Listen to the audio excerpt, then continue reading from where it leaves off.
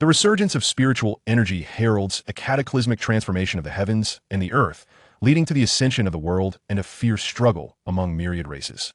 Lu Yuan steps onto the battlefield of countless races, acquiring the divine-grade talent known as the Eye of Evolution, enabling him to perceive the hidden evolutionary paths of martial generals with a mere glance. Guatemala Thunderblade Evolution Crystal Cloak of Invisibility can evolve into a sword dancer.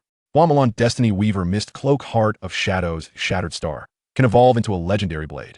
Guatemala Breaker of Armies Ominous Portent Dragon Scale Sword Extreme Shadow Burning Desire Agate can evolve into a sacred unicorn. While the myriad races toil tirelessly for a single martial general, Lu Yuan has already forged ahead with countless divine generals, sweeping across the realms. Chapter 1. The Battlefield of Myriad Races. Lu Yuan awakens with a start. Towering trees obscure the sky, and through the gaps in the leaves, one can glimpse the resplendent purple firmament. This is the void beyond the realm. 50 years ago, the spiritual energy of Blue Star revived, and a monumental upheaval occurred, resulting in the emergence of temporal rifts in various locations. Countless alien races invaded Blue Star through these temporal rifts. Humanity endured years of turmoil before finally driving the invaders back into the rifts. However, upon establishing expeditionary forces to enter these rifts, people soon discovered that beyond the temporal rifts lay an expansive and boundless world. Countless races engage in ceaseless warfare within this realm, which is rich with innumerable treasures. Treasures that can grant longevity and even elevate one to the status of a deity. This place is known as the Battlefield of Myriad Races. Upon entering the Battlefield of Myriad Races, anyone can become a lord, establishing territories to cultivate their own power. In order to fend off the invasion of myriad races, every adult on Blue Star must venture into the void beyond the realm to resist foreign incursions. Lu Yuan lowers his gaze, noticing a golden tower-shaped mark on the back of his hand emanating a soft glow. This is his lord's mark. Today, having just turned 18, Lu Yuan is transported to the battlefield of myriad races. He breathes a sigh of relief upon realizing there are no enemies in sight. The worst-case scenario would have been encountering foreign races immediately upon arrival. Such occurrences are exceedingly common in the battlefield of myriad races, where humanity finds itself at a disadvantage. Lu Yuan opens his backpack for inspection. Aside from some food and water, he finds a swift travel talisman, an iron wall talisman, and a small resource box. Except for the food, these resources are provided by the state to ensure the development of new lords. Before establishing a territory, a lord is at their most vulnerable. Blue Star is classified as a low-level civilization. With scarce resources, each lord can acquire only a limited amount. It is said that resources provided by higher civilizations are sufficient to elevate a lord's territory from level 1 to level 2. Naturally, envy serves no purpose. The immediate priority is to establish a territory as swiftly as possible. Lu Yuan taps the lord's mark on the back of his hand. Soon, a semi-transparent map materializes before him. This is Windwatch Valley. My luck seems to be quite favorable. Although it is somewhat distant from the human stronghold, there are no foreign forces in the vicinity. It is indeed suitable for cautious development, and Lu Yuan feels quite satisfied. His gaze falls upon a particular area on the map. He rises and crushes a jade fragment. Instantly, a swirling gust envelopes Lu Yuan, rendering his body remarkably light. He promptly utilizes the swift travel talisman. Before long, he finds himself at the edge of a river valley. A river flows through this area, backed by steep cliffs, while a vast forest lies to the left. This location is defensible yet challenging to attack, making it ideal for establishing a territory. Only in resource-scarce and remote places like Windwatch Valley can such favorable positions be found. In resource-rich areas, it is likely that territories are already overcrowded with lords. Lu Yuan quickly taps on the lord's mark several times. Establish territory. A flash of white light illuminates the outline of a building, and soon, a low stone house appears before Lu Yuan. Territory established successfully. Please name your faction. Absolute Cloud. Territory successfully established. New lord rewards granted. Lu Yuan takes a deep breath. This is the moment that will determine his fate. This novice reward is a gift from the cosmic will, and each lord shall receive an initial talent. It holds the potential to unveil formidable abilities, enabling one to soar above the rest and establish a powerful faction. Conversely, it could bestow a worthless talent, incapable of withstanding even the preliminary trials, leading to the utter ruin of one's domain, leaving them to rest in a foreign land. Congratulations, you have acquired the talent, Eye of Evolution. Lu Yuan felt a slight sting in his eyes. Fiery golden flames surged from his eyes, burning fiercely, forming a series of obscure and mysterious runes, radiating divine brilliance, akin to that of a deity. Only after a moment did the radiance subside, but his eyes grew even more profound, resembling an unfathomable abyss. Lu Yuan remained unaware of this transformation. He merely felt a slight discomfort in his eyes.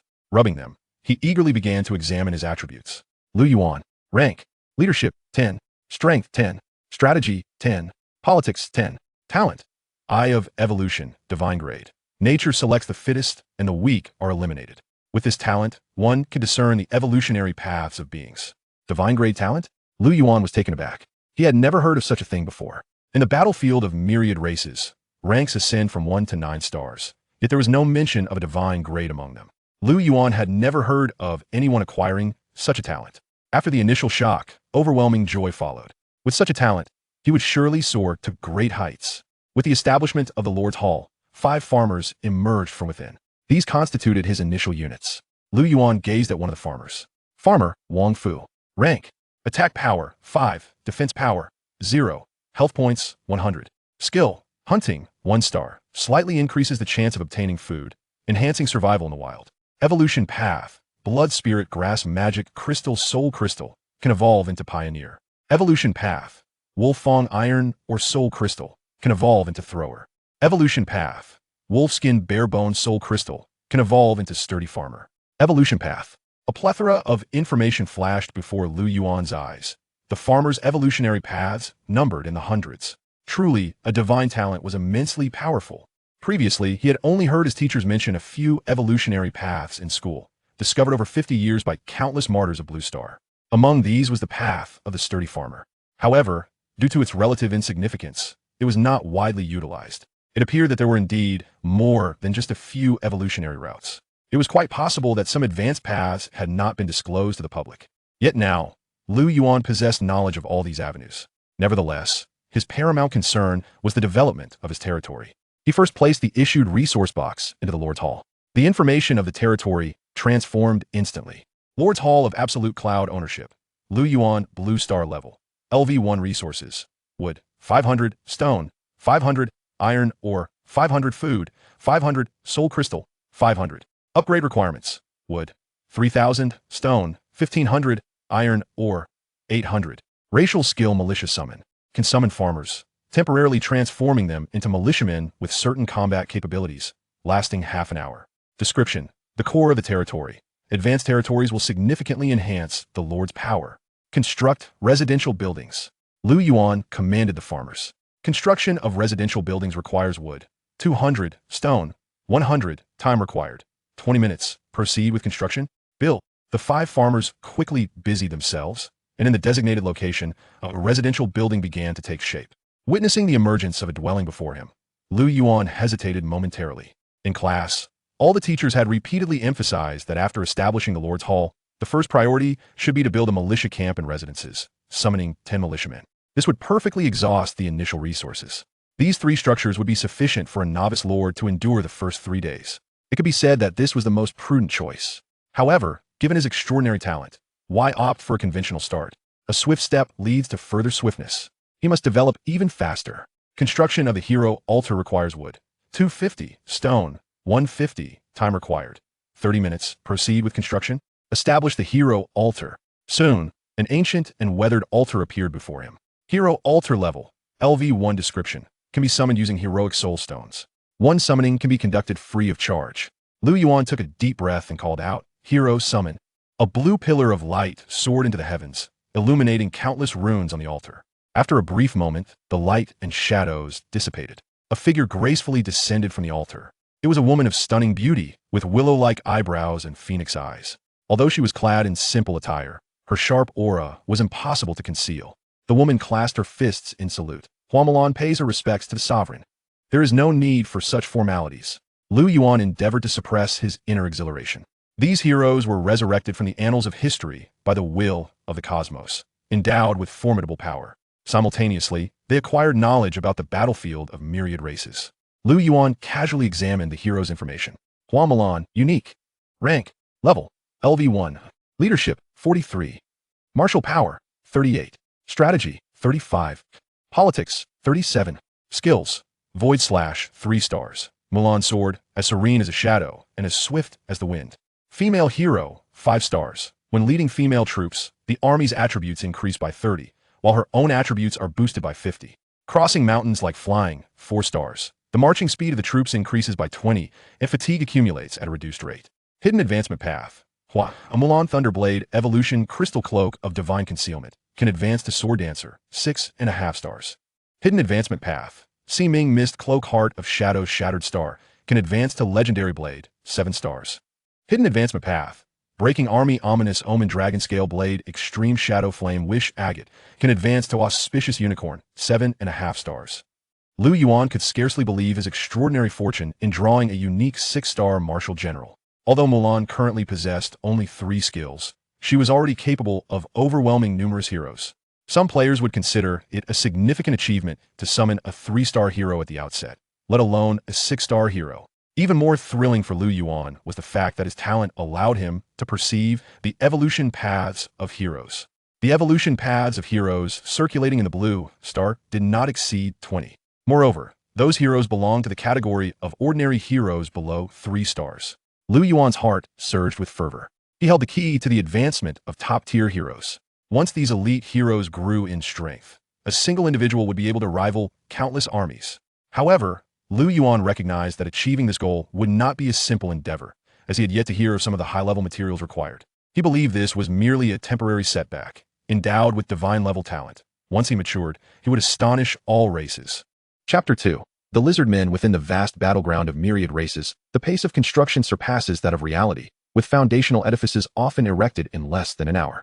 However, after Lu Yuan completed the residential dwellings and altar, he found his timber nearly depleted, while his soul crystals and iron ore remained untouched. Without hesitation, Lu Yuan summoned farmers. Each farmer required 30 soul crystals and took a minute to recruit. One by one, the farmers emerged from the dwellings. In no time, 16 farmers stood before Lu Yuan, bringing his total population to 21, including the initial farmer. King Fu, you shall temporarily serve as captain. Lead 15 men to the forest to gather wood, while the others will collect stone in the rear. For the initial phase of construction, the demand for timber far exceeded that for stone or iron ore. Thus, Lu Yuan prioritized wood collection. Without any construction bonuses, a farmer could gather 3 units of resources per hour. Meanwhile, Lu Yuan, accompanied by Hua Mulan, ventured into the hunt to level up and explore the surrounding area. He estimated that upon his return, he would be able to resume construction. The dense forest was eerily silent, and Lu Yuan, gripping a wooden stick, followed closely behind Hua Mulan.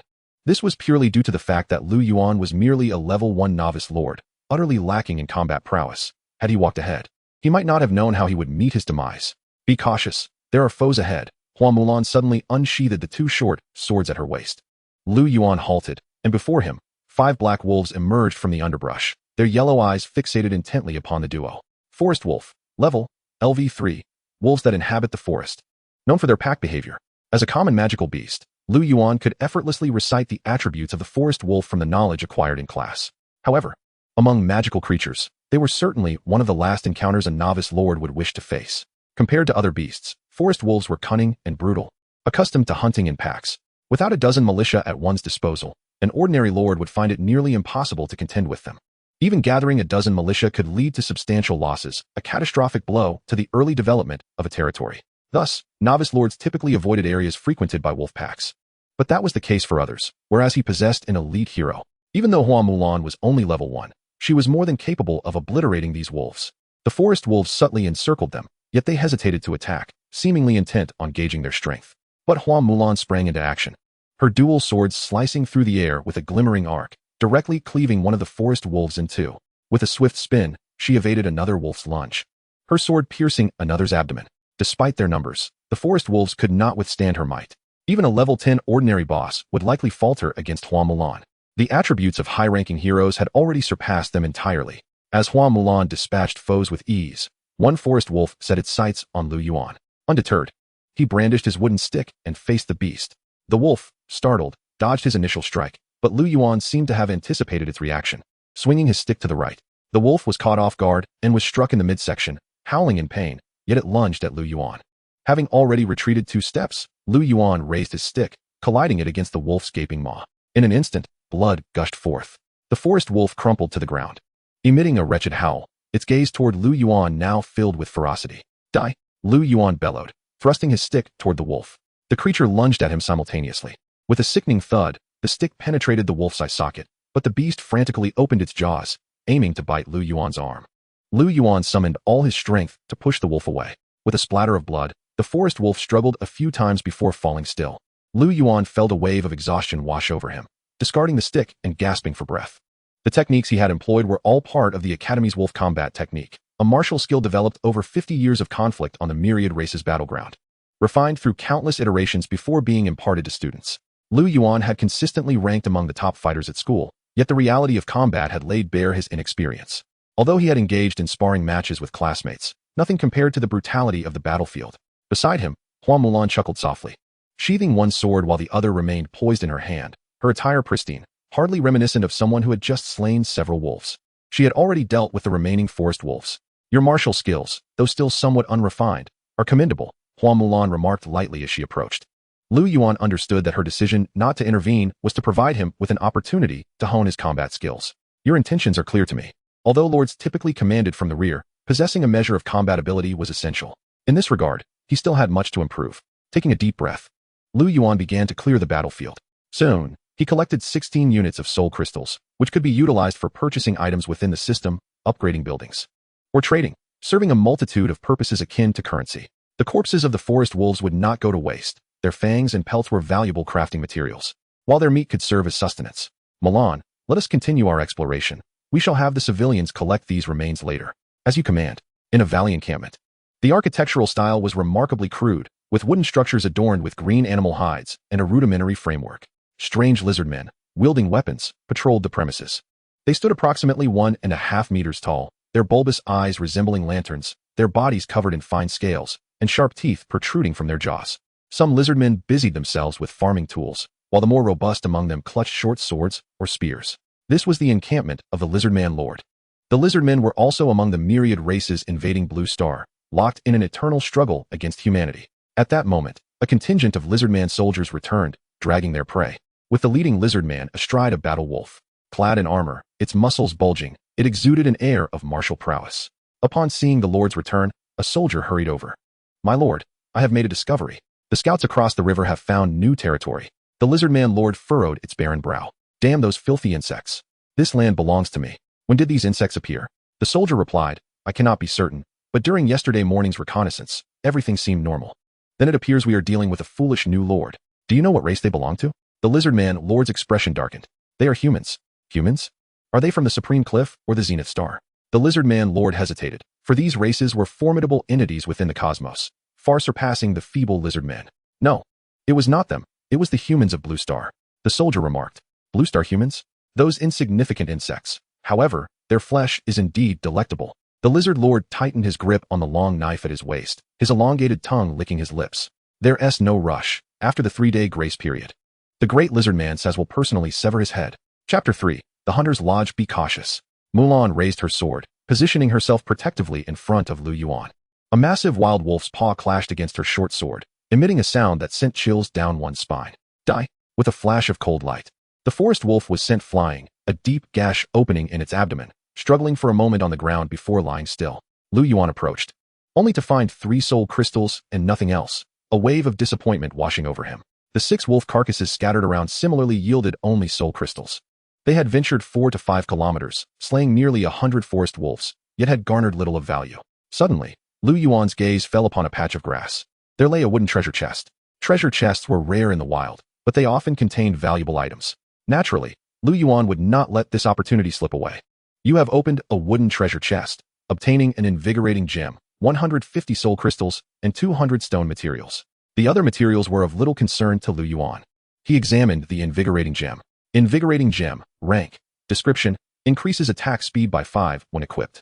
Merely a personal item, which left Lu Yuan feeling somewhat disheartened. In the battlefield of myriad races, equipment is divided into personal gear and lord gear. The former only benefits the individual, while the latter affects the entire territory. Their values are not to be compared. Nevertheless, it was still decent equipment, just as Lu Yuan intended to give it to Mulan. He hesitated and decided to keep it for the time being. Mulan, we have ventured far enough. It is time to return, Lu Yuan stated. As you command. An hour and a half later, Lu Yuan dragged a forest wolf back to the territory, while Mulan trailed behind, hauling 3 wild wolves. Despite leveling up during this time, Lu Yuan remained a weakling, utterly outmatched in strength by Mulan. Dragging even one forest wolf left him utterly exhausted.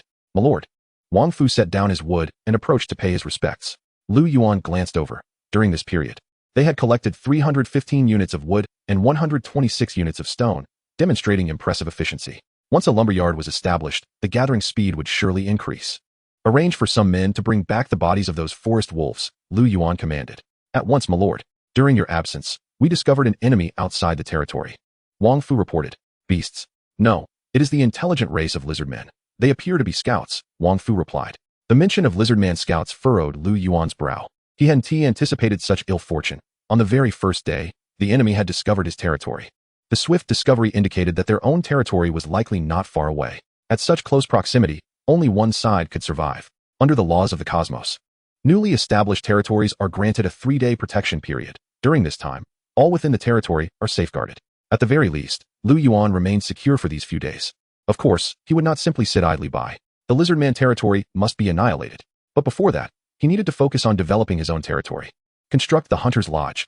Building the Hunter's Lodge requires wood, 150, stone, 100, iron ore, 100, time needed, 30 minutes. Proceed with construction? Build it. Lu Yuan's resources were once again depleted, yet he felt no urgency. Once the foundation was laid, he could unleash a wave of troops. Furthermore, he possessed an extraordinary skill. Lu Yuan checked his soul crystals, which had reached 360 units, allowing him to summon more troops. Summon 10 farmers. Lu Yuan swiftly expended his remaining soul crystals, and soon, amidst a flash of white light, farmers emerged one by one. He scrutinized their information, searching for 1 or 2 promising talents. Before long, he made a discovery. Guang Lu, rank, attack power, 7, defense, 0, health, 120, skill, inspire, 3 stars, slightly increases the efficiency of surrounding farmers. A rather commendable leadership talent for the early stages. Lu Yuan continued to assign these newly recruited farmers to gather resources while a portion commenced construction. The more farmers involved in building, the swifter the construction would proceed. Mulan had already taken the initiative to scout the map, leaving Lu Yuan momentarily at leisure. It was also time to check on the status of others. Every year, all graduates from the nation entered the battlefield of myriad races simultaneously. And how many would survive was left to fate. Lu Yuan opened the chat channel, and several messages appeared instantly. Chu Hai requests to add you as a friend. Do you accept? Chu Hai requests to add you as a friend. Do you accept? Friend requests flooded in, over 10 in total. Lu Yuan observed. This fellow had been adding him as a friend since entering the battlefield, leaving him to wonder whether he was audacious or simply foolish. Chu Hai was among the few friends he had from school. Lu Yuan casually clicked to accept. Immediately, Chu Hai's messages arrived. Chu Hai, I nearly thought you had perished. Chu Hai, why did it take so long to accept the friend request? Chu Hai, hurry, I'll add you to the class group. Lu Yuan, get lost, I have no time for your unfilial antics. Chu Hai invites you to join the class of Ascendants 3. Do you accept? Lu Yuan clicked to accept. The class group contained only 39 members, still short of the original 45 from the school. It was unclear whether this was due to some individuals not having made contact, or because others were forever unable to join the chat. Haha. I opened a 3-star weapon from my newbie gift pack. Now I'm slaying monsters like slicing through vegetables. I obtained an archer barracks. But I lack resources to summon soldiers. Get lost, you 2 show-offs. Is anyone more impressive than Su Lu? He directly received a 3-star war hunter barracks, and even acquired a 4-star talent. Where is Su Lu's birthplace? If nearby, I'll join him. Su Lu, my location is in the Whispering Forest. Any nearby students can message me privately. To Lu Yuan's surprise, Su Lu, the young master, was indeed quite fortunate. Upon joining the group chat, he was immediately inundated with a flurry of messages. Lu Yuan was naturally familiar with Su Lu. Su Lu, with his formidable family background, was notoriously domineering at school. After a minor conflict with Lu Yuan, he harbored resentment towards him. While Su Lu reveled in the flattering praises of a group of admirers, he noticed a notification indicating Lu Yuan's entry into the group chat. Su Lu, who would have thought our classmate Lu Yuan is still alive? I was genuinely concerned for a moment. Lu Yuan, what were you worried about? That I wouldn't be able to pay my respects at your grave next year? Su Lu, you Lu, what good is your sharp tongue? I'll see how long your territory lasts. I fear that once the grace period expires, it will be doomed. Lu Yuan, you ought to focus on being yourself. After all, you excel at nothing else. Su Lu, upon encountering a barrage of messages from Lu Yuan that were promptly blocked, he felt a wave of ennui wash over him. It was all too easy. Chu Hai then sent him a private message. Chu Hai, little Lu, I see you've taken to leaping over filth in the restroom. Lu Yuan, scram. Who is as obnoxious as you? Chu Hai, naturally. But where exactly were you born? Lu Yuan, coordinates of Wangfeng Valley, 983-6486. Chu Hai, how unfortunate. My father resides north of the Whispering Forest. Quite a distance from you. Lu Yuan, in the days without a father, you must take good care of yourself. Chu Hai, get lost. By the way, What talent did you acquire? I got a 5-star summoning talent. I'll soon be able to rally an army. Lu Yuan. I merely possess an investigative talent. Chu Hai. Then you'll be following me from now on. After chatting with Chu Hai for a while, Lu Yuan felt a flicker of warmth within. Despite their frequent banter, they were comrades one could rely upon. The Whispering Forest was in close proximity to the wind-extinguishing fortress established by the military, which fell under the influence of the Blue Star faction, rendering it comparatively safe. Lu Yuan contemplated the assistance he could provide once his territory was upgraded. My lord, the hunter's cabin has been constructed, Wang Fu reminded him. Lu Yuan exited the system and made his way to the cabin. It appeared rather unremarkable, merely a wooden structure adorned with various hunting tools. However, this hunter's cabin had the capacity to transform ordinary farmers into professional hunters. Lu Yuan quickly selected 5 promising candidates and escorted them to the hunter's cabin. Wang Fu, from now on, you 6 will become dedicated hunters. Understood. The group entered the cabin and emerged shortly thereafter, transformed in appearance. Their humble attire was replaced with leather armor, equipped with longbows and knives at their sides. Join us, my lord. Lu Yuan gestured for them to forego formalities and casually examined their attributes. Name, Wang Fu. Rank, occupation, hunter, attack power, 12, defense power, 2. Health, 150, skills, hunting, 1 star, slightly increases the chance of obtaining food. May slightly enhance survival in the wild. Hunter, 1 star, allows for the hunting of beasts and the processing of prey. Having become professional hunters, their attributes experienced a modest enhancement. Nonetheless, they were not considered formal military forces. Rather, they resembled militia. However, with these hunters, tomorrow's hunt would be significantly more convenient. Lu Yuan directed them to begin processing the corpses of forest wolves. Despite being only a 6-star Mulan, her lower level made her a formidable force against these forest wolves.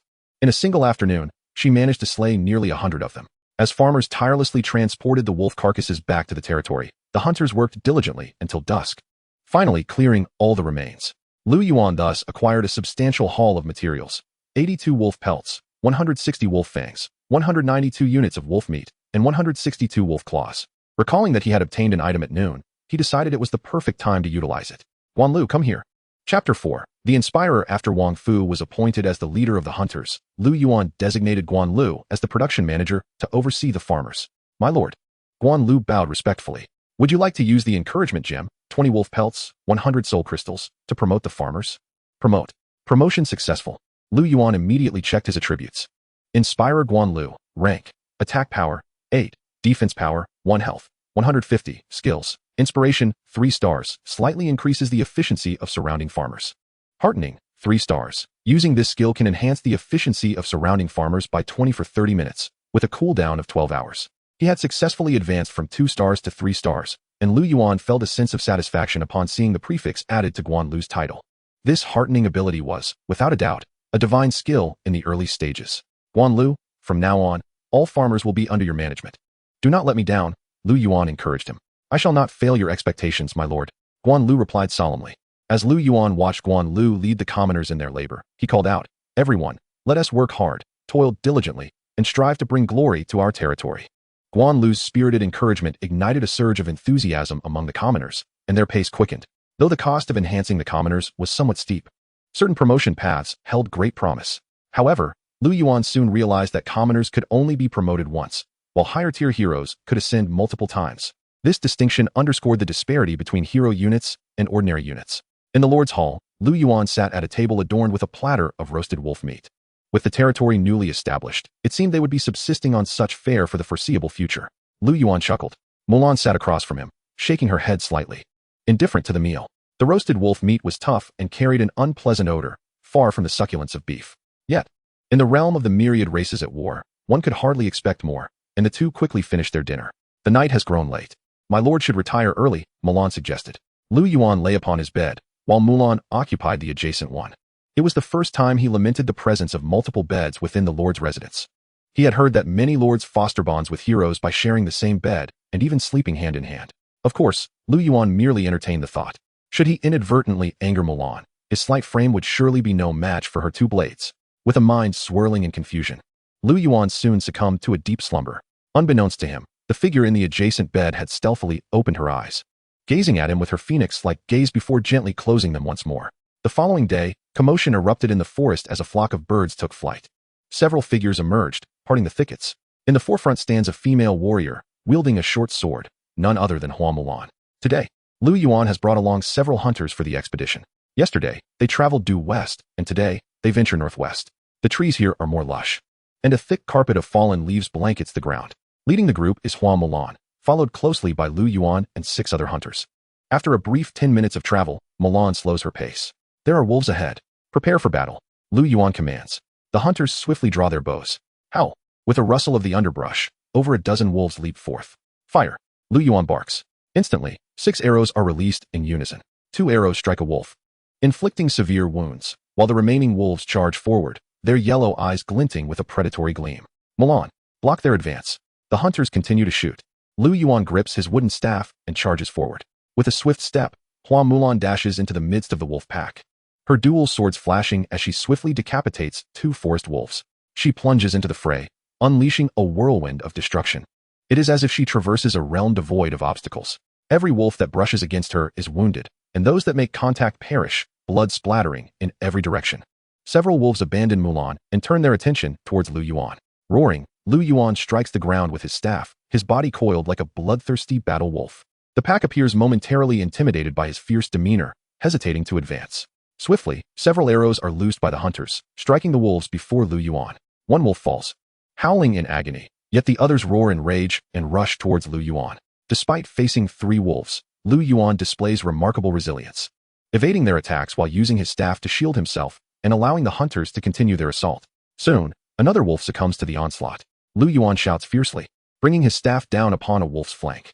The beast, caught off guard mid-leap, howls in distress as it collapses, taking advantage of the chaos. Another wolf lunges at Lu Yuan, only to be struck midair by one of Wang Fu's arrows, which pierces its snout, eliciting a mournful cry. Lu Yuan breathes a sigh of relief. Faced with such a horde of wolves, an ordinary novice lord might not escape with his life. Fortunately, thanks to Hua Mulan's superior hero attributes, she can contend with over 10 wolves single-handedly. Meanwhile, Mulan is dispatching foes even more rapidly, with only 2 remaining. Howl! Just as Lu Yuan prepares to finish off the fallen wolves, a foul wind rushes towards him, freezing his blood with terror. Suddenly, a figure appears beside him as if teleporting, dual blades slicing through the air with a chilling shriek. Crack! A massive forest wolf is sent hurtling backwards. The sound of shattering bones reverberating through the air, blood spraying forth. Thud! The wolf crashes to the ground, rolling several times, devoid of any strength to struggle. It is only then that Lu Yuan, still shaken, gazes at the beast that is larger than a calf. Strong forest wolf, level, LV6, stronger than the average forest wolf. Accustomed to pack living, Lu Yuan's complexion shifts from pale to ashen. He realizes that had Hua Mulan not intervened, he would have sustained grievous injuries. If not met with death itself, he had been far too complacent. This is a perilous battlefield rife with dangers. Indifference could cost him his life. Clenching his fists tightly, he hears Wang Fu's voice call out, "My lord, I have discovered a blueprint." Lu Yuan quickly regains his composure. Dwelling on the past serves no purpose. The only path forward is to diligently enhance his own strength. He approaches to find that, in addition to some soul crystals, a blueprint lies upon the corpse of a strong forest wolf. Arrow Tower, rank, type, building blueprint, description, allows the Lord to unlock the construction of an arrow tower. Although the arrow tower is not a fundamental building provided with the Lord's Hall, the blueprint is not particularly rare. However, obtaining it during the novice phase is quite fortuitous. With the arrow tower, his chances of fending off the Lizardman Lord will significantly improve. Let us dispose of these forest wolf carcasses, Lu Yuan orders. He initially established the Hunter's Lodge to summon hunters. These materials will prove useful later on. Every resource accumulated in these early stages is crucial, and Lu Yuan cannot afford to waste any. Before long, the battlefield is cleared, even the corpses converted to materials. Onward, let us continue our exploration. Lu Yuan soon discovers that the forest wolves in the northwest are more numerous and densely packed than those in the west. They have only traveled for half an hour, yet have encountered 3 packs of wolves, each numbering over 10. An ordinary lord would likely have no choice but to retreat to fortify their territory. Yet, with Hua Mulan's overwhelming prowess and Lu Yuan's increasingly adept coordination with the hunters, they emerge without even a scratch. As they press onward, they quickly surpass 50 slain wolves. After 2 days of battle, Hua Mulan's level has risen to 4. Her attributes significantly enhanced, her strength amplified. Lu Yuan, having personally slain fewer beasts, has primarily gained experience through shared lordly accolades, reaching only level 2 at this point. During this time, Lu Yuan returned to his territory to arrange for the establishment of a quarry. However, upon his return, he received alarming news. "My lord, the lizardmen have come again." The panicked farmer's face revealed the gravity of the situation. It seems those fiends have come to regard his territory as their own. Fearing his departure, They keep a watchful eye. My lord, allow me to pursue the enemy. Hua Mulan volunteers eagerly. Are you certain you can catch up to them? Lu Yuan queries, somewhat astonished. They have left traces. I am 80% confident, Hua Mulan responds. I will accompany you, but do not kill the scouts just yet. It is imperative we track them back to their territory, Lu Yuan instructs. Chapter 5. The lizard man camp on a low hill. The lizard man lord, Saz, sits atop a robust wolf, gnawing on a wolf's leg, blood dribbling from his mouth. A burly lizard man strides back, carrying a wolf carcass, my lord. The area east of the forest wolf den has been cleared. In 2 days, we can launch an attack on the den. Saz grins, revealing blood-stained teeth. Excellent. I have received word that within the wolf den lies a piece of phoenix-patterned wood, a 4-star material. Should I acquire it, even without using it, it would suffice for trading with the Alliance to upgrade my territory to level 3. At that point, my power will ascend to new heights. Saz's eyes gleam with fervor as he tears off another chunk of flesh, discarding the wolf's leg onto the ground.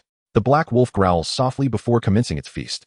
The sickening sound of crunching bones echoes from the thicket at the valley's edge, where 2 figures lie concealed in the grass. Lu Yuan fixed his gaze intently upon the territory before him. The architectural style here was exceedingly rugged, with wooden structures draped in green hides, their frameworks exceedingly rudimentary. Some peculiar lizardmen brandished weapons as they patrolled amidst the buildings. Standing approximately 1.5 meters tall, their bulbous eyes glimmered like lanterns. Their bodies cloaked in green scales, with sharp teeth protruding from their jaws. Some lizardmen toiled with farming implements, while the more robust among them wielded daggers or spears.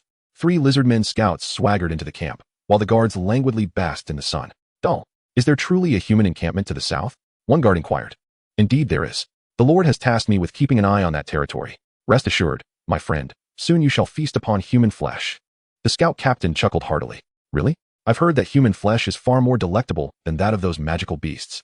Yes, I have tasted it before. And it left an indelible impression. That is the only merit of those feeble insects. The scout captain laughed. I truly hope the Lord will launch an assault on the human territory soon. Who can argue with that? Yet the Lord is adamant about claiming what lies within the wolf's den. If we take the wolf's den, our strength in the Sazgascal territory will surge significantly. Perhaps I too could become a lizardman warrior. You? Don't make me laugh. The voices of the lizardmen were loud and clear, and Lu Yuan could hear them distinctly. To them, he seemed like a lamb awaiting slaughter. Lu Yuan's expression darkened further. The lizardman's language was high-pitched and bizarre, but it was translated into a tongue he could comprehend under the cosmic will. He swiftly grasped a key term, den, within the battlefield of myriad races. Various magical beasts congregated primarily around their dens. These dens represented the most perilous regions of the wilderness, yet they also promised bountiful rewards. Most importantly, dens could yield the soul stones needed to summon heroes. Thus, despite the inherent dangers of magical beast dens, many were drawn to them like moths to a flame. If a wolf's den existed, it should lie to the northwest of his territory. However, Lu Yuan recognized this as an opportunity. He glanced at the lizardman guard at the entrance, and immediately a series of information materialized. Lizardman warrior, level, LV7, affiliation, Sazgascal planet, attack power, 14, defense power, 3, health points, 170, skill lunge, 2 stars, a swift forward strike, increasing damage by 10. Lizardmen are not particularly formidable among the myriad races of the universe, yet they possess a fierce aggressiveness and a cruel, bloodthirsty nature. Even if conquered, betrayal is inevitable. Before him lay the lizardman territory, which likely housed over a dozen lizardman soldiers, all around levels 6 or 7. Whether due to the lizardman lord's confidence or lack of resources, there was only a single arrow tower as a defensive structure. Additionally, there were over 50 lizardman farmers within the territory. Lu Yuan noted that the main hall had already been upgraded to level 2. Considering the number of buildings in the territory, Lu Yuan swiftly calculated its strength, drawing upon knowledge acquired in class. Before long, he deduced that the lizardman camp had likely developed for approximately 2 months. The lizardman lord must exceed level 10, achieving a 2-star power level. Within the territory, there should be 1 or 2 additional 2-star forces. However, they had all ventured out to attack the wolf's den. Currently, the lizardman territory lay vulnerable, presenting them with an opportunity. Milan, are you confident in dealing with these dozen or so lizardmen? Lu Yuan inquired. In my eyes, they are nothing but a bunch of clucking chickens. Hua Mulan replied with unwavering confidence. All right, let us first deal with the arrow tower. With a huff, Hua Mulan bent down and effortlessly hoisted a large stone. The millstone-sized boulder was lifted with ease, leaving Lu Yuan astounded. Such strength was terrifying. With a single punch, she could likely take down 5 of them. With a swift motion, the massive stone was hurled towards the lizardman camp's arrow tower with a deafening whoosh. Boom. The wooden arrow tower was smashed in 2, collapsing under the impact. The lizardmen lounging in the sun were suddenly engulfed in a cloud of dust. Rising in shock and anger, damn filthy vermin, How dare you attack the great lizardmen's camp? I shall feast upon your flesh. Several lizardmen brandished their spears and charged forward, while those within the camp were roused and hurried to join the fray. Foolish. Hua Mulan's gaze turned icy as she brandished her short sword and charged into the fray. Swoosh. Blood splattered as 2 lizardmen fell at her feet. Against the level 7 lizardmen, Hua Mulan dispatched them with a single strike, as effortlessly as slicing through vegetables. The 3 guards were swiftly slain by her hand. The remaining soldiers, howling in desperation and intent on surrounding the intruder, faltered at the sight of Hua Mulan's ferocity, their legs trembling as they turned to flee. But it was too late. With a cold snort, Hua Mulan pursued them relentlessly. Swoosh. A sword pierced through the back of a lizard man, the blade emerging stained with blood. Behind her, the ground was littered with the bodies of the fallen lizard men. Damn humans. A lizard man spear thrower emerged from a building, brandishing his spear. Yet before he could launch his projectile, a short sword flew forth, severing his head cleanly. The green head tumbled and rolled, wide eyes filled with terror, blood spraying upon the sandy ground. At that moment, the headless corpse slowly crumpled to the ground. Hiss. Nearby, a lizard man farmer trembled on the ground, quaking in fear at the massacre. Yet, some frenzied lizard man farmers, driven by rage, clawed at Hua Mulan with their hands and feet. The dual swords wove a chilling web of death, and fragmented flesh fell as several lizard man farmers met their demise. At this point, no one dared to resist, even though the invader was merely a single human. Chapter 6. The New Hero, Zhuge Guoboom.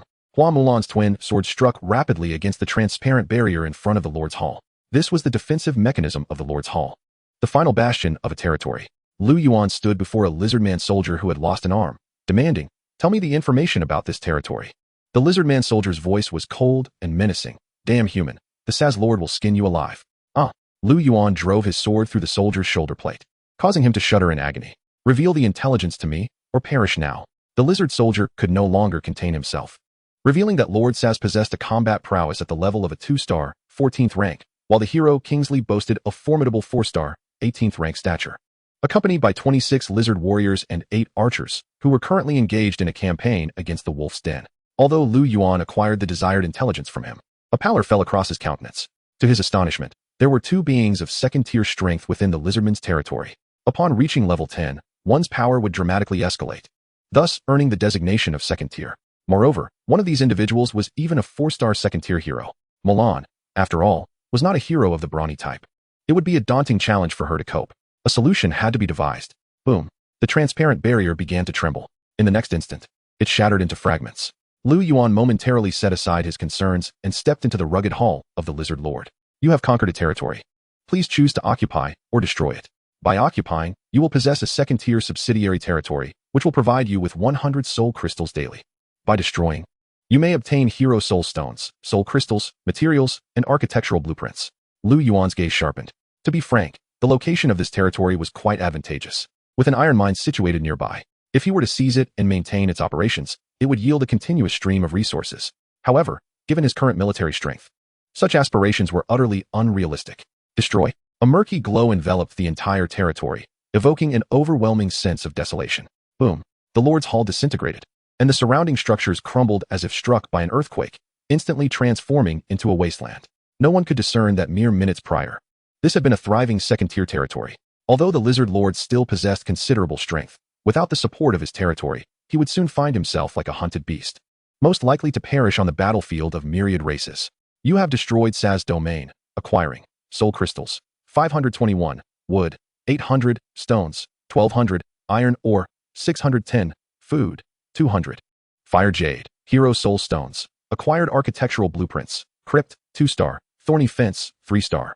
Lu Yuan's eyes gleamed with triumph. Indeed, rapid development hinged upon seizing resources. These extraterrestrial lords were all quite affluent. "My lord, how shall we deal with these lizard men?" Mulan inquired from outside. "Eliminate them all," Lu Yuan replied coldly.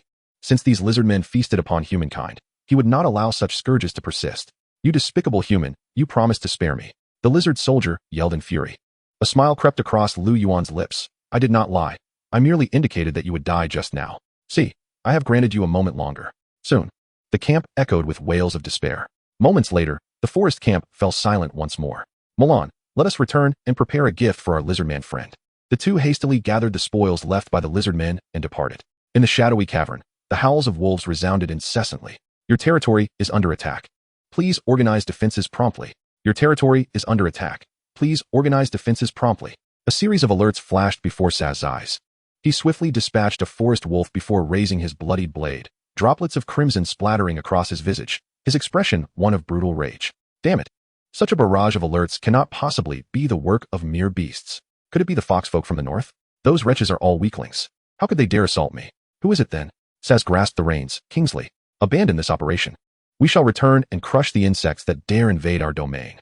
Among the wolf riders, a pitch-black scaled lizard man hero raised his head. Regardless of who it was, Kingsley would obliterate them. The lizard man hero swung his flail, unleashing a terrifying gale that shattered over a dozen forest wolves into mere pulp. Meanwhile, over 30 lizard warriors wielding weapons followed their lord's orders, fighting and retreating. As Saz's forces withdrew from the wolf's den, he suddenly stiffened. Your lord's hall is under attack. Please organize defenses promptly. Your lord's hall is under attack. Please organize defenses promptly. Saz's expression morphed from shock to fury. Damnable insects. I shall make them pay. The lord's hall was the heart of the territory. Its assault signified the collapse of his defenses. He had to return swiftly. Yet deep down, he realized that if the enemy could breach the lord's hall so swiftly, his territory was likely beyond salvation. Before Saz's forces had traversed a mile, he halted abruptly. Your territory has been destroyed. You and your army have lost territorial bonuses. Please reestablish your territory promptly. In an instant, rage and hatred twisted his lizard visage.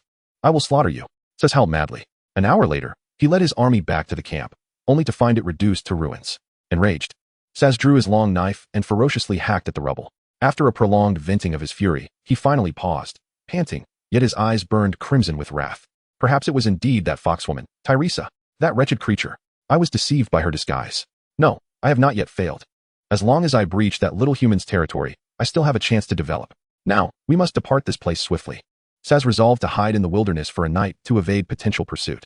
If Tyresa could breach his territory, she must possess some hidden advantages. Normally, he would not fear her, but now that he had lost the supply of his territory, every fallen soldier weakened his forces. Impulsiveness would be folly. By tomorrow, Lu Yuan's territorial protection period would cease. Upon returning to his territory, Lu Yuan immediately commenced construction. All those gains needed to be transformed into strength to counter the impending wrath of the lizard men. Although the lizard men would likely not suspect his involvement, these fiends would most probably turn against him first. After all, his territory had only just been established. It was an easy target, if he did not respond carefully. Once the protection period expired, he would surely lose his territory. Construct barracks, requires wood, 200, stones, 150, time needed, 30 minutes, shall we construct? Construct arrow tower. Requires wood, 100, stones, 150, time needed, 20 minutes, shall we construct? Construct crypt, requires wood, 150, stones, 150, time needed, 20 minutes, shall we construct? With each command issued by Lu Yuan, structures began to rise across the territory. He then sought out Mulan, procuring a gem that faintly radiated a crimson glow, along with several wolf fangs. Should I use the fire jade, wolf fang soul crystal 300 to advance Hua Mulan? Yes. This is one of the hidden advancement paths for Hua Mulan, albeit tucked away in a distant corner. Lu Yuan was uncertain of the effects. Hua Mulan's skill, air split slash, 3 stars, advances to flame split slash, 4 stars, flame split slash, 4 stars. Hua Mulan dashes forward and delivers a fierce strike, inflicting an additional 60 points of fire damage. If the skill hits, she can initiate a second flame split slash. Lu Yuan was instantly elated. The upgraded flame split slash at 4 stars had improved by at least 30% compared to its previous form. Furthermore, it was a skill imbued with fire damage, far surpassing ordinary physical skills.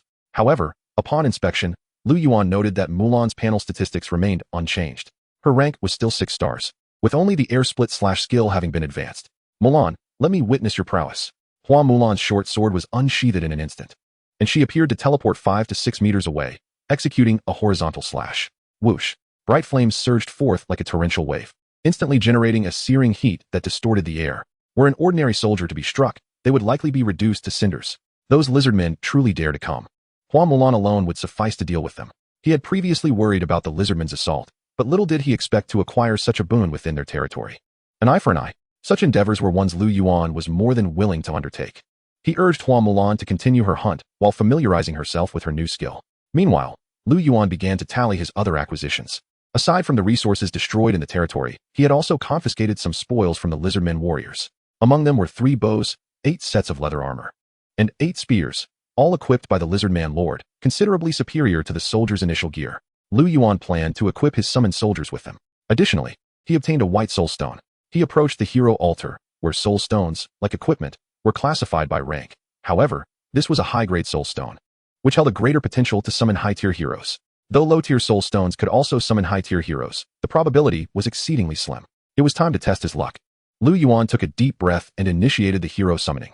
A blue beam of light soared into the sky, and countless runes illuminated the altar. Moments later, a figure gradually descended from the altar.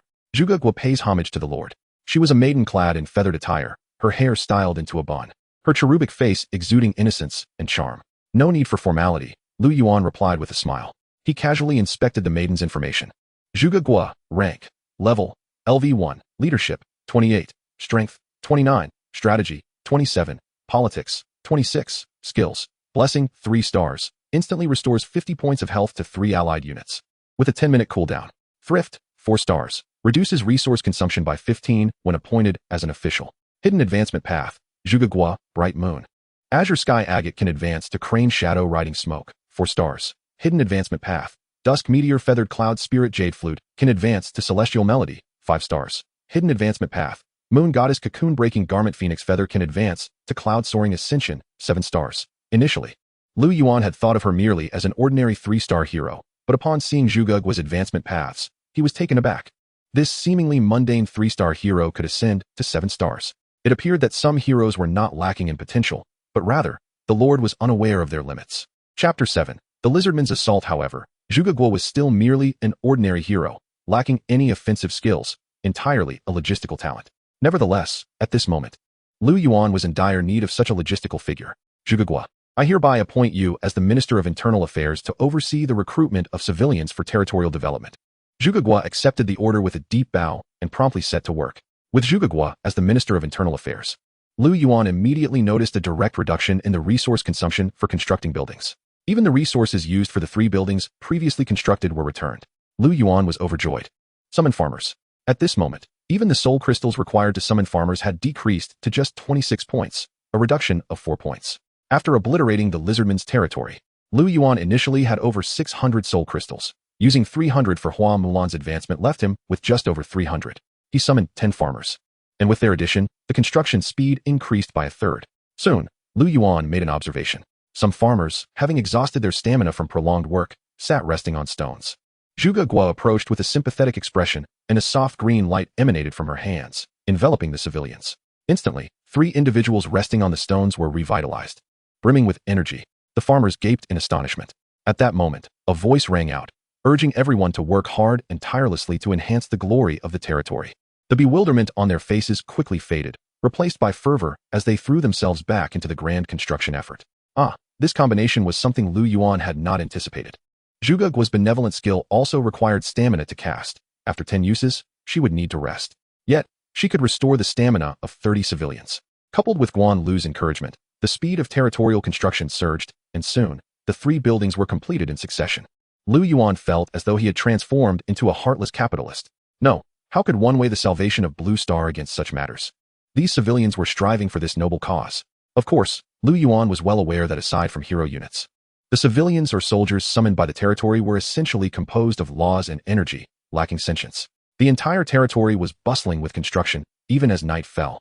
The work did not cease. During this period, Hua Mulan had the hunters deliver supplies back, including hundreds of monster materials and over 300 soul crystals. This allowed Lu Yuan to continue developing the territory in preparation for the lizardman's counterattack. Time flew by in this fervent activity. And soon it was the morning of the 3rd day. The protective barrier surrounding Jian territory quietly dissipated, signaling that this land would soon face the onslaught of monsters and other lords. Not 10 minutes had passed when, in the dense forest surrounding Jian territory, Saz and his lizardmen troops stealthily emerged. Saz was never one to act recklessly. It was precisely for this reason that he had managed to develop his territory into the most formidable in the region. It is precisely for this reason that, although he believed that the territory of Saz was breached by the foxfolk Talisa, he did not immediately seek vengeance against her. Instead, he resolved to first conquer this human territory to secure a retreat before plotting his revenge. Saz had deliberately dispatched a soldier to monitor the area at intervals, and now, he finally awaited the end of the novice protection period. Yet, rather than rushing into an attack, he meticulously examined the structures within the territory. Upon discerning that there was only a barracks and an arrow tower, with the remainder being production buildings, a cold smile crept across Saz's lips. While such development was indeed swifter than that of an ordinary lord, in Saz's eyes, This human lord was merely a noble scion with some background, constructing a plethora of production buildings while erecting only 2 defensive structures. Furthermore, several buildings were under construction, indicating a complete lack of foresight. Did he mistakenly believe that those around him would shower him with flattery? Let the great lizard man lord teach this fool the harsh realities of the battlefield. Saz unsheathed his battle knife and advanced forward. The lizard man, clad in black scales and wielding a mace, could no longer suppress the bloodlust in his eyes as he leaped forth from the underbrush, charging toward the human territory. Behind him, a throng of lizard man soldiers followed suit, their battle cries echoing. To them, this territory, with its mere 7 or 8 soldiers, appeared easily annihilable. Kingsley led the charge, swiftly approaching the human domain. Some human peasants, still hauling timber, were startled by the sudden appearance of the alien troops, dropping their loads and scurrying into the safety of the territory. Even the human soldiers were so frightened that they hid behind the Lord's hall. What a cowardly race!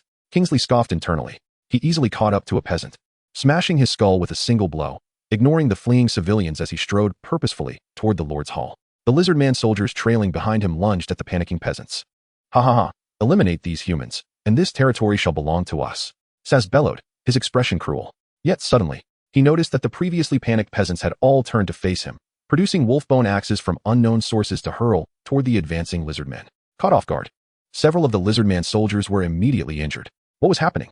Saz was utterly astounded. He had never heard of human farmers possessing such abilities. Although the human territory had the talent skill militia summon, allowing peasants to temporarily become militia, it did not grant them the ability to throw concealed weapons. A solitary arrow tower at the entrance, relying on its formidable attack power, felled 2 more lizard man soldiers. However, the remaining lizard men did not waver. On the contrary, their ferocity surged as they charged toward the farmers. At that moment, several farmers dashed toward the 4 corners of the territory, brandishing iron hammers to strike the ground. In the next instant, 4 towering arrow towers manifested. Saz's eyes nearly popped from their sockets. What in the world was happening? The attack power of these arrow towers far exceeded that of ordinary archers, and as 4 arrows were loosed, 3 lizard men fell, with another severely wounded. Saz's heart twisted in agony. Even assaulting a monster den had not resulted in such grievous losses. As several lizard man archers prepared to shoot, the arrow towers targeted them. A rain of arrows descended, leaving only 2 standing. Saz was on the brink of madness, realizing that the leather armor and weapons adorning the human soldiers could only mean one thing. The very human lord had obliterated his territory. But how could this be possible? The opponent was merely a novice lord. How could they breach his defenses after just 2 days of development? It must be that the opposing family had provided some treasures. This was the only explanation Saz could conceive. Yet, even if one obtained such treasures through family ties, they ultimately did not belong to the individual. You have revealed yourself too early. With your meager foundation, how could you possibly triumph over me? Today, I shall skin you alive.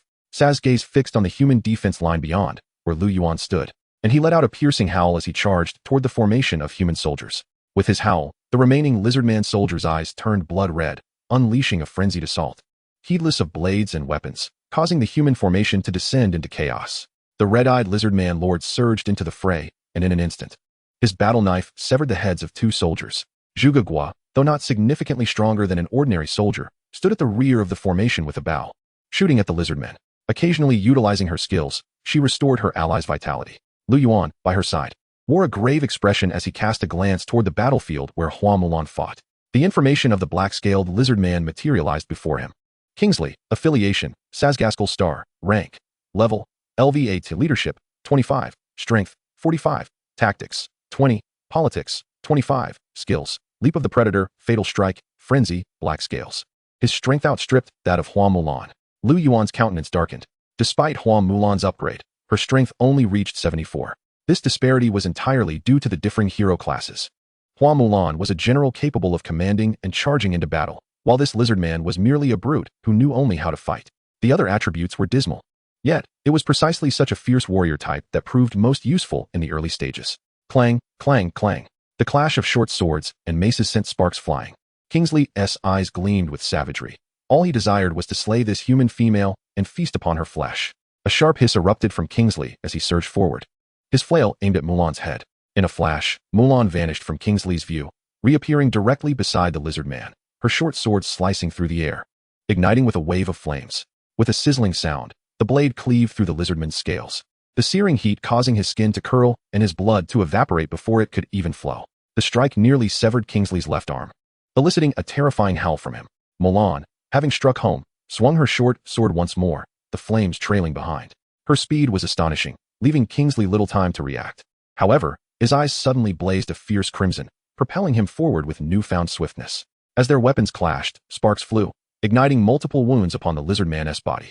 Yet, under the ferocity of Kingsley's assault, Mulan was forced to retreat 2 steps. Die! Kingsley bellowed, swinging his flail towards Mulan's head. Enraged and in a frenzied state, his attacks became relentless, the flail whirling like a tempest. Mulan appeared to be at a disadvantage, retreating repeatedly under the onslaught. The clash of their weapons resonated, and Mulan stumbled back, her balance disrupted. Kingsley, his eyes filled with malice, lunged forward, the flail crashing down with the force of a gale. To his surprise, there was no expected sound of a skull shattering, nor did he feel the impact of his weapon against flesh. Instead, his strike met empty air, causing him to falter momentarily. Suddenly, he turned, only to be met with a blinding inferno rushing towards him. The force of the flames sent him flying. Before he could regain his footing, a short sword, enveloped in fire, plunged downwards. Kingsley's chest was pierced, and the once vibrant crimson of his eyes dulled rapidly. The 4-star hero, Kingsley, lay dead. The lizard man lord, Saz, rampaged through the ranks of the human soldiers, slaughtering with reckless abandon. Had the soldiers not fought valiantly to impede him, he would have surely broken through their lines. Saz severed the head of a human, then turned sharply, only to witness Mulan withdrawing her short sword, with Kingsley sprawled lifeless on the ground, blood gushing from his charred wound. How could this be? He seethed.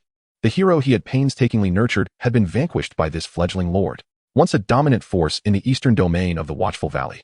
He had believed he could leverage that power to rise as a renowned lord. Yet now, not only had he lost his hero, but only 5 lizard men remained by his side. The bitter reality of having fallen to a novice lord was unbearable, driven by a sense of vengeance. He yearned to charge at the human lord, to rend him apart and consume his flesh. But Saz valued his own life above all. Life offered opportunities. This thought propelled him to abandon his target and flee. Suddenly, a swift arrow shot forth from the watchtower. Despite his efforts to evade, it struck his calf, causing him to stagger perilously close to the ground. Saz disregarded the pain and pressed on, but in the next instant, a blazing arc of sword light slashed towards his back. No, the great lizard man lord would not fall so easily. His voice was abruptly silenced, and his hot blood spilled onto the earth. The corpse of the lizard man collapsed, lifeless. Chapter 9. The Wolf's Den. With the last few lizard men falling, the defense of the Xianyun territory was declared victorious. Despite Lu Yuan's extensive preparations and the aid of the 6-star hero Mulan, the territory still suffered the loss of 7 spear-wielding soldiers, nearly all at the hands of the lizard man lord, which caused Lu Yuan considerable distress. However, the bountiful spoils soon alleviated his worries. In this battle, they secured 28 pieces of leather armor, 26 spears, 7 bows and arrows, and 150 soul crystals. Most importantly, they obtained 2 3-star weapons, Shadow Blade, rank, attack, 58, feature, ignores 10 enemy armor. Dusk Flail, rank, attack, 610, feature, attack power 2.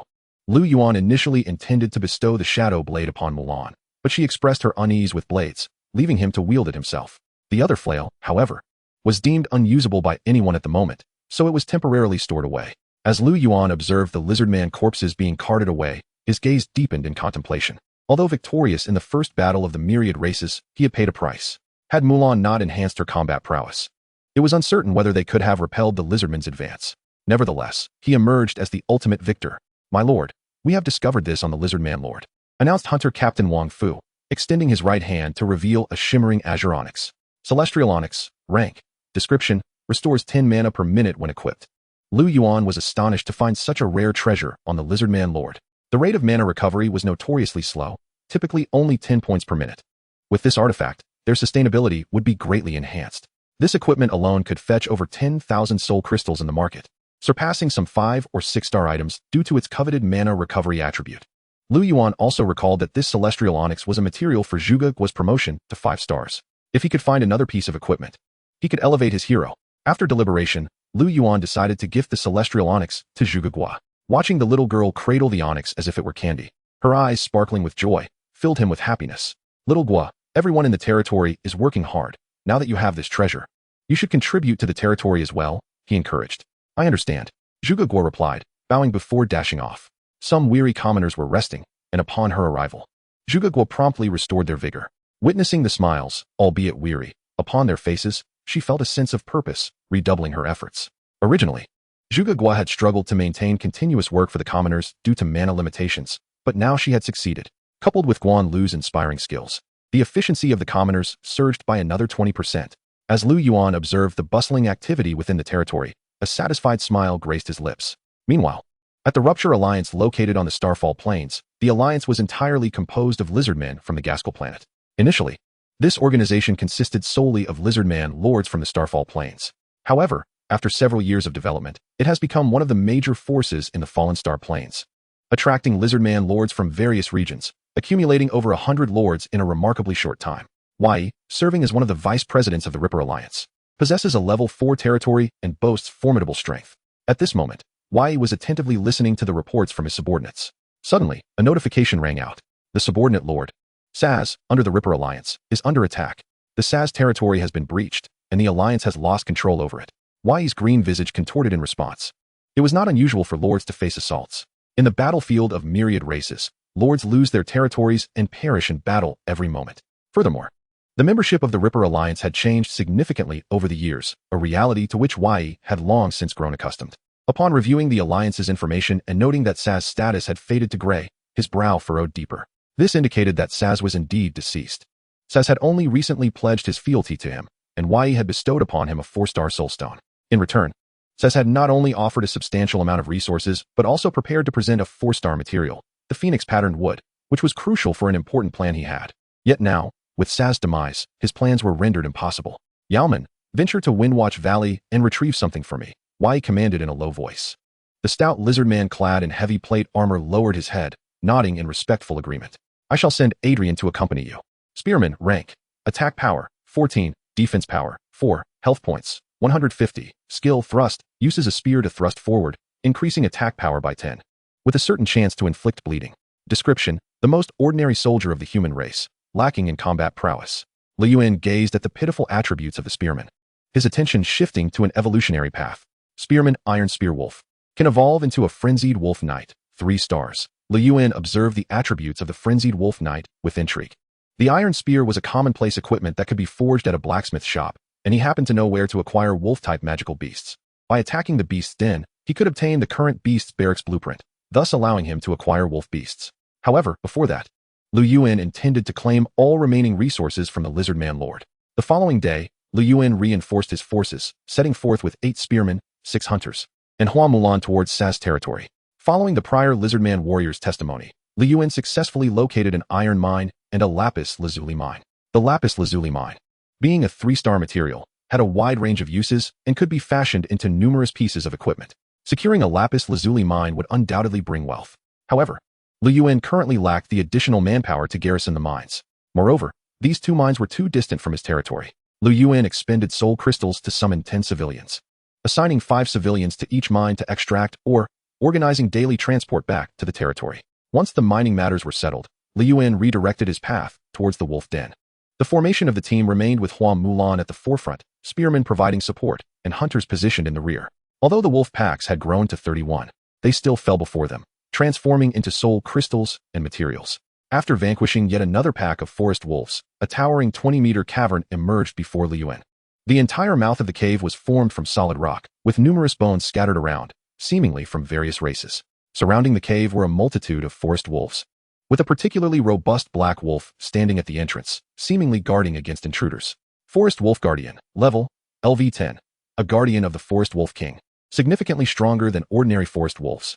Lu Yuan surveyed the more than 50 forest wolves surrounding the cave, a faint smile gracing his lips. Wang Fu, draw them in. Chapter 10. The Forest Wolf King. The immense cavern resembled the gaping maw of a demon, its entrance littered with bones. The kitsune, Talisa, noticed droplets of blood upon the bleached remains. The blood had yet to congeal, indicating a recent battle had taken place. The traces of blood were fresh. Yet there were no forest wolf guardians in sight, suggesting that someone had entered the wolf den ahead of them. Could it be those foul-smelling lizardmen? Inquired a nearby kitsune hero. No, I do not believe it was Saz and his ilk. They are known for their preference for devouring flesh, leaving chaos in their wake.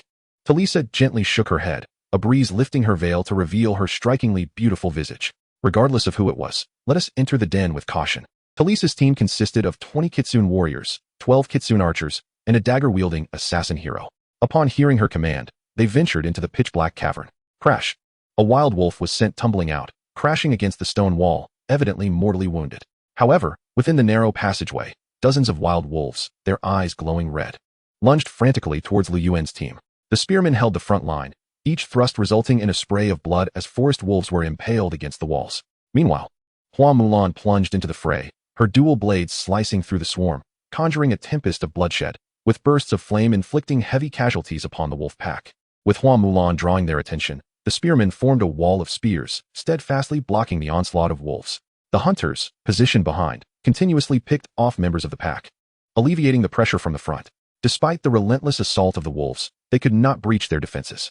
The number of wolves within the passage rapidly dwindled, and as Lu Yuan withdrew his blade from the neck of a forest wolf, there were no surviving wolves left in the corridor. Regroup and clear the battlefield, Lu Yuan commanded with a flick of his sword. The spearmen retrieved bandages to tend to their wounds while the hunters busied themselves.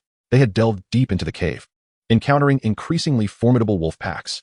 Yet, they had barely rested for a quarter of an hour when a vigilant hunter rushed back, breathless. Wolves. The wolf pack is coming again. Lu Yuan tossed aside his jerky, rising with his sword in hand. The passageway erupted with a cacophony of sounds, and Lu Yuan's expression darkened. This time, it seemed the wolves were more numerous than before. Prepare for battle. With Lu Yuan's command, the hunters abandoned the corpses of the forest wolves, retreating into the narrow passage. While the spearmen positioned themselves at the forefront, their spears forming a formidable barrier against the approaching wolf pack. The wolves surged forth like a tempest, their eyes crimson as they charged towards them, nearly 100 of them in a throng. Stop them! With a furious shout from Lu Yuan, the two forces collided. In an instant, 4 or 5 wild wolves crashed against the spears, their bodies pierced through. Yet the relentless pack of wolves continued their assault, frantically seeking to annihilate the intruders, causing the spear-wielding soldiers to feel an overwhelming pressure as they were forced to retreat step by step. Die! In an instant, Hua Mulan appeared amidst the throng of wolves, her short sword transforming into a blazing ribbon of flames. The searing gusts of heat swiftly consumed 5 or 6 forest wolves, filling the cavern with the acrid scent of singed fur. The hunters at the rear also recognized the formidable nature of this wave of wolves, incessantly drawing their bows and unleashing arrows that struck the wild beasts attempting to breach their defenses. One by one, the wolves fell, and for a moment, the situation appeared to stabilize. Howl! At that moment, a low and mournful wolf howl echoed through the air. The pack immediately raised their heads in unison, their chilling cries reverberating throughout the cave. Following this, the wolves charged towards the human camp with frenzied abandon. The soldiers stood as if facing a dire threat. The wolves surged against the human lines, disregarding their own injuries, desperately attempting to tear flesh from bone. A soldier managed to slay one forest wolf, but another lunged forward, sinking its teeth into his arm, while yet another wolf pounced, biting into his neck. Soon, multiple wolves descended upon him, drowning out his screams with their savage gnashing. With the relentless onslaught of the pack, the human defenses began to waver. Hua Mulan felled a wolf with a swift stroke, her gaze shifting to the rear of the pack. There crouched a massive silver-furred wolf, larger than the forest wolves. In the dim light of the cave, its snowy coat shimmered with an ethereal glow, exuding an air of nobility and authority. Lu Yuan directed his gaze to assess this creature's information. Forest Wolf King. Level, Leader LV-15. Attack, 45. Defense, 10. Health, 600. Skills, Wolf King's Howl. The Wolf King emits a roar that sends the surrounding wolves into a frenzy. Wolf King's Aura. In the presence of the Wolf King, the attack power of surrounding wolves increases by 10. Wolf King's Guardian. Summons 2 wolves to become the Wolf King's Guardians, increasing their attributes by 50. King of the Wolf Den, cunning and treacherous. Adept at commanding from behind the pack. It was evident that this was a commanding beast leader, and Lu Yuan formulated a plan in his mind. Hua Mulan's figure flickered as she maneuvered through the wolves, appearing at the side of the Wolf King. With a swift slash, her short sword illuminated the darkness of the cave with a crimson arc. The Wolf King hastily dodged, but was still a moment too late. The blade grazed his flank, singeing the silver fur and leaving a wound from which the blood evaporated before it could flow. The Wolf King let out a harrowing cry. Yet, Hua Mulan's next strike followed swiftly, a fiery blow that nearly severed the Wolf King's foreleg. Howl! The Wolf King threw back his head in a long wail, sending invisible sound waves reverberating through the cavern. Hua Mulan was poised to pursue, but the piercing sonic wave left her disoriented, her movements slowed. The wolves, as if summoned by the howl, charged at Hua Mulan with reckless abandon. Seizing the opportunity, the Wolf King retreated into the throng, roaring to empower the pack further while keeping his distance. In a brief moment, Hua Mulan regained her senses. The Wolf King had positioned himself further back now. With a tremor of her dual swords, she plunged into the fray, unleashing a tempest of carnage. Meanwhile, the spear-wielders advanced, culling the wolves in their midst. Lu Yuan swung his battle blade with fervor, severing a forest wolf's head, but in an instant, a chill crept up his spine. Before he could react, he stumbled forward as if losing his balance. Swoosh! 2 daggers struck down, tearing through Lu Yuan's garments and leaving twin wounds on his back. At that moment, A figure cloaked in black emerged from the shadows, revealing two large, furry ears, an unmistakable Foxman assassin. The Foxman was clearly taken aback that Lu Yuan had evaded his lethal strike, momentarily stunned. However, the nearby soldiers quickly responded. The two closest soldiers shouted, thrusting their spears towards the Foxman assassin. The assassin crouched low, evading the spears, and lunged at Lu Yuan's back with his daggers. As Lu Yuan fell to the ground, evasion was no longer an option. Chapter 11. The Hunter, Primal Crystal Core My Lord. Wang Fu bellowed, desperate, seizing his longbow to strike the Foxman assassin.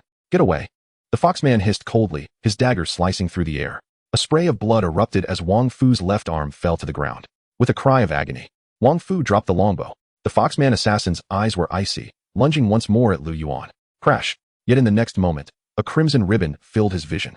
The Foxman was hurled backward by an overwhelming force, his chest wound exposing bone, but not a drop of blood flowed. The flesh around the injury was entirely charred. Before the Foxman could react, a figure loomed over him. All he could see were the girl's icy phoenix eyes and the boundless intent to kill. On the other side of the cave entrance, the Foxman Lord, Talisa, was taken aback. She had initially seen Lu Yuan's party engaged in battle with the wolves and sought to exploit the situation by dispatching an assassin hero to eliminate him directly. Yet, she was utterly blindsided by the failure of what she believed to be a foolproof assassination. To her astonishment, the enemy hero had grievously injured her own hero with a single strike. Fire! Talisa commanded immediately. Should her hero perish here, it would undoubtedly cripple her forces, an outcome she could not accept. The Foxman archers unleashed a volley of arrows in an attempt to impede Hua Mulan's advance. However, Hua Mulan's short sword swept horizontally, flames surging forth to incinerate every arrow in their path. With a downward thrust, her blade pierced the chest of the assassin hero. Blood trickled from the corners of his mouth. Foxman assassin, eliminated. Talisa's eyes widened, her gaze turning red with fury. Attack! Kill them! She shouted. Hua Mulan responded with a cold command, charging forward. Her short sword emitted two icy glimmers, and the heads of two advancing Foxman warriors soared into the air. Kill!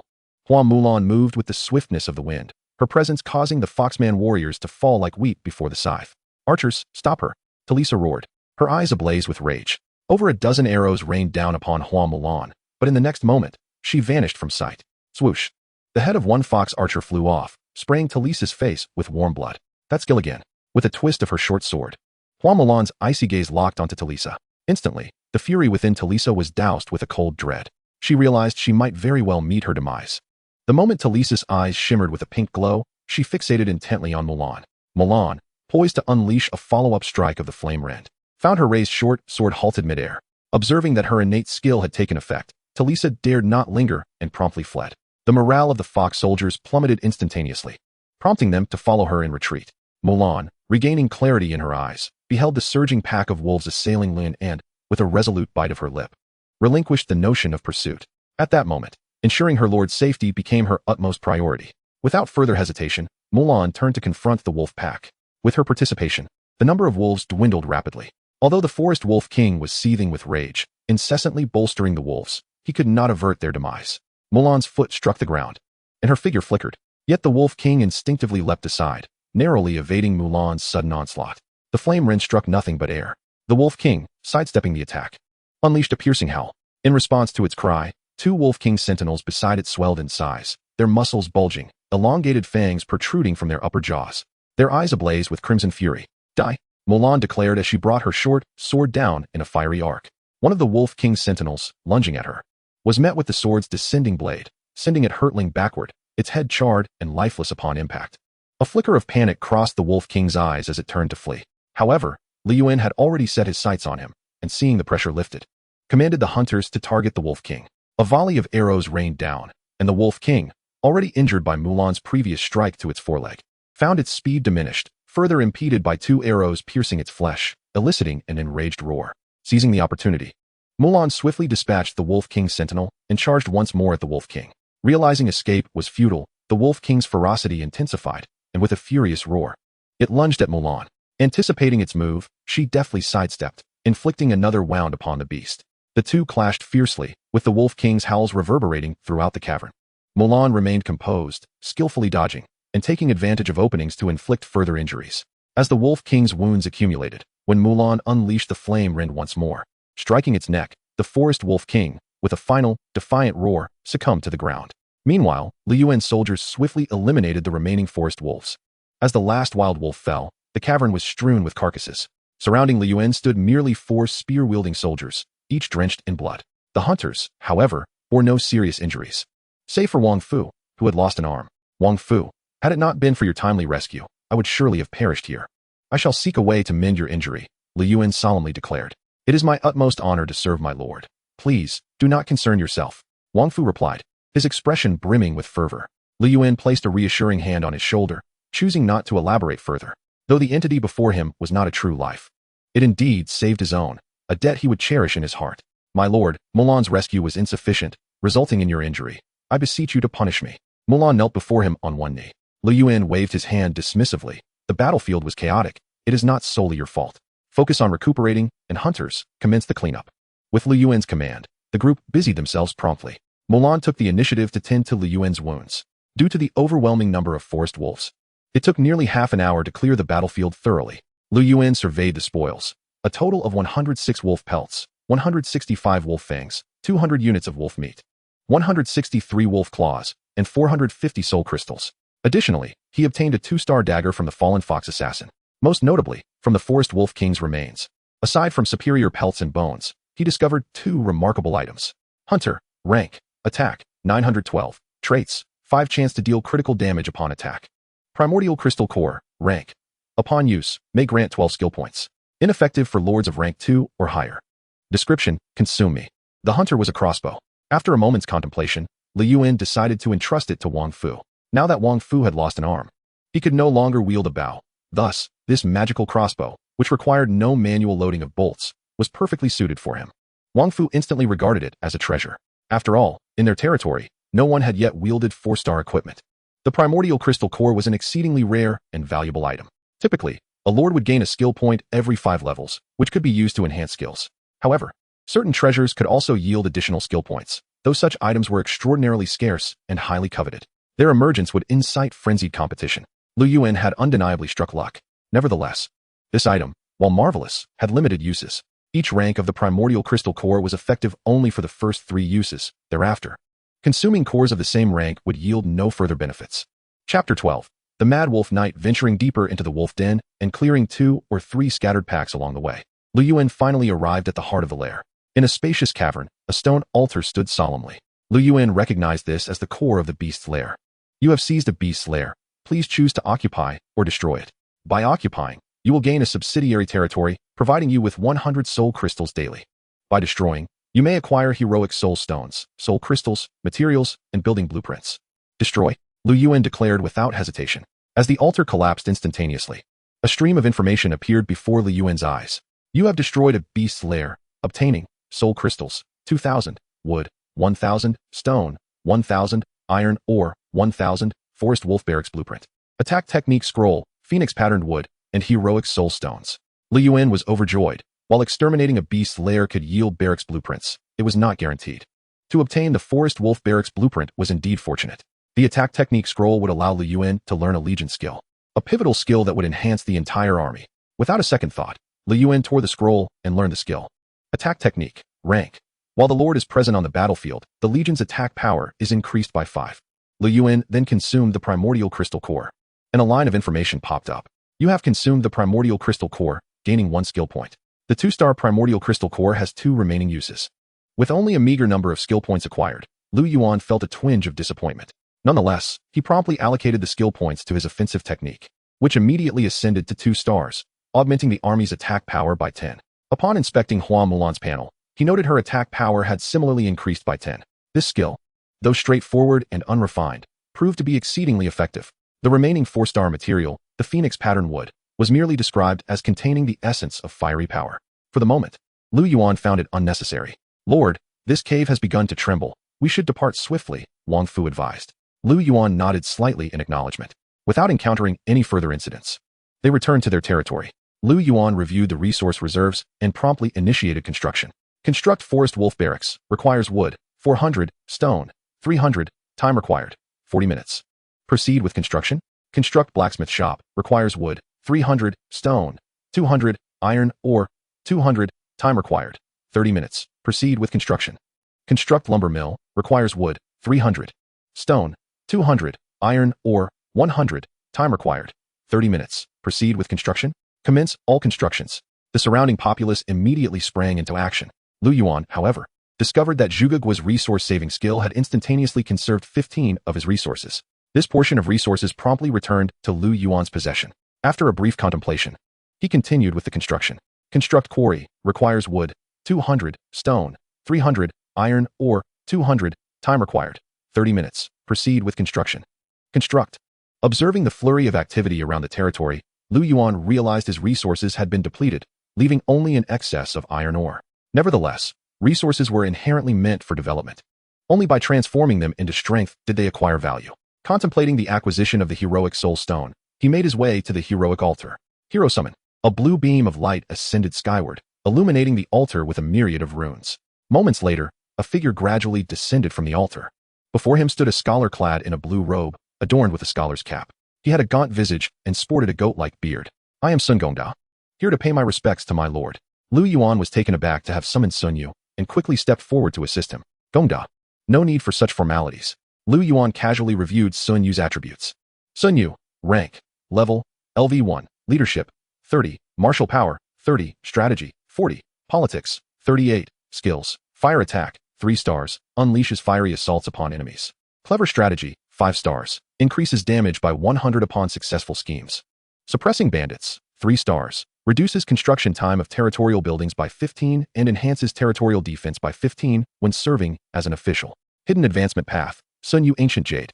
Emerald, Mystic Jade Bracelet, Spirit Calling Staff can advance to Military Master, 5 stars. Hidden advancement path, Radiant Stone, Mist Cloak, Phoenix Ring.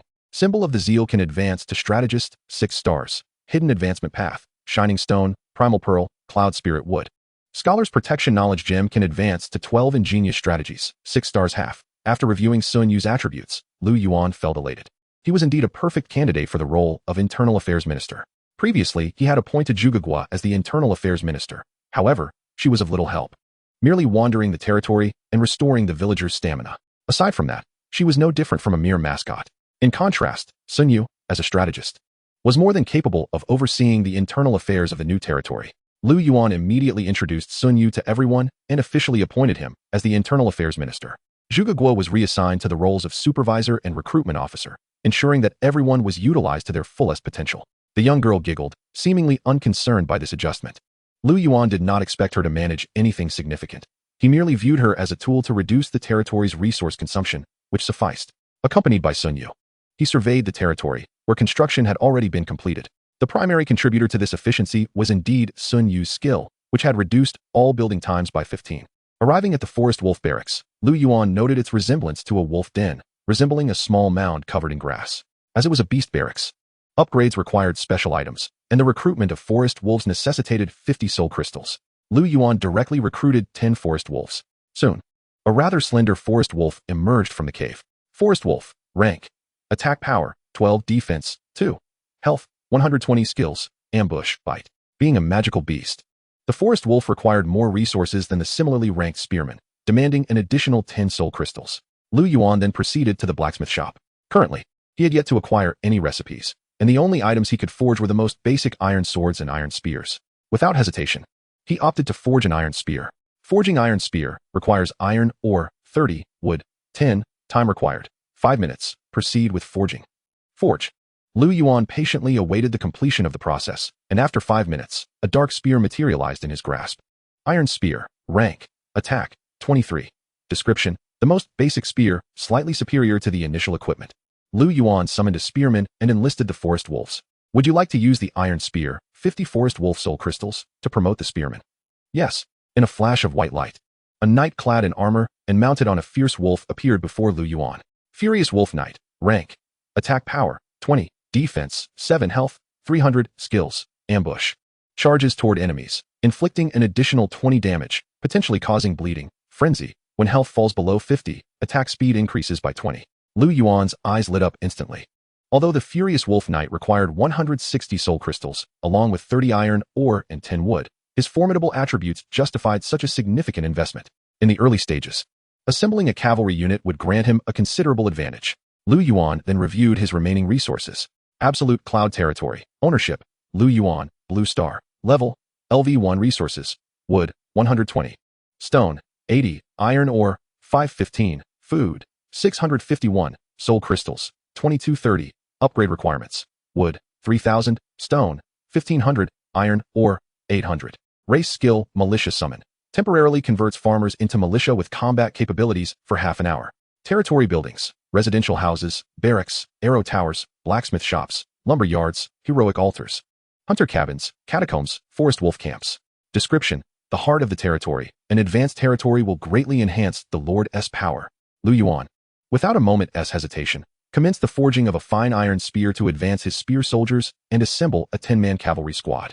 Chapter 13. The forest giant spider. The foxwoman Talisa fled back to the territory in a state of disarray. The civil officer in charge of managing the territory promptly approached her. "My lord, what has transpired?" "I encountered a bit of trouble." Talisa frowned, casting a glance at the ragtag group trailing behind her. Only 12 fox warriors remained, along with 10 fox archers, all looking disheveled and caked in dirt. "Let them rest and tend to their wounds." "Has Lord Lin not returned yet?" the civil officer inquired, noticing the absence of fox assassin Lin.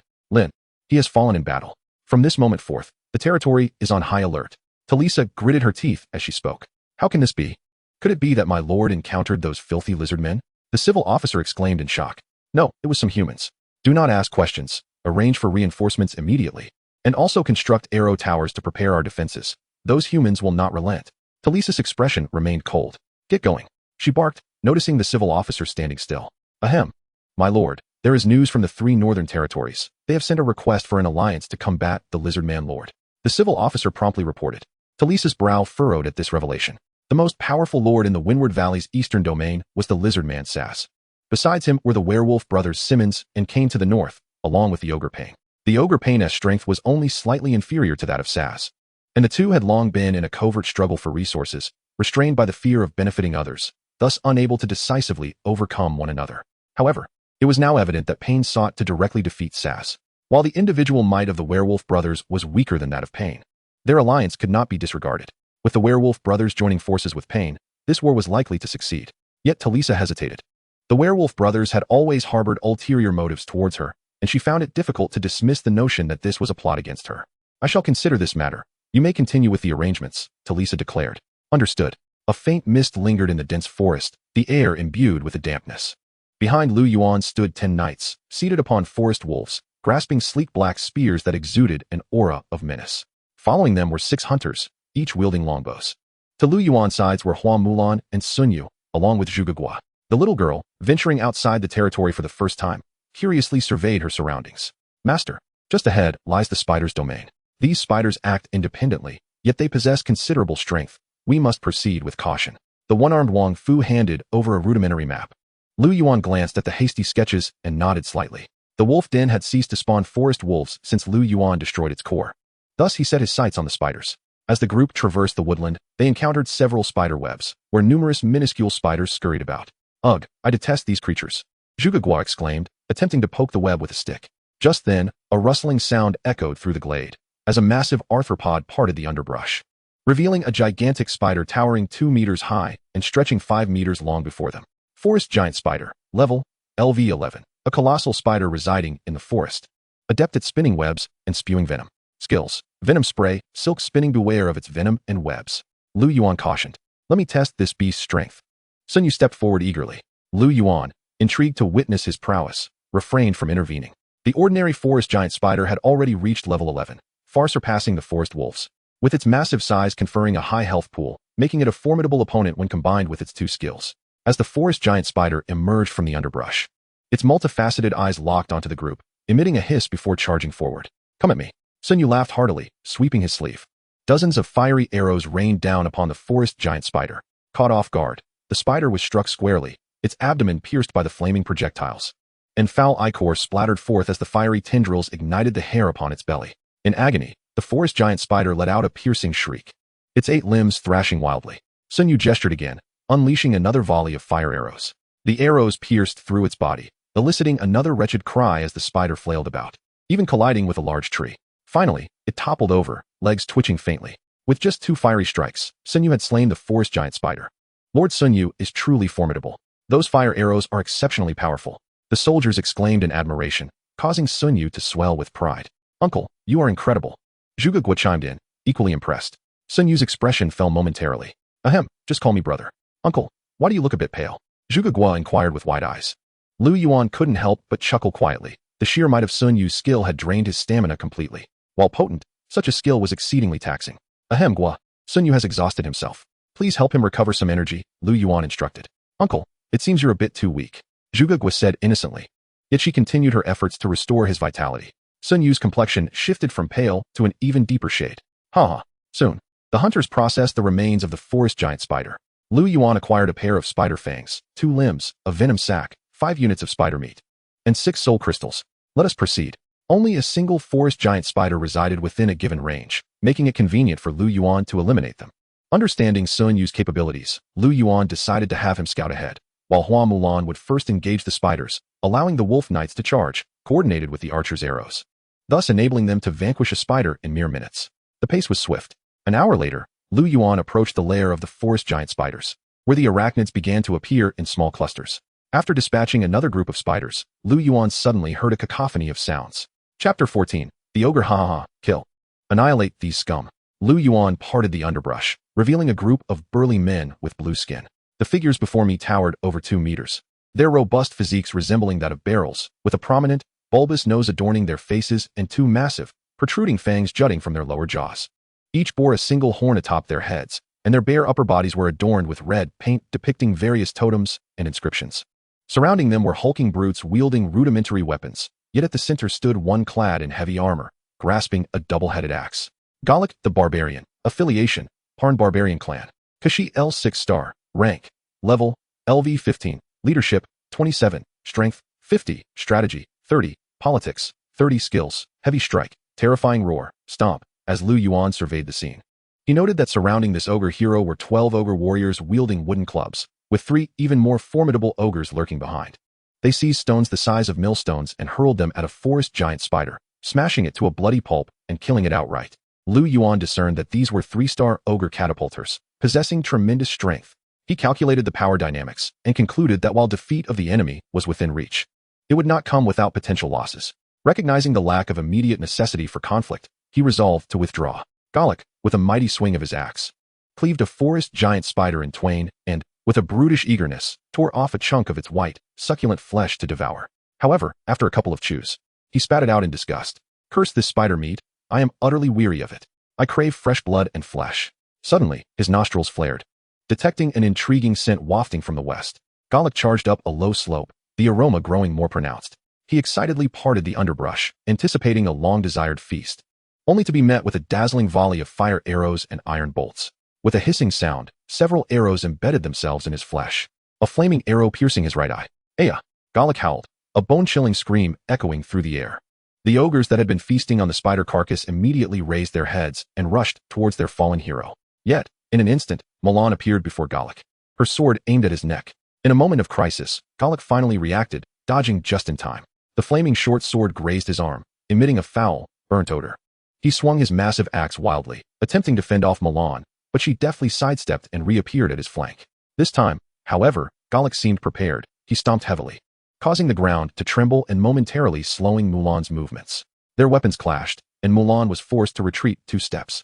At that moment, amidst the cacophony of footsteps, a cavalry unit burst forth from the underbrush, black lances raised, charging at Galak. Cursed humans!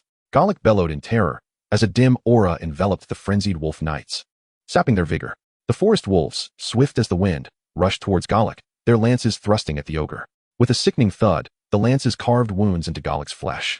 Yet he seized the opportunity, bringing his axe down with ferocity, sending one wolf knight hurtling through the air. Humans! Delicious humans! At that moment, a horde of ogres surged forth, their eyes gleaming crimson as they fixated on Lu Yuan and his companions, as if they had discovered a delectable prize. The 3 ogre catapulters had already bent down to grasp stones of immense size. Mulan, contain the ogre hero while the rest eliminate the ogre soldiers. Lu Yuan commanded swiftly. The wolf knights adjusted their course, charging towards the ogre soldiers, with the primary target being the 3 ogre catapulters. The massive stones were hurled with terrifying force. Yet their aim proved woefully inadequate against the rapidly moving wolf knights. As the knights surged forward, their lances gleaming with a red hue, they launched a surprise attack. The lances pierced through the air like a forest of spears. 2 ogre catapulters and 3 ogre warriors fell beneath the onslaught. The remaining ogre warriors, frenzied, swung their wooden clubs in pursuit of the knights. However, a barrage of fire arrows rained down from the sky, striking the ogre warriors mercilessly. In an instant, ogre warriors collapsed, charred and lifeless. The wolf knights, undeterred, pivoted and charged once more. Pushing through the ranks, the remaining ogre warriors fell like wheat before the sickle. And the last ogre catapulter, still clutching his stone, was pierced by 3 lances, collapsing in defeat. In mere minutes, an entire squad of ogres was obliterated. Such was the might of cavalry. Once fully organized, their power would become even more fearsome. On the other side, Galak wildly swung his axe, but could not land a blow on Mulan. She deftly evaded his strikes, disappearing and reappearing behind him. Her short sword transformed into a crimson streak, plunging forward. The ogre hero, burdened by his injuries, was too slow to react. The blade slid through the cracks in his armor, piercing his heart. Galak's eyes widened in shock as he crumpled to the ground, lifeless. With a flourish, Mulan flicked her sword, splattering foul blood upon the forest floor. The outcome had been utterly decisive. "Sister Mulan is so formidable," exclaimed Zhuge, who had been observing from the sidelines. Mulan gracefully sheathed her sword and returned with light steps. Lu Yuan found himself at a loss for words. Hunters, clean the battlefield. While Zhuge tended to the party's stamina, Lu Yuan examined the grievously wounded wolf knight. The knight was severely injured but still clung to life, albeit rendered temporarily incapable of fighting. Lu Yuan breathed a sigh of relief. These 3-star units had cost a fortune, and losing one would have been a painful blow. Soon, the hunters returned, presenting Lu Yuan with their spoils, a massive axe, a belt, and 150 soul crystals. The axe was of no immediate use, but the belt was a commendable piece of equipment. Ogre belt, rank, defense, 5, attack, 2. Description: once belonged to an ogre. It may carry an unusual odor. Mulan, this belt is for you, Lu Yuan offered. Mulan immediately wrinkled her brow, swatting it away as if shooing a fly. Get that away from me. I would never wear such a foul-smelling thing. Lu Yuan, somewhat speechless, lifted the ogre's belt to his nose and immediately dismissed the thought. Heaven knows when these ogres last took a bath. Chapter 15. The Ironhide Giant Bear. The Barbarian Hammer tribe. The ogre lord, Pain Barbarian Hammer, was voraciously devouring a roasted spider leg when a sudden message interrupted his feast. Your hero, Galak Barbarian Hammer, has perished. Pain abruptly stood, his massive frame causing the table to topple, spilling wine and food across the floor, yet he remained oblivious to the chaos. His eyes burned with fury. Damn it! Who killed Galak? I shall crush him and devour his flesh and blood. In a frenzy, Pain stomped around, howling in a fit of rage. Moments later, a timid servant entered. Damn it, do you seek death? Pain bellowed. The servant shrank back. My lord, the werewolf brothers have arrived and seek an audience outside the territory. Pain's expression darkened ominously. Bring them in. No, take them to the anteroom. Upon his arrival at the anteroom, he found 2 dark-furred werewolves already seated. The elder brother, Simmons, was attired in a refined suit, exuding an air of elegance befitting a gentleman. Yet beneath his composure lay a wand at his waist capable of delivering a harsh lesson to any adversary. His younger brother, Ken, donned crimson leather armor, 2 short daggers sheathed at his side, his demeanor serpentine and sinister, akin to a concealed viper. Lord Pain, we have come to inquire about mobilizing forces to combat the wicked lizard men. Simmons inclined his head respectfully. Pain's face remained stoic. I see. 3 days hence, we shall prepare our troops to annihilate those accursed lizard men. Simmons nodded slightly. That is fortuitous. However, Ken extended his long, forked tongue, licking his lips. Lord Pain, I have an additional request. Before we engage the lizard men, I wish to first conquer the foxmen's territory. Pain, already distressed by the hero's demise and fearful that the werewolf brothers might sense his vulnerability and attack, had only agreed to their 3-day delay to buy time. Now, with Ken wishing to attack the foxmen first, it served him well. Though the foxmen lacked the strength of werewolves, they were not to be underestimated. If the werewolves were to falter against the foxmen, it would result in significant losses. This would grant Pain precious time for development. Very well. But my forces are otherwise occupied and cannot lend you assistance, Pain replied, maintaining his serious demeanor. Ken narrowed his eyes. That won't be necessary, my lord. As long as you do not aid the foxmen, we will manage. Talisa, you shall finally fall into my grasp. A glint of avarice sparkled in Ken's eyes, and even Simmons gazed with fervor. Lu Yuan returned to the territory just before dusk. After a day of battle, his soul crystal had reached 500 once more. This was primarily due to the spiders being too dispersed. Otherwise, his hunting efficiency could have increased further. Just as Lu Yuan intended to continue developing the territory, Guan Lu rushed in. Lord, magical beasts have appeared in the territory.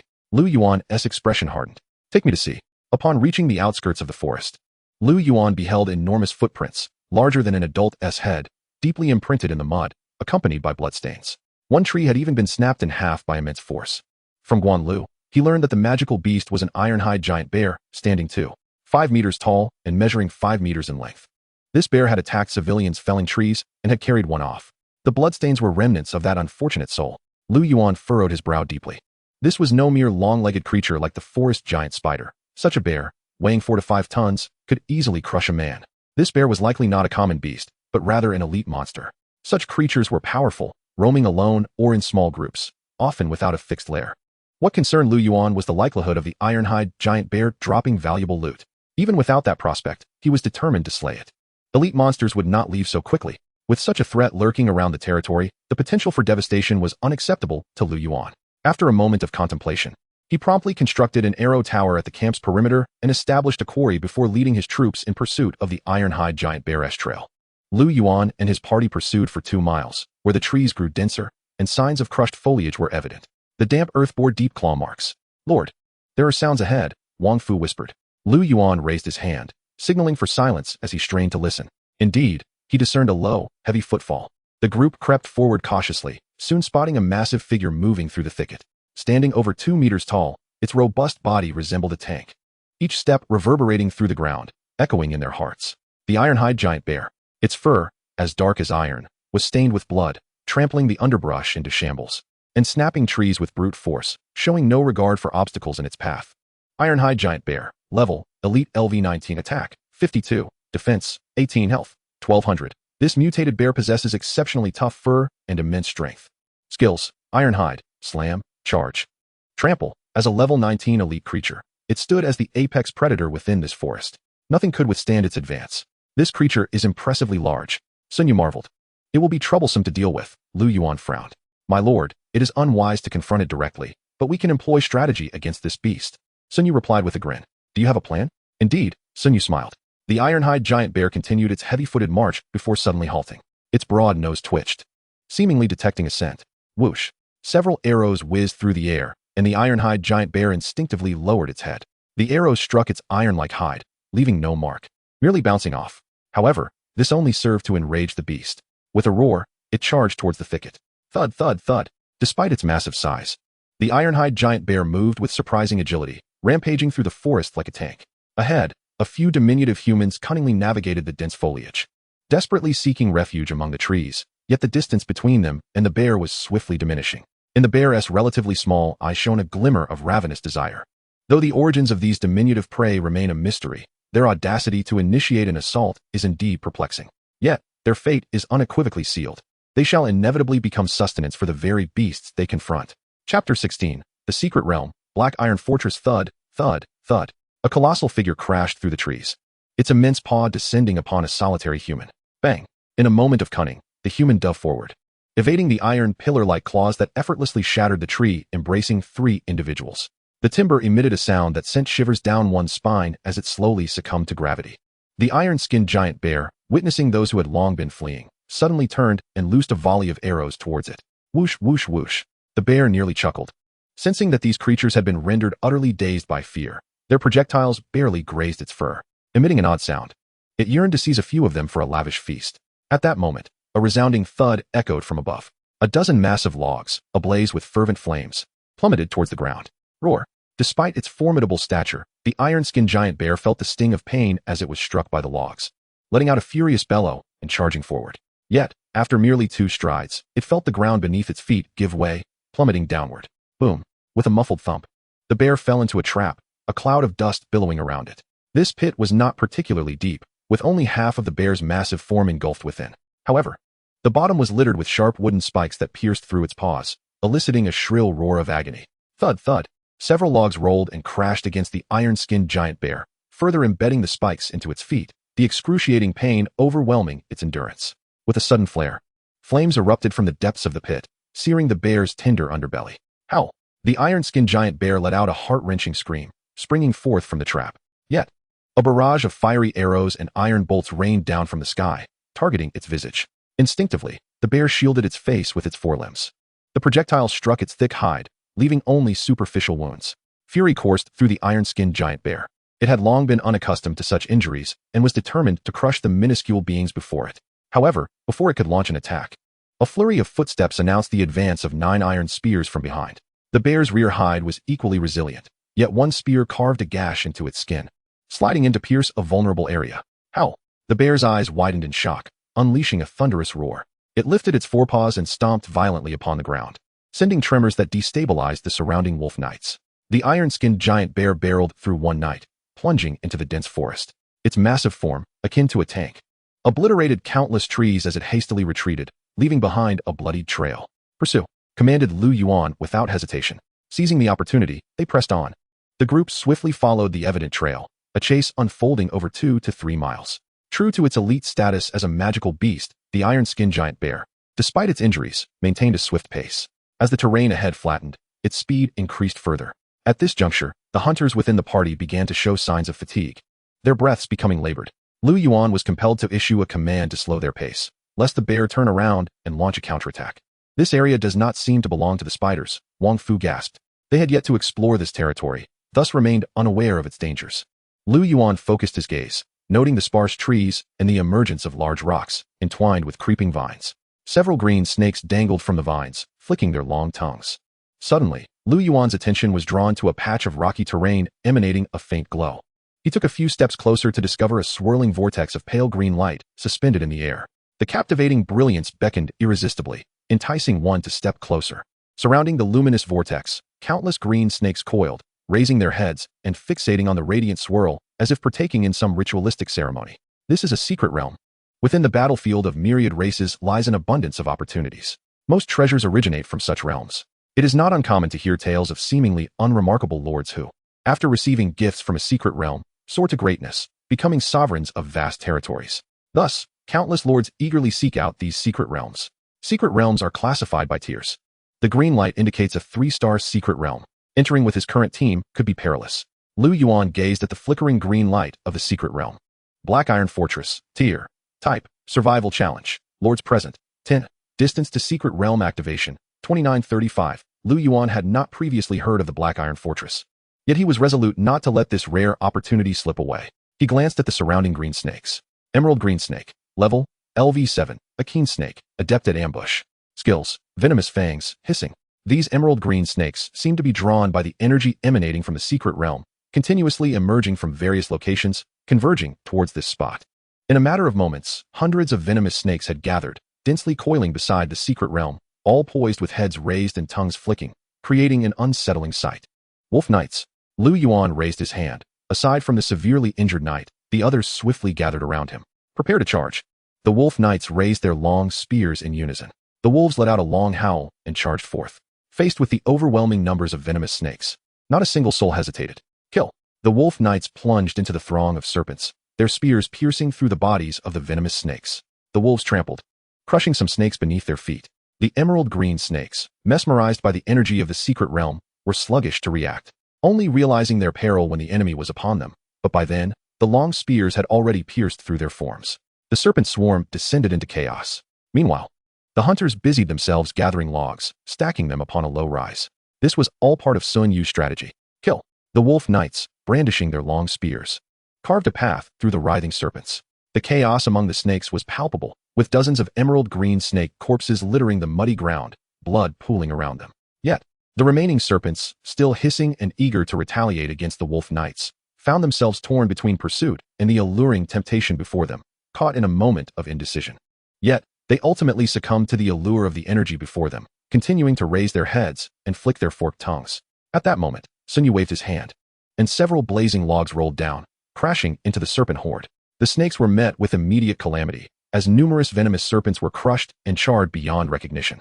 The frenzied Wolf Knights raised their lances once more, charging ahead. Ha ha ha, it's my turn to shine. Mulan's figure flickered, and she appeared amidst the serpents. Her dagger transformed into a crimson streak, slicing through several azure snakes, their charred remains wafting a scent of grilling flesh.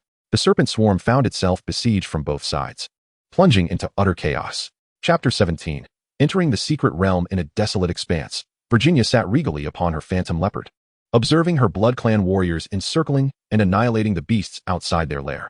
The Blood warriors moved with remarkable swiftness, effortlessly evading the quills of the porcupines, striking their long swords deep into their flesh. In the distance, blood mages coalesced their blood into javelins, piercing the porcupines with lethal precision. Dozens of nearly level 20 porcupines were swiftly exterminated by the Blood Clan forces. Virginia's exquisite visage remained devoid of emotion, as though this were merely a trifling matter. The swift extermination of this lair was imperative. It was the secret realm. From the corner of her eye, she caught a glimpse of a verdant glow erupting from the forest. Let us investigate. Kill. Ha ha ha, foolish lowly beings. You must understand that becoming eternal, undying specters is a privilege bestowed upon you.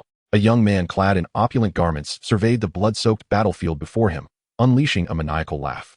Surrounding him were several skeletal knights, their bony forms radiating menace. Before them, countless skeletal warriors coalesced, besieging two goblin lords. The two goblin leaders, their eyes betraying despair, fled with their dwindling forces, once numbering in the dozens, now reduced to a mere handful. Their fallen subordinates, resurrected by the malevolent necromancers, became skeletal warriors, joining in the relentless pursuit. Cursed be it, why did we encounter that demon, Blaxel? Damn it, I can't run anymore. I might as well fight him. Wait, what is that? The two goblin lords beheld a radiant light soaring into the sky, a flicker of hope igniting within their eyes. The necromancer lord, Blaxel, approached the secret realm with a cruel smile. You cannot escape. Blaxel chuckled as he stepped into the secret realm, only to be greeted by a notification. This secret realm can only accommodate 30 subordinates. The fox spirit, Talisa, stumbled through the woods, her body marred with numerous wounds, accompanied by just 3 fox warriors. She had not anticipated the swift onslaught of the werewolf brethren. Bereft of a hero and lacking the restraint of ogres, the werewolves had unleashed their full might. Breaching her territory with ease, Talisa, along with a few soldiers, fought through the encirclement, fleeing into the territory of the azure snakes. My lord, we cannot go that way. Those venomous serpents are formidable foes. One of the fox warriors cautioned. Talisa, gritting her teeth at the cries behind her, retorted, the azure snakes may be fearsome, but those pursuing us are beyond our capabilities. Even if I must perish, I will not let them have an easy time. She charged into the open field ahead. To her astonishment, however, she encountered not a single azure snake along her path. This unexpected turn thwarted her diversionary plan, and with the shouts from behind drawing ever closer, anxiety gnawed at her. She dashed through a field of stone formations, only to halt in her tracks, staring in disbelief at the multitude of azure serpent carcasses strewn across the ground. What astonished her further was the swirling vortex emanating a soft green glow before her. The secret realm. Talisa's expression transformed into one of euphoric elation as she sprinted toward the vortex. The figures of her party vanished instantaneously within its depths. Moments later, the werewolves, Simmons and Ken, arrived in pursuit. Upon sighting the secret realm, both displayed a glimmer of avarice. Ha ha ha, who would have thought that today?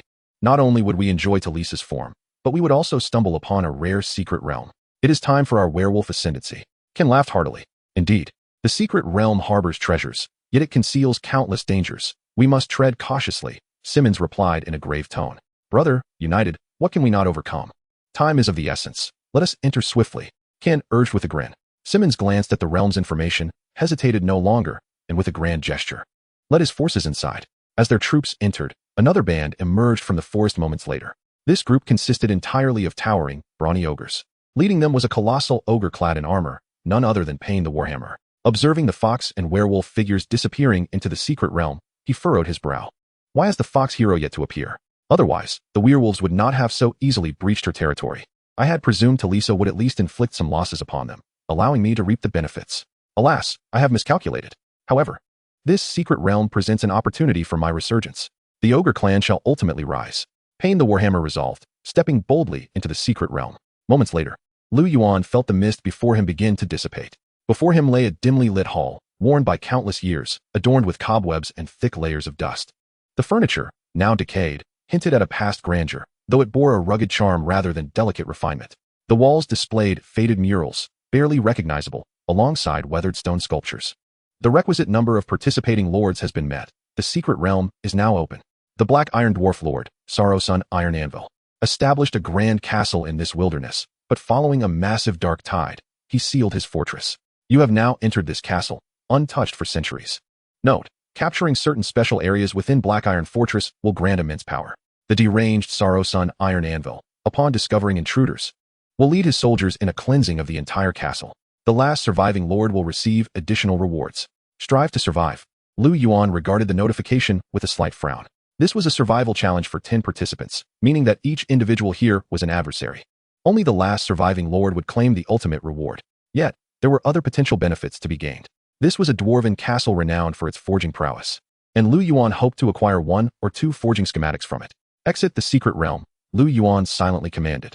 Notification, exiting the secret realm requires 3 minutes. During this time, any attack will interrupt the process. Lu Yuan felt reassured. It appeared this secret realm was not of the unforgiving variety. He proceeded to review the information of several heroes. Mulan has ascended to level 9, while Zhugagua has reached level 5, and Sun Yu is at level 4. Even his own level has attained 7. These advancements were achieved by Lu Yuan as he recently farmed the Azure Serpent outside. With a flick of his wrist, he allocated the skill points gained from reaching level 5 into his offensive technique, which has now attained a 3-star rating, enhancing his attack power by 15. The combat strength of the troops has thus significantly increased. Lu Yuan surveyed his surroundings and commanded, Wang Fu, lead a search here. Soon, disappointment washed over him as the hunters unearthed nothing but worn-out wooden sticks and tattered rags. Mere refuse. Let us venture outside, Lu Yuan said, shaking his head. The heavy wooden door had already collapsed, and the group exited through the spacious corridor. The passage was constructed entirely of stone, adorned with chandeliers that had long succumbed to dust. However, as they emerged from the corridor, they were immediately confronted by a squad of guards clad in crimson armor.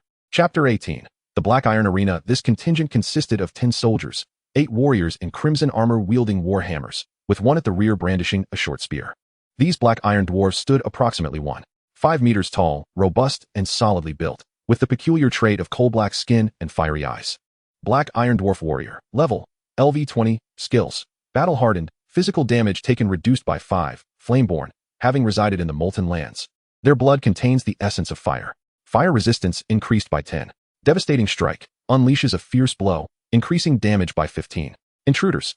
Slay them, cried the Black Iron Dwarf warriors upon spotting Lu Yuan and his companions, charging forward. Charge. The wolf riders raised their long spears and surged ahead. The wolves collided with the Black Iron Dwarves, who, fully armored, surprisingly withstood the cavalry's assault, with only one dwarf sustaining severe injuries. Ambush. The wolf riders' spears glimmered as they lunged toward the Black Iron Dwarves. Blood sprayed as 2 Black Iron Dwarves fell beneath the onslaught. However, one of the wolf riders was also injured by the dwarves' fierce counterattack. A loud thud echoed as a blood mist erupted from the head of one wolf rider, who was violently hurled to the ground. Black Iron Dwarf Archer. Fire attack. Sun Yu waved his sleeve, unleashing a barrage of fiery arrows upon 2 Black Iron Dwarf archers. The archers had no time to evade and were struck by the flaming projectiles. Despite numerous arrows piercing them, the 2 Black Iron Dwarf archers remained alive, albeit gravely wounded. With a swift slash, a crimson ribbon cleaved through the air, and only then did one of the archers fall. Mulan struck decisively, her figure flickering as she dispatched another dwarf warrior. Sun Yu, cease the fire attacks, Lu Yuan frowned. They possess fire-resistant skills. I see now. How could I possibly fail to kill 2 mere foot soldiers? Sun Yu exclaimed, realization dawning upon him. Uncle, stop making excuses, Zhugagua chimed in. Lu Yuan refocused on the battlefield. With the loss of range support, the Black Iron Dwarves soon succumbed under the combined might of the Wolf Riders and Mulan. My lord, here are the spoils. Wang Fu quickly presented the loot. They had acquired 120 soul crystals, 3 black iron ingots, a 2-star black war hammer, a piece of 2-star armor, and a blurred lens. Lu Yuan handed the black war hammer to a wolf rider, while the peculiar key remained a miscellaneous item, temporarily of no use. However, the black iron armor proved advantageous. Black iron armor, tier, defense, 5, attribute, strength 1. Collecting 4 pieces activates hidden attributes. Description: a masterpiece of the Black Iron Dwarves, boasting exceptional defense. Lu Yuan entrusted it to Mulan, who, unlike before, accepted it without hesitation, donning the armor. The crimson armor seamlessly conformed to her form, adding an air of valor compared to her previous garments. All right, let us proceed. Although the Black Iron Dwarves exhibited formidable defense, efficiency improved as the group grew accustomed to their tactics of encirclement and ambush. Indeed, the secret realm proved bountiful in resources. Lu Yuan not only amassed another batch of soul crystals, but Mulan also acquired a pair of black iron boots. Meanwhile, Sun Yu finally received a firearm, allowing him to contribute rather than merely spectate. After clearing 4 waves of lesser foes, Lu Yuan arrived at the entrance of an arena. Black Iron Arena, available for capture. Seeing the prompt before him, Lu Yuan felt a surge of excitement. He promptly ordered the group to restore their stamina before entering the arena. The moment they stepped inside, the iron gate behind them slammed shut. Lu Yuan's brow furrowed as he surveyed his surroundings. The arena resembled an ancient Roman Colosseum, with them situated on a circular platform below, while black iron dwarves filled the seats above, their raucous voices echoing throughout. Oh, yet another batch of newcomers to the Black Iron Arena. A lavishly attired black iron dwarf rose from the high platform. Ah, humans, I wager you shan't survive the night. Presenting our first contender, the eye gouger, Gerald. Humans, prepare to experience the terror of having your eyes forcibly extracted. As the announcer's voice rang out, the iron gate on the opposite side of the arena lifted, revealing a towering werewolf standing 3 meters tall before Lu Yuan. This werewolf, cloaked in silver fur, had a hunched back and razor-sharp claws, clad only in rudimentary leather armor that exposed scarred flesh, emanating a potent aura of bloodlust. It was clear he was a seasoned warrior of the battlefield. Eye Gouger Gerald. Level, Elite LV 21. Attack, 50. Defense, 15 health. 1,500 skills. Frenzy, Tear. Wolf Howl. Let the battle commence, the announcer declared. The spectators erupted into frenzied cheers, their voices deafening. Humans, I shall pluck out your eyeballs. Gerald extended his razor-like claws, licking them with a bloodthirsty gleam in his eyes. Lu Yuan's expression remained impassive as he coldly commanded, charge. The wolf riders raised their long spears and surged forward. Meanwhile, Sun Yu acted swiftly, launching a volley of fiery arrows toward Gerald. The werewolf, quick as lightning, leapt forward, pouncing toward them, yet 2 arrows found their mark. As Gerald leapt 5 meters into the air, he inadvertently landed directly in the charge path of the wolf riders, where several spears, glinting ominously, pierced into his form. Though Gerald is a level 21 elite, his stature is considerably smaller than that of the Ironhide giant bear, causing him to stagger back 2 steps upon being charged by the wolf knight. Just as the other knights were closing in to surround him, Gerald suddenly lifted his head and let out a piercing howl. The shrill sound waves rendered the surrounding soldiers somewhat powerless. With a swift motion, Gerald was about to seize a wolf knight when a crimson streak suddenly sliced through the air. A short sword carved a deep wound into Gerald's arm. In a fit of rage, Gerald roared, his claws glowing red as he lunged towards the figure before him. Tear. However, Mulan deftly sidestepped and reappeared behind the werewolf, plunging her flaming short sword into Gerald's back.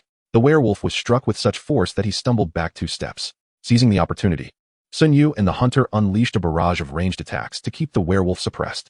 Wang Fu maintained a composed demeanor, unleashing a flurry of crossbow bolts that frequently struck the werewolf, occasionally landing critical hits. Unable to reach Mulan, Gerald redirected his fury towards the wolf knights. One of them was brutally torn apart, their health plummeting below 50, triggering a berserk skill that ignited a feral glint in the knight's eyes and accelerated their attack speed. The other knights formed a shield in front of him, launching relentless assaults. Gerald's health rapidly dwindled. With a decisive fiery slash from Mulan, Gerald staggered back 2 steps before crashing down heavily, stirring up a cloud of yellow dust. Chapter 19. The Iron Golem. Wang Fu swiftly produced several items. Brutal Gladiator's Gauntlets, Tier, Legion Attack Power 1. Lu Yuan was immediately elated. This was indeed a piece of Legion equipment, capable of enhancing the overall strength of his army, though it only increased attack power by 1 point. It could fetch a fortune in the market, rare as it was. Without hesitation, Lu Yuan equipped it, instantly boosting the attack of all his soldiers and heroes by a notch. The rest were mere materials, including the werewolf's claws, black iron fragments, and 500 soul crystals. Humans, it is truly unbelievable that you have slain the eyeballer Gerald, exclaimed the announcer in an exaggerated tone. The audience responded with a chorus of boos. You coward. Come down here and face me one-on-one. Mulan shouted at a nearby spectator, her fury palpable. The black iron dwarf shrank back, yet continued to hurl insults. Enraged, Mulan brandished her sword, ready to charge at him, but was firmly restrained by Zhuge Gua. The next challenger, the crusher, Panzer. The iron gate rose, and the ground echoed with heavy thuds, causing Lu Yuan to feel the very earth tremble beneath him. Before him loomed a massive iron golem, standing 5 meters tall. Its body forged from steel, adorned with engraved runes, yet its cumbersome form resembled a clumsy brute. Crusher Panzer. Level, Elite LV 23. Attack power, 45. Defense power, 35. Health, 1,800 skills. Iron body, heavy strike target acquired. Panzer's deep, resonant voice echoed, though its sculpted mouth remained still, leaving one to wonder if it was the result of some advanced technology or arcane magic. As Panzer charged forward like a war chariot, Lu Yuan's expression turned grave. Let me test your strength, Mulan declared, already appearing beside the iron golem, her sword striking at its flank. However, the flaming short sword only left a shallow cut on the golem's waist. In retaliation, the iron golem swung a fearsome fist, accompanied by a terrifying rush of wind. Mulan's expression shifted as she instantly repositioned herself on the opposite side of the golem, landing another strike. Yet the golem's defense was formidable, and with its iron body skill mitigating 30% of the damage, it felt as unyielding as a tin can. Crash! The iron fist of the golem smashed into the ground, creating a deep crater. Charge! The wolf knights, rallying from behind, launched an assault on the iron golem, their spears striking its body with a resounding clash of metal. Even Sun Yu's fiery attacks yielded minimal damage. This iron brute has an impenetrable hide. Fortunately, its speed was dreadfully slow. Mulan drew its ire, allowing others to deal damage from behind, which proved effective. With Zhuge Gua providing health restoration, the battle reached a temporary stalemate. Within a temple, chaos reigned. The deity's statues lay shattered, and scores of black iron dwarves and the black iron priest's corpses littered the ground. In the center stood the Lich Lord, Hazel, flanked by 4 undead knights and 6 necromancers. Yet, his skeletal warriors had dwindled to less than 10. Damn it, these dwarves possess fiery essence, rendering them impossible to convert into undead. Hazel furrowed his brow. Accustomed to the skeleton tactics of the undead, he had neglected to control the expendable skeleton warriors, resulting in significant losses despite swiftly capturing the Black Iron Temple. Now, he found himself unable to replenish his forces, and the remaining skeletal warriors were all injured. This was indeed troublesome. My lord, allow us to restore the life force of these skeletons, one necromancer proposed respectfully. Hazel considered for a moment and nodded. Very well. But conserve your mana. At that moment, a message appeared. You have conquered the Black Iron Temple. Do you wish to occupy it? By occupying the Black Iron Temple, your troops will receive the Flame Blessing, increasing fire damage by 5 points, stacking every half hour.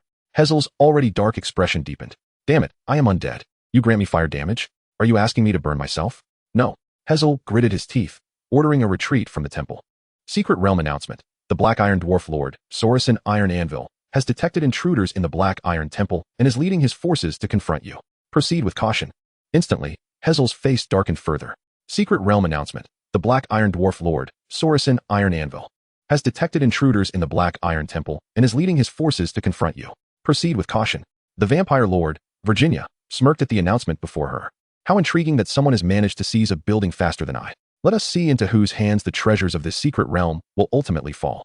With a crash, as the vampire destroyer plunged a long sword into the body of a black iron dwarf, the entire hall was devoid of standing enemies. You have conquered the Phantom Hall.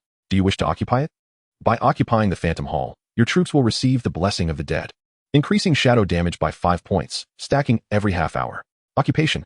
Virginia's lips curled into a smirk. It was quite intriguing. It seemed that this secret realm was essentially a race to seize control of the most special structures. Realm announcement. The Hall of Spirits is currently being occupied. Time, 10 o'clock.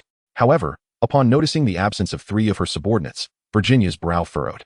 This was the moment of battle, and she had never anticipated that the Blood Mage's spells would be ineffective against the Black Iron Dwarfs, leading to unexpected casualties. Yet, in her pursuit of conquering the Hall of Spirits, losses were inevitable. Nevertheless, as long as she continued to capture structures, her forces would only grow stronger. With renewed confidence, Virginia commanded one soldier to remain behind while the others pressed onward. Realm announcement. The Black Iron Dwarf Lord, Sorensen Ironhammer, has detected intruders at the Black Iron Temple and is leading his troops towards you. Exercise caution. Realm announcement. The Hall of Spirits is currently being occupied. Time, 10 o'clock. Observing the incessant announcements, Lu Yuan's brow creased in concern. These lords had managed to capture structures at an astonishing pace. The lord who had taken the Black Iron Temple must be the quickest among them. Yet, he had not anticipated being directly targeted. The boss had come knocking at his door. It seemed that the first to stick their head out would be the first to be shot. Increase the offensive. We must secure the arena swiftly, Lu Yuan commanded. His troops immediately intensified their assault, and after 10 more minutes, the battered steel puppet finally collapsed. Wang Fu quickly retrieved the spoils. Blueprint, Black Iron Lance, Puppet Shield, Rank, Defense, 5, Health, 50. Milan had no use for such an item, so Lu Yuan appropriated it for himself, significantly enhancing his strength once more. At that moment, the host met with a chorus of discontented boos from the audience. Leapt back onto the stage. Humans, you are cheating. I will make you regret this. The warriors of the Black Iron Dwarves will deliver the justice you deserve. Chapter 20. The gladiator's horn. With the host's voice ringing out, the iron gates rose once more. 5 Black Iron Dwarves charged forth, the strongest among them wielding a massive obsidian hammer. Gladiator Durkais. Level, Elite LV 20. Attack, 40. Defense, 20. Health, 1,300. Skills, Battle Hardened, Blood of Flames, Smash, Charge, Battle Roar. The remaining dwarves, while somewhat inferior in attributes to Durkais, were still formidable level 20 foes. Lu Yuan's expression darkened. This was going to be a challenging fight. Hunters, each draw 1 to yourself and maintain distance. Focus fire on the one to the right. Lu Yuan swiftly descended. The hunters quickly unleashed arrows, separating the gladiators and allowing Lu Yuan to breathe a sigh of relief. As long as they were apart, it would be manageable. Hasten the kill, he bellowed, charging forward. However, Mulan was swifter, appearing at the side of the Black Iron Gladiator in an instant, her sword cleaving into him and sending blood splattering. Flame Splitter, with another strike. She inflicted significant damage upon the Black Iron Gladiator. Simultaneously, Sun Yu's skill struck the gladiator, momentarily halting his movements. The attacks of the Wolf Knights followed closely behind, several lances colliding with the Black Iron Gladiator, forcing him to stagger backward. Lu Yuan quickly recognized a tactical error, due to the dwarf's diminutive stature. 10 wolf knights were unable to attack simultaneously, wasting considerable combat potential. He promptly assigned 8 of the knights to engage the other gladiators while ensuring their health was monitored. Flame Splitter, Fire Attack. Mulan and Sun Yu's skills continuously struck the Black Iron Gladiator. Meanwhile, Zhuge tirelessly utilized his abilities to restore the troops' stamina, enabling them to sustain their assault. The Black Iron Gladiator soon bore the marks of charred burns and several bleeding wounds, and with Mulan's next strike, he finally fell. Mulan quickly shifted her focus to the next Black Iron Gladiator, though one had been vanquished. Lu Yuan's side suffered the loss of 3 hunters under the weight of the gladiators' hammers. Wang Fu struggled to kite one of the Black Iron Gladiators. The knights surrounding the gladiator were all injured, their health below 50%, which amplified their ferocity and offensive capabilities. The battle reached a fever pitch as Lu Yuan wielded his battle blade with fervor. Yet, the Black Iron Gladiator's skin was as tough as steel. His blade merely carved shallow wounds. A powerful strike from the Black Iron Gladiator sent a wolf knight flying. Lu Yuan's blade slashed sideways, and with a soft sound. The Black Iron Gladiator staggered back. It was then that Lu Yuan realized his blade had pierced into the creature's eye, causing it to falter. Damn it! The Black Iron Gladiator's hammer gleamed ominously as it swung toward Lu Yuan's chest. Suddenly, a short sword pierced through the gladiator's back. With a swift withdrawal, the lifeless body crumpled to the ground. Only 3 Black Iron Gladiators remained. Cold sweat trickled down Lu Yuan's brow, yet he remained undeterred, shouting, "Everyone, focus! Target the next one! Kill!" With Zhuge's stamina restoration, Mulan unleashed Flame Splitter once more, swiftly dispatching another Black Iron Gladiator. Only 2 remained. Just as victory seemed certain, a figure barreled toward Mulan, sending her flying. Charge! Gladiator Durkai struck, injuring Mulan directly. Meanwhile, Wang Fu, who had drawn Durkai's attention, lay incapacitated in the distance. Durkai's advanced menacingly, ready to pursue. Suddenly, a volley of fire arrows rained down from above, momentarily stunning Durkai's. "Surround him," Lu Yuan commanded loudly. He meticulously monitored each soldier's health, prepared to pull them back at the first sign of danger. The lances struck Durkai's, inflicting minimal damage. Yet each of Durkai's blows dealt significant harm, leading to the quick replacement of a wolf knight under Lu Yuan's orders. "Kill, kill, kill!"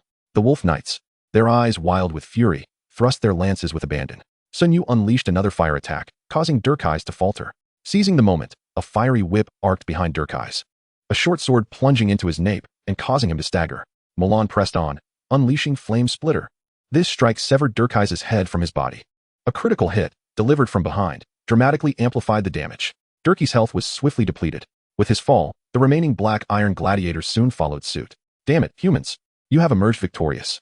You are the champions of the Black Iron Arena today." With the host's furious proclamation, the audience erupted, dispersing in haste. Lu Yuan breathed a sigh of relief. Another wave could have overwhelmed them.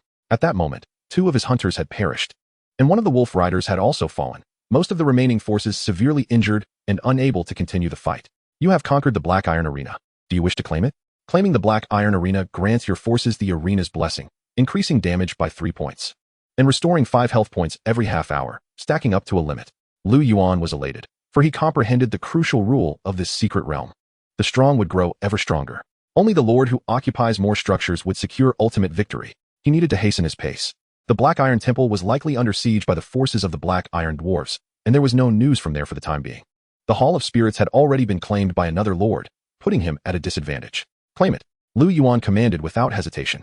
Secret Realm announcement. The Black Iron Arena is currently being claimed. Time, 10 o'clock. Lu Yuan ordered his troops to regroup while he examined the monster drops. Soon, he acquired 2 items. Gladiator's Horn, rank. Description, summons 5 2-star Black Iron Gladiators to fight for you, lasting 30 minutes. Black Iron Helmet, rank. Defense, 5. Attributes, Strength 1. Lu Yuan promptly entrusted the Black Iron Helmet to Hua Mulan, thus completing the trio of the Black Iron set. "Thank you, my lord." Hua Mulan expressed her gratitude. Just as Lu Yuan was about to respond, a notification suddenly appeared. "The Goblin Lord Hood has been slain. Remaining lords, 9. Before Lu Yuan could contemplate the implication, another notification emerged. "The Goblin Lord Hill has exited the secret realm. Remaining lords, 8. In an instant, 2 competitors had vanished. Although their affiliations remained unclear, they were likely weaker lords, merely caught in unfortunate circumstances.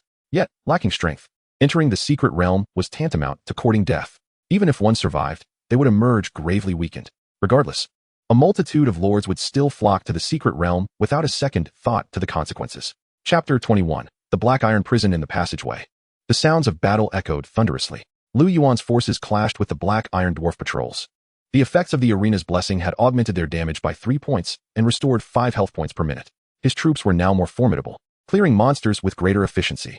However, he still felt unsatisfied. They needed to be swifter. Lu Yuan assigned Hua Mulan to lead the troops while he pondered strategies, scrutinizing the items in his backpack. The Eye of Evolution indeed held limitless potential, yet his inventory remained insufficient. "My lord, here are the spoils," Wang Fu, now rejuvenated by the arena's blessing, reported. Lu Yuan noticed he had acquired another piece of the Black Iron set, the Black Iron Gauntlets. He handed them to Hua Mulan, and the team pressed onward. Upon exiting the passage, they found themselves in a quaint garden, yet Lu Yuan's gaze was drawn to a specific area within it. "Hurry, eliminate the enemies." 5 minutes later, the 2 squads of guards beside the garden had been vanquished. Yet, before Lu Yuan could relish the victory, a reminder materialized before him. Secret Realm announcement. The armory is currently being claimed. Time, 10 o'clock.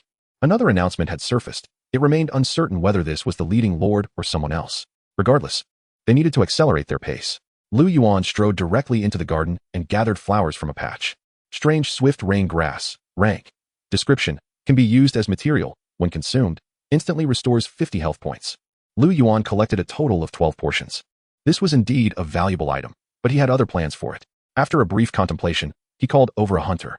"Do you wish to use strange swift raingrass, blurred lens soul crystal 400, to promote the hunter?" "Yes."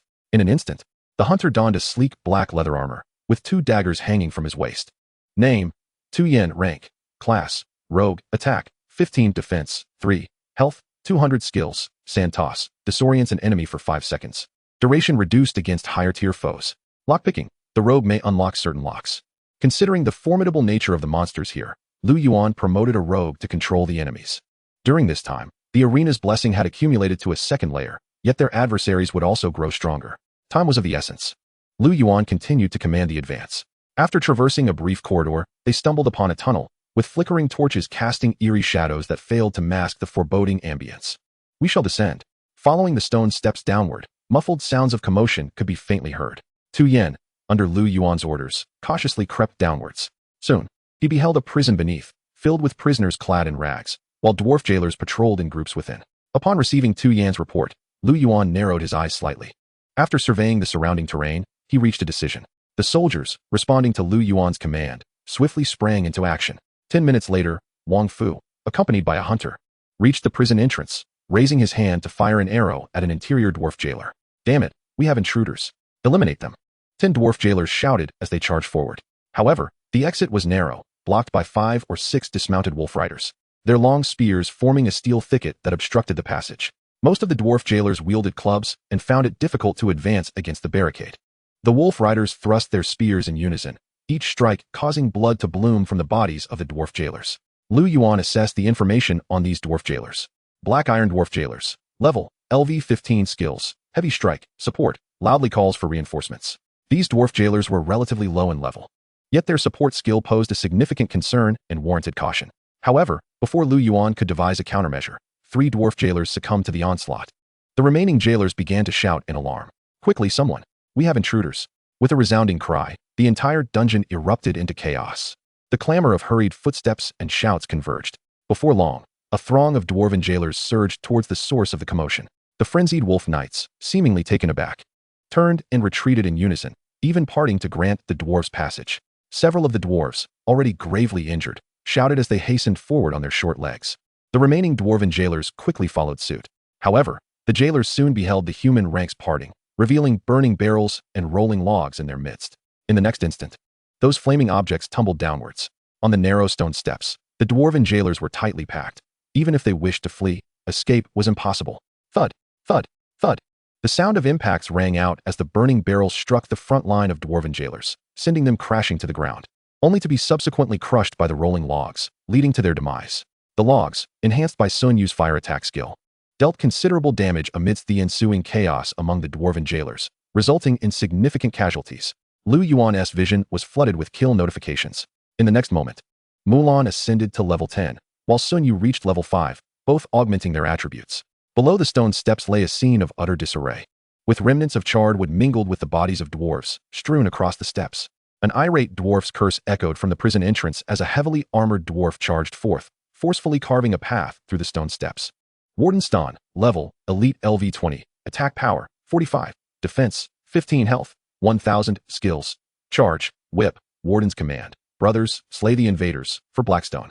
With Stan's rallying cry, a crimson aura enveloped the dwarven jailers, swiftly bolstering their morale. For Blackstone, the dwarven jailers echoed, surging upward. Even after the recent fire attack, over 30 dwarven jailers remained, their unified shouts creating an impressive display of fervor. Forward, passage is prohibited. Mulan stepped forward, her twin blades weaving a flurry of sword blossoms. Humans, you shall pay. Warden Stan bellowed in fury, initiating his charge. The stout figure transformed into a whirlwind, barreling towards Mulan. Mulan deftly sidestepped the onslaught, executing a swift counterstrike that left a bloody gash on Warden Stan. Meanwhile, the dwarven jailers lagged slightly behind. Block the entrance, Lu Yuan commanded. The wolf knights advanced in unison, their spears pointed downward, forming an impenetrable wall of steel. Kill, annihilate the humans. The dwarven jailers brandished their weapons, colliding with the forest of spears. The gleaming iron spears flashed coldly, each thrust erupting in a spray of blood. The dwarven jailers, already weakened by the fire assault, began to fall one by one. Yet, the dwarves from behind pressed forward. Lu Yuan sounded the gladiator's horn, summoning 5 black iron gladiators in an instant. Black iron gladiator, rank. Attack power, 12, defense, 3, health, 180 skills, heavy strike, tear. Though the black iron gladiators bore average attributes, they were mere consumables, and Lu Yuan ordered them to hold the left flank. This alleviated the pressure on the wolf knights stationed on the other side. They capitalized on their advantageous position, swiftly overwhelming the dwarven jailers, who fell one after another. As Wang Fu's final arrow pierced the last dwarven jailer's forehead, no dwarves remained standing. Surround the warden, Lu Yuan commanded without delay. Warden Stan's attributes were not particularly formidable. His strength lay in the buffs provided to the dwarven jailers, rendering him a tactical boss. However, in a moment of recklessness, he became ensnared by Mulan. Lu Yuan dispatched the rogue Tu Yen for assistance. With his sand-throwing skill, he repeatedly blinded Warden Stan, thwarting several attempts to regroup with the dwarven jailers. After a relentless engagement with Mulan, Warden Stan's health had diminished by nearly half. Once the forces pivoted to concentrate their fire, Warden Stan soon fell as well. Chapter 22. The gem mage finally free from the clutches of that accursed dwarf. The Lich Lord, Blackshire, seethed with rage. The Black Iron Dwarf Lord, Sorensen Iron Anvil, led 100 loyal guards in pursuit, and despite commanding 5-star undead knights, he struggled to fend them off as he fled. To escape their chase, he had even expended a precious item. Yet, this was not his only loss. At present, all his skeletal warriors lay perished, leaving him with merely 4 undead knights and 4 necromancers. Still, he held a glimmer of hope. With the presence of necromancers and suitable corpses, he could swiftly raise a formidable legion of undead. Turn back to the beast pens. Blackshire's eyes shimmered with determination. Hold steady in front. Archers concentrate fire.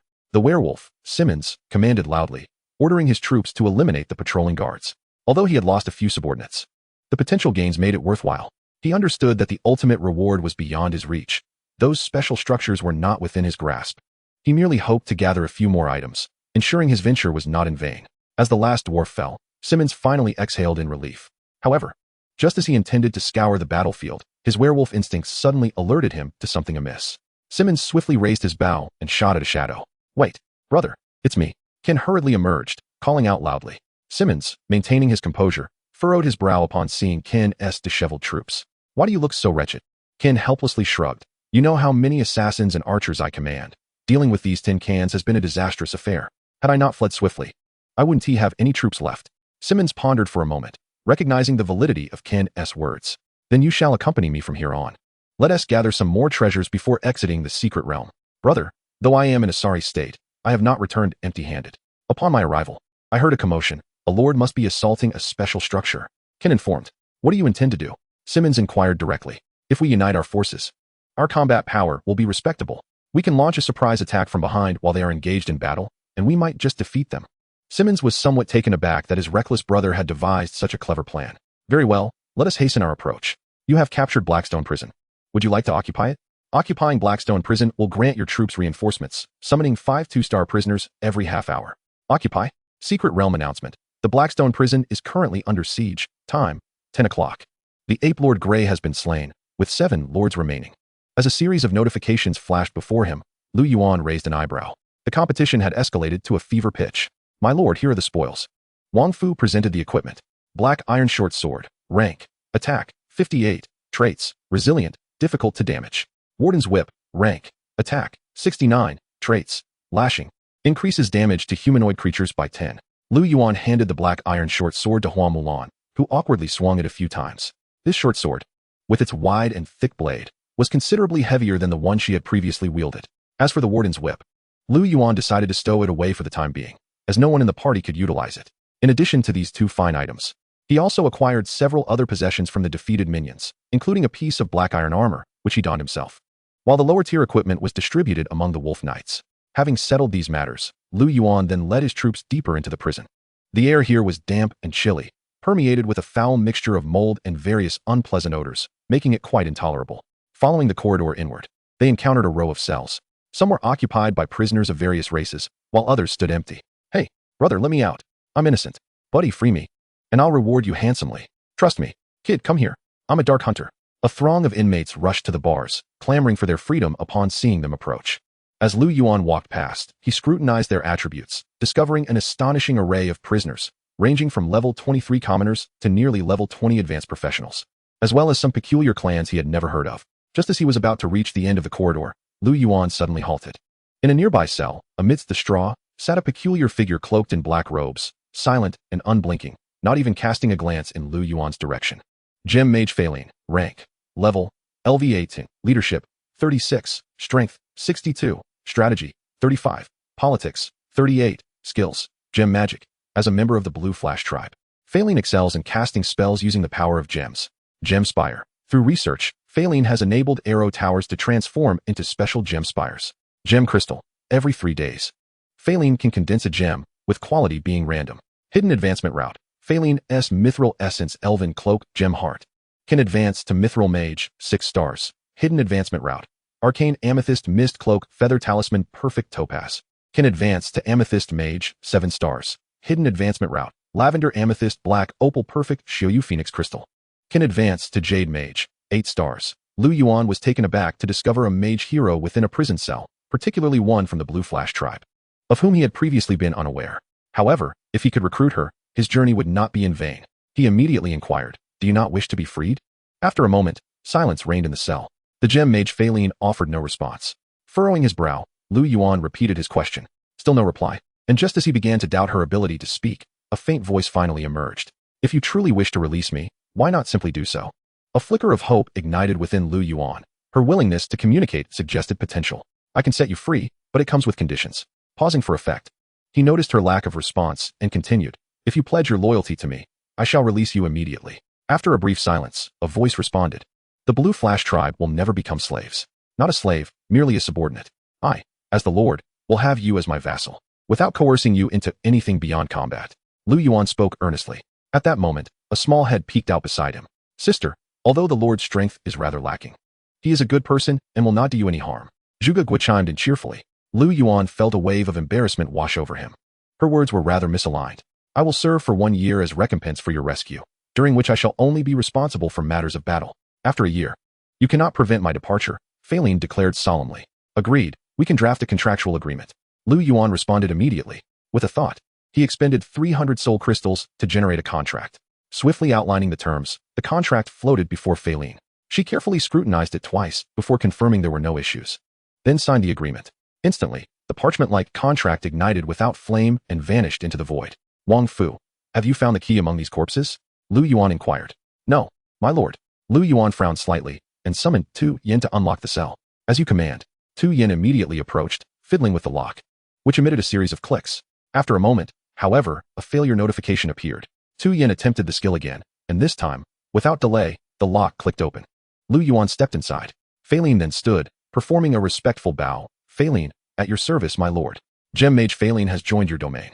Upon seeing this notification, Lu Yuan finally felt relieved. Chapter 23. Gem Magic. Lu Yuan carefully scrutinized the newly recruited hero from the Blue Flash tribe. The young lady was entirely enveloped in a black cloak, her head adorned with a hood that partially obscured her visage. Yet, one could catch glimpses of her indigo hair shimmering with a gem-like luster and the alabaster features of her face.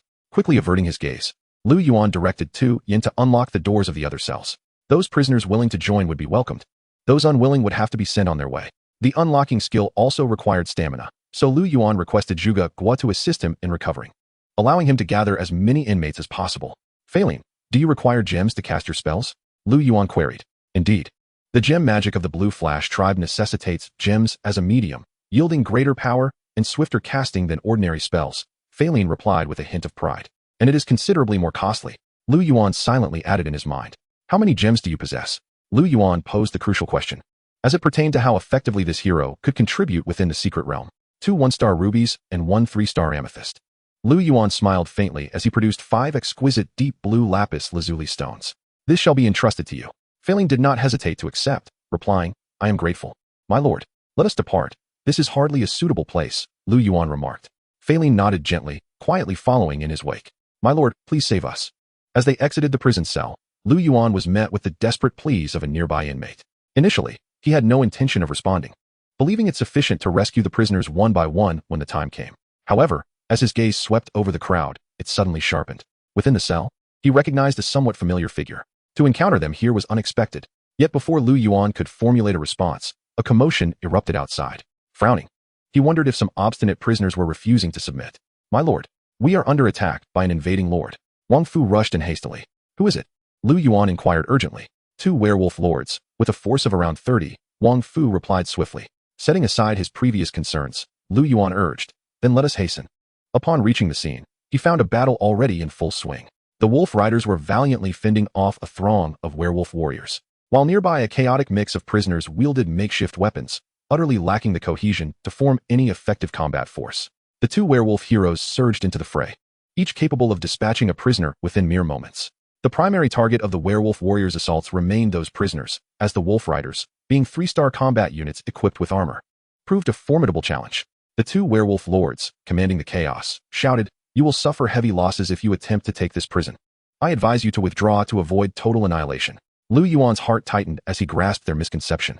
These werewolf lords believed he commanded only a handful of soldiers and assumed he would suffer significant losses, prompting them to strike for an easy victory. Failing, allow me to witness your magic, Lu Yuan remarked with a hint of a smile. As you wish, my lord, Faline replied with a slight bow. Humph, I shall easily cleave through these worthless foes. Mulan huffed in discontent, her figure vanishing in an instant. In the next moment, she materialized within the battle, her flame cleave slicing toward the werewolf assassin hero. Caught completely off guard, the assassin was struck in the back and sent flying, his health diminishing significantly. Ken and Simmons were taken aback, their eyes widening as they realized their assassin hero had sustained injury in the blink of an eye. The sudden appearance of the female swordsman was formidable, yet before they could react, Faline's ruby blazed with brilliance, unleashing a dark red fireball that struck the werewolf ranks. Boom! The fireball detonated, scorching heat engulfing the surrounding soldiers. At the explosion's epicenter, 4 werewolf archers perished, while nearby werewolf warriors were hurled aside, grievously wounded. Even the frontline hero suffered a reduction in health. Such power in this spell was astonishing. Even Mulan was momentarily stunned by its force, a surge of defiance swelling within her. She stepped forward, appearing beside the assassin hero, striking at him with her sword. The assassin hero was alarmed, shadows enveloping him as he attempted to retreat. Yet the fiery dagger was swifter. The assassin hero barely managed to evade to 5 meters away, only to find his left arm severed and lying on the ground where he once stood. Meanwhile, beside Lu Yuan, Faline had produced the lapis lazuli, its dark blue brilliance shimmering as it transformed into 5 streaks of starlight that shot toward the werewolves. The radiant light erupted, and 5 werewolves instantly had their health depleted. Crashing backward, Lu Yuan was slightly taken aback. Faline's gemstone magic proved even more potent than Sun Yu's fire attacks, albeit only in its immediate release, not when prepared for ambush. However, Lu Yuan quickly noted that after casting her spell, the color of the gem in Faline's hand had dulled significantly. Seemingly reading his thoughts, Faline explained. The gemstone magic is a unique spell system of the Blue Flash tribe, primarily drawing upon the energy within the gems. Each gem can only cast 3 spells. Lu Yuan's lips twitched. Gemstones were precious materials, with a single lapis lazuli worth approximately 30 soul crystals. This was not merely casting spells. It was akin to extravagantly tossing money. As Faline spoke, her hands remained in motion. The lapis lazuli spun rapidly, its brilliance shining anew as it transformed into starlight, instantly slaying several werewolves. Even the health of the werewolf warriors dipped below half. Ken and Simmons turned ashen. They had only intended to seize an advantage. Yet with the arrival of the opposing lord, the tide had turned drastically. Their forces had suffered near total devastation in mere moments. Exchanging a glance, they instantly understood one another's thoughts. Flee. They realized that if they did not escape, they would meet their end here. Such a formidable lord was far beyond their capacity to confront. Retreat. Ken and Simmons shouted in unison, hastily retreating, their werewolf bodies propelling them at remarkable speed. The remaining troops, already demoralized, followed suit, scattering in panic. The assassin hero activated his skills, creating afterimages as he swiftly pursued his lord. Mulan, witnessing her quarry escape, set her sights on the heavily armored warrior hero. In a flash, she appeared behind him, delivering a powerful blow to his back. The strike sent the warrior hero staggering, and Mulan, seizing the opportunity, struck again, knocking him to the ground. Meanwhile, the wolf riders ruthlessly pummeled the fallen hero, their lances piercing his form, driving him to the brink of death. The werewolves, swift as the wind, dashed away, some on all fours, escaping with remarkable speed, despite a few being left behind. 10 werewolves managed to flee unscathed. Mulan, do not pursue, Lu Yuan called out, halting her chase. Failing, beside him, stowed her gem, a hint of unfulfilled longing gracing her features. It seemed this otherworldly maiden had been trapped for far too long. Now, upon finally encountering battle, it concluded so abruptly, leaving her with a sense of incompleteness. Failing, there will be ample opportunities for combat in the future, Lu Yuan encouraged. Then I shall look forward to it. Failing replied with a gentle bow. Chapter 24. Bug. The Ogre Lord Pian has exited the secret realm. Remaining lords, 6. You have successfully occupied Blackstone Prison. With this notification, 5 2-star prisoners emerged from an empty cell. These prisoners bore no equipment and were even weaker than the average 2-star spearman. Yet, in the very next moment, the blessing of the arena once again took effect, bestowing upon them an additional layer of the arena's favor, enhancing their damage by 3 points and restoring 5 points of health per minute. Meanwhile, Lu Yuan's original soldiers had already accumulated 3 layers of this arena blessing. Observing the 20 or so prisoners in the arena, Lu Yuan felt a surge of joy. There were no keys to the cells, presumably to prevent anyone from liberating these captives. Little did they realize that Lu Yuan had a skilled locksmith among his ranks. Only by rescuing these prisoners could he amass a formidable force. Though their individual strength was lacking, the buffs conferred by the arena would significantly augment their combat prowess. My lord, these are spoils of war, Wang Fu reported as he and his men swiftly cleared the battlefield. Aside from the magic crystals, they unearthed a 2-star longsword. While most of the other equipment was rather subpar, Lu Yuan promptly ordered the distribution of these items among the prisoners. With the newfound gear, their combat capabilities would receive a further boost. Additionally, Lu Yuan was pleasantly surprised to discover a piece of black iron leg armor among the spoils. He immediately entrusted it to Hua Mulan, thus completing the black iron set. Although the attributes of a single piece of equipment could be considered average, once the set bonus was activated, it would enhance attack power by 10 points, defense by 10 points, and grant an additional 100 health points, an excellent early game advantage. After cataloging his gains, Lu Yuan left a small squad with Tu Yin and Zhuge Guo to continue picking locks. After some time and effort, they had managed to unlock fewer than half of the cells. Once all were opened, Lu Yuan's forces could exceed 200. This burgeoning strength, bolstered by buffs, would serve as a critical asset. He then sauntered to the end of the corridor, where a cell awaited him. I never expected to find you here, Lu Yuan said with a smirk. Did you believe that hiding in the shadows would render you invisible to me?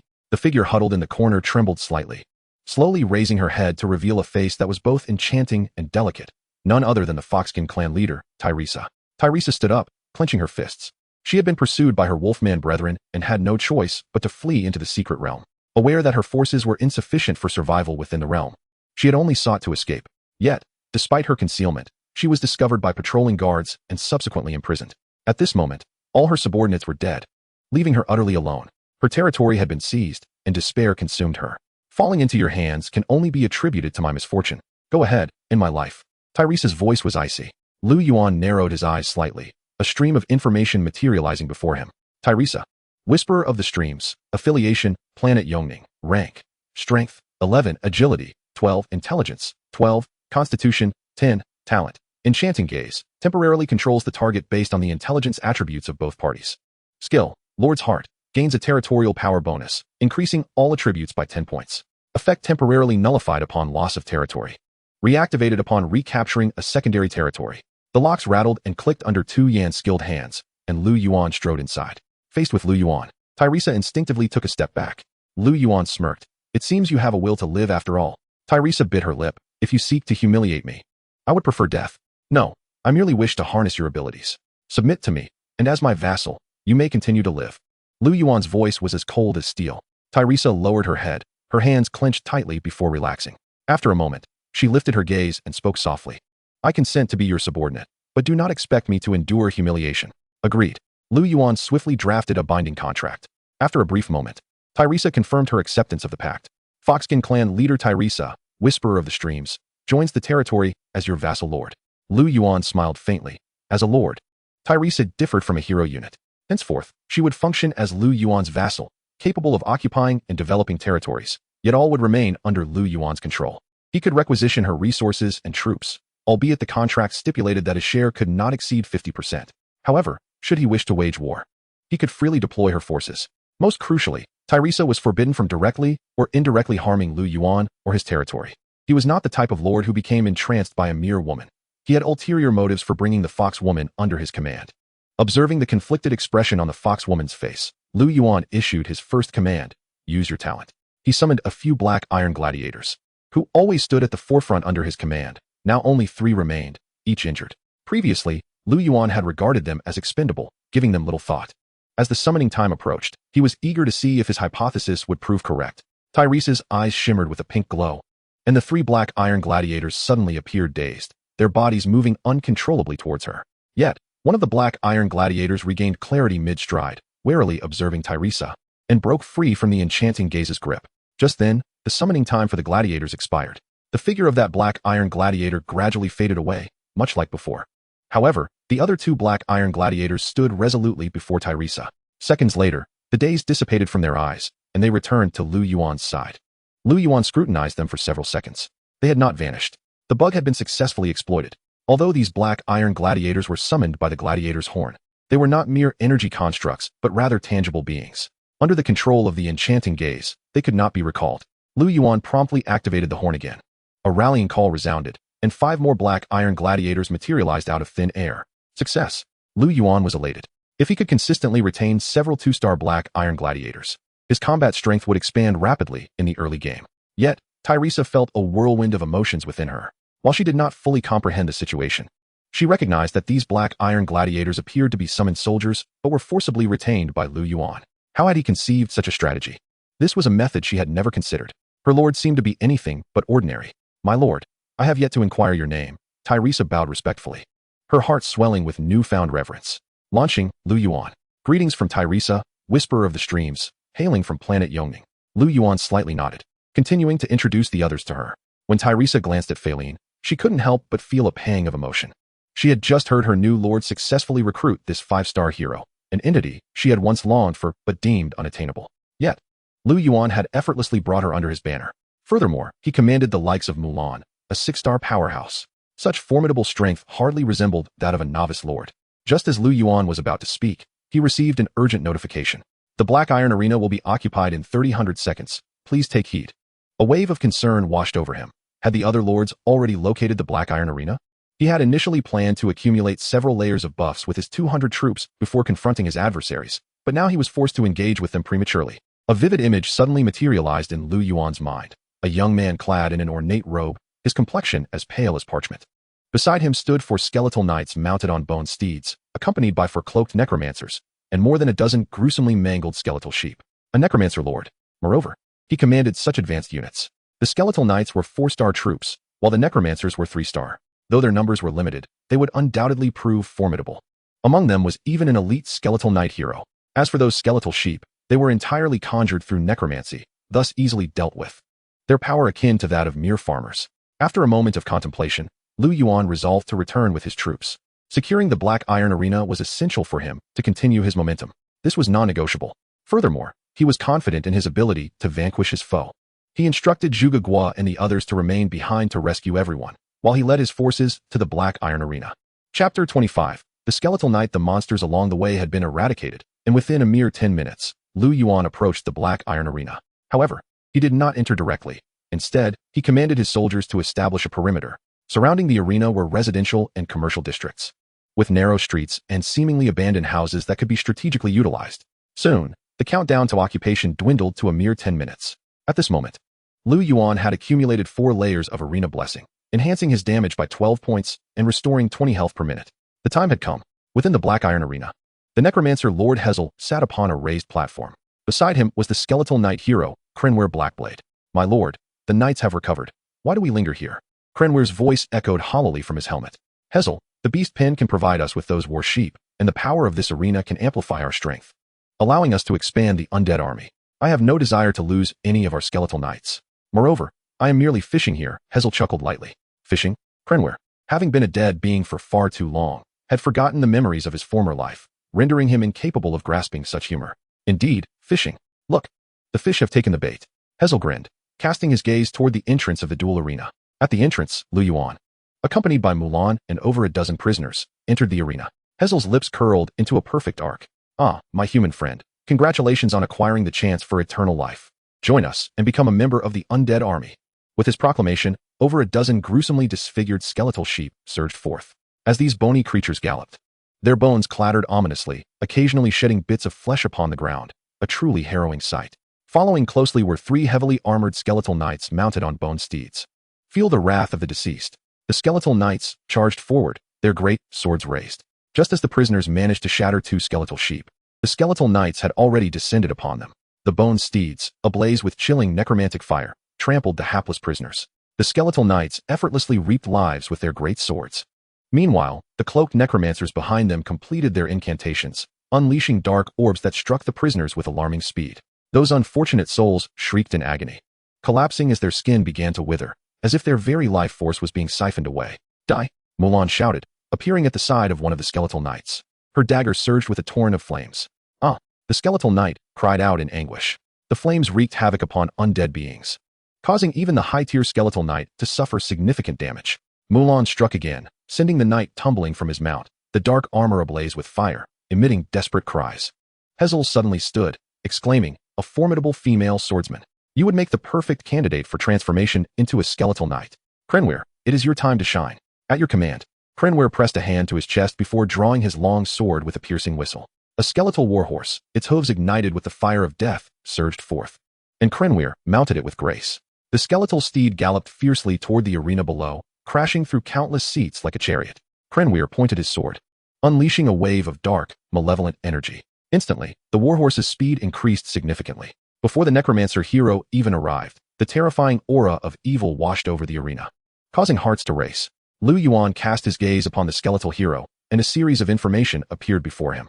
Krenware Blackblade, affiliation, Hazel, Madara Galaxy, rank, level, LV32, command, 56, force, 70, strategy, 35, politics, 38, skills, bone shield. The Death Knight is surrounded by 3 rotating bones.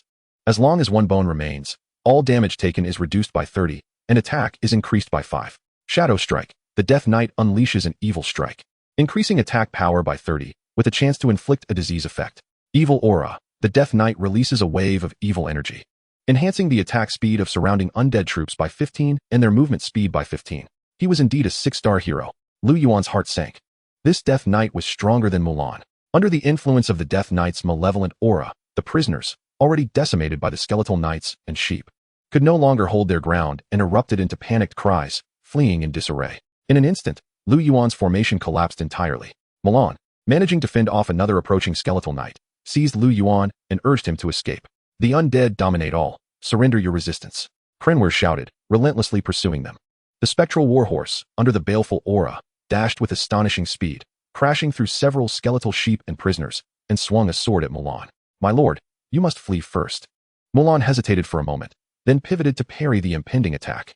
The clash of the ominous great sword and her short sword reverberated, sending Mulan hurtling backward. Lu Yuan, not one to dither, realized that his presence would only encumber Mulan, and he was already sprinting towards the exit at the sound of her call. After being struck, Mulan rolled on the ground and vanished in an instant. Beside Cromwell, a searing flame sliced through the air.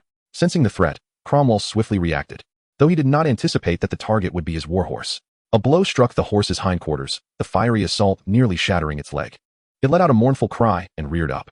Damn it! Cromwell spun around, slashing fiercely, but Mulan's form had already flickered out of sight.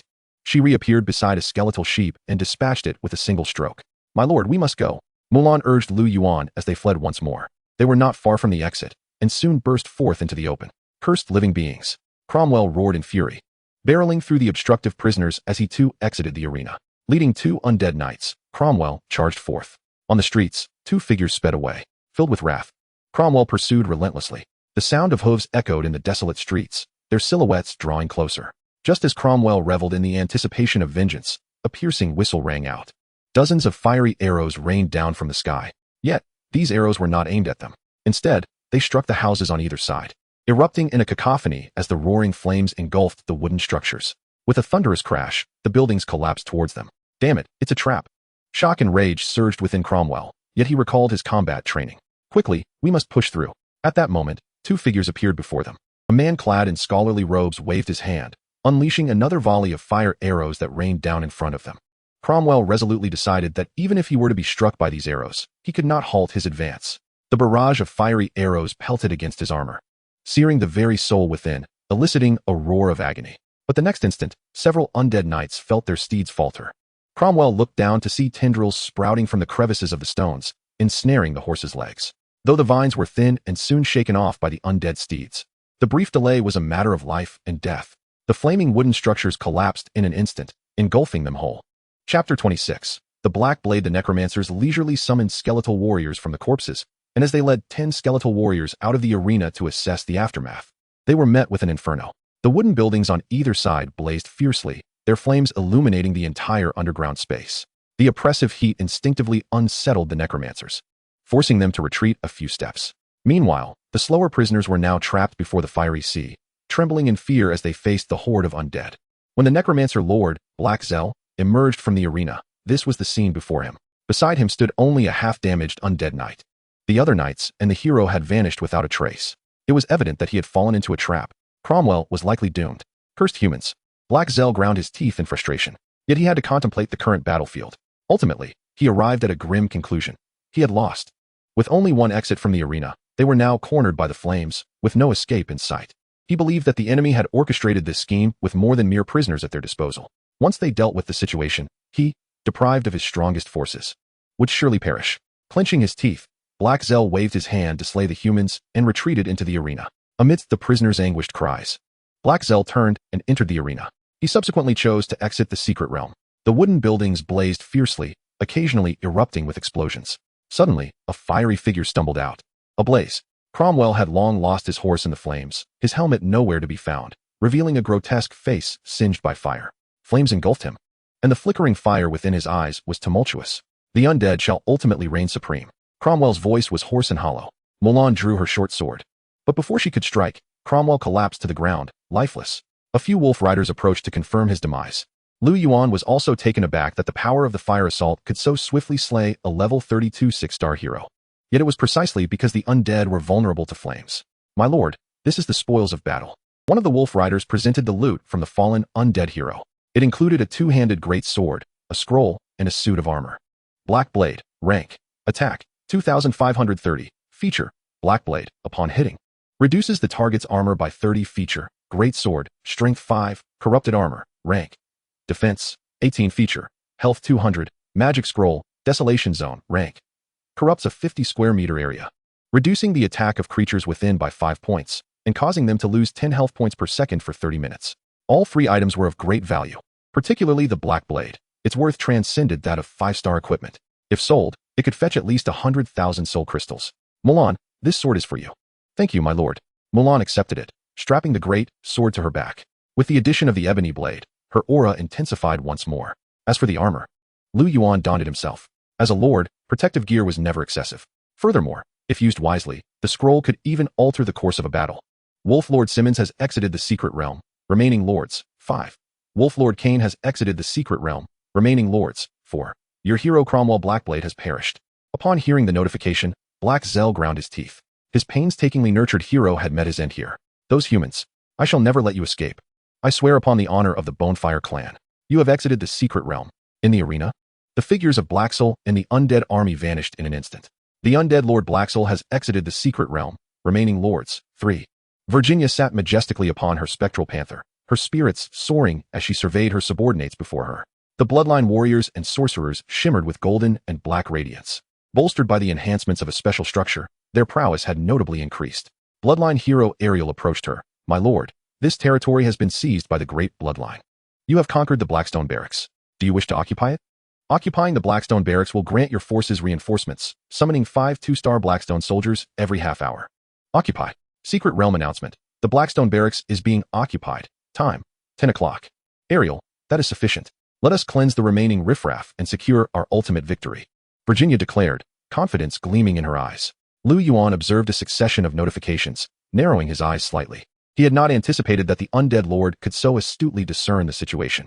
With the strength of that undead lord's forces, he knew that once the flames extinguished, it would signal his demise. Yet, to his surprise, he had fled so decisively.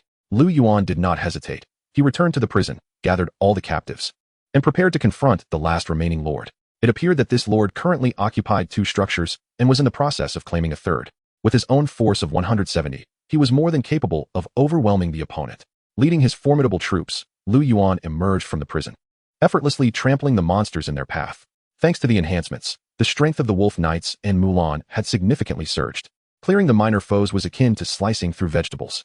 As Lu Yuan traversed the desolate streets, he suddenly collided with a troop. It was a contingent of over 20 bloodline warriors, enveloped in a blend of black and gold luminescence, led by a bloodline lord mounted upon a spectral panther. What unfortunate timing! At that moment, Virginia could scarcely believe her eyes. The nearly 200-strong force before her nearly filled the road. A vast army gleaming with crimson light nearly blinded her. In stark contrast, her own meager 20 warriors appeared woefully weak and helpless. Glancing at the hero leading the opposing forces, Virginia immediately commanded a retreat. Without hesitation, she tore apart a group acceleration scroll. The speed of the bloodline troops was already swift, and with the scroll's enhancement, Lu Yuan could only watch as they swiftly vanished from sight. He was utterly unable to pursue. Lu Yuan furrowed his brow slightly, but quickly relaxed. He had no reason to rush, having secured a numerical advantage. His strength would only grow with time. Thus, he leisurely followed the path they had fled. Chapter 27. The Withering Land, Dwarven Hero Invader. Are you prepared to bear the brunt of my wrath? Lu Yuan led his troops in a sweeping advance, dispatching over 10 batches of guards, only to encounter a surge of dwarven forces at the street corner. The Black Iron Dwarven Lord, Sorensen Iron Anvil. Lu Yuan's gaze swept across, and a line of information promptly materialized. Sorensen Iron Anvil, rank, level, LV 40, leadership, 53, might, 58, strategy, 50, politics, 50, talent, war horn, sounds the war horn. Increasing all allied attack power by 10 skills, Lord's Heart, offensive technique, reconnaissance, battle-hardened, blood of flames, Ives Giant Hammer, affiliation, Sorensen Black Iron System, rank, level, LV 42, leadership, 37, might, 62, strategy, 38, politics, 42, skills, heavy strike, battle roar, battle-hardened, blood of flames. Lu Yuan was taken aback by his misfortune, stumbling into a boss encounter. In addition to these 2 primary forces, the hundreds of Black Iron Dwarven warriors were all level 20 units. Although his captives, enhanced, possessed attributes comparable to the Black Iron Dwarven warriors, they were unarmed. While he may have had the numbers, their combat effectiveness was merely on par. A direct confrontation would likely result in catastrophic losses. Retreat. Lu Yuan issued the command, and his troops turned to flee. Advance, crush the invaders. Sorensen Iron Anvil bellowed. The burly dwarven hero beside him, wielding a massive hammer, charged ahead. A frost ray shot from Phelan's hand, striking the ground ahead. In an instant, frost spread over the black cobblestones, and within moments, the small area was blanketed in ice. Ives' giant hammer stepped onto the frost, his foot slipping dangerously close to a fall. The following dwarven forces surged forward, unable to halt, slipping and tumbling as several dwarven warriors fell, causing a chain reaction of chaos. Seizing the moment, Lu Yuan's forces had already distanced themselves, slipping into a narrow alleyway. The icy path only slowed them momentarily, rapidly melting under the heat. The dwarven forces, with their short legs, continued the pursuit. Human, I shall crush you as one would crush steel. Ives' giant hammer roared, charging into the alley. Behind him, the dwarven troops surged like a tide, filling the scant 10-meter passageway. In the sky, numerous fire arrows rained down, alongside a searing fireball hurtling towards them. Attempting to use fire magic against the Black Iron Dwarves? How laughable. Ives' giant hammer paid it no mind, accelerating towards the human army. Yet these spells did not target the dwarven army. Instead, they aimed for the wooden buildings lining the street. The fire arrows struck the wooden structures, igniting them in a manner that defied all logic. The blazing flames swiftly engulfed the wooden building, and the subsequent explosion of the fireball erupted instantly. With a resounding blast, the 2-story wooden structure collapsed. Burning planks rained down upon the heads of the Black Iron Dwarves. Soon, the building emitted a horrid creaking sound before collapsing onto the street. Despite the Black Iron Dwarves possessing the blood of flames talent skill, many were instantaneously slain by the fallen structure. What further enraged Ives' giant hammer was the impeccable timing of the assault. The collapsing building effectively split the dwarven forces in two. The wails and cries of the dwarves echoed throughout the subterranean realm. Ives' giant hammer realized he, along with over 30 dwarven warriors, was now directly facing the enemy's formidable army. Lu Yuan tore apart the magic scroll, Wasteland, and the area beside the flames was instantly enveloped in negative energy, giving rise to dark purple shadow flowers that bloomed only to wither in an instant. A wave of weakness and despair washed over Eve the giant hammer. as he sensed the ebbing of his vitality. Damn humans, dwarven warriors, charge with me, Eve bellowed, raising his massive hammer high. The black iron dwarves, roused from the chaos, shouted fiercely and surged forward. Stop them. Even before Lu Yuan could issue a command, Mulan had already dashed ahead. With her short sword entwined in flames, she struck down. And Eve met her assault with his colossal hammer. With a thunderous explosion, Mulan was forced back several steps. I shall crush you, human. Eve lifted his hammer, its iron surface glimmering ominously. A resounding boom echoed as the stone ground cracked under the force. In an instant, Mulan appeared behind Eve, her black greatsword slicing down ferociously. Eve felt the blade strike his back, causing him to stagger, while a starry light simultaneously struck his body. Charge! The wolf riders raised their long spears and launched their assault. The dwarven warriors had yet to break free from the confines of the wasteland when the wolf riders closed in, their spears bracing against the dwarves. Annihilate these little ones. The prisoners, harboring deep-seated resentment toward the dwarves, seized the opportunity for revenge and surged forward. A fierce battle erupted between the two sides. Damn humans! Sorensen the Iron Anvil roared in fury as he gazed upon the sea of flames before him. He leaped forward, bringing his hammer crashing down. A terrifying gust howled toward the inferno, splintering wooden planks and scattering sparks. Yet, the flames quickly coalesced, remaining a formidable barrier before him. Flame rend. The black greatsword cleaved down once more, leaving a gash at Eve's side. The unique properties of the black blade rendered Eve's defenses vulnerable. A fireball erupted explosively upon Eve, sending him staggering back 2 steps. But with a furious roar, Eve lunged at Mulan. His massive hammer swung down with ferocity, yet he suddenly felt his calf stiffen. A layer of frost had formed upon his right leg. Consequently, his attack went awry, and Mulan's greatsword found yet another opening on his body. Faline possessed a profound understanding of magic. She did not seek maximum destruction, but always opted for spells that complemented Mulan's offensive maneuvers. Coupled with the adaptability of her gem spells, she rendered Eve utterly uncomfortable. Throughout the battle, he had yet to land a single blow on that human woman. Die, dwarf. Several prisoners charged forward. Get away from me. Eve, his eyes ablaze, smashed his hammer down, crushing one man's skull. The hammer swept across, sending several others flying. Flame rend. The black greatsword cleaved through heavy armor, carving a wound into Eve's abdomen. With a furious shout, Eve raised his hammer high, but a frost ray struck his arm, slowing his movements just enough. Flame rend. The black greatsword, imbued with flames, descended once more, severing an arm. Eve lost his grip, and the hammer fell to the ground. Kill. Several wolf riders charged in, their long spears piercing Eve's body and causing him to stagger back into the inferno. Oh, I will kill you all. Eve thrashed wildly, seizing a spear and dragging several riders down from their beasts. In a flash, a figure appeared, swinging a heavy sword, and a head flew into the air.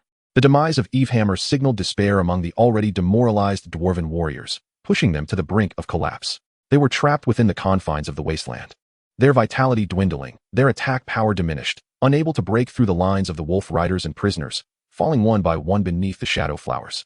Chapter 28. Mastering the Black Iron Fortress. Your hero, Eve the Giant Hammer, has perished. Sorensen the Iron Anvil gazed at the notification, madness flickering in his eyes.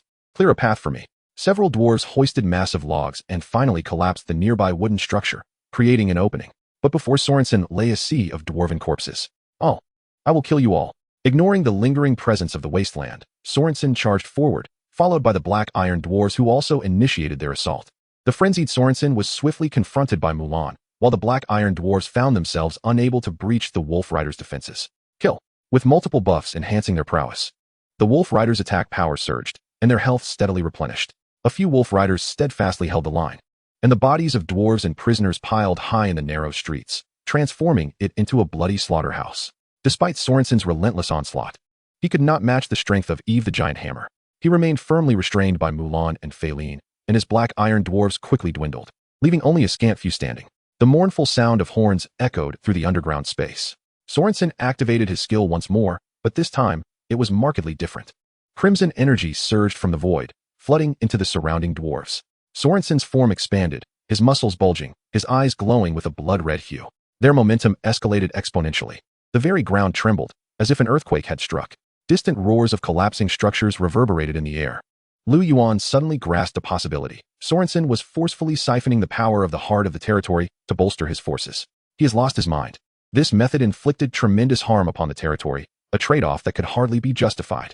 Yet under this newfound strength, the black iron dwarves were at least twice as formidable. Annihilate these invaders. Sorensen roared, raising his hammer in fury. Kill the invaders. The morale of the black iron dwarves surged as they struck their shields with their hammers. Bolstered by this newfound strength, the Black Iron Dwarf's attack power sword, capable of incapacitating or even slaying a prisoner in just a few strikes. The prisoners had no opportunity to retreat and replace their fallen comrades, many succumbing directly to the crushing blows of the hammers. Kill. Hold them off. Endure. They have scarcely any left. The wolf riders frantically defended their line as a bloody melee ensued. Flash. The flame wren struck Sorensen's shoulder, leaving a bloody gash. His body was already a mess of wounds, yet this dwarven lord seemed oblivious, unleashing a frenzied assault. Boom. Sorensen's warhammer, accompanied by a terrifying gale, struck Mulan, who was a moment too slow, grazing her waist and sending her stumbling back.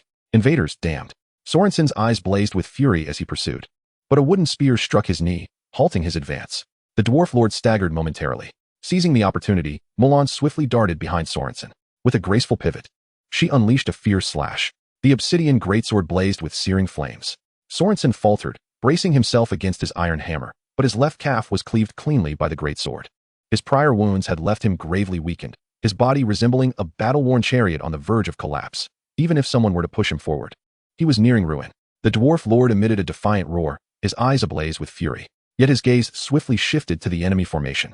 There, amidst the chaos, a foxwoman's eyes sparkled with a captivating pink glow, radiant and enchanting.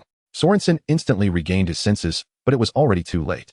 Mulan had raised her greatsword high, piercing through his neck, as the last of the robust dwarven warriors, shimmering with crimson light, shrank and fell lifeless to the ground. The battlefield's center bore witness to Sorensen the iron anvil, half kneeling in defeat, his head bowed, blood streaming from his orifices, yet propping himself up with his hammer. Refusing to succumb, Lu Yuan sheathed his battle knife, wiping the blood from his cheek. All around, the structures lay in ruins, reduced to mere debris. In the battle's final moments, Sorensen had desperately siphoned the power of the heart of the territory, enhancing himself and the remaining dwarven warriors. Lu Yuan had also exhausted all his means to repel the assault. Had it not been for Mulan and Phalin's decisive strike against Sorensen, the conflict might not have concluded so easily. The entire secret realm trembled. A consequence of the heart of the territory's excessive energy depletion, unable to sustain such a vast domain. Secret realm notification. Congratulations to the Blue Star Lord Lu Yuan for defeating Sorensen, the Iron Anvil, and gaining control of Black Iron Fortress. Other lords will be forcibly teleported out of the secret realm in 30 minutes. Lu Yuan exhaled deeply, surprised by the unexpected reward awaiting him. He could feel the edges of the realm crumbling, buildings sliding into the molten lava below. His heart twisted at the thought. All of it was his asset. He began to clear the battlefield and assess the losses, forcing himself to maintain composure. Before long, Wang Fu returned. In this skirmish, 5 of the Wolf Knights had perished, leaving merely 50 prisoners. The main issue was that the prisoners were unequipped and swiftly fell to critical injuries, unable to be rescued. Mulan had also sustained injuries. While Phalin had exhausted her entire gem reserves, the losses were indeed substantial. Only the spoils of war could soothe his troubled heart. However, this battle yielded a bountiful array of equipment. In addition to 20 pieces of 1- and 2-star gear, several items were particularly precious. Black Iron Metal, rank, when equipped, grants 5 fire resistance and 2 attack power to allied legions. Black Iron Knight's Gauntlets, rank, leadership 3, when equipped, grants 2 defense to allied legions. Description: this piece of equipment once held glory, but it has been far removed from the battlefield for too long. Lava Heart, rank, grants 10 fire resistance and 20 health recovery. These items were undoubtedly valuable. Lu Yuan immediately equipped the Black Iron Metal and the Black Iron Knight's Gauntlets. With these 2 pieces of Legion gear, the combat effectiveness of his forces would be significantly enhanced. As for the Lava Heart, it had its own uses. Acquiring these items provided a modicum of solace to his inner turmoil.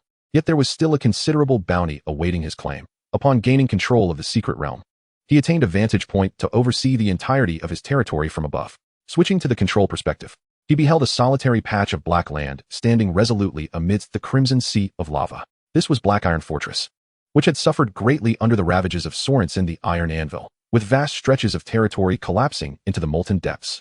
Most remaining structures were also left in ruin.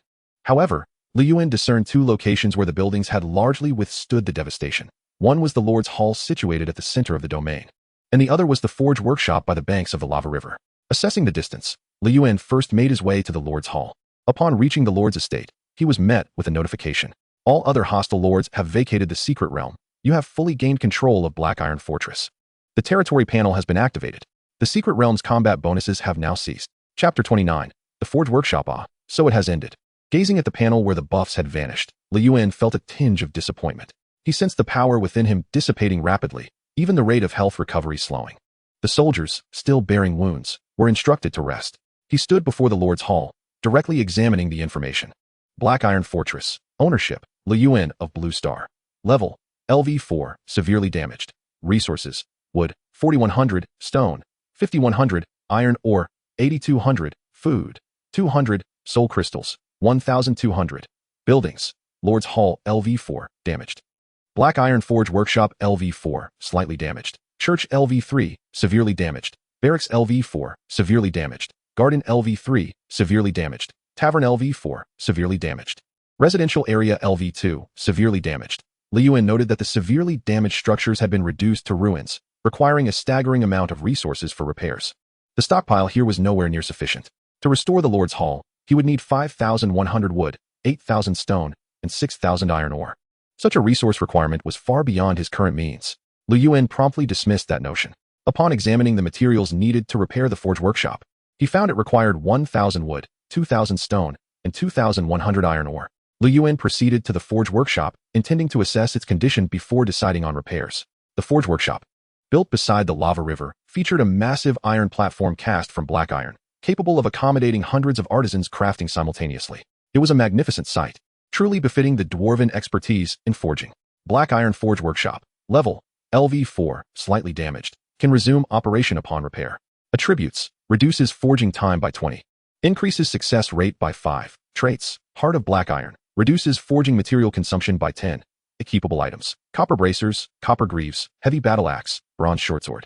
Bronze armor, black iron gauntlets. Black iron armor. Lu Yuan was elated to discover that the Black Iron Forge Workshop possessed over 30 types of equipment blueprints. Among them, aside from the more commonplace 1-star gear, there was an entire set of black iron armor, as well as blueprints for 2 types of 3-star equipment. Lu Yuan was immensely pleased. The value of just these blueprints exceeded 500,000 soul crystals. In the myriad of the battlefield, equipment was exceedingly sought after. After years of relentless warfare, the consumption of weaponry and equipment had reached staggering levels. Without armaments, how could one hope to engage in battle? Thus, these supplies had always been in high demand. Furthermore, the blueprints for crafting such equipment were of immense value. If I could seize control of a blacksmith workshop, not only could I furnish my own troops, but I could also generate a continuous stream of wealth. Lu Yuan, no longer hesitating, promptly dispatched individuals to retrieve materials from the collapsed warehouse in order to repair the blacksmith workshop. As he observed the bustling activity around him, Lu Yuan fell into contemplation.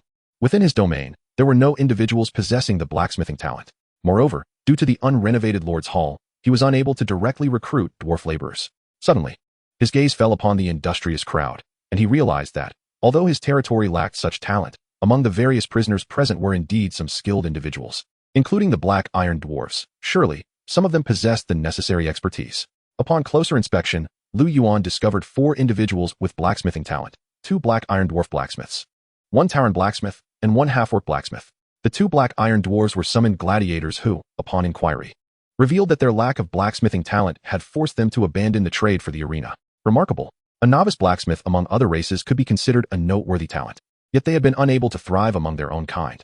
The mid-level blacksmith, on the other hand, was the half-orc. When Lu Yuan requested that they take up the mantle of blacksmiths, all 4 eagerly agreed. The warehouse still contained some materials, and Lu Yuan instructed them to attempt crafting equipment. After half an hour, they completed their creations, but Lu Yuan discerned a disparity in their work. Although the black iron dwarf blacksmiths were merely novices, their craftsmanship was commendable, and the attributes of the black iron gauntlets they produced were comparable to those of the half-orc blacksmith. Conversely, the attributes of the gauntlets crafted by the tavern blacksmith were rather lackluster. Only the half-orc blacksmith's black iron gauntlets bore attributes on par with monster drops. Lu Yuan was not overly concerned. Artisans required nurturing, and with experience accumulation, they could certainly advance in skill. He then tasked the 3 novice blacksmiths with crafting a batch of black iron armor. The tavern blacksmith was specifically assigned to perfect the black iron gauntlets, allowing him to gain experience. The others were to produce equipment for the remaining parts. With the blacksmiths arranged, Lu Yuan began to contemplate the allocation of other prisoners. His earlier inquiries had revealed the presence of additional talents: 2 novice tailors, 1 intermediate tailor, 1 novice herbalist, 3 novice fishermen, 3 hunters, and a number of individuals lacking any notable skills. Lu Yuan planned to assign the latter group to quarrying, logging, or mining. Upon inspecting the ruins of the warehouse, he discovered not only some basic resources, but also a few special materials, alongside 2 remarkable items: evolution crystal, grade, health, 300, mana, 300, traits, courageous reward. Upon leveling up, there is a slight chance to randomly increase basic attributes. Gunner camp blueprint, grade, can construct a gunner camp. Resource requirements: wood, 30,000, stone, 35,000, iron ore, 40,000, Lord's Hall, LV5. The resource demands of the gunner camp blueprint were staggering, and coupled with the stringent requirements, Lu Yuan knew it would be some time before he could pursue that endeavor. However, the evolution crystal was indeed a valuable find. Each upgrade could enhance attributes, making it far superior to many rare treasures. The only uncertainty lay in the probability of its effectiveness. Should the odds be favorable, ascending to a higher tier could yield an additional 20 to 30 points in attributes, a truly formidable advantage. Furthermore, Lu Yuan recalled that this item was also a component for Mulan's advancement. Regrettably, he had yet to gather all necessary items. Thus, he decided to equip himself with it for the time being. With this revelation, Lu Yuan commenced a thorough inspection of the Black Iron Fortress. Walking along the black stone-paved streets, he noted the desolation, yet the immense scale of this level 4 territory could still be discerned. Traversing through a garden littered with debris, he encountered a massive mine carved into the mountainside. Outside the mine stood a vast mining facility, with rails extending from the cavern to the blacksmith workshop. The tracks were unevenly strewn with mining carts, evoking images of the bustling activity that once filled this mine. Now, however, the mine's perimeter was enclosed by wooden fences, clearly intended to deter intruders. As Lu Yuan stepped closer, he sensed a profound aura of danger emanating from the depths of the cavern. There was something amiss within. Yet this was not the time for exploration. His forces had just emerged from a fierce battle and had yet to recover. Moreover, Lu Yuan felt that, given his current strength, he was ill-equipped to confront whatever lay within. He retreated and sought out the two black iron dwarf blacksmiths to inquire about the mine's condition. Chapter 30. The Black Iron Mine on the Gobi Desert. Fierce winds stirred up clouds of dust. Virginia, the Blood Clan Lord, and her retinue appeared abruptly amidst the swirling sand. Virginia's brow furrowed as a dense aura of blood magic materialized, forming a barrier against the tempest. This expedition into the secret realm had yielded considerable gains. However, as a noble princess of the Blood Clan, being outmaneuvered by a mere human was a bitter pill to swallow. The last vestiges of profit had been seized by that individual. How could she accept such humiliation? Lu Yuan of Blue Star. Next time, you shall pay the price. I hope you live to see that day, Virginia murmured softly. Lu Yuan. On the blood-soaked battlefield. Hazel ground his teeth as he savored the name. As a noble of the undead, endowed with extraordinary talent, he had always been the one to instill fear in others. Never had he experienced such a significant defeat. Even his most trusted subordinates had perished, and he had fled the secret realm in disgrace. This humiliation felt akin to having his face ground into the dirt. How could the ever-arrogant Hazel endure this? He immediately dispatched agents to Blue Star to gather intelligence on Lu Yuan. My lord. A necromancer hesitated and spoke. The plans from the Viscount's side are about to be set in motion. Acting now among the humans could raise alarms. The human race is feeble. Even if they learn of our actions, what can they do? Let it be. Once the tide of magic recedes and our strength surges, I shall personally root out this pest and transform him into a living corpse. Hazel's voice was frigid. Black Iron Fortress. My lord, are you inquiring about that mine? It is not a place to approach lightly. It is truly terrifying within. Originally, Lord Sorensen discovered a vast black iron mine in a small secret realm and subsequently relocated his territory there. That black iron mine is genuinely expansive, with thousands of miners laboring day and night, delivering copious amounts of black iron to the blacksmith workshop. Everyone was elated, as there was plenty of iron to forge weapons, and the abundance of equipment turned into gold mint daily revelry. Those days were truly blissful. However, one day, it was rumored that the miners unearthed something peculiar.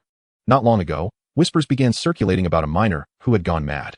At that time, everyone thought it was mere rumor, continuing their daily lives of forging and revelry.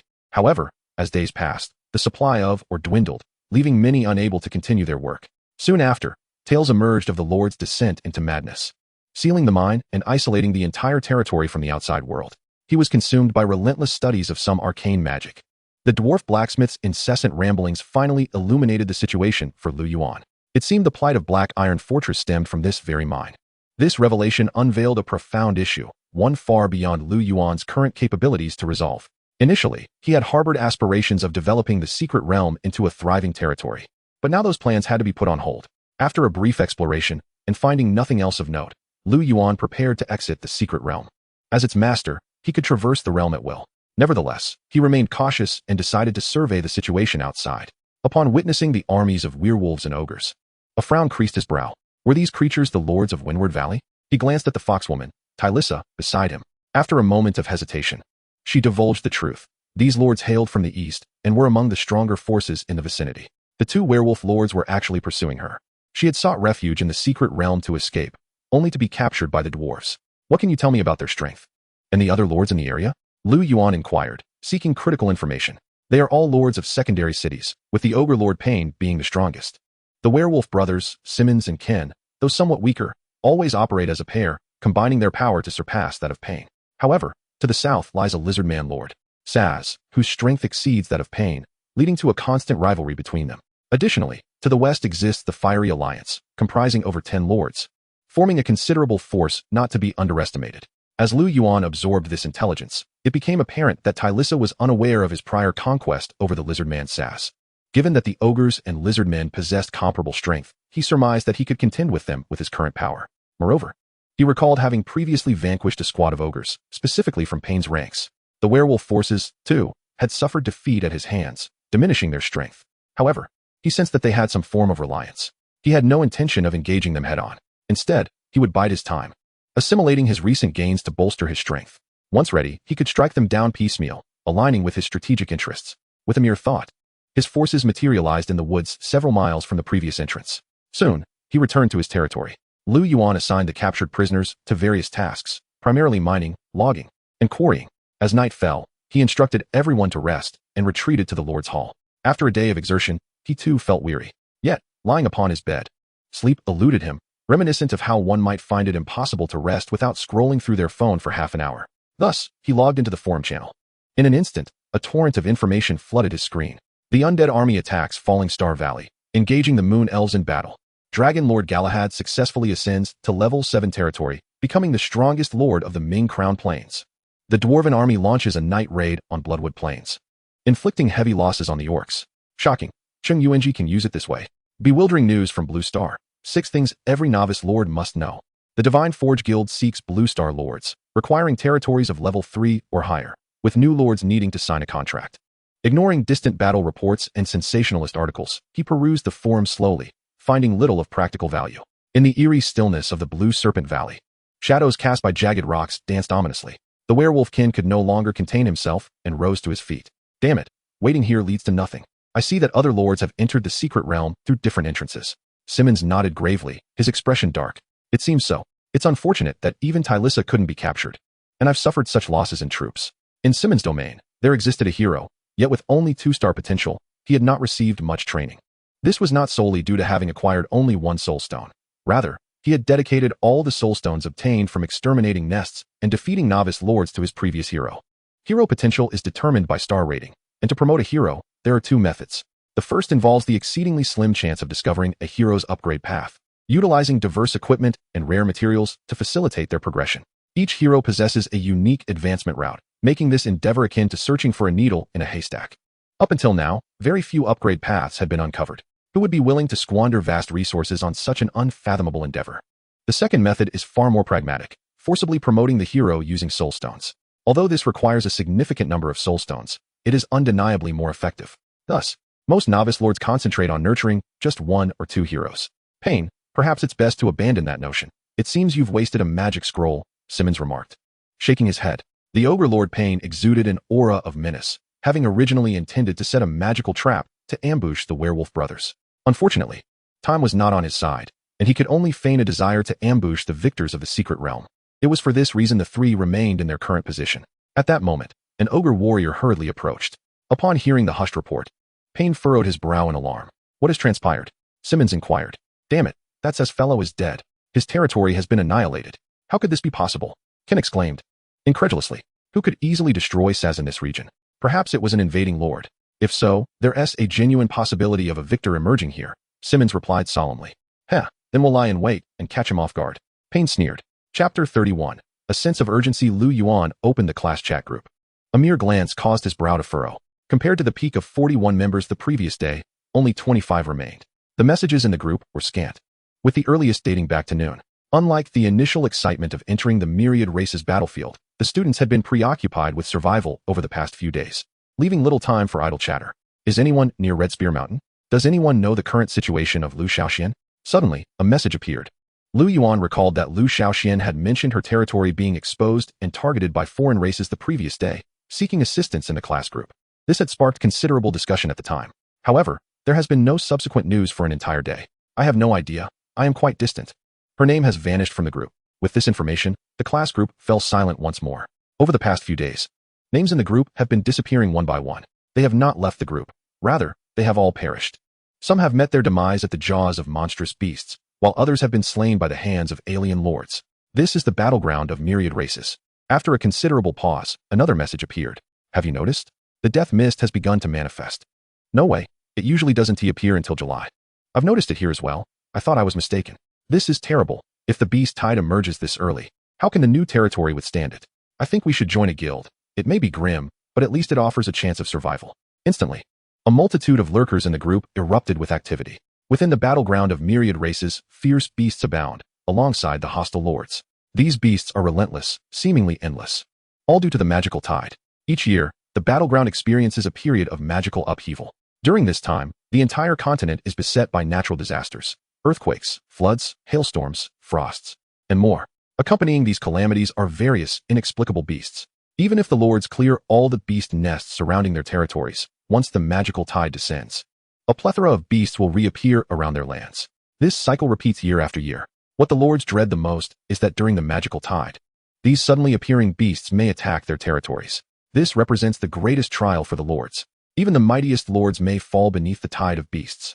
Such instances occur annually. As for new lords succumbing to the magical tide, the occurrences are countless. The harbinger of each magical tide is the evening mist. Hence it is dubbed the death mist. The magical tide not only brings forth beasts, but also resources and opportunities. Countless lords, once obscure, can rise to prominence through a single magical tide. Surviving the tide is his ultimate objective. Lu Yuan remained silent for a moment before quietly shutting the panel. He felt an urgent desire to grow stronger. Although his development was swift, he remained far too weak compared to those great lords. The following day, as a beam of light radiated from the Lord's Hall of the Absolute Cloud Territory, the territory ascended to level 2. The humble abode transformed into a 2-story building. Lu Yuan examined the territory information. Absolute Cloud Territory. Affiliation, Lu Yuan, Blue Star. Level, LV2. Resources, wood, 813, stone, 1720, iron ore, 5510, food, 720. Soul crystals, 1500, upgrade requirements. Wood, 8000, stone, 10,000, iron ore, 8,000, soul crystals, 8,000. Subordinate territory, Black Iron Fortress. Racial skill, Militia Summon. Temporarily transforms farmers into militia with combat capabilities for half an hour. Territory skill, Lord's Heart. Increases basic attributes of the Lord by 10. Territory buildings, residential homes, barracks, arrow towers, blacksmith shop, lumber yard, heroic altar, hunter's cabin, crypt, wolf soldier barracks. Description, the core of the territory. Advanced territories significantly enhance the Lord's strength. As a surge of power flowed into him, Lu Yuan felt his strength rapidly augmenting, his mind becoming clearer. This was the enhancement the territory bestowed upon its lord. This was merely the low-level bonus of a level 2 territory, once upgraded to a higher level. The lord would wield incredible power, capable of reshaping mountains and seas with a mere gesture, an exhilarating prospect. This is the era of lords, a battlefield that ensnares countless souls. My lord, we have a signal from the Black Iron Dwarves. The fox girl Talisa approached, accompanied by 13 dwarves. Lu Yuan nodded slightly. After returning to the territory yesterday, he had entrusted Talisa with the gladiator's horn, instructing her to summon the dwarven gladiators and, as the summoning time neared its end, to use her charm skill to control the dwarves. This exploitative approach successfully retained the Black Iron Dwarves. Evidently, the strategy bore fruit, and Lu Yuan felt quite pleased. He reviewed the information on these dwarves and discovered that 8 possessed blacksmithing talent. He immediately took them to the secret realm to continue crafting equipment for himself. Lu Yuan also collected the 12 pieces of equipment that had been crafted the previous day and returned to the territory. Upon checking the resources, he decided to construct a trading market. This platform facilitates trade with myriad races. By paying a certain fee, one can buy or sell all manner of goods and equipment. However, the trading market can only be established in a level 2 territory, otherwise. A slew of new lords with backgrounds could exploit this platform to gain resource support from their affiliated powers. Seizing the abundant resources, Lu Yuan also arranged for the construction of a tailor shop, a clinic, and a warehouse, as well as the cultivation of farmland on the southern side of the territory. For the territory could not rely solely on hunting for sustenance. Thus, he completed all the buildings currently available for construction. While awaiting the completion of these constructions, Lu Yuan summoned Faline. Her skill allows her to transform arrow towers into special gem spires. As Lu Yuan aimed to bolster the territory's defenses, it was the perfect opportunity for her to demonstrate her abilities.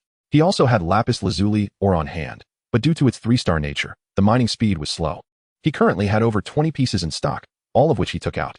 My lord, if we use lapis lazuli, we can transform the arrow tower into a lapis lazuli gem tower, which will inflict star damage upon enemies, as lapis lazuli is a 3-star material.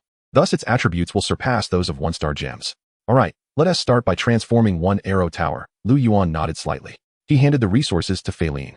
And with a flash of light in her hands, the arrow tower rapidly transformed.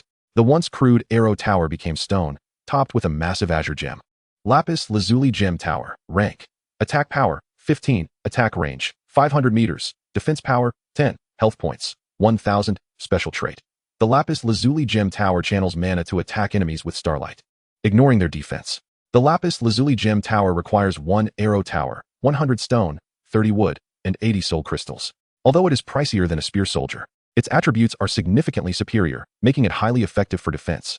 Lu Yuan continued to have Feline transform the 2 remaining arrow towers into lapis lazuli gem towers. As for the last 2 arrow towers, he planned to convert them into other gem towers. Soon, the trading market was completed, and Lu Yuan made his way directly to the trading market. Suddenly, a plethora of information emerged. Guardian leggings. Price, 200 soul crystals. Deerskin dagger. Price, 100 soul crystals. Iron ore, 500 units. Price, 300 soul crystals. Cursed crow's black feather. Price, 50 soul crystals. Silver scale chestplate. Price, 500 soul crystals. Chapter 32. The Trading Market. Lu Yuan perused the listings for over 10 minutes, discovering that the prevailing prices for 2-star equipment ranged from 80 to 120 soul crystals. This fluctuation was largely due to the impending arrival of summer, marking a stable period in the myriad races battlefield. A multitude of new leaders from various factions had entered the fray, resulting in a decline in basic resource prices while equipment prices escalated. After a moment of contemplation, Lu Yuan decided to list the gear he would not be using for the time being at market value. In total, he had 32 pieces, including 2 3-star items, 16 2-star items, and the remainder being 1-star gear. Notice, your listed ogre's great axe has been sold. After deducting the transaction fee, you have received 225 soul crystals. Lu Yuan did not anticipate that his equipment would be snatched up so swiftly upon listing. Notice, your listed fine iron gauntlets have been sold. Notice, your listed heavy armor has been sold. Notice, with several notifications. Lu Yuan's account had already amassed over 500 soul crystals in a remarkably short time. This was even more efficient than slaying monsters. Observing the 2 sets of black iron armor in his inventory, he opted to sell them as a complete set for 700 soul crystals. Although standard 2-star equipment typically fetched around 100 soul crystals, this was a set which offered additional attribute bonuses, thus commanding a higher price. Given the current market conditions, selling was not a concern. Notice, your listed black iron set has been sold. After deducting the transaction fee, you have received 630 soul crystals. Indeed, Lu Yuan was instantly elated. The cost to forge a black iron set was approximately 150 soul crystals. Such a profit margin of over 4-fold was exhilarating. Furthermore, as he recruited more dwarven blacksmiths, the daily supply of equipment would increase, resulting in significant daily income. This was primarily due to his possession of a blacksmithing workshop with set blueprints.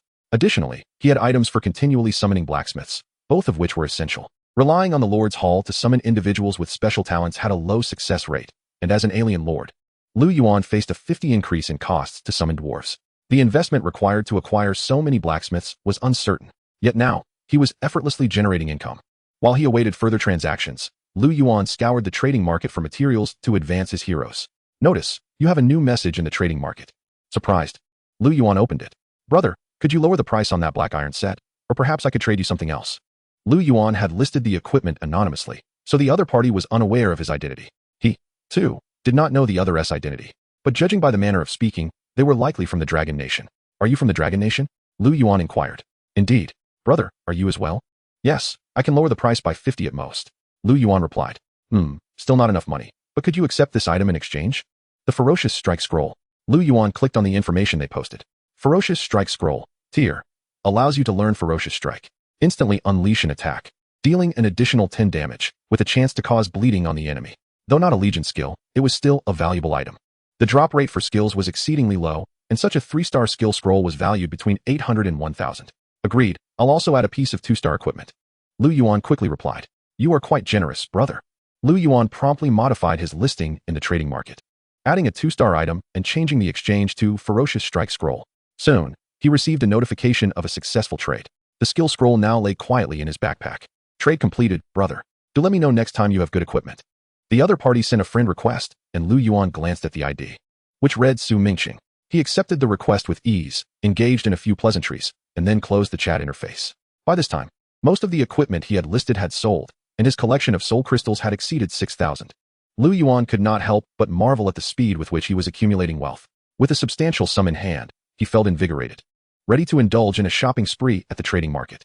He began by purchasing a batch of black iron, ore, and some coal, essential materials for forging the black iron set, while other foundational materials would be self-sustaining.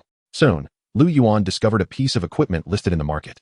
Radiant Moon, Tier, Magical Attack 36, 10 Skill Cooldown. Trait, Moon's Guardian, summons a moon barrier to protect oneself, which possesses 200 health points. This 4-star equipment was listed for 5,000 soul crystals.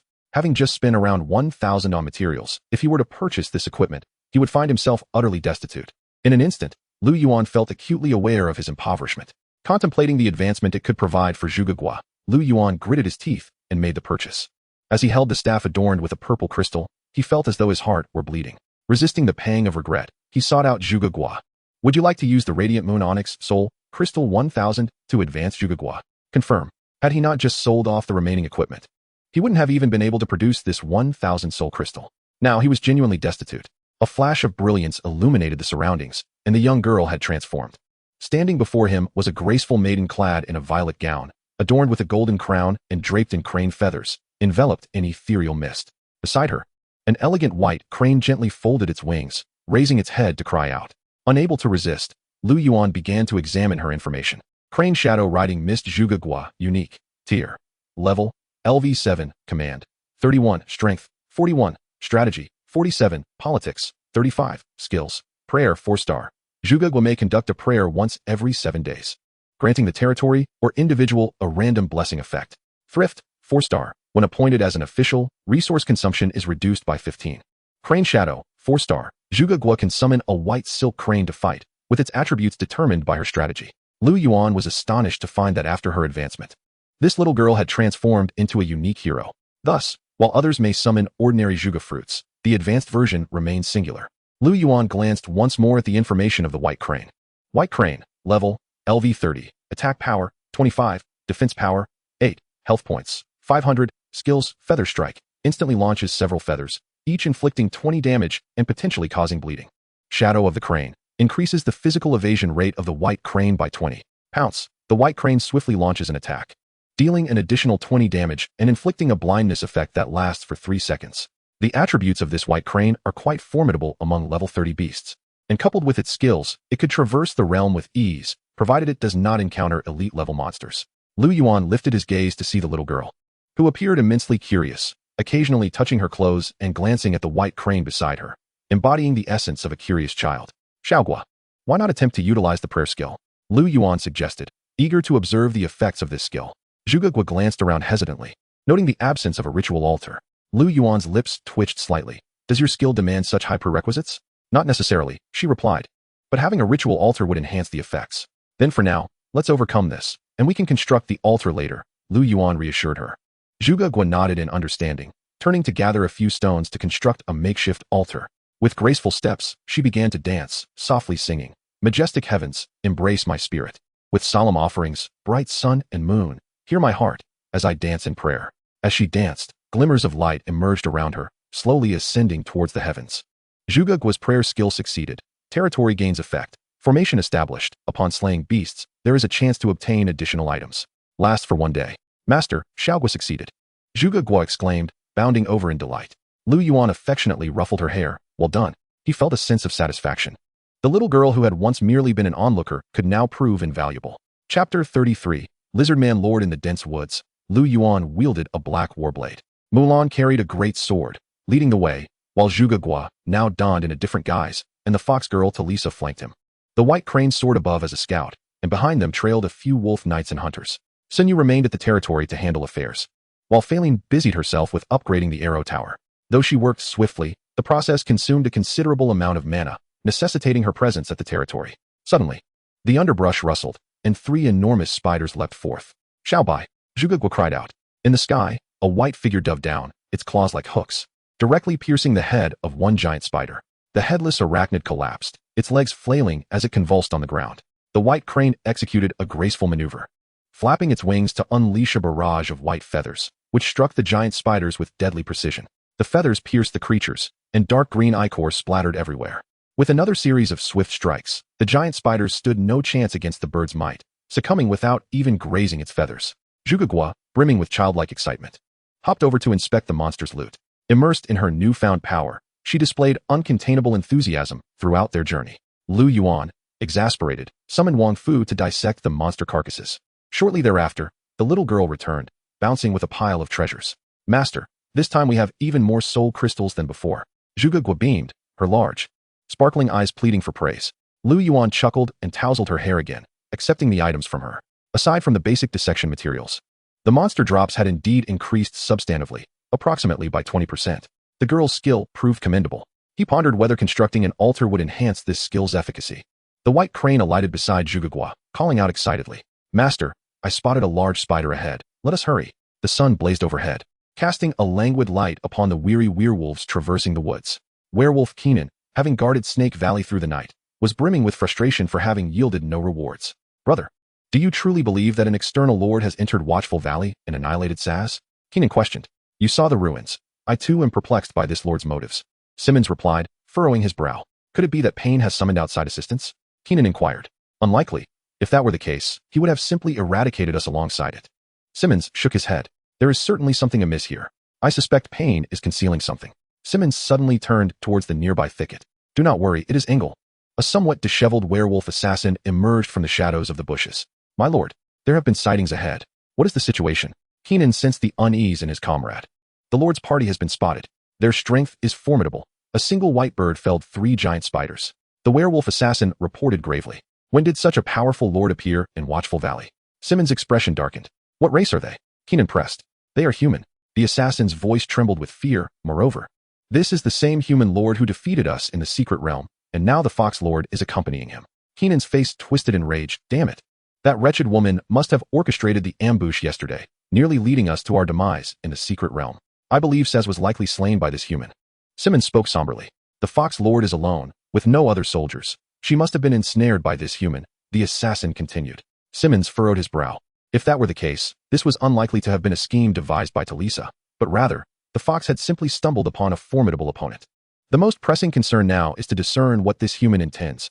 Are they merely passing through, or do they plan to ravage Watchful Valley? Keenan pondered. Hiss. It seems we have stumbled upon some intriguing news. A chilling voice echoed through the woods. Who goes there? Simmons whipped around, alarmed. From the depths of the forest, a group of lizard men emerged, advancing slowly. Lizard men. Simmons narrowed his eyes, instinctively resting his hand on his weapon, while the other werewolves also became alert. This group of lizard men, led by a fully armored lizard man lord, included 2 imposing heroes, a one-eyed lizard man assassin and a lizard man mage. Additionally, there were over 20 lizard man warriors and archers, with more than 10 lizard man cavalry riding swift raptors trailing behind. A tier 3 army, a 4-star hero. The 2 werewolves felt as though they had plunged into a frigid abyss. Such a force could easily sweep through the entire Windwatch Valley. Were these beings drawn here by the demise of Saz? Or had they been the very ones responsible for its fall?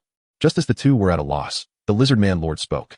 Fear not, for I have no intention of dealing with mere trifles like you. I am merely intrigued by the human lord you mentioned. Now, divulge all information regarding him. This particular lizard man lord was Yalman, hailing from the Ripper Alliance, accompanied by his own hero, the lizard man assassin Moore, and another lizard man mage, Adrian, sent by his superior. Yalman believed that with such might, he could dominate the impoverished Windwatch Valley, yet the vast distance to the Starfall Plains, even with the use of a teleportation array, had consumed considerable time. Thus, he had only just arrived, unexpectedly encountering individuals privy to the deeper truths before reaching Saz. Simmons exchanged glances with his companion, then Simmons spoke. Esteemed sir, we only possess limited knowledge. This human lord appeared suddenly, annihilating Saz and cleansing the wolf's nest, seemingly well prepared. His strength is formidable, boasting 3 powerful heroes and some tier 3 cavalry. Though it may seem somewhat presumptuous, I must suggest that even with your prowess, it might prove challenging to eliminate this human alone. Yalman's expression grew increasingly grave at the werewolf's words. Yet he was not so easily swayed by the claims of a stranger. Sensing this, Simmons continued, My lord, this human lord happens to be nearby. You might wish to investigate his circumstances. Yalman gave a slight nod, retrieving a small monkey from his pocket, which he tossed lightly.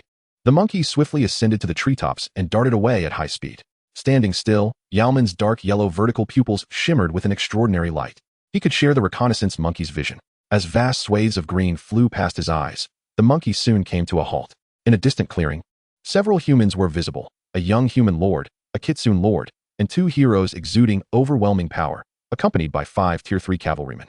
Yalman's brow furrowed at the sight of such a small contingent being dispatched to purge the beasts. Yet, the ground was littered with the corpses of 5 giant spiders. And the humans appeared entirely unscathed. These individuals possess remarkable strength. No wonder they were able to obliterate SAS, Yalman murmured quietly. Suddenly, a white shadow filled his vision.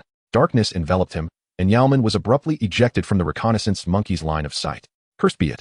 Yalman gritted his teeth, suppressing his impulse. The opposing force was formidable.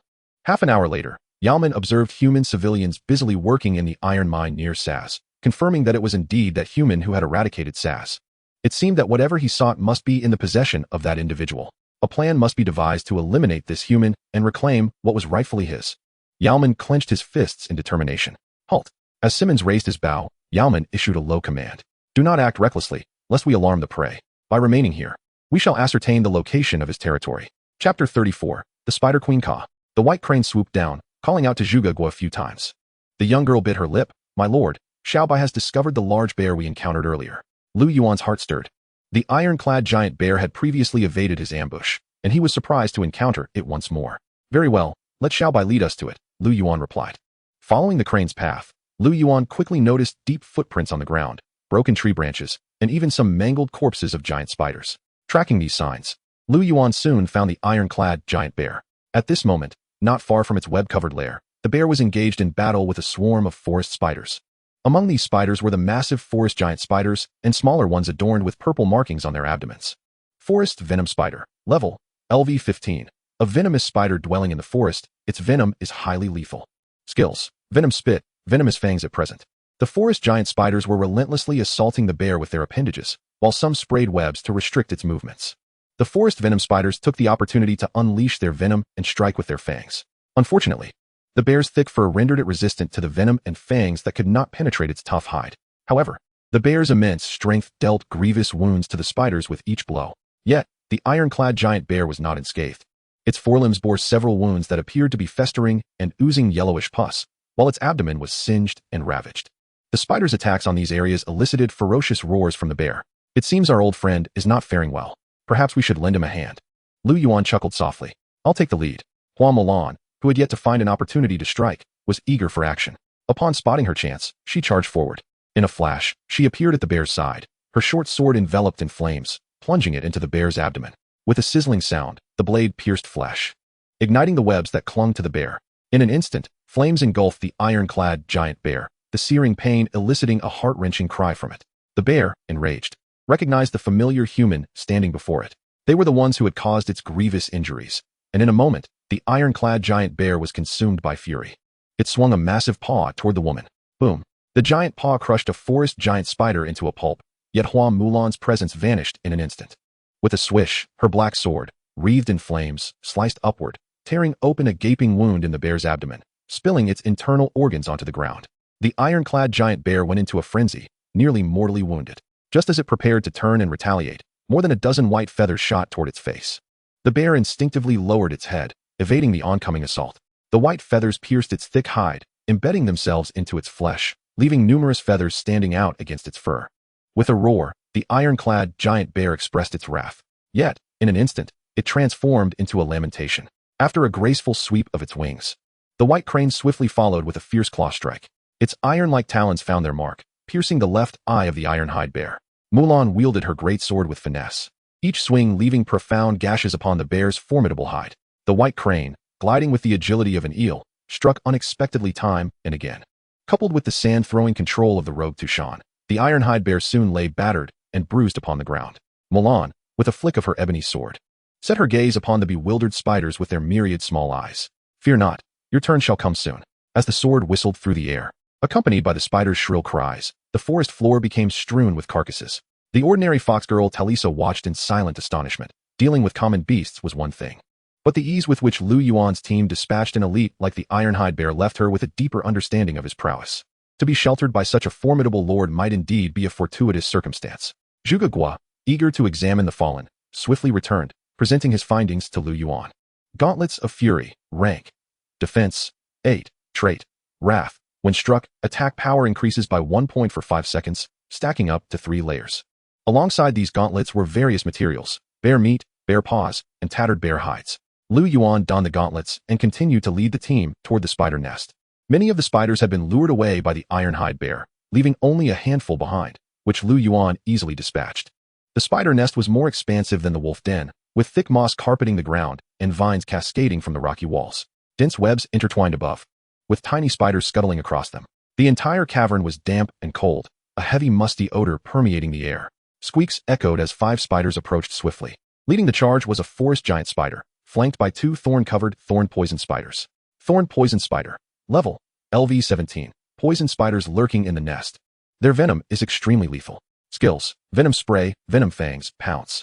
Excellent, Mulan exclaimed, already charging forward with her sword raised. Little White, go. Unlike the white crane, which struggled to maneuver within the confines of the cave, Mulan thrived, her heavy sword wielded with ease, striking the spiders that shrieked in agony. In no time, the ground was littered with their remains. As they delved deeper into the cavern, Lu Yuan had vanquished over 100 spiders, and the presence of beasts became increasingly dense, indicating proximity to the core area. After eliminating another group of 10 spiders, the scene before them opened up magnificently. The cavern's ceiling soared to a height of 30 to 40 meters, with stalactites hanging down.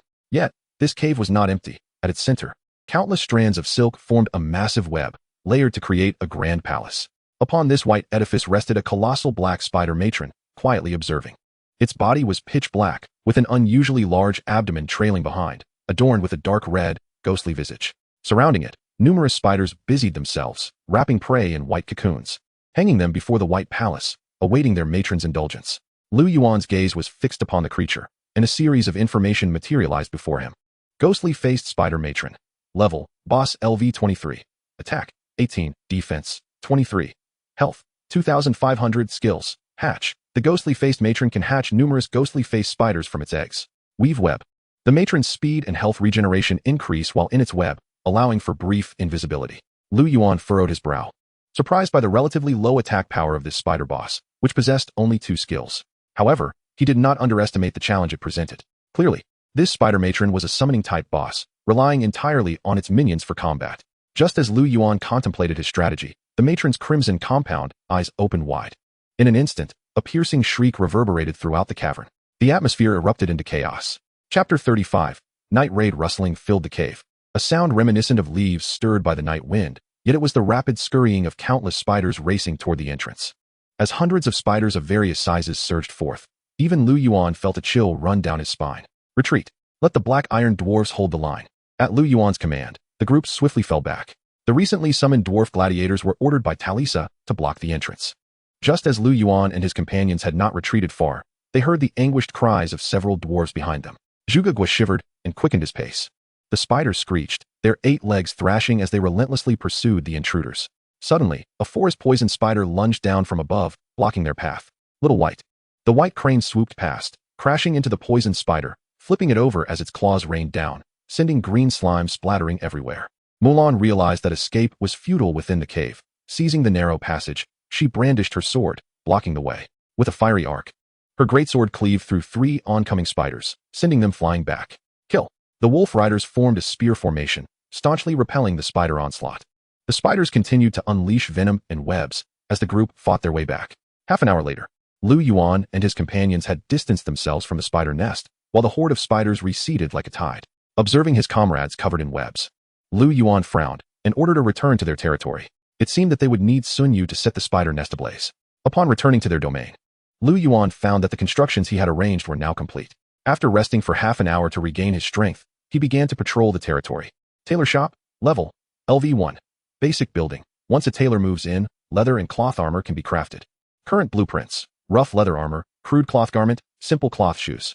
Lu Yuan noted that he had not planted flax, rendering him unable to produce cloth garments. However, he could craft rough leather armor using wolf pelts. He summoned the tailor prisoner designated for lumberjacking to collect the wolf pelts, intending to create leather armor for soldiers and civilians alike. The hospital, lacking a physician for the time being, remained vacant. The warehouse not only significantly increased the resource storage capacity of the territory, but also extended the preservation period of food and medicinal materials stored within. 12 plots of farmland had been cultivated, and Lu Yuan purchased seeds for potatoes, corn, and wheat from the trading market, instructing them to be sown. Subsequently, Arrangements were necessary to assign individuals as farmers to tend to the fields. This task was entrusted to Guan Lu by Lu Yuan. In recent days, Guan Lu had been managing the affairs within the territory, becoming more acquainted with the circumstances of each commoner than Lu Yuan, the lord himself. Regarding the arrow towers, Fei Lin had already transformed 4 of them into gemstone towers. Presently, the Jueyun territory boasted 3 lapis lazuli towers and 1 sapphire tower with slowing capabilities. As darkness once again enveloped the land, the surrounding magical beasts began to stir, empowered by the night. By the shimmering riverside, a contingent composed of 3 races stealthily advanced. The lizard-man lord, Alman, with his vertical pupils glowing a brilliant yellow in the darkness, turned to observe his wolfman brethren radiating green light, alongside the ogre named Pen. I have sent scouts to investigate. The ore has indeed been delivered here, Alman spoke in a hushed tone. This is merely a level 2 territory, lacking in formidable defenses. An ambush under the cover of night has a high probability of leading to the conquest of this land. The mines and spoils shall be divided among you. But I shall take but 1 item. The spoils of this battle will be allocated according to our respective contributions. The eyes of the others gleamed with delight, as their previous discontent regarding the lizardman's coercion into battle evaporated. This human lord, having established a territory here, regardless of his origins, was undoubtedly their adversary. They had not considered that this human was merely a new lord. After all, in their eyes, such formidable power could only belong to a lord who had migrated from elsewhere. They thought it best to eliminate this human lord with the assistance of the lizard man. Otherwise, he would surely pose a significant threat in the future. Moreover, their conflicts had always revolved around resources. Now, securing the mines was a source of great satisfaction for them. My lord Alman, tonight shall mark the fall of this human territory. Ha ha ha, eradicate the humans and seize their resources. A chilling glint flashed in Alman's eyes as he gestured for the attack to commence. The lizardman warriors brandished their long spears and charged toward the human territory shrouded in darkness, followed closely by soldiers from the other 2 races. Eager to claim their share of glory, the soldiers patrolling Jueyun territory had yet to react when 3 lapis lazuli towers erupted with starlight, unleashing beams akin to shooting stars that felled 3 warriors in an instant. Alman's expression hardened. What kind of defensive structure is this? An ogre hero swung a heavy club at the wooden barricade, only to be struck by an icy arrow that, while not severely damaging, had drastically slowed his momentum. Kill. Breach the territory, seize the wealth and provisions. The soldiers, realizing they had been discovered, ceased their concealment and charged forward. Long spears struck against the wooden barricade, splinters flying as the structure began to tremble, clearly unable to withstand for long. The alarm bells of Jueyun territory finally rang out. Lu Yuan jolted awake from his slumber, leaping to his feet and rushing outside. The foreign tribes, they are upon us. As he listened to the tumult outside, his heart plummeted. The territory was in chaos, filled with panicking civilians, while soldiers rushed toward the sounds of battle. Drawing his battle knife, Lu Yuan hastened toward the west. In the western sector of the territory, the cries of battle and the flickering light of torches shattered the night. By the time Lu Yuan arrived, the soldiers within the territory had already engaged the invaders. The enemy had breached a gap in the wooden barricade and surged through, only to be fiercely held back by the wolf knights. Mulan wielded her great sword, unleashing a tempest of bloodshed amidst the enemy ranks. Fei Lin stood at the rear, firing beams of starlight and explosive fireballs from her hands. Under her full magical exertion, her spellcasting speed surpassed that of ordinary mages. Zhuge Guo was persistently directing the Baijin He to attack the encroaching enemies, the bird's talons easily rending apart the faces of opposing soldiers. Meanwhile, Fei Yu was an instrument of widespread devastation, utilizing the glow of the fires within the territory. Lu Yuan discerned the identities of his adversaries. Behind the enemy, 4 figures emerged. 2 were the wolfman lords he had encountered in the secret realm. 1 was an ogre lord, whom Lu Yuan quickly recognized as the overlord of the ogre hero he had previously slain. The lizardman lord, undoubtedly, was the force backing the fallen as he had annihilated. It appeared that all his enemies had gathered together. Chapter 36, Night Raid 2. Amidst the light of the flames, a throng of foreign warriors surged forth, their figures flickering in the shadows as they brandished their weapons and emitted a cacophony of strange sounds, advancing toward Jueyun territory. A rough count revealed at least 50 of them. In contrast, the soldiers of Jueyun territory, bolstered by Lu Yuan's reinforcements, numbered merely 15 spearmen and 5 wolf knights. With such scant forces, they could not hope to withstand this coalition. Militia, assemble. Lu Yuan decisively employed the territory skill of the human race, temporarily converting civilians into militia. Although these militia bore low attributes, even a slight increase in combat capability during this crisis was invaluable. Should the territory fall, they would lose everything. With the sound of the horn, the previously disoriented civilians rushed into the Lord's hall, quickly donning leather armor and seizing axes before dashing out to the battlefield to quench the flames of war.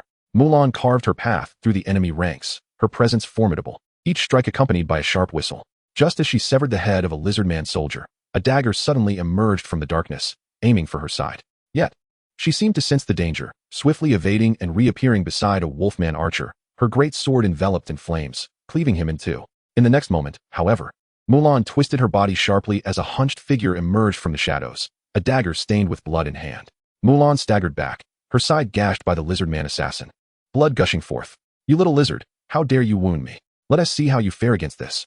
As her words fell, Mulan vanished once more. With a resounding whoosh, her great sword sliced through the air, but the lizard-man assassin dissipated into black mist in an instant. Interesting. Mulan furrowed her brows. Crouching to evade a fireball from an enemy mage, charging directly into the ranks of enemy archers. Kill! Kill! A burly ogre hero swung his club, knocking aside a spearman as he crashed into the defensive line. Die! A black war knife slashed toward his arm, leaving a deep gash that nearly revealed the bone beneath. The ogre hero let out a furious howl as he swung his club in retaliation. Yet, Lu Yuan had already retreated several paces to evade the blow. "I will end you," the ogre hero bellowed, advancing with his club raised. Just then, a handful of sand was flung into his eyes from the side, causing him to shriek in agony. In that fleeting moment, Lu Yuan lunged forward, his battle knife arching upward and swiftly plunging into the ogre hero's neck. A critical strike. The health of the ogre hero plummets dramatically. His massive frame stumbles back 2 steps, and Lu Yuan seizes the opportunity to pursue, his battle blade piercing through the ogre's abdomen. A sickening squelch accompanies the black blade as it draws forth a gushing stream of blood. Before the ogre hero can retaliate, several long spears lunge towards him. The assault. A contingent of dwarf gladiators, recently summoned, charge at the ogre hero like cannonballs, their axes cleaving into his thigh. 2 beams of starlight descend upon the ogre hero, one spear striking his rear knee, causing him to falter and kneel. Lu Yuan steps forward, gripping his battle blade with both hands, and delivers a fierce horizontal slash. A devastating blow. A critical strike. The blade slices through the ogre hero's throat, snuffing out the last remnants of his life. Lu Yuan flicks the blade to cast off the blood, only to notice amongst the dwarf gladiators a female dwarf. A thought crosses his mind, and he promptly assigns these dwarf gladiators to Mulan's command alongside other troops. "Your hero Gregory Bloodhammer has perished." Ogre Lord Pain watches helplessly as the figure crumples slowly to the ground amidst the fray, teetering on the brink of madness. That damned fool. He was supposed to follow behind, but the moment battle commenced, he lost his wits. His death is insufferable enough, but now he has lost an entire hero. Even if this battle is won, he fears he lacks the strength to secure the spoils. Observing Mulan slicing through the enemy ranks with her ranged troops, Pain discreetly orders a retreat to conserve strength. Kill. Mulan cleaves a werewolf archer in 2 with her sword. Mulan's skill heroine of renown activated. Troop attributes increased by 30. Her own attributes enhanced by 50.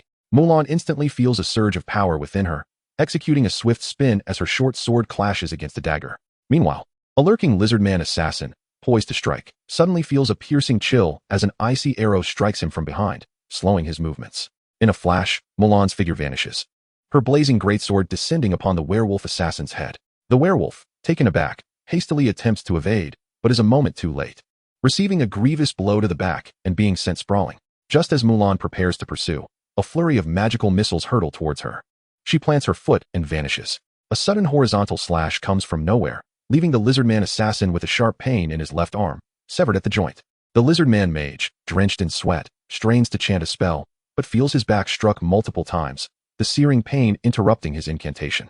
Bai Jinhui strikes true, diving down to leave several bloody gashes across the lizard-man mage's sickly green visage. "Damn it! Shoot that bird down, archers!" Yalman bellows in frustration. Yet, the archer formation has already been thrown into disarray by Mulan's onslaught, with only a few remaining. By the time they regroup, Bai Jinhui unleashes another feathered assault, effortlessly dispatching 2 weakened archers before vanishing into the shadowy forest. Yalman seethes with rage, yet dares not send out any more archers. That white crane clearly targets the mage and must be stopped from wreaking further havoc. "Archers, defend. Frontline, intensify your attack."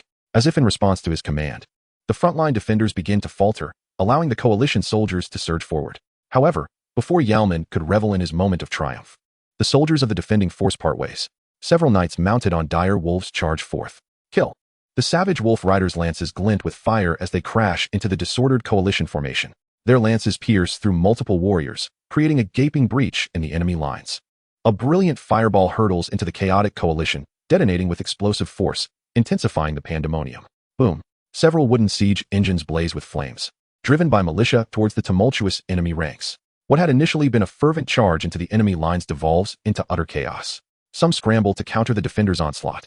Others seek to retreat, while many flounder in panic, unsure of their next move. Follow me to slay the enemy. Lu Yuan raises his arm and charges headlong into the fray. His battle blade swings, decapitating a werewolf warrior, warm blood splattering across his face. An ogre swings a wooden club towards Lu Yuan, but his movement halts abruptly. Lu Yuan growls, pivoting to deliver a swift counterstrike, cleaving through the ogre warrior's neck. He glances back to see Talus' eyes aglow with the essence of her skill. It was her intervention that enabled his strike. Lu Yuan kicks the ogre's lifeless body aside, charging toward the next foe. Numerous gemstone towers flash with mesmerizing light, yet to the eyes of the other races, they are devoid of beauty. Each round of starlight and icy arrows signifies a warrior's demise. The coalition's formation has disintegrated, leaving them utterly defenseless against Lu Yuan's advance. It is now a relentless pursuit. Yalman can scarcely believe the rapidity of the events unfolding.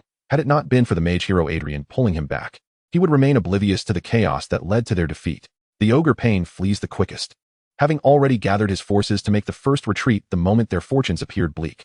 Just as Yalman intends to chastise this rural lord, he notices two werewolf leaders also beginning to escape. The coalition soldiers are in full retreat. Yalman can no longer concern himself with the scattered lizardman warriors, rallying the cavalry to withdraw alongside the two heroes. Chapter 37, Night Raid 3, Kill. The lizardman assassin, attempting to flee, is met with a fierce gust from behind, forcing him to deflect the incoming attack. Seeking to escape, did he consult my sword first? Mulan reveals a cold smirk. The lizardman assassin, missing his left arm, grips his dagger tightly with the right, beads of cold sweat forming on his brow from the pain. You despicable human, do you truly believe you can slay me? Mulan offers no reply, her greatsword poised as she charges forward. Bolstered by her enhancements, Mulan's prowess overwhelms the one-armed lizardman assassin, yet within mere exchanges, she bears yet another wound. Yalman, witnessing his hero ensnared, is gripped by urgency, compared to the mage hero Adrian loaned to him by the great Lord Wai. The assassin Naimea is his true strength. He cannot bear the thought of losing such a formidable asset, especially when he attributes the recent failure solely to the folly of the werewolves. Had it not been for their rout, the chaos would not have ensued. Observing the scattered militia and the few remaining savage wolf riders, Yalman believes he still holds a chance to turn the tide. Furthermore, that possibility is far from negligible. Adrian, I require your support. Yalman calls out. Yalman, you must comprehend the gravity of your actions. Adrian furrows his brow deeply. Certainly, I comprehend the situation. Yet this is the most opportune moment to reclaim the phoenix-patterned wood. Surely, you would not wish to incur the wrath of the Lord, would you? Yalman gritted his teeth. This statement resonated deeply within Adrian's heart. To accomplish this task splendidly would earn him the favor of the Grand Lord Wai. Otherwise, he would remain forever a second-rate individual. You have persuaded me, Lord Alman. A smile spread across Alman's face as he unsheathed his long blade, rallying his forces.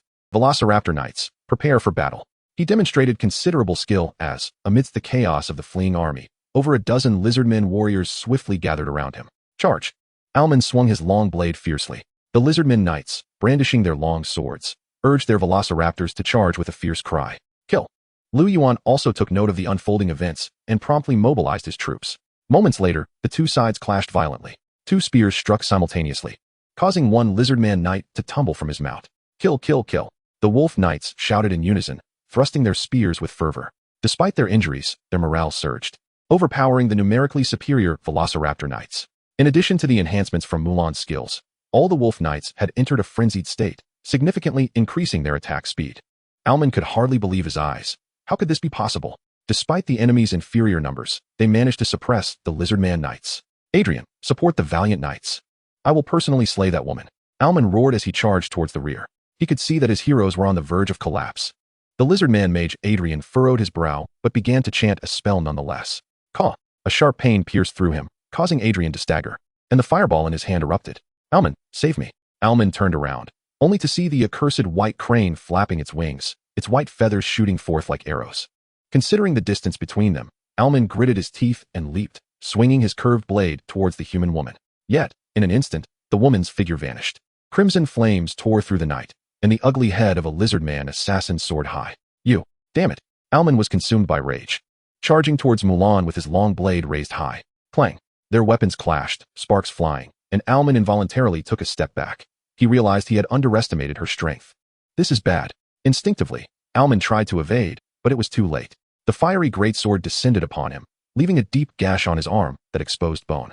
With a roar of agony, Alman ceased to evade, thrusting his long blade towards Mulan's chest. determined to trade injury for injury. Suddenly, he felt a chill on his back, and his speed diminished. The greatsword had already descended, sweeping him off his feet. A deep gash opened at his side, his intestines nearly spilling out. Damn it! As he gazed at the approaching figure, Alman weakly lifted his head. In the next moment, his vision blurred, and he succumbed to darkness. Lizardman Lord Alman, deceased.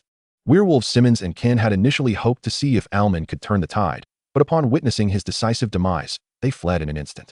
Lu Yuan observed as his forces were momentarily held back by the lizardmen and could not pursue. Capture that mage, Lu Yuan commanded. Adrian was already in a dire predicament. Under the relentless assault of the White Crane, he could hardly cast his spells smoothly. The thought of escape was utterly ludicrous. Upon witnessing Alman's swift demise, Adrian cursed him silently 100 times in his mind. Seeing that the Lizardman Knights were unable to shift the tide of battle, he realized that when the human hero arrived, there would be no path to survival left for him. After hearing Lu Yuan's command, Adrian knelt without hesitation. Noble Lord, Adrian is willing to pledge his loyalty to you. Lizardman Mage Adrian wishes to join your domain. Do you accept? Lu Yuan raised an eyebrow, surprised by the pliability of this individual. Under his command, the White Crane ceased its assault. Lu Yuan examined his information. Adrian, affiliation, Y, Gaskell Planet, rank, level, LV 25, leadership, 47, strength, 65, strategy, 78, politics, 37 skills, fire magic, 3 stars. Adrian excels in fire magic, increasing damage by 15 when casting fire spells. Earth magic, 2 stars. Adrian specializes in earth magic, increasing damage by 10 when casting earth spells. Manipulation magic, 4 stars. When casting spells, there is a slight chance to enhance the spell's effectiveness by 100. Lu Yuan had not anticipated that this individual was also a 4-star hero, a commendable dual-element mage specializing in both earth and fire, yet his character was exceedingly weak. Furthermore, if there were foreign races within the territory, public sentiment would undoubtedly decline. While ordinary troops or commoners might not pose a significant issue, the presence of a foreign hero would greatly exacerbate the decline. With Adrian's surrender, the remaining dozen or so lizardmen soldiers also capitulated. After a moment of contemplation, Lu Yuan replied, "Your desire to pledge loyalty is acceptable, but we must formalize an agreement." Soon, a parchment floated towards Adrian. Before he could finish reading, his anger flared. "You insult me. You insult a powerful and noble mage." Lu Yuan raised an eyebrow. "Oh, great mage, then you shall face this bird alone." The White Crane complied, emitting a sharp cry and fixing its fierce gaze upon Adrian. In an instant, Adrian found himself torn. On one hand, he believed that humans were an inferior race. If he were to pledge loyalty, Lu Yuan should be grateful and treat him with respect. Yet now, Lu Yuan was treating him as if he were a mere slave. How could he possibly endure such treatment? However, facing this feathered beast alone was entirely beyond his capacity. Under the increasingly ominous gaze of the White Crane, Adrian made the correct decision. He submitted. Chapter 38, The Blade Dancer, The Whirling Blossom. Attention! Your hero Adrian has betrayed the territory. Lizardman Lord Yuan abruptly smashed his goblet to the ground, the glass shards scattering as the crimson liquid flowed across the floor like blood. Damn it! Could it be that Alman has betrayed me? But soon, he discovered that Alman was already dead. What on earth transpired in the Watchwind Valley? Yuan clenched his fists. "Send someone down. I demand to know the truth of this matter." Dressed in a black tailcoat, the butler entered, addressing the Lord, "My lord. We have already suffered considerable losses regarding that 4th-tier material. Moreover, the plans from the undead faction take precedence over this matter." Y's expression shifted constantly. After a moment, he stomped down hard on the shards of glass. "Let us send a few individuals to investigate first. We can discuss the subsequent actions once this plan is accomplished." "As you command," came the obedient response. "A wise decision." Lu Yuan smiled, patting the shoulder of the Lizardman Mage. At that moment, Wang Fu arrived to report the situation. Lu Yuan frowned. During the nocturnal assault, 7 civilians and 3 pikemen had perished. He had intended to allow the territory to develop further, amassing strength to decisively eliminate the surrounding factions. Yet he had not anticipated the enemy gathering together. It was a narrow escape. Had they not been somewhat disorganized and failed to deploy their cavalry immediately, Lu Yuan's losses would have been far greater. Nearly all the soldiers of the Lizardman Lord fell on the battlefield, and Lu Yuan collected 17 sets of armor and over 20 weapons, most of which were unranked equipment possessed by the summoned units. He did not disdain these items, as they would help to mitigate the consumption of summoned gear. Additionally, he acquired a pair of 3-star daggers, a 2-star armor piece, and a jade ring of a greenish hue. Breath of the Breeze, tier, after use. The movement speed of the commanded troops increases by 20 for 20 minutes. Cooldown time, 1 day. Description: the power of the wind envelopes this ring. Lu Yuan caressed the ring. Although its effect was inferior to the Swift Talisman, it was a piece of Legion equipment, its value incomparable. He slipped it onto his finger. By the time he had arranged for the recovery of his territory and the processing of the spoils, the sky had begun to brighten. He found no inclination to sleep. He invested all the proceeds from the sale of the spoils into recruiting soldiers. When daylight broke, the strength of Julian territory had significantly increased. The wolf riders had reached a count of 18, the dwarven gladiators numbered 6, and the pikemen totaled 15. Alongside 4 captured lizardman knights and 8 lizardman warriors, the combat prowess of Julian territory had reached its zenith. Without further hesitation, Lu Yuan set forth towards the werewolf territory. The 2 werewolf brothers, fully aware of their heavy losses, allied with each other in a bid to withstand Lu Yuan's assault. However, they could only hold out for 20 minutes before their territory fell to Lu Yuan. Both brothers met their demise at the edge of Hua Mulan's blade. Having vanquished the werewolf brothers, Lu Yuan proceeded towards the ogre territory, only to discover that Pain had relocated his stronghold, taking merely the core hall of the territory while leaving the other structures behind. Observing the rugged architecture surrounding him, Lu Yuan could not help but admire this fellow's decisiveness. Sitting on the empty stone foundation, he pondered the handling of these territories. Now, there were no formidable forces nearby, save for the Extreme Fire Alliance to the west, which gathered over a dozen lords. He should be able to control 1 or 2 territories to accelerate his development. After a brief contemplation on the map, Lu Yuan resolved to temporarily abandon the distant ogre territory. Returning to the werewolf stronghold, Lu Yuan decisively destroyed the territory of the werewolf king. The territory of the werewolf brothers was in close proximity. Lu Yuan needed only to retain 1 territory for resource collection. "My lord," came a soft call from Talisa, who was observing Lu Yuan as he organized resources. Lu Yuan waved his hand. "If you wish to reclaim your territory, that can be arranged. I can also transfer those lizardman slaves under your command. But remember, you are a subordinate of Julian territory and must serve me." Talisa displayed a look of gratitude and joy, not expecting Lu Yuan to agree and even provide her with the lizardman soldiers. "Thank you, my lord. I shall remember this." "Very well, you may return. I will send people daily to collect resources and the black iron dwarves," Lu Yuan instructed. As he watched Talisa depart, his eyes narrowed slightly. If she could develop her territory diligently as a rear support for Julian territory, Lu Yuan would not interfere excessively. However, should she harbor ulterior motives, he would show no mercy. Even if she possessed the talent for charm, it would make no difference. In the following 3 days, Lu Yuan's strength steadily increased. During the day, he cleared the Green Snake Valley, reliably harvesting a batch of materials. Meanwhile, the number of blacksmiths in Black Iron Fortress had risen to 32. The daily sales of soul crystals had reached 7,000. Over these days, Lu Yuan had refrained from spending these soul crystals, accumulating a total of 17,000. Now, it was time to convert this wealth into power. With a considerable sum in hand, Lu Yuan began to scour the trading market. Faith Belt, price, 2,000 soul crystals. Silver Fox Spear, price, 100 soul crystals. Iron or 1,000 units, price, 500 soul crystals. Hydra Werewolf Barracks, price, 10,000 soul crystals. Holy Light Dispelling Scroll, price, 5,000 soul crystals. Although Lu Yuan had not spent much money aside from purchasing materials, he had been closely monitoring market trends. As the death fog became increasingly pronounced, the prices of equipment and barracks materials continued to rise, while the prices of basic resources fell daily. New lords began to panic, eager to liquidate resources for quick profit to bolster their combat effectiveness. Observing the rapid ascent of skill books and various barracks, Lu Yuan soon abandoned the idea of pursuing these avenues. Suddenly, something caught his eye. Cloak of Invisibility, price, 200 soul crystals. Upon reviewing the item information, he discovered it was categorized as a miscellaneous item with no attributes. Yet, while ordinary lords regarded it as a worthless trinket, Lu Yuan recognized its immense value as a material for Hua Mulan's advancement. He promptly purchased it and searched for another material, the Thunderblade. The Thunderblade was a 4-star weapon, possessing commendable attributes within its tier, priced around 3,000. Gritting his teeth, Lu Yuan made the purchase. He summoned Hua Mulan. "My lord, what is it that you seek?" Without uttering a word, Lu Yuan presented 3 items. The evolution crystal had originally been equipped by Lu Yuan himself, but he found it somewhat disappointing. Despite leveling up 3 times over the past few days, none of the effects had triggered. Through discussions and forums, Lu Yuan learned that the trigger rate for the evolution crystal was roughly 1 in 10. Recognizing that rapid enhancement of strength was of utmost priority, and considering his usual absence from direct combat, a few points of diminished attributes were not of significant concern. "Would you like to use the Thunderblade and evolution crystal on the Cloak of Invisibility to advance Hua Mulan?" "Yes." Mulan initially found herself enveloped in a haze of uncertainty, but suddenly felt a radiant light burst forth, a formidable power swirling within her. In an instant, the brilliance receded, converging entirely within Mulan's being. A fierce aura erupted from her, and even standing beside her, one could feel as though their skin were on the verge of being sliced apart. Unable to suppress her fists, she declared, "I sense an unprecedented power within me." This is merely the beginning. Soon, you shall wield even greater strength, Lu Yuan remarked with a subtle smile. Blade Dancer Mulan, unique. Rank.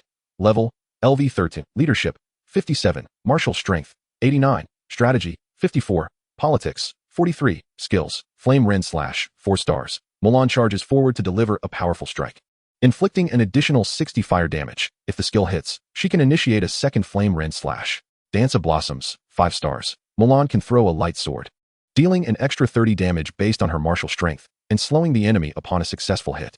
Heroic Woman, 5 stars. When leading female troops, the attributes of her army increase by 30, while her own attributes rise by 50. Crossing Mountains with Ease, 4 stars. Increases marching speed of the troops by 20 and reduces fatigue accumulation. Blade Dancer, 5 stars. Mulan can train a special 4-star unit known as the Blade Dancer, whose agile warriors possess exceptional melee capabilities. Chapter 39. Slaying the demon-faced spider. Matriarch Lu Yuan was taken aback by Mulan's sudden acquisition of 2 formidable skills. Setting aside her personal combat abilities, the skill to train special units alone was already immensely potent. The power of special units far surpasses that of conventional ones of the same rank, making them ideal as the backbone of one's territory. Mulan, what are the requirements for training blade dancers? Lu Yuan inquired. Unlike standard units, special units do have specific prerequisites. Blade dancers require 2-star long swords and civilians with an attack value of over 5, Mulan replied. You can select the individuals yourself, correct? Lu Yuan asked. Indeed. Mulan nodded slightly. Lu Yuan made a trip to Black Iron Fortress to retrieve the Day's equipment, while Mulan selected 7 civilians. Mulan is preparing to advance 7 civilians to the special unit Blade Dancer. Do you agree? Requirements: 7 2-star long swords, 2,100 soul crystals. Half an hour later, 7 swordsmen clad in leather armor, each wielding a long sword, emerged from the barracks. Lu Yuan immediately examined their information. Blade Dancer, rank, attack power, 28, defense, 7 health, 400, skills, sword momentum. Each time a Blade Dancer lands a hit, their attack power increases by 5, stacking up to 10 layers. Sword Dance, Blade Dancer's evasion increases by 30. When hit by an enemy, they immediately counterattack, dealing an additional 30 damage. The attack power of the Blade Dancer exceeds that of typical 4-star units, and although their defense is average, the evasion granted by their skills allows them to unleash tremendous power in close combat. Henceforth, the Yuyun territory can assemble a battalion of Wild Wolf Knights for raids, with the Blade Dancers serving as the vanguard assault force. Arrangements were made to construct additional arrow towers and to commence recruiting civilians. One by one, the civilians emerged. Wang Ping lacks talent. Li Lu lacks talent. Wang Lu gatherer. Lu Yuan sighed inwardly. It was exceedingly difficult to recruit individuals with skills, which is why the market prices for equipment and potions were so exorbitant. Lu Yuan recruited 50 civilians, of which only 6 possessed talent, revealing a nearly 1 in 10 chance. Such statistics were telling. Fortunately, one of them was a novice physician. Lu Yuan promptly assigned them to the infirmary, enabling the production of bandages and healing potions. With tasks arranged, Lu Yuan led his soldiers toward the spider cave. Hisses. The giant spiders screamed in agony beneath the blade, green ichor splattering as several spiders quickly fell before the blade dancers. Sustaining the enhancement of the sword momentum skill through continuous combat, their attack power soared. This enabled Lu Yuan to advance at an astonishing pace, swiftly approaching the lair of the spider matriarch. In contrast to earlier, there were now many more spiders around the cave perimeter, indicating that their previous actions had raised the alarm of the demon-faced spider matriarch. However, this time, Lu Yuan had brought along Sun Yu, intent on obliterating this nest in one fell swoop. Gongda, prepare your men. The rest shall clear the surrounding beasts. Lu Yuan commanded Sun Yu. Before long, a section around the cave had been cleared. Under Lu Yuan's direction, Wang Fu entered the cave, raising his crossbow amidst the menacing hisses of the spiders. Whoosh! The bolts flew unerringly toward the demon-faced spider matriarch. In an instant, the matriarch's crimson compound eyes widened, and a mass of webbing ensnared the arrows, rendering them useless as they fell to the ground. The matriarch emitted a shrill screech, triggering a frenzy among the spiders within the cave. One by one, they descended from their webs, surging toward the entrance like a black tide. Wang Fu had already retreated, hastily escaping from the cave. Yet, the pursuing spiders were relentless, hissing as they hastened after the intruder. Some venomous spiders descended rapidly from the cave's ceiling, their mandibles spewing forth toxic venom. Wang Fu abruptly dove to the side, evading the attack while clearing the narrow upward passage behind him.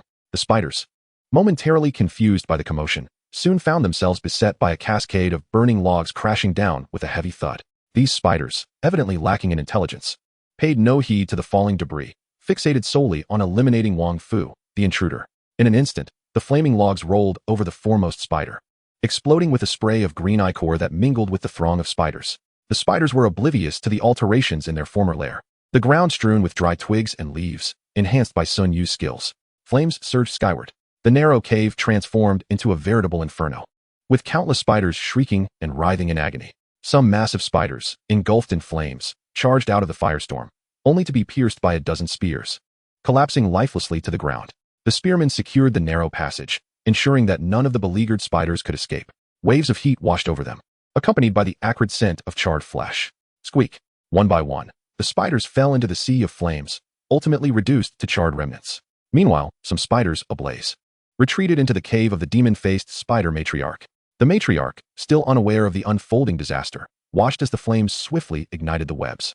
With a whoosh, the highly flammable silk ignited in unison, engulfing the cave in a conflagration. The colossal cocoon at the center of the lair was instantaneously engulfed in a sea of flames. The inferno surged, and the dense strands of spider silk crackled ominously amidst the fire. The matriarch of the ghost-faced spiders emitted a harrowing shriek, her form vanishing in an instant. As the flames blazed through, a formidable silhouette reemerged. The ghost-faced matriarch possessed the ability of invisibility, yet it was not instantaneous teleportation. The searing flames shattered her skill in an instant. The fire licked at her body, eliciting a mournful wail of despair. She sought to summon her minions, but those spiders were too preoccupied with their own peril. Despite their desire to rescue their leader, one by one they succumbed to the fiery abyss. The bright flames illuminated the dark cavern, dispelling the damp chill that pervaded. The palace formed by the flames occupied the entirety of the cavern, countless spiders reducing to charred corpses. Among them, innumerable tiny spiders were unable to even struggle within the inferno. The ghost-faced matriarch, in agony from the flames, flailed her limbs, wreaking havoc upon the stone walls while continuously spewing venom. Alas, this was merely a futile struggle for survival. Half an hour later, Lu Yuan, who had retreated to a safe distance, returned to the depths of the cavern accompanied by his men. There, the ground was littered with charred bodies, the blackened wood still flickering with embers, and even the stone walls and ceiling were left scorched black. The spider corpses had all been reduced to ashes, and while the materials were out of the question, the soul crystals were not so easily destroyed. Lu Yuan instructed his men to gather the soul crystals as he advanced further. Upon entering the matriarch's lair, he discovered that the vast cavern was enveloped in silence. All the spiders had perished in the fiery onslaught, and a massive spider carcass lay in the corner. It was none other than the ghost-faced matriarch. Lu Yuan quickly noticed two glimmers on the carcass, indicating the presence of equipment. A ring and a piece of armor. Webweaver's ring. Rank. Releases a resilient strand of spider silk that can adhere to any object, with the silk under the user's control for extension and retraction. Azure Spider Silk Armor. Rank. Defense 10, spell damage 10, though the Webweaver's ring bore no additional attributes. As an auxiliary piece of equipment, if utilized effectively, it could yield tremendous benefits. Lu Yuan decided to take it. However, he was momentarily at a loss regarding the distribution of the Azure Spider Silk Armor. As the foremost mage of the Absolute Cloud territory, Fei Lin possessed formidable spell damage and could be deemed the primary artillery. Yet, Sun Yu's fire attacks, if strategically deployed, could unleash terrifying effects, even effortlessly annihilating a monster's lair as witnessed. Previously, Sun Yu had played a significant role multiple times. After a moment of contemplation, Lu Yuan ultimately entrusted the armor to Sun Yu. After all, Sun Yu had contributed more previously, and with the enhancement, his fire attacks could achieve even greater efficacy. Thank you, my lord, Sun Yu exclaimed as he accepted the equipment, a glimmer of joy crossing his face. Lu Yuan patted his shoulder and offered a slight smile. Beside the carcass of the ghost-faced matriarch stood a stone altar, quietly looming. This was the core of the spider lair.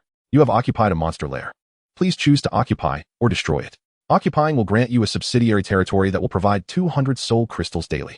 Destroying may yield heroic soul stones, soul crystals, materials, and blueprints. Destroy? Lu Yuan declared without hesitation. The altar collapsed in an instant, and a stream of information appeared before Lu Yuan's eyes.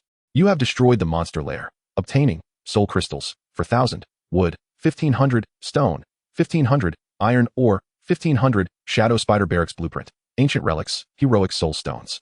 A smile crept onto Lu Yuan's face. He had also acquired a 3-star heroic soul stone, ready to be used alongside the one from the werewolf territory that he had yet to utilize. After collecting the items, Lu Yuan turned around, only to notice something unusual. Chapter 40. Seed of Life. In the center of a pitch-black expanse, there remained an area that retained its original state. He keenly sensed that this was likely the central location of the former spider palace. Perhaps something lay beneath, prompting Lu Yuan to instruct his men to commence excavation. 10 minutes later, Lu Yuan unearthed an irregularly shaped green crystal, roughly the size of a fist. Seed of Life. Rank. Description: when placed in the Lord's Hall, It can merge with the territory's core, granting the territory a protective life barrier, and additionally, wood-based buildings and barracks within the territory will receive evolution.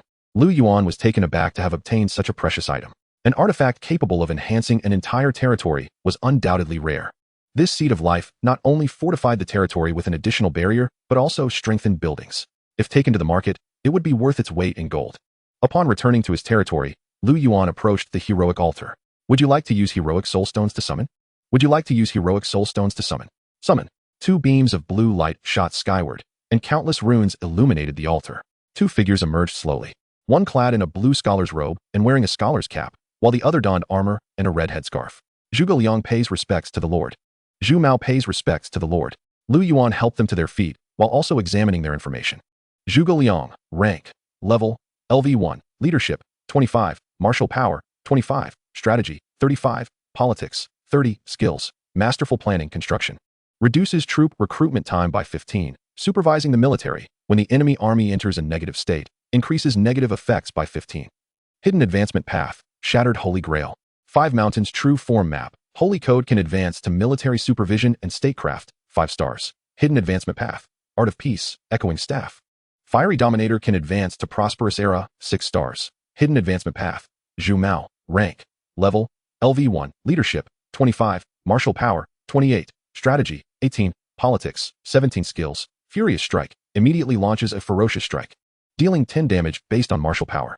Protecting the Lord, while protecting the Lord, all attributes increase by 5 points. Hidden advancement path, berserk, dual blades. Master of power evolution crystal, can advance to waiting for opportunity, 4 stars. Hidden advancement path, endless battle blade. Dominating heavy armor can advance to galloping with sword and horse, 5 stars. Hidden advancement path. Lu Yuan was somewhat surprised to find yet another pair of 3 kingdoms generals. Although neither was unique, their skills proved to be quite practical. Originally, Lu Yuan had intended for Sun Yu to oversee internal affairs. But due to his exceptional skills in fire attacks, he spent most of his time accompanying Lu Yuan on his quests. Now, with the arrival of Zhu Shou, he finally had a capable talent for governance.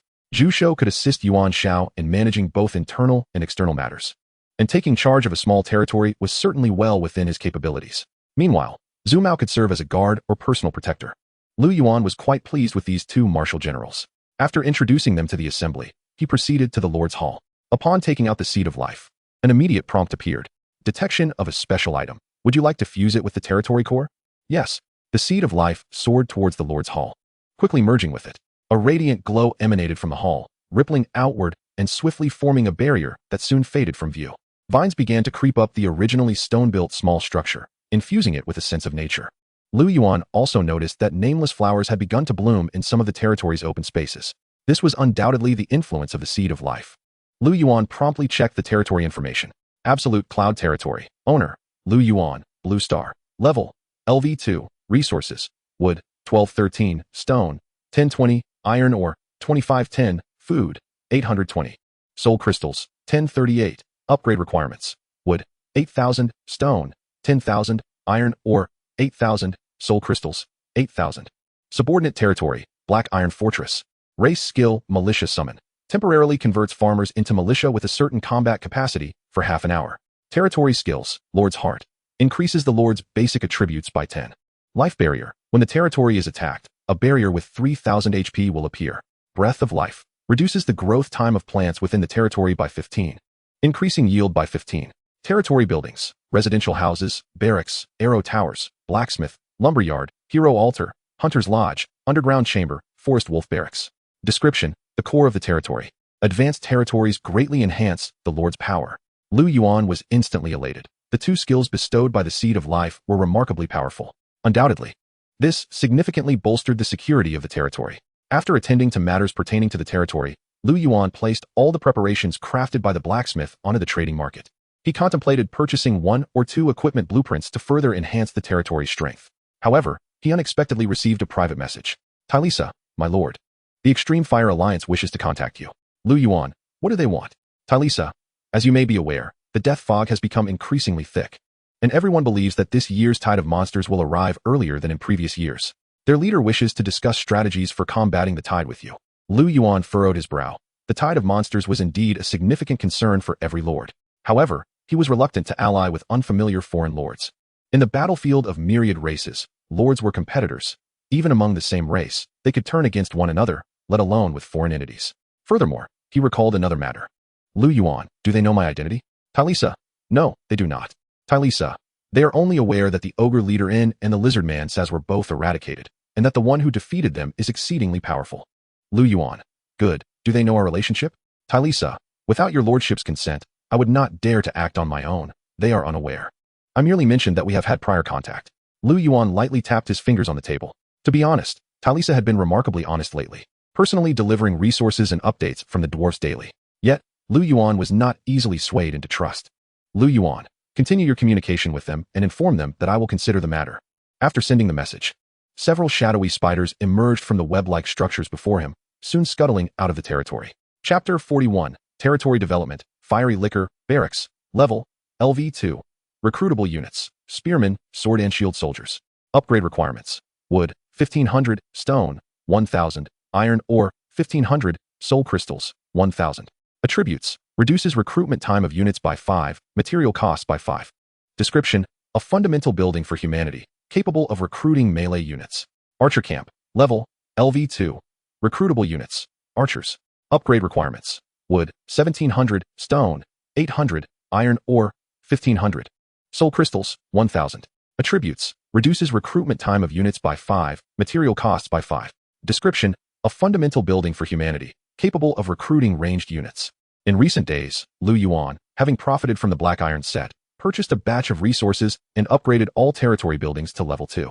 Upgrading to a level 2 territory added 3 new structures: the Archer Camp, Watchtower, and Brewery. The Archer Camp, of course, was used to recruit archers, and upon reaching a higher level, it could unlock advanced units such as longbowmen, crossbowmen, and marksmen. Lu Yuan strolled past the Archer Camp to a small square ahead. Wang Fu, accompanied by 20 soldiers, was already waiting there. Standing in front were sword and shield soldiers, wielding swords in one hand and shields in the other, while behind them were archers clad in leather armor, bearing longbows. Compared to hunters, these archers wielded larger bows, and instead of short knives for skinning, they carried long swords for close combat. Sword and shield soldier, rank. Attack power, 12, defense power, 6, health points, 200, skill, solid defense. When the sword and shield soldier uses their shield for blocking, there is a chance to reduce damage by 5 points.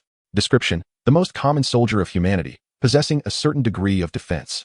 Archer, rank. Attack power, 15, defense power, 4, health points, 150, skill, long range. When archers attack enemies from a distance of 20 to 30 meters, their attack power increases by 3 points. Description, the most common soldier of humanity, with relatively weak attack power.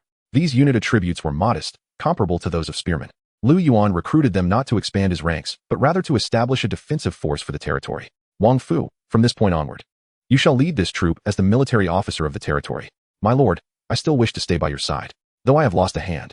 My skinning and butchering skills far surpass those of those wretched boys. Wang Fu exclaimed with fervor. Lu Yuan waved his hand, halting the somewhat agitated Wang Fu. It is not that I doubt your capabilities. On the contrary, the territory is the foundation for all. More importantly, I wish for you to comprehend this. Wang Fu's expression was a mixture of fervor and turmoil. After a moment's contemplation, he nodded earnestly. Rest assured, my lord. Anyone attempting to invade our territory shall have to step over my dead body. Lu Yuan nodded in satisfaction. Excellent. From now on, you shall collaborate with Jusho to fortify our territory's defenses.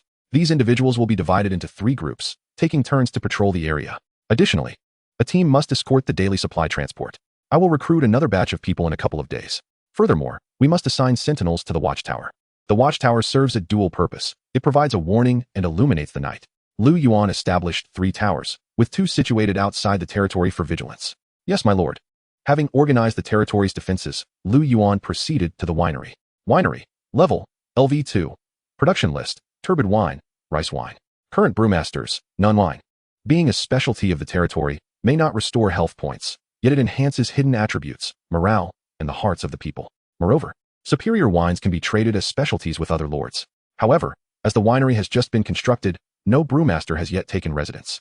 Recalling that he had previously identified 2 dwarves with brewing talent, Lu Yuan soon had the 2 black iron dwarves brought forth. My lord, how may we serve you? They inquired in unison, bowing. Lu Yuan gestured for them to relax. There is no need to be nervous. I merely wish for you to brew wine here in the future. Are you willing to accept this task? Of course.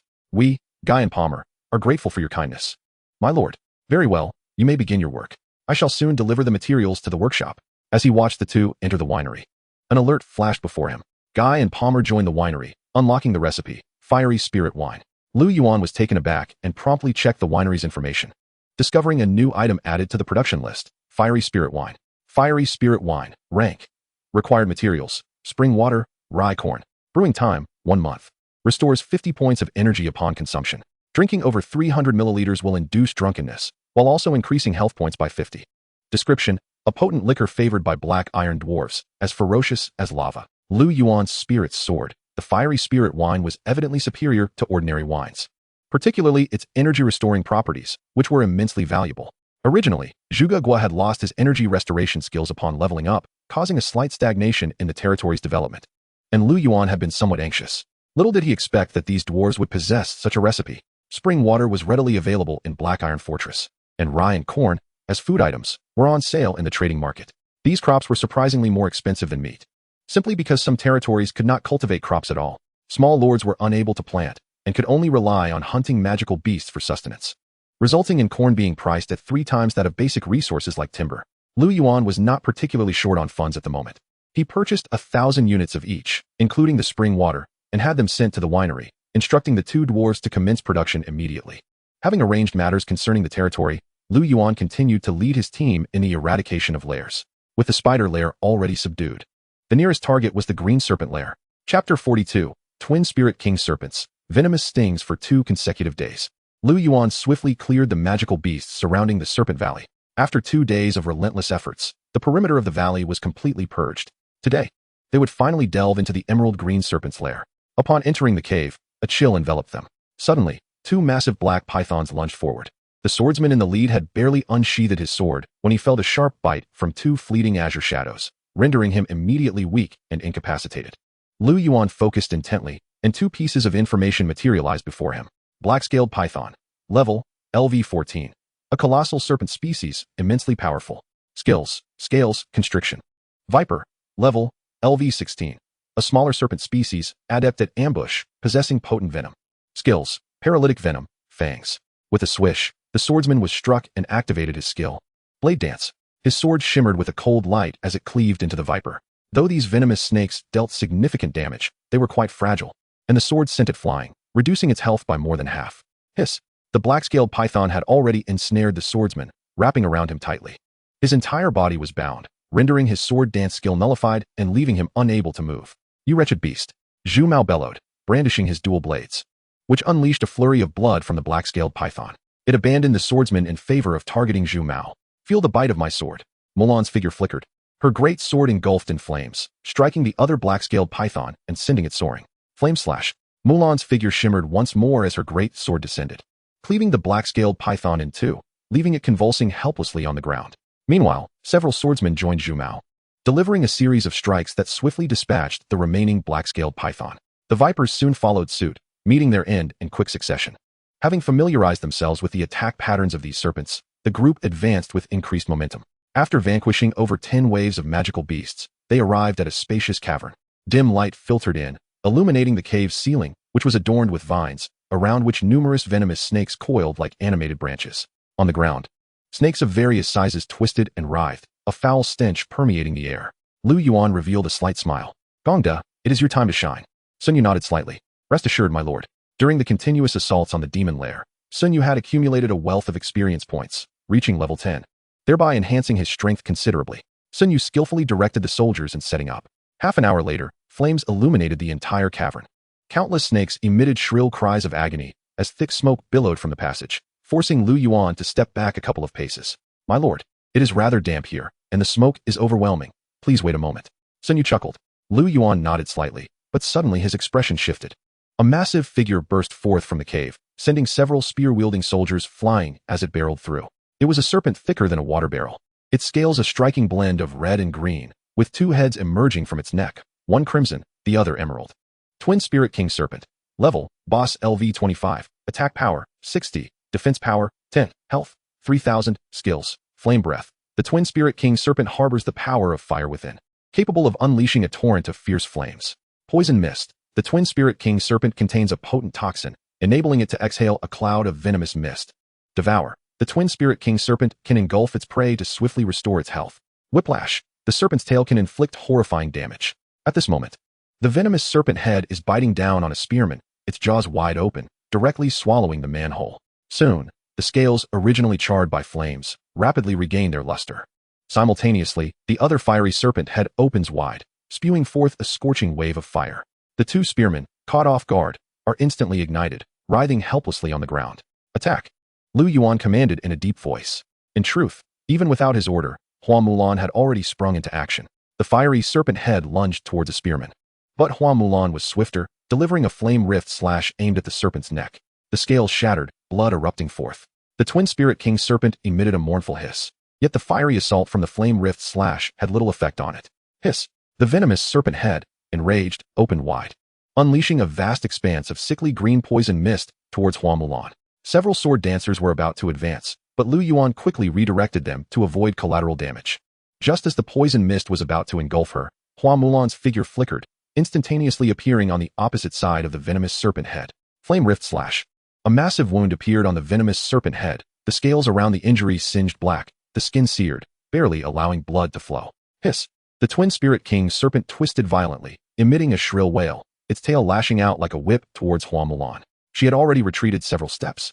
Her great sword raised. Having absorbed the force, the serpent's tail lost much of its power, causing Hua Mulan to sway only slightly. The fiery serpent head suddenly widened, a scorching breath surging from its neck. Yet, in the next moment, a chilling ice arrow struck the gaping jaws. The fiery serpent head let out a cry of despair as the flames that were about to burst forth transformed into a cloud of smoke. The white crane swooped down, its claws leaving several gashes on the serpent head. Witnessing the other head suffer a severe blow, the venomous serpent head hastily sought to assist, its mouth agape. But a handful of yellow sand was abruptly thrown into its line of sight. The venomous serpent head instantly lost visibility, veering off course. Phaeline's turquoise gem spun rapidly in her hand, unleashing a green beam towards the venomous serpent head. In an instant, several wooden spears erupted forth, piercing the serpent's mouth. The venomous serpent head, which had been preparing to open wide, found itself unable to close its jaws, thrashing its head in agony. The sword dancers, seizing the opportunity, rushed forward, brandishing their long swords to attack. Meanwhile, the fiery serpent head, besieged by numerous heroes, could only defend itself. After more than 10 minutes, with a whoosh, Hua Mulan's great sword radiated a crimson light, cleaving through the venomous serpent head. The twin spirit king serpent, having lost 2 of its heads, swayed unsteadily before collapsing helplessly. Hua Mulan casually collected the 2 fallen items, handing them to Lu Yuan. A scroll of blueprints and an ornament entwined with 2 serpents. Blueprint for the venomous serpent's stiletto. Rank. Teaches you to forge the venomous serpent's stiletto dagger. Recipe materials. Venomous serpent sack, 2 iron ingots, stone, 2 serpent scales. Spirit serpent's guardian. Rank. Adds 3 points of poison damage and 3 points of fire damage to your attacks. The forging blueprints are rather promising, perfectly enriching the offerings of the Black Iron Workshop. The ornament was entrusted to Hua Mulan by Lu Yuan, naturally prioritized for equipping the main hero of the territory. As Hua Mulan accepted the ornament, joyfully preparing to adorn herself with it, the entire cave began to tremble, dust cascading from the ceiling. Chapter 43, Terrifying Beasts. The lava serpent dragon. The entire cave commenced to quake, dust fluttering down from above. How dare you intrude upon my domain? Are you prepared to face my wrath? With an enraged roar, a torrent of searing flames surged forth from the depths of the cave. Quick, take cover. Everyone scrambled to evade. A massive figure collided with 2 soldiers, crushing them instantly. Flames and swirling dust danced wildly within the cave, and Lu Yuan barely discerned that it was an enormous crimson serpent, measuring over 10 meters in length. Perhaps it was not entirely accurate to call it a serpent. It possessed 4 claws and was adorned with black scales, through which flowed a lava-like red glow. Lacking wings, its head was encased in thick scales, presenting a ghastly visage. Lava Serpent Dragon. Level, Elite LV 30, Attack Power, 90, Defense Power, 30, Health, 8,000, Skills, Lava Breath. The Lava Serpent Dragon can expel scorching lava and ash. Wild Power. The Lava Serpent Dragon possesses immense strength. Lava Scales. The Lava Serpent Dragon is immune to fire magic below 2 stars, reducing physical damage by 30. Fire Magic. The Lava Serpent Dragon wields the power to control flames, increasing fire magic damage by 20. Lu Yuan's pupils instantly constricted, a subdragon species. Although the serpent dragon's lineage is thin, and it does not resemble a true dragon, its power is exceptionally formidable, capable of contending with even some young dragons. As a serpent dragon species, the lava serpent dragon possesses intelligence, distinguishing it from ordinary beasts that merely propagate and kill by instinct.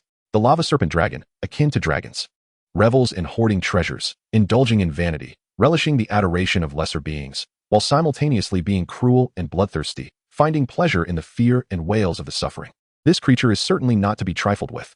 The hierarchy of beasts is categorized into ordinary beasts, elites, bosses, kings, and deities. Yet, despite being merely an elite beast, the lava serpent dragon's attributes surpass those of the boss-level twin spirit king serpent. It is likely that those serpents are mere vassals of this lava serpent dragon. Lu Yuan's heart grew heavy. This creature's skills are far too potent, almost countering their formation. Having annihilated my subordinates, diminutive humans, you are courting death, with a hoarse, inhuman roar echoing, a violent force, tinged with flames and the terror of destruction, swept through the entire cave. The lava serpent dragon lunged forward abruptly. Its size was immense, yet its speed was astonishing. It knocked a wolf knight aside with ease, then opened its maw wide, sinking its teeth into a spearman. The soldier cried out in anguish. Yet his gaze met the lava serpent dragon's savage, malevolent red-slit eyes. The lava serpent dragon, delighting in bloodshed, did not rush to consume the man, but rather savored him in its jaws, relishing the sound of his lamentations. Die! Mulan's figure flickered as her great sword, enveloped in flames, descended with a fierce slash. The sound of sizzling echoed as the fiery strike met the scales of the lava serpent dragon, emitting an agonizing noise. Yet it merely grazed the outer layer of its armor, the flames entirely ineffective against the beast. A trickle of crimson, reminiscent of molten blood, flowed from the wound. And a cruel glint flashed in the dragon's eyes as it devoured the unfortunate soldier whole, its claws swiping at Mulan. With a thunderous crash, she deftly evaded the attack. The dragon's claw crashing into the ground, sending shards of stone flying and leaving a deep crater. Once more, she unleashed her fiery strike, inflicting another wound upon the serpent's abdomen. Damnable creature! The lava serpent roared, rearing its head as its scales shimmered with a fiery glow, scorching magma spewing from its maw. Mulan had already darted to the side. As the searing lava swept across the cavern walls, thick plumes of white smoke billowing up, the molten flow cascading down the rocky surface, radiating intense heat. A soft cry from the white crane pierced the air, its feathers launching forth to strike the serpent's head, dislodging a few scales and leaving tiny cuts. The crane was poised to follow up with a claw strike, but was sent flying by the serpent's swipe. Crashing against the stone wall, feathers scattering. Little white. Zhuge gasped in alarm. Foolish insect. The lava serpent's tail lashed out, hurling 3 charging wolf knights aside. Its maw opened wide once more, spewing forth scorching magma. 4 wolf knights were engulfed in the fiery torrent, their health plummeting drastically, flames licking at their bodies as they writhed in agony upon the ground. The lava serpent lunged, seizing a severely wounded wolf knight in its jaws, crushing half of his body with a single bite, his screams echoing through the cavern. Lu Yuan's expression darkened. It was evident that this beast was far beyond his current capabilities. Retreat. Breath of the breeze. Lu Yuan activated the skill of his accessory, a gentle wind enveloping everyone, momentarily increasing their speed.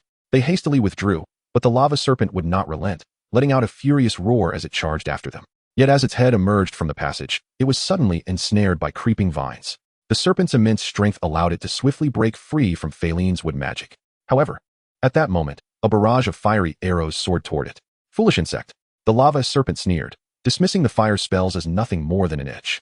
Yet, Sun Yu's fiery assault had not been aimed at the serpent itself. The arrows rained down, causing the logs along the passage to collapse, the flaming debris crashing down upon the serpent's head and neck like colossal hammers. In an instant, the lava serpent emitted a mournful cry as crimson blood gushed from its maw. Fiery slash. Mulan thrust her sword forward with a sudden force. With a soft sound, the great sword pierced through the serpent's left eye. The immense pain caused the lava serpent to thrash violently, splintered wood scattering in all directions. Its jaws agape, black scales bristling, scorching magma, surged from its lungs up to its neck. With a resounding thud, several vines wielding a log slammed down, smashing the serpent's head into the ground, the molten lava erupting forth, choking the beast. Die! Mulan's figure appeared atop the serpent's head, her foot pressing down on the hilt of the sword still embedded in its skull. Utilizing her strength, the sword plunged deeper, blood erupting in torrents. The lava serpent, its claws rending the stone, reared back and lunged at Mulan, but she had already leapt backward, her wrist flicking as a short sword spun and plunged into the serpent's gaping maw. Whirling blossom. With a swift motion, the short sword cut through the serpent's soft palate. Blood gushing forth.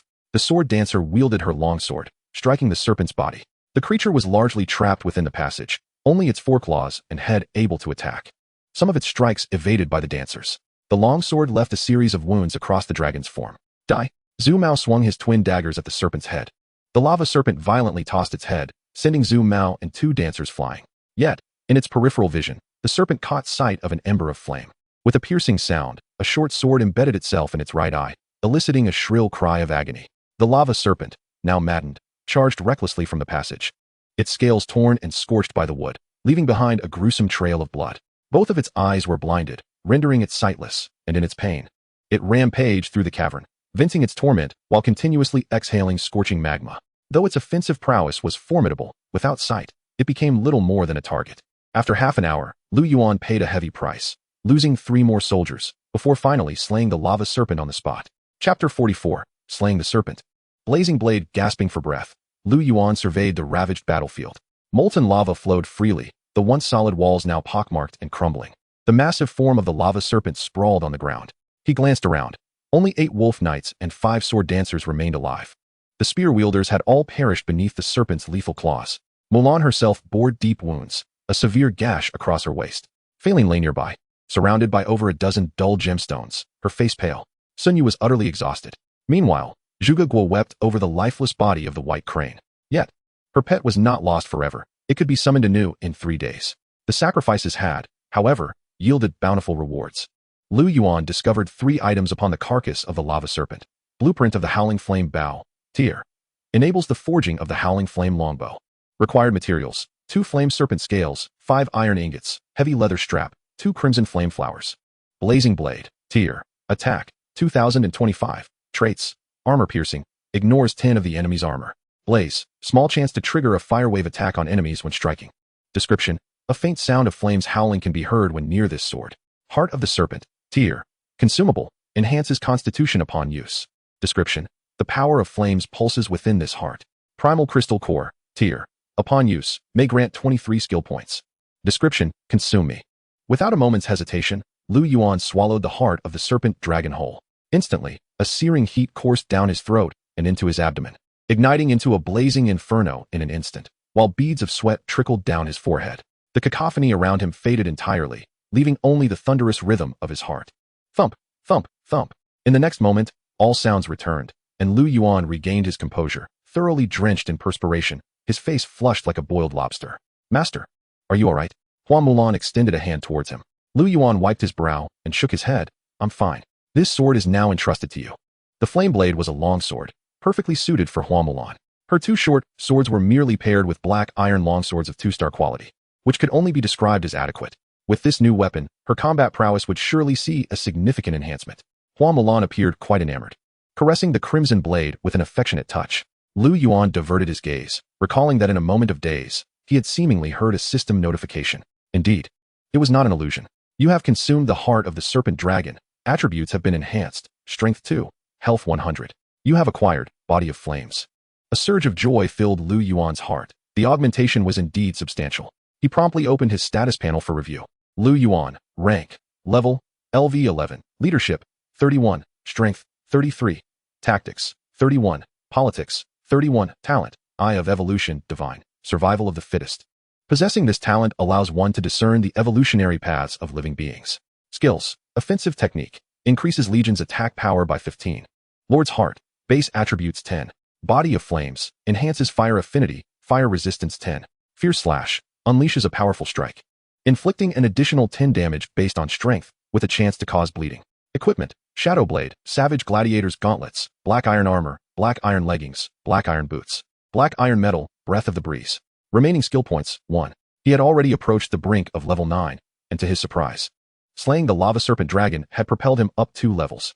Lu Yuan then utilized a 4-star Primordial Crystal Core. You have consumed the Primordial Crystal Core, gaining 3 skill points. 4-star Primordial Crystal Core available for use, 2 times. Instantly elated, he now had 4 skill points to allocate. He directly invested 2 points into offensive technique. The skill reached 5 stars, increasing the Legion's attack power by 30. However, he found that he could not add more points. At his current 2nd tier level, skills could only be upgraded to 5 stars. To continue enhancing them, he would need to elevate his own level. The Lord's Heart was a bestowed ability of the territory and could not be enhanced further. After a moment of contemplation, he upgraded Fierce Slash to 3 stars. Fierce Slash, rank, unleashes a wave of sword energy, inflicting an additional 30 damage based on strength. Enemies struck by the sword energy enter a torn state, reducing physical defense by 15. With the skill's upgrade, not only had its attack power increased, but it also inflicted a debilitating effect on enemies, making it particularly effective against high defense bosses. The forging blueprints also held great potential. so he decided to stash them away for the time being. As he observed Wang Fu and the others burying their fallen comrades, Lu Yuan led them back into the depths of the cave. In the center of the expansive cavern hall lay a deep pit, and as they approached, waves of searing heat greeted them, following a narrow path downward. They entered a vast cavern, illuminated not by darkness but by glowing ores that painted the walls in a fiery red hue. The air was thick with a pungent odor, a noxious blend of decay and sulfur. "This is red jade," Fei Lin exclaimed, her fingers brushing over an irregularly shaped red crystal embedded in the wall. It appeared to be a rich vein, ensuring a plentiful supply of red jade in the future. Lu Yuan smiled inwardly. Red jade was a 4-star ore, rich in fiery energy, a high-end material with great market value. Furthermore, should Fei Lin utilize advanced gemstones, her spellcasting prowess would undoubtedly be enhanced. This was undeniably a significant windfall. After deciding to organize the mining of this, or upon their return, Lu Yuan continued his exploration. The deeper they ventured into the cave, the higher the temperature rose. The ground was littered with fragmented bones of various creatures, with the slenderest bones being the most abundant, likely belonging to serpentine species. It seemed that in times of scarcity, the lava serpent dragon resorted to feasting upon those emerald-hued snakes. As he rounded a corner, Lu Yuan was suddenly dazzled by a brilliant light. Beneath his feet, a chaotic pile of gold and silver treasures lay scattered throughout the cavern, intermingled with the remains of some animals. The sight of this treasure trove left Lu Yuan utterly astounded. How beautiful! Fei Lin, a member of the gem-loving Blue Flash tribe, was utterly captivated, her eyes sparkling with delight. "Oh, I adore this," Zhuge Guo exclaimed, throwing herself onto the mountain of gold, tossing coins into the air in sheer exuberance. Observing their antics, Lu Yuan couldn't help but marvel at how women, much like dragons, were irresistibly drawn to glittering treasures. Disregarding the two, Lu Yuan rummaged through the mountain of riches until he located the stone altar, which symbolized the core of the monster lair. "You have conquered a monster lair. Please choose to occupy or destroy it. Occupying will grant you a 4-star subsidiary territory, providing 300 soul crystals and 20 red jade daily. Destroying may yield heroic soul stones, soul crystals, materials, and architectural blueprints." Knowing that if he destroyed the lair, it would likely collapse shortly thereafter, Lu Yuan naturally opted to occupy it. An ethereal glow swept through the entire cavern, marking it as a subsidiary territory of the absolute cloud domain. Chapter 45, Dark Knight's Magic Seal, Ice Golem Master. "This is all the resources we have collected." Lu Yuan nodded slightly and began to scrutinize the list. Although the treasures amassed from the lava serpent dragon were plentiful, many consisted of gold and silver, which held little value on the battlefield of myriad races. While not entirely worthless, gold and silver were merely 2- or 3-star materials and did not compare favorably with black iron, mithril, or other precious ores. Nevertheless, the collection of over 10,000 units of gold and silver was still a considerable haul. There were also thousands of 2- and 3-star gemstones, along with over 24-star or higher gemstones. Additionally, some gold and silver artifacts, likely plundered from a noble lord, were present, albeit foul-smelling and not suitable for his use. Besides that, there were several high-level items. Blueprint for Refugee Camp. Rank. Allows the construction of a refugee camp, which will attract a number of refugees daily, though these refugees may impact the morale of your territory. Dark Knight's Magic Seal. Rank. After you cast a skill, your attack power increases by 20 for 5 seconds. Scroll of Summoning Ice Golem. Rank. Allows you to learn to summon an ice golem, whose attributes are linked to your own. Lu Yuan felt quite satisfied with these gains. Although the losses this time were somewhat severe, the bountiful rewards were sufficient to compensate for his losses. Once he assimilated these benefits, the strength of his territory would surely ascend to a new level. The Dark Knight's Magic Seal was promptly given to Hua Mulan for her use. In his territory, only Fei Lin and Hua Mulan possessed the most formidable combat skills. However, as a mage, Fei Lin could not engage in close combat with a staff. In fact, she didn't even possess a staff. Therefore, this piece of equipment was solely allocated to Hua Mulan. As for this scroll of summoning ice golem, Lu Yuan decided to utilize it himself. With a mere gesture, a towering ice golem, standing 2 meters tall, materialized before him. It was encased in thick frost armor, its hands resembling massive iron hammers, and its eyes emanated a chilling light. He immediately inspected the information regarding the ice golem. Ice golem. Level. Magical creation LV20. Attack power, 17. Defense power, 7. Health points, 300. Skills. Frost touch. The ice golem's attacks inflict frost damage, potentially slowing enemies. Gale impact. The ice golem charges at enemies, dealing frost damage to surrounding foes, slowing those struck by 20. Magical creation. The ice golem, being a magical creation, is immune to critical attacks. The ice golem can only exist for 30 minutes. Though its attributes were significantly inferior to those of the white crane, it served as a fitting auxiliary. Lu Yuan assigned some individuals to guard the snake nest. After all, there were too many treasures to carry all at once, necessitating arrangements for transport. Upon exiting the green snake's lair, Lu Yuan began his journey back. Suddenly, as he emerged from the stone forest, the resummoned white crane emitted a low call, landing beside Zhuge. Master, Xiao Bai has detected other lords approaching. Someone is coming this way, Wang Fu remarked. The group immediately heightened their vigilance, hands resting on their weapons. As the rustling of grass announced their arrival, a contingent of individuals emerged. At the forefront was a robust lion man lord, clad in resplendent golden armor, draped in a fiery red cloak, his yellow mane billowing in the wind, and dark yellow eyes fixated on Lu Yuan. Behind him stood a lion man archer hero, garbed in leather armor, wielding a great bow, followed by 10 heavily armored soldiers and more than a dozen archers. Hey, my friend, no need for alarm. The lion man lord grinned, revealing his gleaming white teeth. I am Keylogger, the leader of the Fire Alliance. Perhaps you have heard of my name. I have come merely to make the acquaintance of you, my new neighbor. I've heard tell of your triumphs over the lizard man Saz and the ogre Pain. Initially, I found it hard to believe. But witnessing your prowess today has left me in admiration. We might become friends, or even allies. You see, I am not one for warfare. Why not sit down and share a drink? Lu Yuan regarded the suddenly friendly lion man with a hint of skepticism. As the leader of the Fire Alliance, he had gleaned detailed information about Keylogger from Taligia. Lord Keylogger, what brings you here today? He inquired, eschewing any roundabout conversation. Keylogger paused slightly, then broke into a smile. Mr. Lu, how refreshingly forthright. In truth, I have come to propose a trade. Lu Yuan raised an eyebrow at the mention of a trade. Indeed, a trade.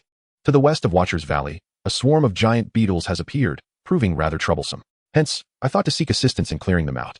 It seems that within Watcher's Valley, you are the only lord capable of handling these monstrous pests. Lu Yuan remained unfazed by his flattery. On the contrary, his inner caution heightened.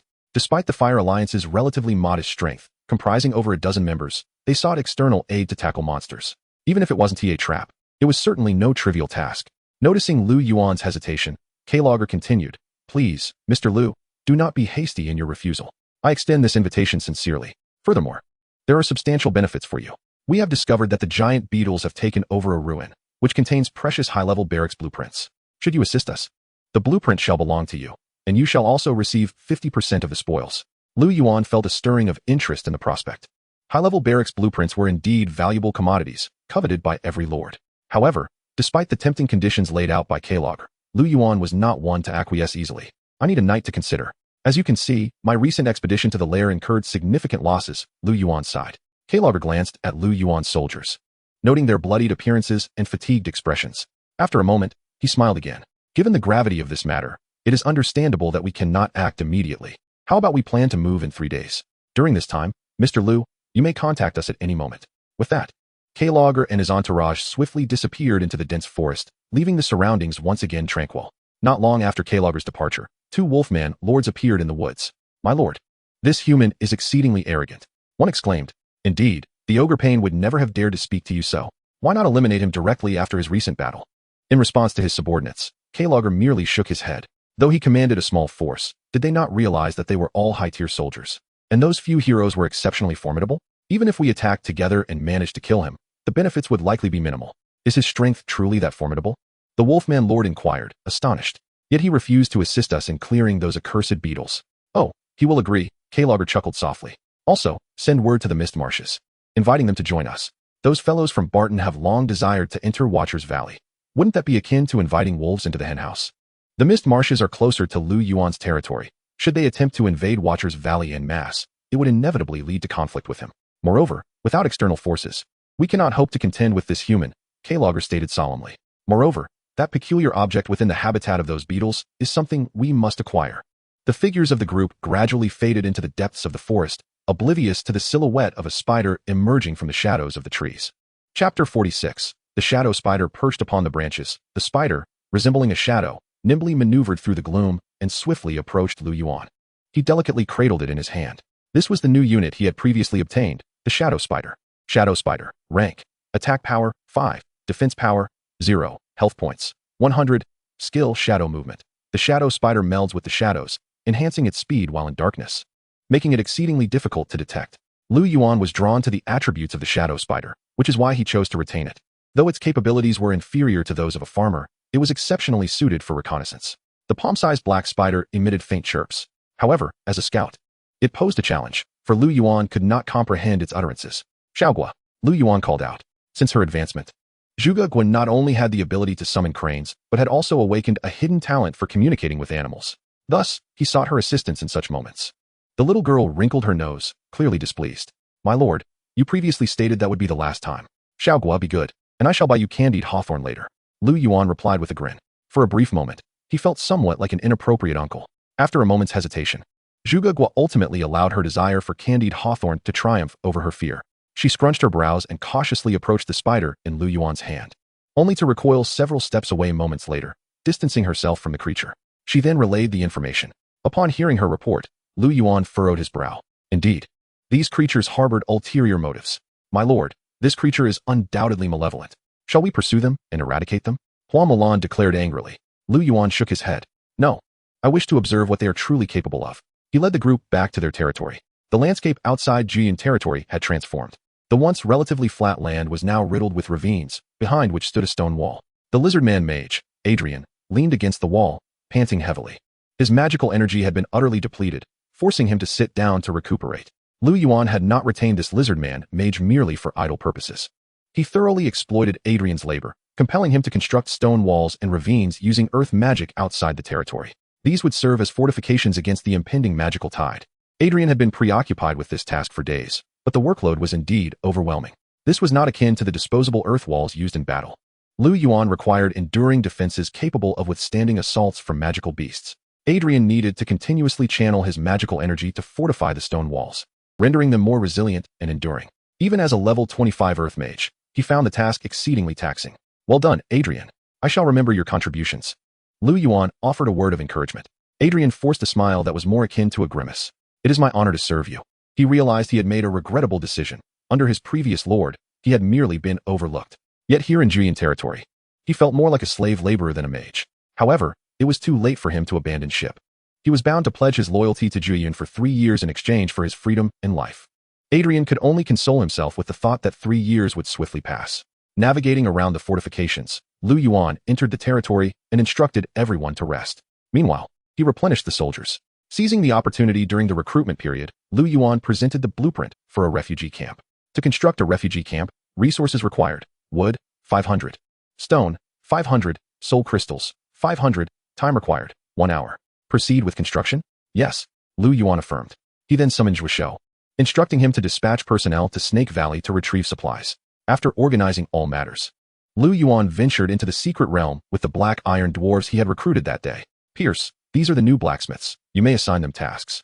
Lu Yuan stated as he brought 6 newly recruited black iron dwarves into the forge within Black Iron Fortress.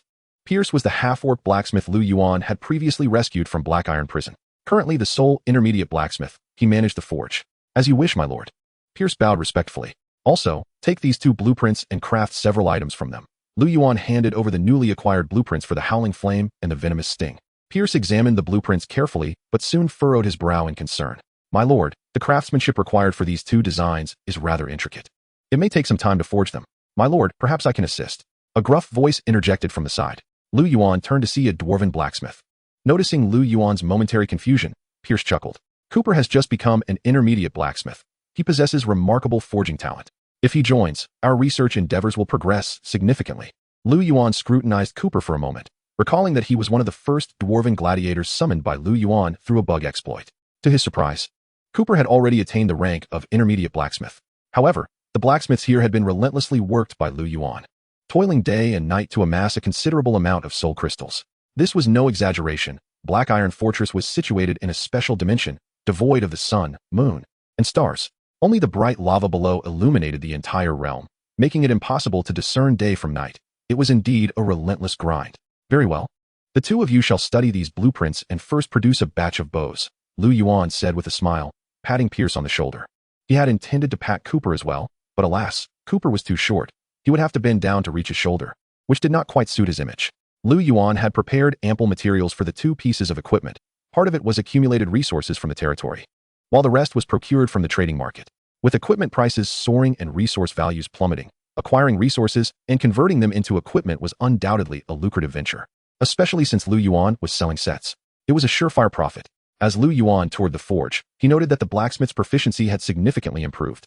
After all, according to his directives, each junior blacksmith focused solely on 1 item from the black iron set, with daily production of the same equipment. Coupled with Lu Yuan's unlimited supply of raw materials, their skills were advancing rapidly. In a few days, it was not inconceivable for several intermediate blacksmiths to emerge. Lu Yuan departed with great satisfaction, carrying 11 sets of black iron armor. Chapter 47. The Expeditionary Force, a deal concluded upon returning to the Absolute Cloud territory. Lu Yuan listed the equipment on the trading market. Notification: your listed black iron armor has been sold. After deducting the handling fee, you have received 705 soul crystals. Notification: your listed black iron armor has been sold. After deducting the handling fee, you have received 705 soul crystals. Notification: your listed black iron armor has been sold. Lu Yuan furrowed his brow. The equipment he had just put up for sale had been snapped up almost instantaneously, with 3 sets gone in the blink of an eye. Although his items had been selling well previously, they had never sold this quickly. Just as he intended to investigate the situation, a flurry of notifications appeared once more. Within mere seconds, the remaining 8 sets were also sold out. Lu Yuan opened the transaction details for inspection and quickly discovered that nearly all the black iron armor had been purchased by a lord named Yuchuxia. As he scrolled down, he found a plethora of messages regarding the products. In just a few seconds, there were over 10 comments. Brother, I'm a student. Could you give me a discount? Anonymous Big Shot: does your territory have a dwarven blacksmith? Big Shot: add me as a friend. I want to practice swordplay with you. Brother, look at me. I'm a sweet-voiced, delicate 36D, big cutie. Amidst the amusing messages from netizens, Lu Yuan noticed one from Yuchuxia. Hello, I am Yuchuxia from the Expeditionary Force. I would like to establish a long-term cooperative relationship with you. I assure you that the prices will satisfy you. If you are willing, please send a friend request. Lu Yuan hesitated for a moment before accepting her request from the friend application list. Yuchuxia, hello, how should I address you? My surname is Wang. First name is Dazwai. Lu Yuan preferred to keep his information concealed. If you truly are a member of the Expeditionary Force, I might consider trading with you. Lu Yuan promptly sent another message. Aside from the prominent families and corporations, the government of Blue Star had mobilized countless soldiers of the Expeditionary Force to resist the invasion of myriad races. These warriors raised the flag of Blue Star civilization against the terrifying tide of otherworldly beings, while countless heroes sacrificed their lives, leaving their bones in foreign lands. Inch by inch, they carved out a living space from the jaws of alien beasts, which allowed the myriad races to occupy 3 major cities. It could be said that the Expeditionary Force was the last line of defense for Earth. Students of Blue Star held these frontline warriors in high esteem for their valiant battles against foreign races. Lu Yuan was not motivated by greed for additional benefits. He merely wished to contribute his humble efforts, believing it beneficial to empower these soldiers further. Upon reading Lu Yuan's message, Yuchuxia was momentarily taken aback. What a ludicrous name, Wang Dazwai. Why not go all out and call yourself Zhao Ritian? Nevertheless, in light of their future collaboration, she quickly sent several photos, including identification and uniform images. All right, I have confirmed your identity. Yuchuxia, thank you, Mr. Wang. Currently, our soldiers at the front line are in dire need of equipment, and your black iron armor is quite suitable. We are willing to purchase it at a price exceeding the market value by 10%. I can sell at market price, 10 sets daily. However, I would like to inquire about information regarding the impending demon tide. Lu Yuan swiftly replied. At that moment, in a room within Wind Extinguishing Fortress, a strikingly resolute woman furrowed her brow. Yuchuxia was responsible for logistics within the Expeditionary Force and had been procuring supplies in preparation for the forthcoming demon tide. She had also noticed an anonymous seller who consistently offered 2-star armor daily. Initially, she assumed that such a substantial supply could only come from a scion of a prominent family or a corporation. Yet, Lu Yuan appeared uninterested in inflating prices, instead seeking information about the demon tide. This contradicted her expectations regarding the background of such sellers, who typically possessed their own intelligence channels and would not seek information from her. However, if he were merely an ordinary lord, how could he possess so many 2-star sets? After a brief moment of contemplation, Yuchuxia decided to share some non-sensitive information. Yuchuxia, you should be aware that the first wave of the demon tide typically occurs between late August and early September each year. However, based on information from the Academy of Sciences and research teams, this year's tide may arrive as early as late July to early August, leaving us with only about a month. Yuchuxia, moreover, according to energy assessments, this year's demon tide is expected to be a large-scale event not seen in a century, with the scale of the demon beasts anticipated to be at least double that of last year. Yuchuxia, the experts at the Academy of Sciences are still urgently confirming these details, but they should release an announcement to all lords in a few days. Lu Yuan fell silent as he absorbed this information. The reality was even more dire than he had imagined. Due to the harsh winter conditions of the myriad races battlefield and the looming threat of the demon tide, the people of Blue Star typically entered the battlefield later than other races. While other races might have already begun their endeavors for a month or so, Blue Star's inhabitants would only just be arriving to develop their territories. This inherently placed them at a disadvantage. In previous years, Only about 50% of the lords managed to withstand the first wave of the demon tide and return to Blue Star through the teleportation portal. Half of the young souls perished on this foreign soil. And this year, with the tide arriving earlier and in greater magnitude, how many more would lose their lives? Lu Yuan sighed, recognizing that he had no time for lamentation. Only through diligent development could they hope to withstand the demon tide. You choose Xia, Mr. Wang. I can only share this much. This year's demon tide is more formidable than ever. I hope you take it seriously. Please contact me again if you have more equipment. Noticing that she seemed about to log off, Lu Yuan hastily sent another message. Wait a moment, I wonder if Miss Yu is interested in evolution formulas? Yu Chuxiao's gaze sharpened instantly. Evolution formulas were treasures that were hard to come by. How many families had risen to prominence solely due to possessing a single formula? Was the other party truly willing to trade? Regardless of its authenticity, she did not wish to miss any potential opportunity. Yu Chuxia, of course. We guarantee to offer a price that will satisfy you. After a brief moment, Lu Yuan sent another message. Chunyu Qiong's new foam wine, the splendid crimson attire, Iron Spear Shaft, can evolve into a 4-star Wu Cao wine immortal. Lu Yuan checked the evolution paths of the generals, which did not require him to see the hero face to face. Some lords often showcase their heroes by posting their information. Thus, Lu Yuan could directly access the evolution routes of numerous generals. Yu Chuxiao was taken aback and quickly replied, Mr. Wang, is this half of a formula? Do you have information about the evolving hero? Chunyu Qiong was a widely recognized general of the Xia Kingdom. It could be said that at least 1 in 10 lords possessed him, or at least there was a 5 to 6% chance. This illustrated just how prevalent this general was. If this segment of Chunyu Qiong could be elevated to 4 stars, how much strength would the entire Xia nation gain? Initially, Yu Chuxiao believed that Lu Yuan was merely referring to a type of troop or an advancement recipe for farmers. Little did she expect that Lu Yuan possessed a formula for a hero. The value of these two is simply incomparable. No, this is the complete formula. You may discuss the price once you successfully experiment with it. Furthermore, I have more than 1 evolution formula for generals in my possession. Yu Chuxiao was left utterly stunned. The other party had directly divulged such a priceless formula to her, and for a moment, she was unsure whether to deem him overly naive or to commend his astuteness and judgment. Yu Chuxiao, thank you for your trust, Mr. Wang. I will contact you again shortly. After sending this message, Yu Chuxiao hastily closed the chat interface. She was eager to test the veracity of Wang Daju's claims. Chapter 48. The Wine Immortal Chunyu Qiong. Yu Chuxia stepped out of her office. Gazing out of the window, the panoramic view of wind-extinguishing fortress unfolded before her. Within the city, countless barracks stood tall, and squads of griffin knights traversed the dense fog. The clouds in the sky parted, revealing a colossal entity that shattered the dense cloud cover. It was an unimaginably massive iron ship, bristling with cannons, its prow adorned with a gigantic dragon head, from which a massive dragon-slaying spear protruded, an ominous weapon capable of slaying even adult dragons. On either side of the iron leviathan were expansive iron wings that slowly flapped. The ship's dark hull shimmered with the radiance of numerous magical formations. This iron vessel soared through the heavens thanks to these enchantments. This was the most formidable weapon of the Xia nation, the Azure Dragon warship. My dear, what are you gazing at? An elderly man approached her. Nothing much, Grandpa Huang. Yu Chuxiao replied, shaking her head slightly. Still pondering the matters concerning the demonic tide? Huang Yangping, well aware of his friend's granddaughter's thoughts, remarked. This issue pertains to the great affairs of millions of lords in Blue Star. Even if we wish to intervene, we cannot. There are those great figures who will take care of it. We should focus on our own tasks. Huang Yangping chuckled. I've heard that recently. Those alien races are also stirring restlessly. They may pose a threat to the frontline defenses. Yu Chuxia hesitated, expressing her concern. When have those ruffians ever been settled? Yet, should they dare to extend their claws, they ought to consider how sharp our blades are. Huang Yangping sneered. Yu Chuxia nodded. The wind-extinguishing fortress has been under Blue Star's control for 30 years, enduring countless wars, yet it remains firmly in our grasp, even growing stronger. We have established 3 strongholds, Shanhai, Xianyuan, and Hulao, each built upon the corpses of numerous alien races. As she spoke, a smile illuminated her face, and she grasped Huang Yangping's hand. Grandpa Huang, today I encountered an intriguing individual who directly provided me with a general's advancement formula. Oh, which young master is so generous? Huang Yangping laughed heartily. Yu Chuxiao playfully tugged at Huang Yangping. Grandpa Huang. After a while, Yu Chuxiao finally composed herself. This time, you are mistaken. I met this person in the trading market, and I don't even know his name. He simply presented me with a complete formula. I almost suspect he is a fraud.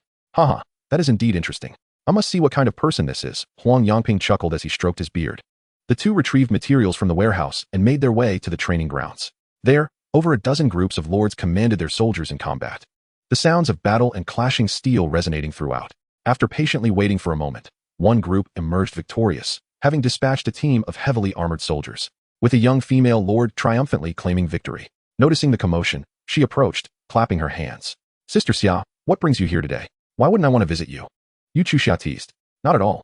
Liang Qixi, a close childhood friend of Yu Chuxia, linked arms with her, grinning widely. You, girl, despite your age, still lack any decorum. Yu Chuxia playfully pushed her away. All right, Sister Xia, it's been a few days since we last met. Have you perhaps found a big pig trotter? They engaged in light-hearted banter before finally settling down. I have come here with a serious matter. You have a Chunyu Qiong who has been idle, correct? Yu Chuxia said earnestly. Indeed, Sister Xia. This fellow charges into battle without a second thought. What do you intend to do with this brute? Liang Qixi inquired. Summon him. I wish to test a formula, Yu Chuxia replied. A few minutes later, they awaited the imposing figure of Chunyu Qiong in the adjacent private lounge. Upon a quick glance, Yu Chuxia's eyes were immediately drawn to Chunyu Qiong's information. Chunyu Qiong, affiliation, Liang Qixi. Blue star, rank, level, LV22, leadership, 38, strength, 68, tactics, 38, politics, 32, skills, berserk attack, unleashes a powerful strike against the enemy, inflicting an additional 15 damage. Counterattack, retaliates against normal attacks, dealing an additional 20 damage. A typical ordinary general. Most lords would only use such a character during the early game when they lacked higher-tier generals, abandoning them upon finding better options. My lord, what brings me here? Chunyu Qiong boomed as he saluted. Chunyu Qiong, come here, Liang Qixi commanded, producing the materials that Yu Chuxia had given her earlier. Advancing a general is no trivial matter. Should the materials be even slightly off, the general could downgrade or lose skills, and in severe cases, perish entirely. Otherwise, with so many lords in the myriad races battlefield, one could easily discover numerous formulas through exhaustive methods. This is precisely why lords are often too apprehensive to experiment with their precious generals. However, to Liang Qixi, Chunyu Qiong had become akin to a useless item. Even if this general were to be lost, she would not lament. Thus, she proceeded with the material evolution. Amidst a flash of white light, the eyes of everyone in the room widened, eager not to miss a single detail. When the light subsided, a burly figure clad in silver armor, cradling a wine jar, appeared before them, his face flushed. Wine. I want more wine. Chunyu Qiong, reeking of alcohol, burped loudly. It seemed that the experiment had truly succeeded. Yu Chuxia's eyes widened in astonishment. Initially, she had approached this with a mere experimental mindset, harboring little hope. Yet, unexpectedly, a stranger had indeed entrusted her with the invaluable advancement formula. She was immediately exhilarated as she began to scrutinize the general's information. The drunken immortal. Chunyu Qiong, affiliation, Liang Qixi. Blue star, rank, level, LV22, leadership, 50, strength, 95, strategy, 49, politics, 42, skills, charge, counterattack, drunken immortal. Chunyu Qiong imbibes a copious amount of wine, succumbing to inebriation. His strength is augmented by 30, and his attack power is elevated by 40, though his strategic value temporarily diminishes to 0. Yu Chuxia's eyes widened in astonishment. It truly succeeded. A 4-star general, Liang Qixi, brimming with excitement, enveloped her in a warm embrace. Sister Xia, it truly worked. You've developed a new formula for generals. With some effort, Yu Chuxia extricated herself. All right, let us not get overly excited. We should test the battle prowess of the general now. Half an hour later, they watched as the bleary-eyed Chunyu Qiong felled 2 4-star heroes with his fists, and their exhilaration surged. Chapter 49. Collaboration. The new phone wine is not particularly valuable, and the iron spear handle was originally worthless, with only the variegated crimson attire being a 4-star piece of equipment, requiring an intermediate tailor for its creation. Thus, the materials for advancement are priced around 1,300 soul crystals, Yu Chuxia analyzed. Chunyu Qiong's market share as a general is quite substantial. Even selling this formula for merely 2,000 soul crystals would yield a considerable profit. Huang Yangping chuckled. Grandpa Huang, this formula isn't mine. I still need to inquire with the individual. However, he mentioned having other formulas, though I cannot ascertain their authenticity, Yu Chuxia replied. Then you should reach out to him promptly. I find myself quite curious about him, Huang Yangping encouraged. Yu Chuxia nodded, opening the system chat interface. Yu Chuxia, Mr. Wang. I have confirmed that the formula is sound. We can proceed to discuss the collaboration. Lu Yuan was examining the gear sent by the dwarven blacksmith when he suddenly received a system notification, surprised at the swiftness of the response. He smiled slightly and sent a message. Wang Dachui. I wonder how Miss Yu intends to collaborate? Yu Chuxia. The initial plan is for our expeditionary army to promote this formula, with profits split evenly. Lu Yuan pondered the advantages and disadvantages. He could certainly sell it himself, but with millions of posts flooding the forum every second, it would be exceedingly difficult for a newcomer like him to gain attention. Moreover, beyond his desire for profit, he also sought to enhance the combat strength of the Blue Star Lords. The Blue Star already struggled to survive amidst countless foreign threats, and any increase in strength would be advantageous. Additionally, Lu Yuan aimed to procure some rare materials from the expeditionary army. Thus, he decided to collaborate with them.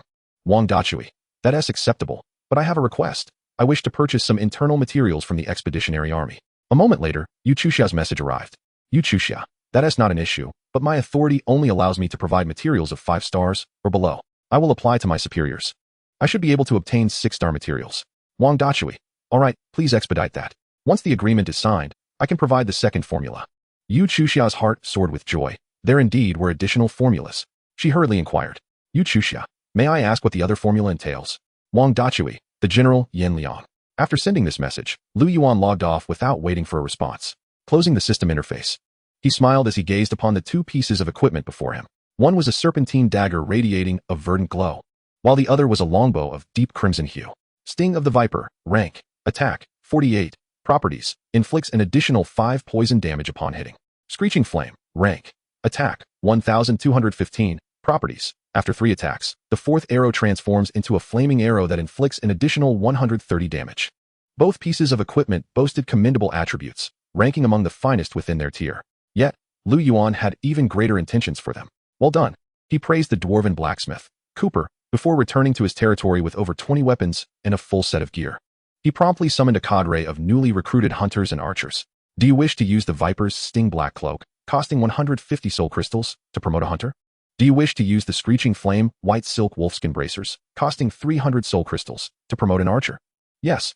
A flash of white light enveloped the 2 soldiers before Lu Yuan, transforming their appearances. One donned black attire, draped in a black cloak, with a mask concealing his face, and 2 daggers sheathed at his waist. The other was clad in white leather armor, wielding a blazing red longbow. Poison Blade Assassin, rank, attack, 25, defense, 5, health, 250, skill, Poison Blade. Inflicts a vicious attack on enemies, dealing 130 poison damage and inflicting poison, causing a loss of 5 health points per second. Smoke. The Poison Blade Assassin releases a cloud of smoke, rendering enemies within it blinded, reducing their speed by 20 and their defense by 5 points. Blazing Archer, rank, attack, 35, defense, 5, health, 350, skill, Fire Arrow. After 3 attacks, the 4th arrow will convert into a flaming arrow, inflicting an additional 150 damage. Blazing Rain. The Blazing Archer fires a volley of arrows into the air, which will transform into 15 flaming arrows, covering a 5-meter radius, with each arrow inflicting 20 fire damage. Lu Yuan was elated. Both troop types exhibited tremendous strength. The Poison Blade Assassin's attack power had already reached the pinnacle of 3-star units and possessed an area control skill. Meanwhile, the Blazing Archer's attack power was astonishing, with both skills exhibiting extreme ferocity, particularly the area skill, which was a veritable monster-slaying technique. Lu Yuan could hardly wait to witness the damage inflicted by the combination of the Blazing Rain skill and Sun Yu's fire attacks. Without hesitation, Lu Yuan promoted 10 Poison Blade Assassins and 8 Blazing Archers, expending nearly 2,500 soul crystals. It was not that he lacked the funds to summon more. The primary limitation was the depletion of the White Silk Wolfskin Bracers. However, he had reached an agreement with the seller, and in a few days, he would be able to summon 20 more. Waving the newly recruited soldiers off to rest, Lu Yuan opened the forum. Brothers, come quickly and assist me in deciding which hero to train. The Beacon Alliance is recruiting novice lords. Thoughts on the promotion of General Zhang Manqing. A brief discussion on unit countering. Survival guide for novice lords. Just by glancing at the titles of these posts, it was evident that the majority were authored by the Lords of Blue Star. Lu Yuan casually clicked on the post titled Thoughts on the Promotion of General Zhang Manqing. Greetings, esteemed Lords of the Blue Star. I am Qiao, representing the Huanka Group. As you may know, our esteemed group specializes in the cultivation of military units and the advancement of generals. Currently, we possess a unique formula comprising 42 cards, available for your esteemed consideration. Ahem. Let us return to the crux of the matter. Our group is diligently researching the advancement formula for the General Zhang Manqing, and we have already achieved remarkable progress. It is imperative to approach the advancement of a general scientifically. To elevate them haphazardly is neither rational nor justified. Throughout the annals of the myriad races battlefield, aside from the rare unfortunate souls who have stumbled upon misfortune, no one has succeeded. We must adopt a scientific perspective towards the advancement of generals. Thus, it is essential to first comprehend the background, character, and skill attributes of the general in question. Now, let us delve into the background of Zhang Manqing. He was the leader of the Yellow Turban Army in Nanyang during the late Eastern Han period, a commander of the Taiping sect, who proclaimed himself a divine envoy. Following the defeat and capture of Ma Yuni and Luoyang, Zhang Manqing promptly rallied his forces in Nanyang on the day of the Gungzi in March. After decapitating the county magistrate of Nanyang, Chu Gong, he seized control of Wan City. In June, he faced a counteroffensive from the newly appointed county magistrate, Qin Xie, resulting in his demise. Analyzing his background reveals that he was a general of the righteous army, thereby allowing us to eliminate certain imperial equipment and items from consideration. The lengthy post, spanning thousands of words, appears to hold merit, yet ultimately consists of mere drivel, filled with promotional content for their formulas. It pales in comparison to the comments below. Cool throat candy. Listening to you speak is like hearing a symphony. My grapes are a bit sour. Well said. But please refrain from further discourse next time. Chomp chomp. The Huanka group is impressive. I previously purchased a general formula, and now my city has been breached. Money sending big shot. Alright, the materials are ready. When will the general be delivered to me? Salted oil pear. Zhao Yun is phenomenal. Broken tone. Autumn bean sack. I wish for a Zhao Yun to be summoned. Chapter 50. The formula supplier. If you wish to post, you must first register a username. The formula supplier. Lu Yuan chose a name that was quite blunt and straightforward. The name formula supplier is already taken. You may use formula supplier 1024. Confirmed. After pondering for a moment, Lu Yuan selected a theme.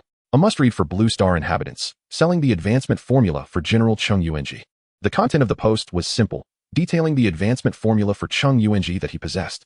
The subsequent content was concealed, requiring a payment of 1,500 soul crystals to unveil. 3 minutes passed, then 5, yet his post received no replies. This was to be expected, as he was a completely new account with no followers. In the Myriad Races forum, the volume of posts exceeded 10 million per minute, making his ordinary post akin to a stone cast into the ocean, vanishing without a trace. At that moment, Lu Yuan received a message from Chu Hai. Chu Hai, are you there? Dad has leveled up to a level 2 territory. Come pay your respects, smug JPG. Lu Yuan, Black Iron set. Chu Hai, brother. Awesome. Where did you acquire this set? Lu Yuan wanted. Chu Hai. Thank you, boss JPG. Lu Yuan, what did you just call me? Chu Hai. Brother, you are my real brother. Lu Yuan. Chu Hai. Dad, give me a set, please.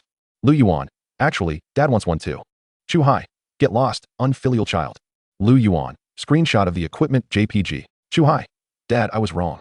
Lu Yuan. Kneel in peace. Lu Yuan playfully teased his companion, feeling quite cheerful. He had initially intended to assist his close friend, but was previously unable to trade due to his territory not yet reaching level 2. Now that the opportunity arose, he was not reluctant to part with some resources. A complete set had already been crafted in the Black Iron Fortress, and Lu Yuan directly retrieved it, opting for a targeted trade in the marketplace. However, to his surprise, the other party also provided a blueprint. Lu Yuan, what is going on? Chu Hai. Haha, brother can't just take your stuff for free. I have no use for this blueprint, so I'm giving it to you. Soon, the trade was successfully completed. Lu Yuan obtained a faded blueprint. Iron Armor Piece Blueprint. Teaches you how to craft iron armor pieces. Required materials. 2 iron, ore, 2 wood, 2 leather. In terms of the blueprint's value, it far surpassed that of his Black Iron set. For a moment, Lu Yuan was at a loss for words. Perhaps this is what friendship truly is. Though they often jest at each other's expense, they genuinely care for one another. However, his moment of excitement was swiftly interrupted by a message from Chu Hai. Chu Hai, what is wrong, son? Not a peep of reaction? Lu Yuan, get lost. The following day, Lu Yuan was pleasantly surprised by the promptness of Yu Chuxia. He signed a contract with the other party, agreeing to a 50-50 split of the profits, and entrusted the formula for General Yan Liang to them. Meanwhile, Lu Yuan could procure certain supplies from within the expeditionary army. Yu Chuxia, Mr. Wang. It's a pleasure to collaborate. Yu Chuxia. However, Mr. Wang, it seems a bit ungracious of you to have collected all the iron spear shafts from the market. Don't you think? Lu Yuan chuckled mischievously. The iron spear shaft is essentially a worthless item with no star rating, previously unwanted by anyone, typically selling for only 1 or 2 soul crystals. Lu Yuan had purchased over 500 iron spear shafts from the market just yesterday, anticipating profit once the formula was sold. Wang Dezhu, I only acquired them last night. Lu Yuan's implication was clear. I had already provided you with the formula. If you failed to stockpile materials, who can you blame? On the other end, Yu Chuxia gritted her teeth in frustration, yet found herself powerless against him. Wang Dezhu, miss you. Might I request an advance of 20,000 soul crystals? This further infuriated Yu Chuxia. This rascal not only vexed her, but now sought to borrow money, as if she were made of clay. Yu Chuxia, you just wait. Half an hour later, Lu Yuan received a notification from Yu Chuxia. He listed a unit of wood in the trading market, priced at 20,000 soul crystals. Aside from transporting supplies directly via the army, this is the method of trade within the marketplace. Some influential lords, upon arriving at the Myriad Races battlefield, swiftly elevate their territories to level 2, allowing them to benefit from the support of their families or factions. Of course, this comes with limitations. Beyond a 10% handling fee, lords of different levels have daily trading limits. A level 2 lord can only trade up to 100,000 soul crystals worth of goods per day. Thus, regardless of how substantial their backing may be, They can only procure 90,000 worth of supplies daily. However, such conditions must far exceed those of ordinary noble commoners. Typically, influential lords can survive without encountering any mishaps. Reminder, the timber you listed has been sold, yielding a total of 18,000 soul crystals after deducting fees. Lu Yuan let out a satisfied whistle. You Chu Xiao, Mr. Wang. Your black iron armor hasn't been traded yet today, has it? Wang Dazue, there are still 7 sets. You Chu Xiao, Mr. Wang. I recall you sold 11 sets yesterday, didn't you? Wang Dazue, that was stock from the day before yesterday. You Chu Xiao, Mr. Wang. I remember you sold 9 sets the day before yesterday. Even with Lu Yuan's thick skin, being exposed on the spot was somewhat awkward. Wang Dazue, well, I need to provide some for friends over the next couple of days. I'll be back to normal soon. You Chu Xiao, humph. After concluding the somewhat embarrassing conversation, Lu Yuan began to procure goods while humming a little tune. He recalled that the materials for Yin Liang's advancement, the red copper crown, were also rather inferior. Lu Yuan cheerfully scoured the trading market, but soon he discovered that others were also purchasing red copper crowns. It seemed the expeditionary forces had finally reacted. Haha. More than 10 minutes later, Lu Yuan purchased over 300 additional red copper crowns and listed them along with iron spear shafts on the trading market, each priced at 300 soul crystals. Though the unit price was modest, the cost was merely a couple of coins, resulting in a staggering 300-fold profit with just a flick of his fingers. Having completed these transactions, Lu Yuan joyfully opened the forum. Indeed, he found a post published by the official account of the expeditionary forces. Raise a cup and sing. The rise of the General Chunyu Qiong, General Yin Liang, who can rival him? Lu Yuan clicked on a post featuring several images, showcasing the transformation of the generals and a comparison of their attributes. Particularly, the depiction of Chunyu Qiong, the wine immortal, was strikingly majestic, evoking an irresistible desire to spend. Truly, this is professionalism. As Lu Yuan scrolled down to view the premium content, he noted that it required 2,000 soul crystals to access, and over 100 people had already purchased it. Lu Yuan was instantly thrilled. This alone would generate over 100,000 soul crystals. This wave would directly propel him to success. Lu Yuan then opened his own post to see if perhaps he had gone viral. If that were the case, there would be no middlemen to profit from. Unfortunately, his own post was devoid of content, merely demanding payment for access, utterly failing to lure in unsuspecting lords. I want to see which fool will buy this. Little chest biscuit, the host's trick is too cliched. Don't hit me. I'm just here for the ride. Front row cereal. Frosty cake person, congratulations on wasting 5 seconds clicking on this garbage post. Lu Yuan felt quite helpless. Lacking a hero like Chung Yuanji, he naturally couldn't showcase images of his advancement. Being labeled a fraud was an inevitable consequence. Such simple scams, devoid of cost, proliferate daily, and the current lords have become quite astute. Who would fall for it? Alas, life is not easy, the handsome man sighed. Chapter 51. The Extreme Fire Alliance. Lion Lord Kaloj awaited alongside 6 lords of the Extreme Fire Alliance at the edge of a copse. Each of them led a formidable contingent, amounting to 200 or 300 in total. Under the blazing sun, a couple of wolfman lords grew somewhat impatient as they awaited. The alliance leader mused that this human was exceedingly arrogant, daring to keep them waiting for so long. Kaloj chuckled lightly. The opposing side has vanquished lizardmen and ogres. Their strength is formidable, and a little arrogance is to be expected. Humph, I suspect that fellow is merely superficially impressive. His might may not surpass ours. Kaloj subtly shook his head, unwilling to underestimate the opponent. Amidst their discussions, a troop of soldiers emerged from the woods. At the forefront strode 2 lords, a handsome human lord, flanked closely by a beguiling fox lady lord. The gazes of the gathered lords inevitably gravitated towards Tylisa, their eyes ablaze with intrigue. Kaloj's gaze swiftly darted past Tylisa, landing on the troops accompanying them. Over 30 warriors, 20 archers, and more than 20 dwarves were present, alongside 15 human cavalry. It appeared these two had indeed formed an alliance. Kaloj noted inwardly. With a warm smile on his face, he approached, expressing gratitude. Lord Lu Yuan, it is truly a pleasure to have your assistance. Hee, we are neighbors after all. It was but a trifling matter, Lu Yuan replied, his smile genuine. While engaging in meaningless pleasantries with Kaloj, he discreetly assessed the other lords. Each belonged to a different race, lions, wolfmen, goblins, centaurs, but individually, they lacked strength, with some even weaker than the wolf brothers. Lord Kaloj, since the time is nigh, shall we set forth? Lu Yuan suggested. Kaloj beamed and replied, please hold on for just a moment. Lu Yuan furrowed his brow slightly, uncertain of what scheme Kaloj was concocting. Just then, another rustling sound echoed through the forest as another group approached. At the forefront was a serpent lord adorned with emerald scales, his elongated eyes sparkling with cunning. Kaloj, my friend, I thought you would never invite me to tread upon this land. The serpent lord's shrill voice grated on the nerves like metal scraping against glass. Barton, you must have misunderstood me, Kaloj exclaimed, feigning surprise as he welcomed the serpent lord. Barton's gaze suddenly fell upon Lu Yuan, astonished. I can't believe you are now associating with a human. Barton, Lu Yuan is a remarkably powerful lord. Those beetles are no trifling matter. One of our territories was devastated by them, and their leader is a level 33 lord. The entire swarm consists of thousands of beetles, and they continue to multiply. Only by uniting can we eradicate these pests, Kaloj explained. Fine, I can tolerate this human for now. The serpent lord Barton turned his cold, narrow gaze upon Lu Yuan, adding, however, human, in this endeavor, you can only wish for good fortune. I assure you, I will not come to your aid. Lu Yuan remained non-committal towards Barton's hostility.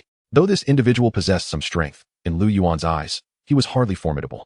Now that everyone has arrived, let us be on our way, Kaloj declared, attempting to sound persuasive. No one opposed him. As they traversed the dense woods, Kaloj elaborated on the monsters they were to face. According to him, these massive beetles had migrated from an unknown location about half a month ago, swiftly occupying an uncharted ruin and rapidly reproducing. Originally numbering merely in the hundreds, they had swiftly multiplied to over 1,000 within a mere fortnight. Among them, apart from the level 33 beetle chief, there are 3 other types of beetles: the formidable Zurasa walker, clad in heavy armor, the agile Zorospiker, adept at ranged attacks, and the peculiar Zora destroyer, which has the ability to self-destruct. Previously, a lord of the Extreme Fire Alliance, through sheer negligence, had his territory breached, barely escaping with his life. After traversing the dense forest for half an hour, the surroundings began to change. The ground was littered with tree stumps, which appeared not to have been felled by human hands, but rather bore the marks of some creature's gnawing. Scattered across the leaf-strewn ground were fine wood shavings. Those wretched creatures devour everything. Not only do they consume trees, but they even feast upon iron ore. One centaur lord lamented, "My iron mine has been seized by them." In the battlefield of myriad races, while various bizarre beasts abound, few are as ferocious as these. The group heightened their vigilance. After another 10 minutes, the ground around them lay bare, stripped of its dense foliage. They soon beheld the remnants of the ill-fated lord's territory, reduced to a mere heap of ruins, with buildings devoured to the last stone. The centaur lord gritted his teeth in fury, vowing, "These vile insects shall be crushed." With his words, a colossal figure emerged from the earth, and in a mere moment, a dozen giant beetles burst forth from the soil, towering at 2 meters high. Their bodies were encased in thick chitinous armor, resembling tanks, with forelimbs akin to iron pincers. Zurasa walker, level 22, skills, burrow, slam, thick armor. Upon their emergence, these creatures emitted a piercing screech and launched their assault. "Block them," commanded the numerous lords in unison. Lu Yuan, standing at a distance, noticed a single beetle flapping its wings and charging towards him. A few frenzied wolf knights stepped forward, their lances poised to intercept the Zurasa walker. The Zurasa walker's beady eyes glinted with a chilling malice as it charged into the phalanx of the wolf knights. With a resounding crash, several knights were forced back several steps, barely managing to fend off the creature's onslaught. Milan, eager to engage, was restrained by Lu Yuan, who urged, "No need to rush. Take your time." He instructed the soldiers to fight at a steady pace while he observed the lord's capabilities. The serpent lord, Barton, alongside 2 other serpent lords, engaged the Zurasa walkers, utilizing large lizards as shields to hold back the insects, allowing the rear-line serpent spear throwers to launch their attacks, effectively subduing 5 Zurasa walkers. Meanwhile, the Extreme Fire Alliance, though numerous, found themselves struggling against 7 Zurasa walkers, their warriors hard-pressed to withstand the beetles' ferocious attacks, often needing heroes to step in. Amidst the chaos, several lords shouted in alarm, creating an uproar. Given such a dire situation, it was no wonder they sought external assistance. Chapter 52. The ruins in the forest. With the last Zurasa walker's massive form collapsing, the lords of the Extreme Fire Alliance finally exhaled in relief. Kaloj observed that the other 2 factions had also concluded their battles. Barton had dispatched 5 beetles even more swiftly, while the humans performed adequately at best. However, his own side had exhibited a lack of prowess. Kaloj furrowed his brow in discontent, knowing his hidden powers had yet to be unleashed. "Let us regroup and set off again in 10 minutes. Many warriors of the Extreme Fire Alliance had sustained injuries and required rest. My lord." These spoils were collected from the beetles, Lu Yuan reported as he received the items. Upon inspection, there were no dropped weapons, but he acquired some tender insect meat and a few hard carapaces, which he decided to store for later. After a brief respite, the group resumed their journey. Yet, not long after, shadows darkened the sky. These slender creatures, distinct from the Zurasa walkers, were adorned with peculiar patterns and emitted shrill cries, clearly having detected the unwelcome intruders. Zorospiker, level 23, skills, burrow, lightning arrow, sharp screech. As the Zorospikers screeched, the ground around them began to swell, and one by one, Zurasa walkers emerged from beneath the surface. In mere moments, over 30 insects surrounded them. Lu Yuan had no intention of exposing himself, and silently retreated behind the others. "Quickly, block their advance." Warriors to the front, focus ranged attacks on the airborne units. The group issued commands amidst the ensuing chaos.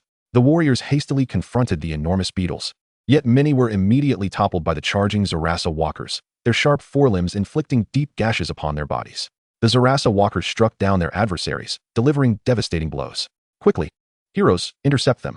For Zarasa walkers charged towards Lu Yuan, and the frenzied wolf knights raised their lances, rushing to meet them. With a sickening crunch, the two forces collided. The steel lances left deep indentations on the beetles' armored shells, causing the knights to stagger back, momentarily dazed. The Zarasa walkers shrieked in pain, and three Zora spikers in the sky seemed to take notice, swooping in. They crackled with electric energy, channeling it into their tails, unleashing bolts of lightning that struck the frenzied wolf knights. Several knights were caught unawares, their bodies jolting as their movements momentarily faltered. Mulan, Xiaohua, strike now. Lu Yuan commanded calmly. Unable to contain herself any longer, Mulan leaped into action at the sound of the order, unleashing her skill. Flame cleave. The great sword, engulfed in flames, cleaved one Zora spiker in half, sending it crashing to the ground, still writhing in agony. Unfazed by her adversary's plight, Mulan swiftly repositioned and launched another assault. Though the second Zora spiker remained intact, a sizable gash was rent in its form, causing it to falter mid-flight before plummeting to the earth. Ha ha! Mulan laughed heartily as she charged towards her next target. The white crane, flapping its wings, unleashed a volley of white feathers that pierced the Zora spiker's wings. Seizing the moment, it swooped down, its steel-like claws tearing into the creature, sending a torrent of green ichor splattering forth. In an instant, all three ranged units were obliterated, while the larger beetles were held firmly by the frenzied wolf knights, as hunters in the rear continued to target the beetles' vulnerable spots. As the situation stabilized, Lu Yuan instructed his team to decelerate, while he keenly surveyed the surroundings. On the other side, Barton had withstood over 10 of the insects, with the ranged spear throwers preparing to concentrate their fire on the Zora stingers. However, several black insects suddenly dropped from the bellies of the Zora sandwalkers. These agile creatures surged toward the serpent men's ranks. Upon contact, their abdomens inflated like balloons before bursting instantaneously. The explosive force of these flesh and blood detonations rivaled that of bombs, leaving the serpent warriors grievously wounded and easy prey for the Zora sandwalkers. One particularly audacious black insect slipped through the gaps and reached the rear of the serpent men's ranged units, claiming the lives of 5 spear throwers and injuring several others. Barton erupted in fury, cursing, "Damn it, kill those insects." With a sudden thud, a Zora sandwalker dropped something from its abdomen.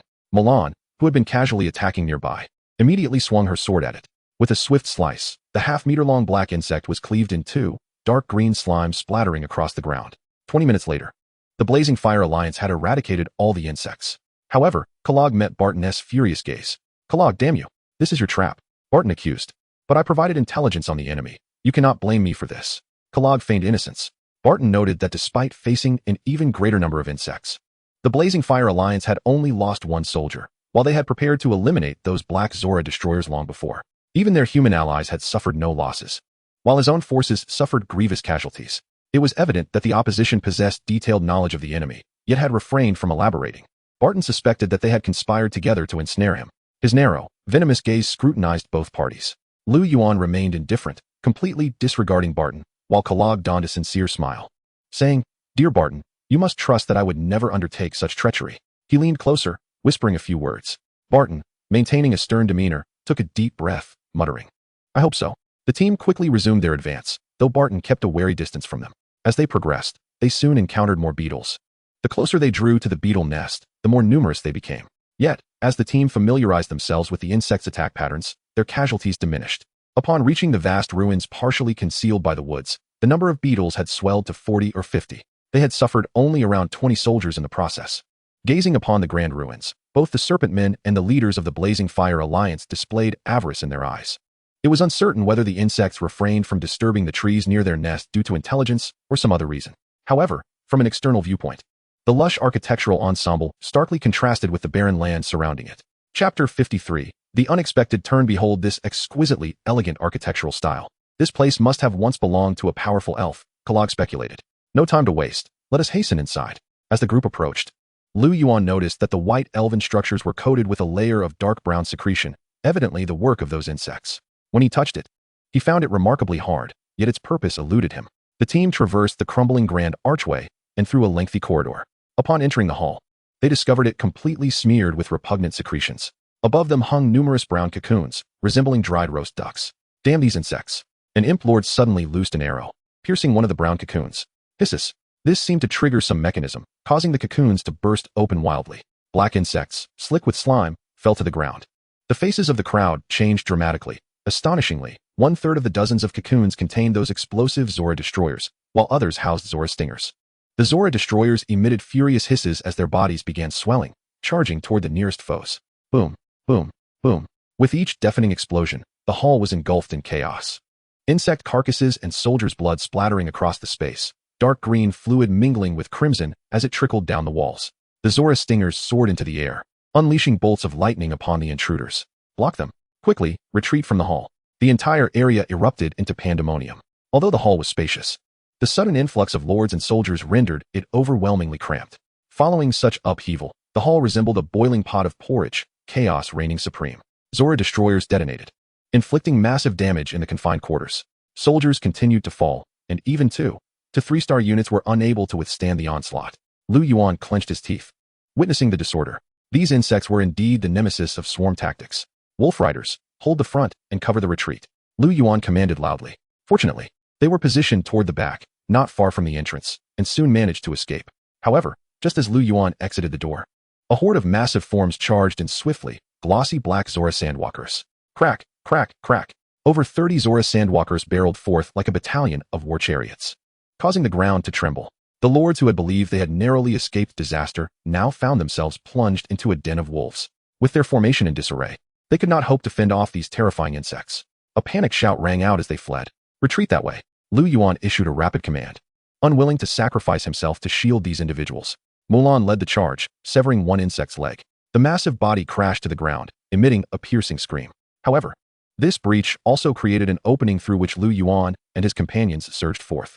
Others sought to follow him, but the insects swiftly filled the gap, utilizing their powerful forelimbs to harvest the panicked crowd. Soldiers fell in pools of blood, with even lords caught in the throng bitten in half by the Zora sandwalkers. Their demise unyielding. Chaos. Utter chaos. Cries of alarm, wails of despair, and sounds of battle echoed throughout the grand hall. Lu Yuan observed wave after wave of beetle squads converging upon them, drawn by the cacophony. He glanced at the swarms, ranging from a mere 10 to dozens of insects. We must change direction and head that way. Lu Yuan pointed toward the left side of the corridor, leading to a cluster of structures concealed by dense foliage. Charge! The wild wolf knight raised his lance high, crashing through the colossal beetle that obstructed their path. Mulan's great sword descended fiercely, striking one of the Zorash walkers to the ground. In her grasp, the emerald gem spun as tendrils of vines erupted from the earth, ensnaring the hind legs of 2 Zorash walkers, preventing their advance. The group did not linger in combat. After briefly stalling the Zorash walkers, they swiftly extricated themselves from the entanglement and charged forward. Mulan was the first to dash into a building on the outskirts, with the others hastily following suit. Lu Yuan surveyed the area, ensuring there were no repugnant cocoons in sight, allowing him to breathe a sigh of relief. However, the hiss of the pursuing insects was relentless. Prepare for battle, Lu Yuan commanded. The entrance was modest, accommodating only 4 individuals standing side by side. The massive Zorash walkers could only squeeze in one at a time. Attack! The onslaught of various troops struck the Zorash walker in an instant. The lance pierced its armored head, while Mulan's sword cleaved its skull in 2. The enormous body of the Zorash walker crumpled to the ground. The wild wolf knight swiftly followed up with several more thrusts, dispatching the creature entirely. Although these colossal insects boasted formidable resilience, they succumbed easily under the concentrated fire of Lu Yuan's forces.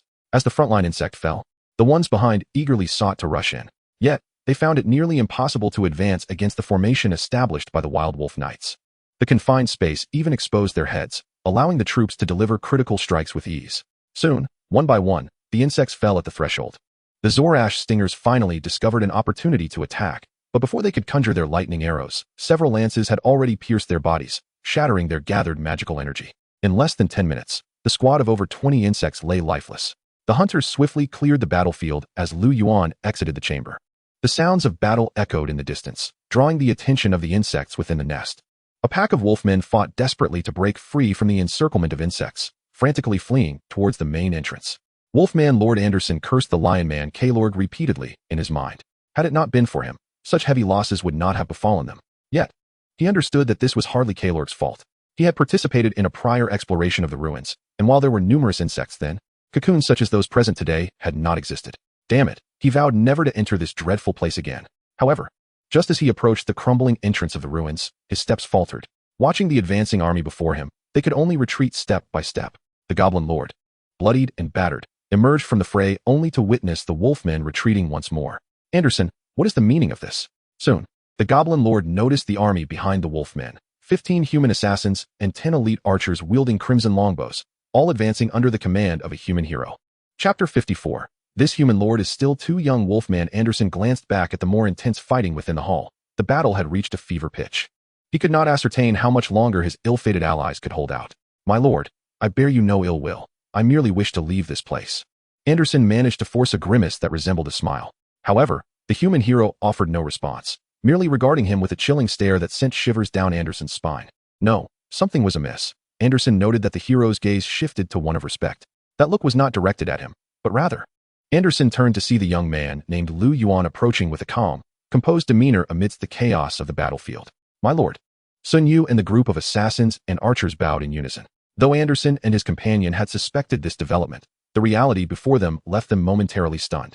These formidable elite troops truly belonged to this human's army. My lord, how shall we deal with these individuals? Sun Yu inquired, eyeing Anderson and his beleaguered forces. Lord Lu Yuan, we wish to depart immediately. Indeed, we have no interest in this ruin. It was all that Kalorg's unilateral decision. In a bid for survival, the two promptly betrayed the lion man Kalorg. Before Lu Yuan could respond, a chorus of shouts erupted from behind as a large contingent of lords finally burst forth from the hall. Anderson, you despicable scoundrels. Kalorg's furious roar reverberated through the air. The two immediately shrank back in fear of the lion man. Kalorg attempted to continue his tirade, but his voice suddenly faltered. He noticed a battalion of elite troops blocking the escape route of Anderson and his companion, clearly not the forces they had brought with them. Flee, the insects are coming. Kalorg's expression shifted dramatically as he bellowed, Anderson, get out of my way. Kalorg, we too wish to escape, Anderson replied, his smile more pained than before. Behind them, the assassins gripped their daggers warily, while the archers readied their arrows on their longbows, poised for action at a moment's notice. Kalorg clenched his teeth, charged through. Such a small number of soldiers cannot hold us back. Lord Kalorg, you wouldn't dare. Lu Yuan's calm voice interjected suddenly. As he spoke, the fire archers unleashed a volley of arrows skyward. With a resounding explosion, a storm of fiery arrows rained down like a deluge. The inferno enveloped the path before Kalorg, ensuring that any who dared to advance would be consumed by the fiery tempest. Even Kalorg's meticulously groomed mane began to curl slightly from the searing heat. In an instant, Kalorg's face turned an ashen hue.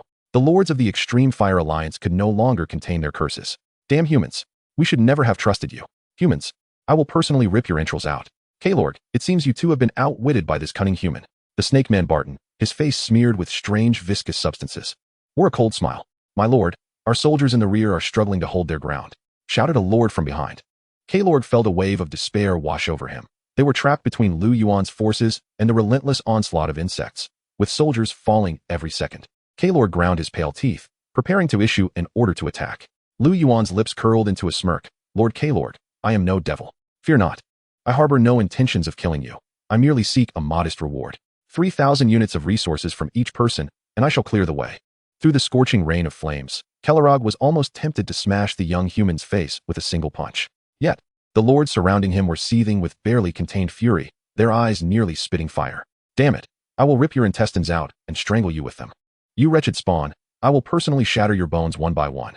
Kalorg's teeth ground together audibly, but he noticed the archers behind Lu Yuan raising their longbows. They had yet to employ that skill. Damn it, I promise you. Kalorg nearly forced the words out between clenched teeth. A wise choice. Lu Yuan responded with an elegant and affable smile. A prearranged contract soared towards the Lion Lord. Talisa, following closely behind Lu Yuan, fixed her enchanting gaze upon the young human lord, her heart tumultuous with emotion. This young lord was audacious enough to threaten the entire Watchtower Valley with his solitary might. And astonishingly, he had succeeded. For a fleeting moment, as she beheld his proud stature, she felt an overwhelming sense of admiration. While Talisa was lost in thought, Kalorg swiftly perused and signed the contract. Well then, what about you all? Lu Yuan's deep gaze swept over the initially indignant alien lords. Their expressions were a tumult of crimson and azure, yet none dared to speak first. I promise you, it was the serpent man, Barton, who finally spoke. With two individuals leading the way, the others soon followed suit, signing the contract that stipulated they must deliver 3,000 units of any basic resources to Talisa's territory within 3 days. Watching all 8 lords affix their signatures, Lu Yuan graciously stepped aside. Let us depart, Kalorg commanded, leading his companions forward with haste. As they passed by the young human lord, a flicker of derision flashed in Kalorog's eyes. This human lord was still far too young, although the contract forbade mutual attacks within 3 days. They were followed by a swarm of over 100 insects. How could his strength possibly hold them at bay? Ultimately, the youth had failed to consider the implications of his actions. Instead of leaving directly, Kellerog's group encircled Lu Yuan. Though they could not attack directly, he had his own methods. Surrounding him did not constitute an attack. As for his inability to escape, that was merely a consequence of his insufficient strength. What did it matter to Kellerog? A cruel smile spread across his face. He could hardly wait to witness the tragic fate of this self-important human. Barton, the serpent man, instantly grasped his intentions, standing beside him and extending his slender serpent tongue. After he falls, I shall personally cleave open his chest and drink his blood. The others, too, revealed expressions of eager anticipation, all waiting for Lu Yuan's downfall, looking forward to hearing the lamentations and pleas of this presumptuous human as he faced annihilation.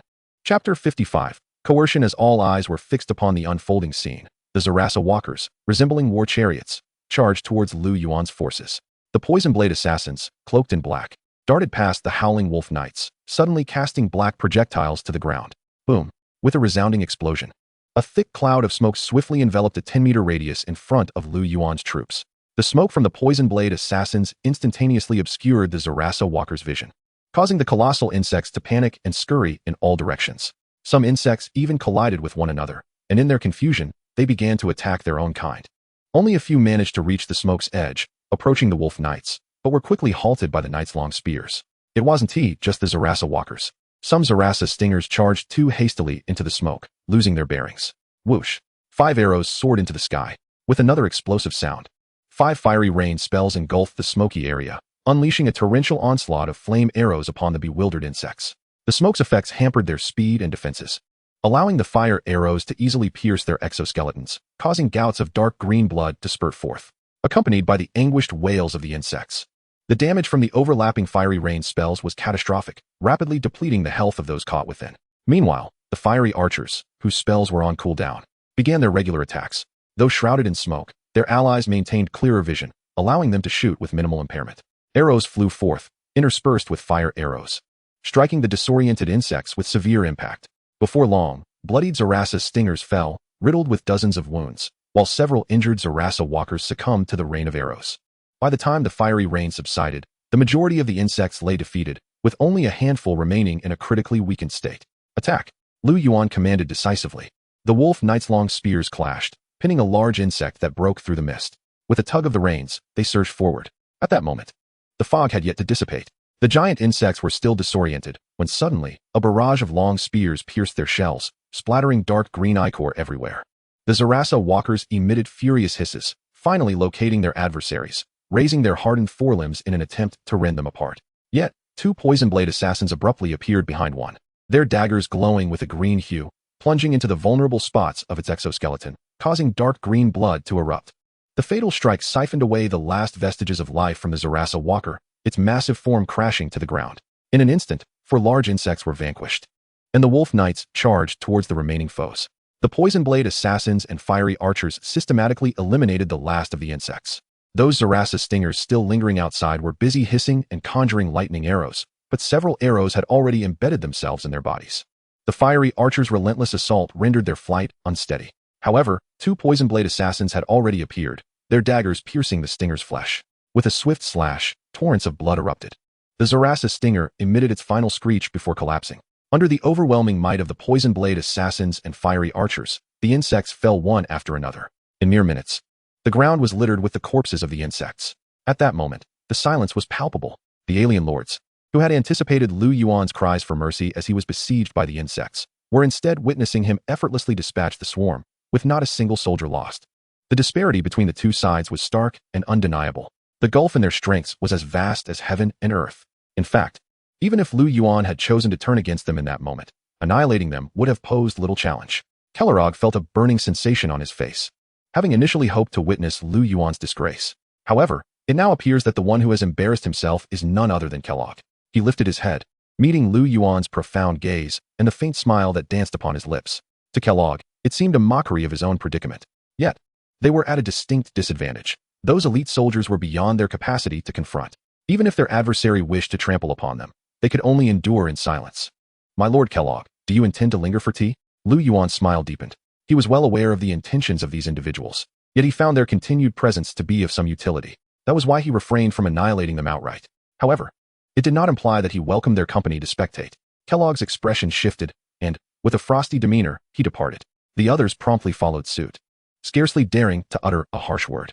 The group only paused once they had exited the ruins. The Serpent Man, Barton, wore a countenance that was exceedingly grim.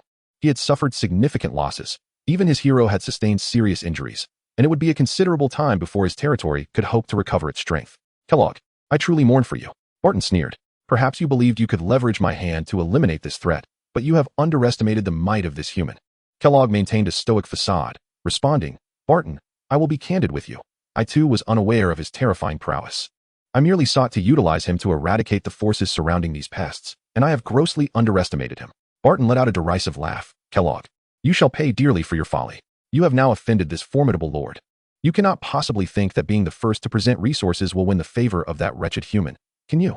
Barton, do not revel in your triumph just yet. If he eradicates the other lords of Windwatch Valley and swiftly grows in power, do you believe the lords of your marsh can withstand him? Kellogg retorted sharply. Barton's slitted eyes narrowed, his serpent tongue flickering. Though we cannot strike at him, others may not be so restrained. I will ensure he pays a price. No one can threaten the serpent folk. Meanwhile, Tessa gazed with concern at the departing lords. My lord, although those fellows have yielded today, they will undoubtedly seek revenge. Tessa suddenly became aware of her changing mindset. Initially, she harbored an intense hatred for this human lord who had seized upon the opportunity to regard her as a slave. Yet, through their interactions, she discovered that while Lu Yuan was indeed powerful, he demanded little from her beyond the daily tribute of resources and dwarves, showing no desire to meddle in her territory. He behaved like an ordinary high lord. His calm and strategic demeanor during combat was something she had never witnessed in others. Being aligned with such a formidable lord seemed rather appealing.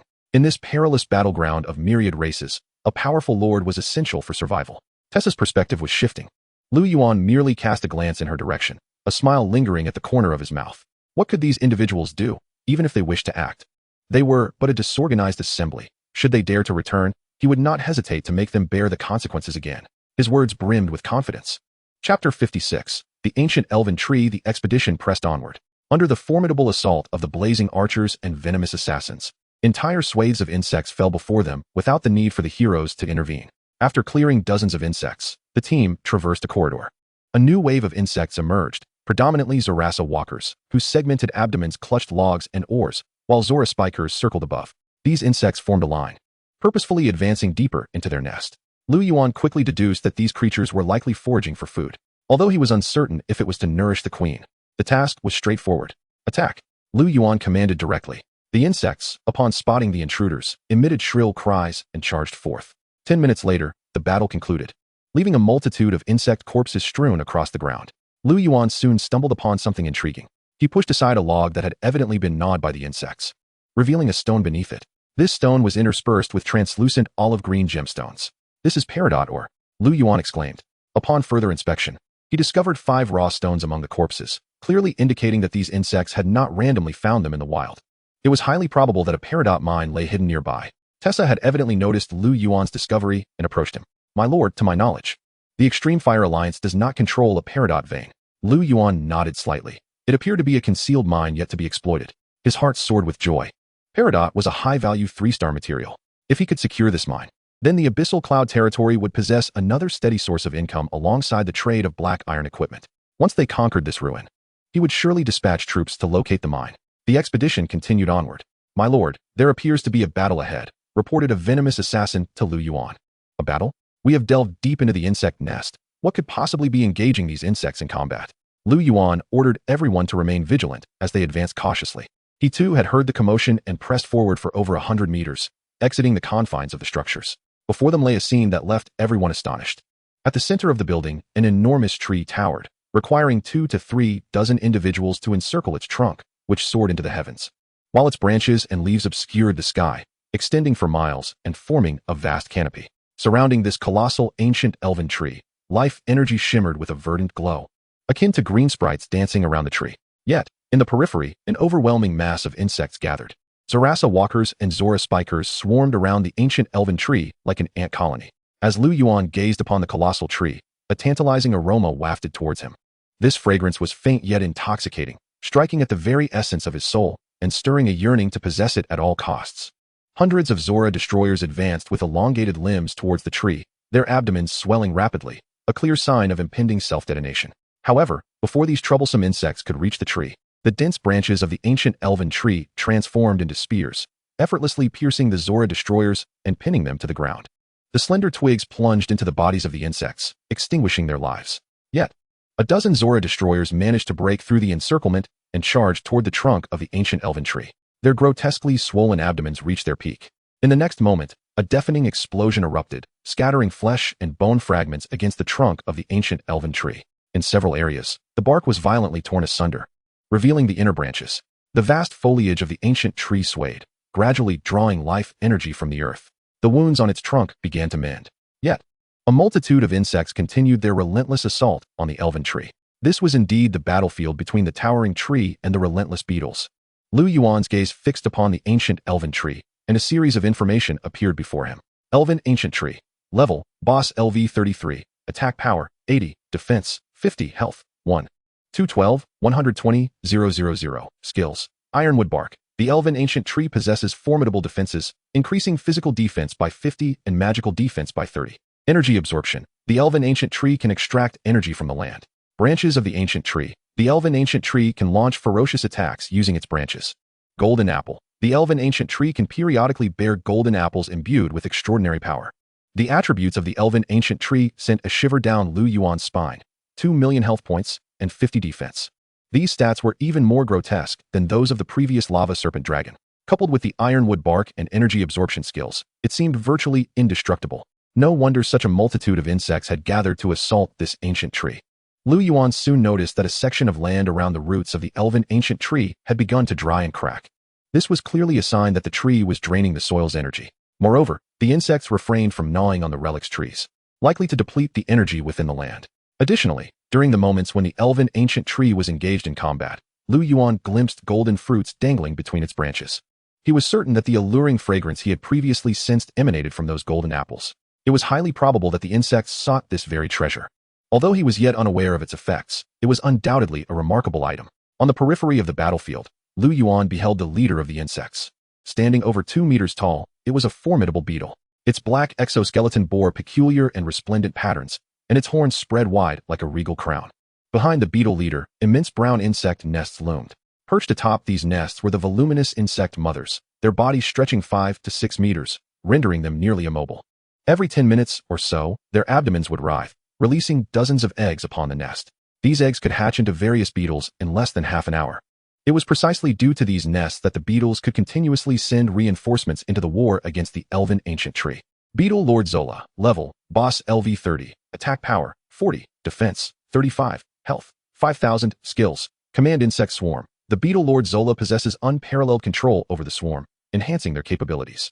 Earthquake. The Beetle Lord Zola can incite localized tremors, reducing the speed of enemies. Frenzy. The Beetle Lord Zola can enter a frenzied state, increasing attack speed by 150 and damage by 30, but reducing defense by 20. The attributes of Beetle Lord Zola were clearly inferior to those of the elven ancient tree, yet it did not rely solely on brute strength. As the war intensified, the insects launched even more frenzied assaults, desperately charging towards the elven tree in suicidal attacks. Meanwhile, the elven ancient tree, suffering from a lack of earth energy, began to experience diminished recovery capabilities. Some wounds on its trunk had yet to heal when more insects attacked, further tearing them open. At this rate, the ancient tree was at risk of being worn down to its demise. Chapter 57. Collision. Sizzling sounds echoed as yet another squad of the insect transport team was slain by the soldiers. The mother insects ahead were clearly unable to continue producing eggs due to insufficient energy. Beetle Lord Zola began to emit an angry, high-pitched reprimand. Lu Yuan understood that the time had come. A volley of arrows suddenly soared towards one of the mother insects, piercing the vulnerable unit and inflicting severe injuries. The massive creature emitted a low, mournful hiss, dark yellow ichor oozing from its wounds. In response, Beetle Lord Zola screeched, "Eliminate those intruders." The blaze archers, having released their arrows, did not linger to assess the outcome and swiftly retreated. As these archers fell back into a narrow passage, hundreds of beetles surged forth like a black tide, pouring into the corridor. Boom, boom. Black projectiles exploded, enveloping the beetles in thick clouds of smoke, momentarily obscuring their vision and inducing panic among them. Blazing rain. The blaze archers, having retreated to the rear, decisively unleashed their skills. Fire arrows fell like raindrops, wreaking havoc upon the densely packed swarm of insects. The fiery arrows also ignited the logs strategically placed on either side of the passage. The burning logs tumbled down, crushing the bewildered beetles beneath them. This was the fire assault orchestrated by Sun Yu. Even the colossal Zola Sandstriders found it challenging to withstand the impact and flames, resulting in the demise of more than a dozen insects. The flames further ignited the dry grass within the passage, transforming the corridor into a fiery hell. With Sun Yu's fire attack skill enhancing the flames, they soared skyward. In an instant, the entire passage was engulfed in inferno. Those insects, enduring the flames above and below, quickly succumbed one after another. Yet, under Beetle Lord Zola's command, the remaining insects charged into the passage, only to meet a similar fate, becoming charred remains amidst the flames. Soon, the nauseating scent of burnt flesh permeated the entire corridor.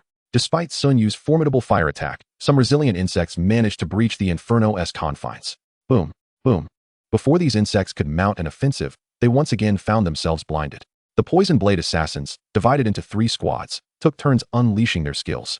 The blaze archers did likewise, casting blazing rain continuously over the fiery expanse, causing the health of the beetles within to plummet rapidly. The densely packed insects poured into the corridor, only to howl in agony beneath the flames. The beetles sustained nearly 100 casualties, yet had only advanced a mere 10 meters. Realizing the rapid loss of his subordinates, Beetle Lord Zola could no longer endure. This passage was the sole entrance to the outside world. If it remained under enemy control, the supply of food from the transport teams would be cut off. If this continued, they would surely be defeated in this battle. With a piercing screech, Beetle Lord Zola enveloped the beetles in a dark energy, instantly enhancing their strength by 30%. The insects, fueled by exhilaration, emitted triumphant hisses, and under Beetle Lord Zola's command, they charged recklessly into the passage. Though they cried out in pain amidst the searing flames, the enhancement from Beetle Lord Zola's skill significantly mitigated their suffering. The Zarasa Walker endured the searing flames, using its forelimbs to push aside the burning logs. The walker in front succumbed to the fire, only to be immediately replaced by another from behind. As they surged forward in relentless succession, the path was painstakingly cleared by the beetles, but at a tremendous cost, as countless beetles were reduced to charred remains in the flames. At this juncture, the effectiveness of the fire assault had diminished considerably, its power waning significantly. Walker after walker advanced from the rear, charging into the fray like a battering ram. Arrows rained down like a tempest, yet the Zarasa walkers broke through the encirclement. With their small eyes glaring beneath their black shells, they charged furiously at the enemy. The wolf riders were already on high alert, their long spears forming a formidable barrier against the onslaught. The heat from the flames had rendered their black exoskeletons brittle, and the spears easily pierced their flesh. Dark green ichor splattering about. As the beetles traversed the passage, their vitality had already been severely depleted, with several Zarasa walkers collapsing in anguish as their life force was extinguished. However, the enemy's numbers were overwhelming. The rear ranks surged forward relentlessly, battering against the wolf riders' defenses. A contingent of over 10 sword dancers quickly reinforced the front line. The black iron blades whirled into a tempest, easily slicing through the exoskeletons of the Zarasa walkers under the weight of their combined assaults. Each retaliatory strike from the sword dancers inflicted substantial damage upon the walkers. Meanwhile, the poison blade assassins lurked nearby, poised to unleash their smoke skills to control the number of foes in the front. They deftly coordinated with the frontline warriors to encircle the beleaguered beetles, their poisoned daggers swiftly reaping the lives of the weakened enemies. The Inferno archers in the rear relentlessly drew their bows, intermittently employing their rain of fire skill to engulf the beetles. The torrential downpour of flames rapidly diminished the enemy's vitality. Mulan too charged into the swarm of insects, her great sword sweeping through the air, continually harvesting the lives of these creatures. Although they temporarily withstood the enemy's advance, the frontline soldiers frequently required replacements, swapping out those with low health for healthier warriors. Some wolf riders, unable to retreat in time, fell victim to the immediate onslaught of 2 Zarasa walkers. Lu Yuan noted this unfolding situation. His forces, despite being recent entrants to the myriad battlegrounds for less than half a month, bore little resemblance to novices. Not only did they possess 4-star units, but they were also accompanied by 3 high-tier heroes. It could be said that his combat prowess had surpassed that of the newly emerged lords of Blue Star, 9999. Even these alien lords found it difficult to contend with him. Only those from the prominent families, equipped with ample resources, stood a chance of rivaling him. Yet Lu Yuan understood that significant gaps still existed in his combat strength. Namely, he lacked competent frontline tanks. The wolf riders were light cavalry, primarily intended to harass and distract the enemy or execute ambushes. The sword dancers were also more suited for containment, making them somewhat inadequate as shields. The front line, being the most critical component, was indeed of utmost importance. It seemed that upon his return, he must prioritize the cultivation of robust tank units. As Lu Yuan pondered this, the battle on the field drew to a close.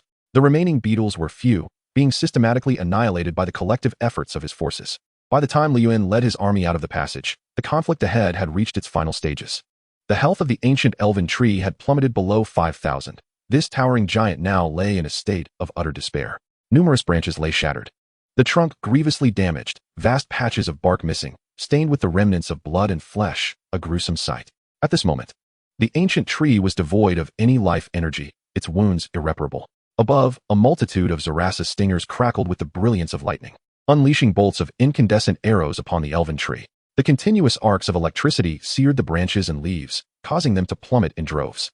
Despite its ability to slay numerous insects with each assault, the loss of its branches had rendered the ancient tree's attacks feeble. Branches descended with a terrifying whoosh, kicking up clouds of dust. Over a dozen attacking Zarasa stingers were crushed beneath their weight. In a desperate bid to breach the defenses of this ancient tree, the beetle Lord Zora had committed all his forces, disregarding the cost. If he could hold out for another 20 minutes, no, just 15 minutes, he could shatter the wretched elven tree. But that human had once again appeared. It was this human who had ruined his meticulously laid plans. The beetle Lord Zora's gaze swept over the remnants of his army, now reduced to less than 300. All of this was the fault of that human. He must die? Chapter 58, Smoke. That accursed human, I shall tear you apart. The beetle Lord Zora roared in fury. He had resolved to eliminate this detestable human lord first. The ancient elven tree could not escape. Once he regained his strength, he would concentrate his forces to attack it. Though recovery might take a long time, perhaps 1 or 2 months, he loathed that human who had thwarted his plans. Zora only wished for his death, instantly. The beetle Lord Zora's enraged roar pierced the air, its sharp shriek seeming to penetrate the eardrums. All remaining beetles were swiftly mobilized, retreating from around the elven tree, agitatedly charging towards the forces of Juyun. Observing the remaining 300 to 400 insects, Lu Yuan's expression hardened. Retreat into the passage, he commanded immediately. But just as the forces of Juyun began their rapid withdrawal, the ground ahead surged violently, soil spraying, as massive Zarasa walkers erupted from the earth. 2 soldiers, caught off guard, were seized by the iron-like forelimbs, and the walkers' gaping maw clamped down, causing their health to plummet sharply. One sword dancer quickly thrust his sword into the walker's mouth, allowing a poison blade assassin to break free of its grasp. Yet another inferno archer found his neck torn open by the creature's savage bite, meeting his demise on the spot. In mere moments, over 30 Zarasa walkers burrowed forth from the soil, obstructing the path of the retreating forces. Break through quickly, Lu Yuan bellowed, unsheathing his battle knife and charging towards the swarm. The Zarasa walkers emitted shrill cries as they lunged at them. As they were in retreat, the inferno archers had become the front line, now ambushed by the Zarasa walkers. 3 of them soon fell victim to the onslaught. However, the forces of Juyun quickly regained their composure. The poison blade assassins deployed smoke to obscure the enemy's vision. The inferno archers took the opportunity to retreat back into the ranks, while the wolf riders raised their long spears, coordinating with the assassins to intercept the suddenly emerging foes. Several spears united, piercing a Zarasa walker's skull, while a poison blade assassin plunged a toxin-laden dagger into the soft flesh between its armored segments. Dark green ichor sprayed forth. The Zarasa walker suffered a direct and devastating blow. It let out a shriek, attempting to retaliate, but the soldier's subsequent assault swiftly depleted its health entirely. Kill. Mulan charged into the fog, her great sword swirling with flames, leaving deep gashes upon the 3 Zarasa walkers. They sought to counterattack, yet shrouded in the mist. They could not discern the whereabouts of their foes, only able to roar in frustration and strike blindly at their surroundings. In the hands of Faline, the lapis lazuli spun rapidly, unleashing rays of starlight that struck the Zarasa walkers, inflicting considerable damage. Fire attack. Sun Yu bellowed suddenly, as over 10 flaming arrows pierced the carapace of the Zarasa walkers. Subsequently, 8 torrents of fiery rain enveloped the area, drenching the Zarasa walkers above in a deluge of flames. Hiss, hiss, hiss. The searing heat and arrows wrought unimaginable agony upon the Zarasa walkers. Kill. Lu Yuan's battle knife unleashed a blade of energy that extended 5 to 6 meters outward, slicing through the forelimb of one Zarasa walker and cleaving the abdomen of another behind it before vanishing. The former insect, now missing a leg, let out a horrendous cry as it collapsed, while several spears pierced through its head. The might of the absolute Cloud Legion surged forth, bringing down one insect after another with alarming swiftness. The beetle Lord Zora, witnessing this scene, felt a mix of urgency and fury. With a howl, it unleashed its skill, enveloping the insects in a surge of energy that instantly heightened their speed. Boom, boom. Yet, as the Zarasa walkers approached Lu Yuan's soldiers, clouds of smoke billowed among the swarm, causing the leading Zarasa walkers to lose their sight and flounder about like headless flies. The beetle Lord Zora felt an immediate surge of rage filling its heart, cursing, "Damn it, charge forward and slay this human." Though the great beetles received the command, They could hardly discern their surroundings, careening about chaotically, even attacking aimlessly. 3 minutes later, as the smoke dissipated, Lu Yuan had already dispatched the insects obstructing their path and retreated into the passage. They even had time to form up, with the wolf knights at the front, brandishing their long spears, the cold blades shimmering ominously. Meanwhile, the sword dancers and venomous assassins stood ready to eliminate any straggling prey. The fire archers at the rear raised their longbows high, the soldiers standing poised for action. The beetle Lord Zora, ablaze with fury, yearned to tear everything before it asunder. Charge, and shred these humans to pieces. A piercing cry echoed through the sky, sending chills down spines. Lu Yuan narrowed his eyes. Beetle Lord, I am eager to witness your true strength. The enormous Zarasa walkers moved swiftly, stirring up a cloud of dust. Empowered by the beetle Lord Zora, these colossal beetles barreled forth like war chariots, their momentum awe-inspiring. Boom, boom. Clouds of smoke erupted amidst the enemy ranks. However, the Zarasa walkers formed a line, this time suffering significantly less impact. Dozens of giant beetles surged out of the mist in unison, hastily advancing toward the passage. Whoosh whoosh. Torrents of fiery rain simultaneously engulfed these Zarasa walkers, the flaming arrows piercing their carapaces, eliciting agonized shrieks, yet their speed increased slightly. They collided with the front line of wolf knights in an instant. The clash of long spears against hard shells produced a spine-chilling sound. In that moment, limbs shattered, and blood splattered. The overwhelming scent of blood drove both sides' warriors into a frenzy. Kill! The sword dancers and venomous assassins surged from the flanks, their long swords and short daggers targeting the large insects pinned beneath the spears. The sword dancer thrust her sword at a cunning angle, piercing one Zarasa walker's eye and penetrating its brain, causing it to emit a cry of agony. With a swift twist, dark green blood sprayed forth, and the Zarasa walker let out its final, defiant wail before collapsing. The fiery rain engulfed the foggy area, ensuring that any enemy daring to breach the mist would face the cleansing fire of arrows. Those Zarasa stingers with diminished health would escape the smoke before being pierced by the flames, plummeting to the ground. After losing over 10 Zarasa stingers, the beetle Lord Zora could only order them to remain in the rear. Die for me. Mulan swung her great sword, unleashing a tempest of blood and gore among the swarm of insects, countless limbs flying asunder. Just as she felled one Zarasa walker, the massive black beetle's body crashed to the ground, stirring up a cloud of dust. However, in an instant, from beneath its form emerged a Zarasa devastator, its abdomen grotesquely swollen. This cunning insect had been biding its time, awaiting this very strike. Inferno slash. Mulan's figure vanished and reappeared several meters away, dispatching a severely wounded Zarasa walker. Meanwhile, the bewildered Zarasa devastator, with its tiny eyes wide in confusion, wondered why its target had suddenly vanished. The next moment, its engorged body erupted violently, even killing a nearby kin in the blast. Chapter 59, Slaying the Beetle Lord. The battle escalated into a fever pitch. At every moment, insects fell. Although the forces of Absolute Cloud relied on the narrow passage, only a handful of insects posed a direct threat to the humans. Yet, the confined terrain hampered troop movements, resulting in soldiers occasionally being seized by the insects due to low health. Nevertheless, under Mulan's formidable presence and the Wolf Knight's coordination with the venomous assassins, the numbers of Zarasa walkers began to dwindle.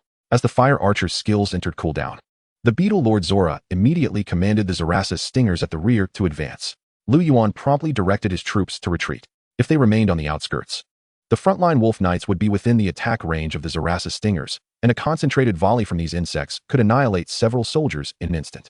Such losses were unbearable for Lu Yuan. As the human forces withdrew, the beetle Lord Zora let out a furious roar, ordering the Zarasa walkers to ensnare Lu Yuan's troops. The beetle Lord Zora charged forward swiftly, preparing to bolster the frontline Zarasa walkers. But just as the beetle Lord Zora raised its hand, a crimson shadow appeared before it. Inferno slash. The black great sword, wreathed in flames, came crashing down. The beetle Lord Zora let out a shriek and retreated quickly. However, the great sword still struck its ornate chest, splitting the carapace and spilling forth dark green ichor.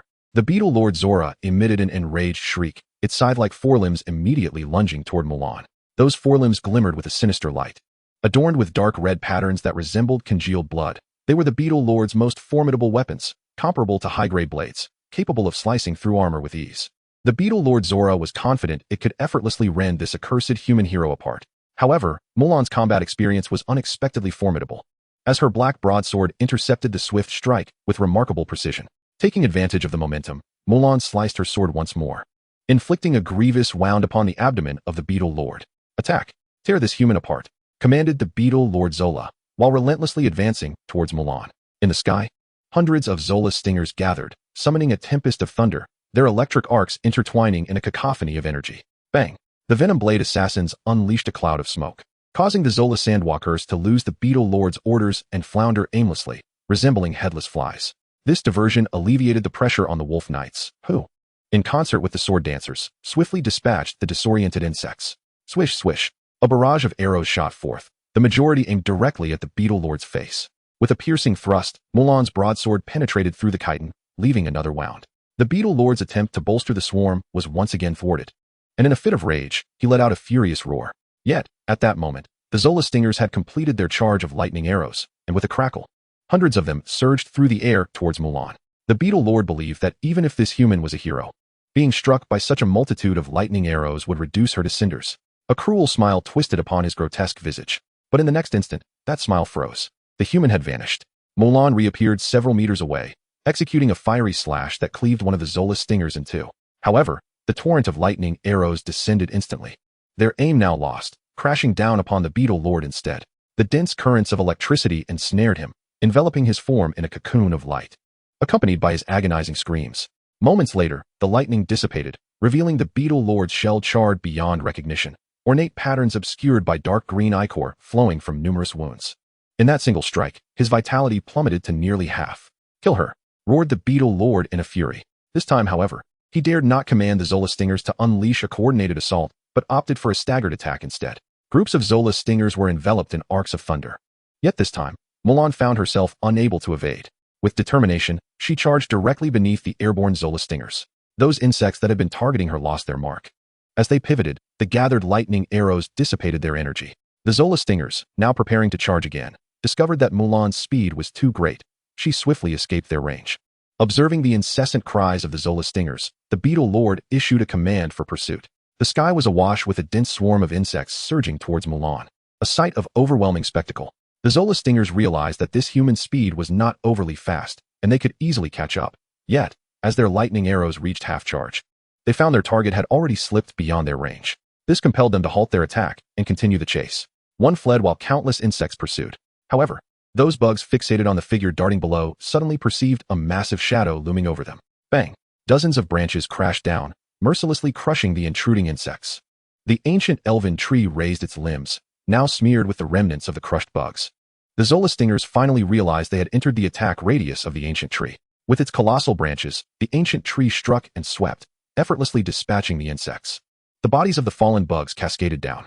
The Zola Stingers, shrieking in desperation, sought the Beetle Lord's orders, for they had been commanded to eliminate the human heroine. Yet, at that moment, the Beetle Lord was preoccupied. The forces of the Absolute Cloud Legion had breached the ranks of the Zola Sandwalkers, with several Wolf Knights and the white-crested crane assailing the Beetle Lord. Meanwhile, the Sword Dancers relentlessly pressed their attack, their continuous blade strikes preventing the Beetle Lord from mounting an effective defense. The Venom Blade assassins exploited the opportunity to target his vulnerable spots. The Beetle Lord's defenses were inadequate, and his health dwindled rapidly. Meanwhile, the remaining Zola Sandwalkers, ensnared by the smoke, were unable to provide support. Damn humans! The Beetle Lord Zola stomped the ground, sending ripples of yellow energy across the terrain, destabilizing the surrounding troops of the Absolute Cloud Legion and interrupting their assaults. My subjects, annihilate them. The Beetle Lord Zola began to rally his forces for assistance. The Zola Stingers finally received the command, their wings vibrating as they took flight back towards the fray. In a mere moment, half of the Zola Stingers had perished.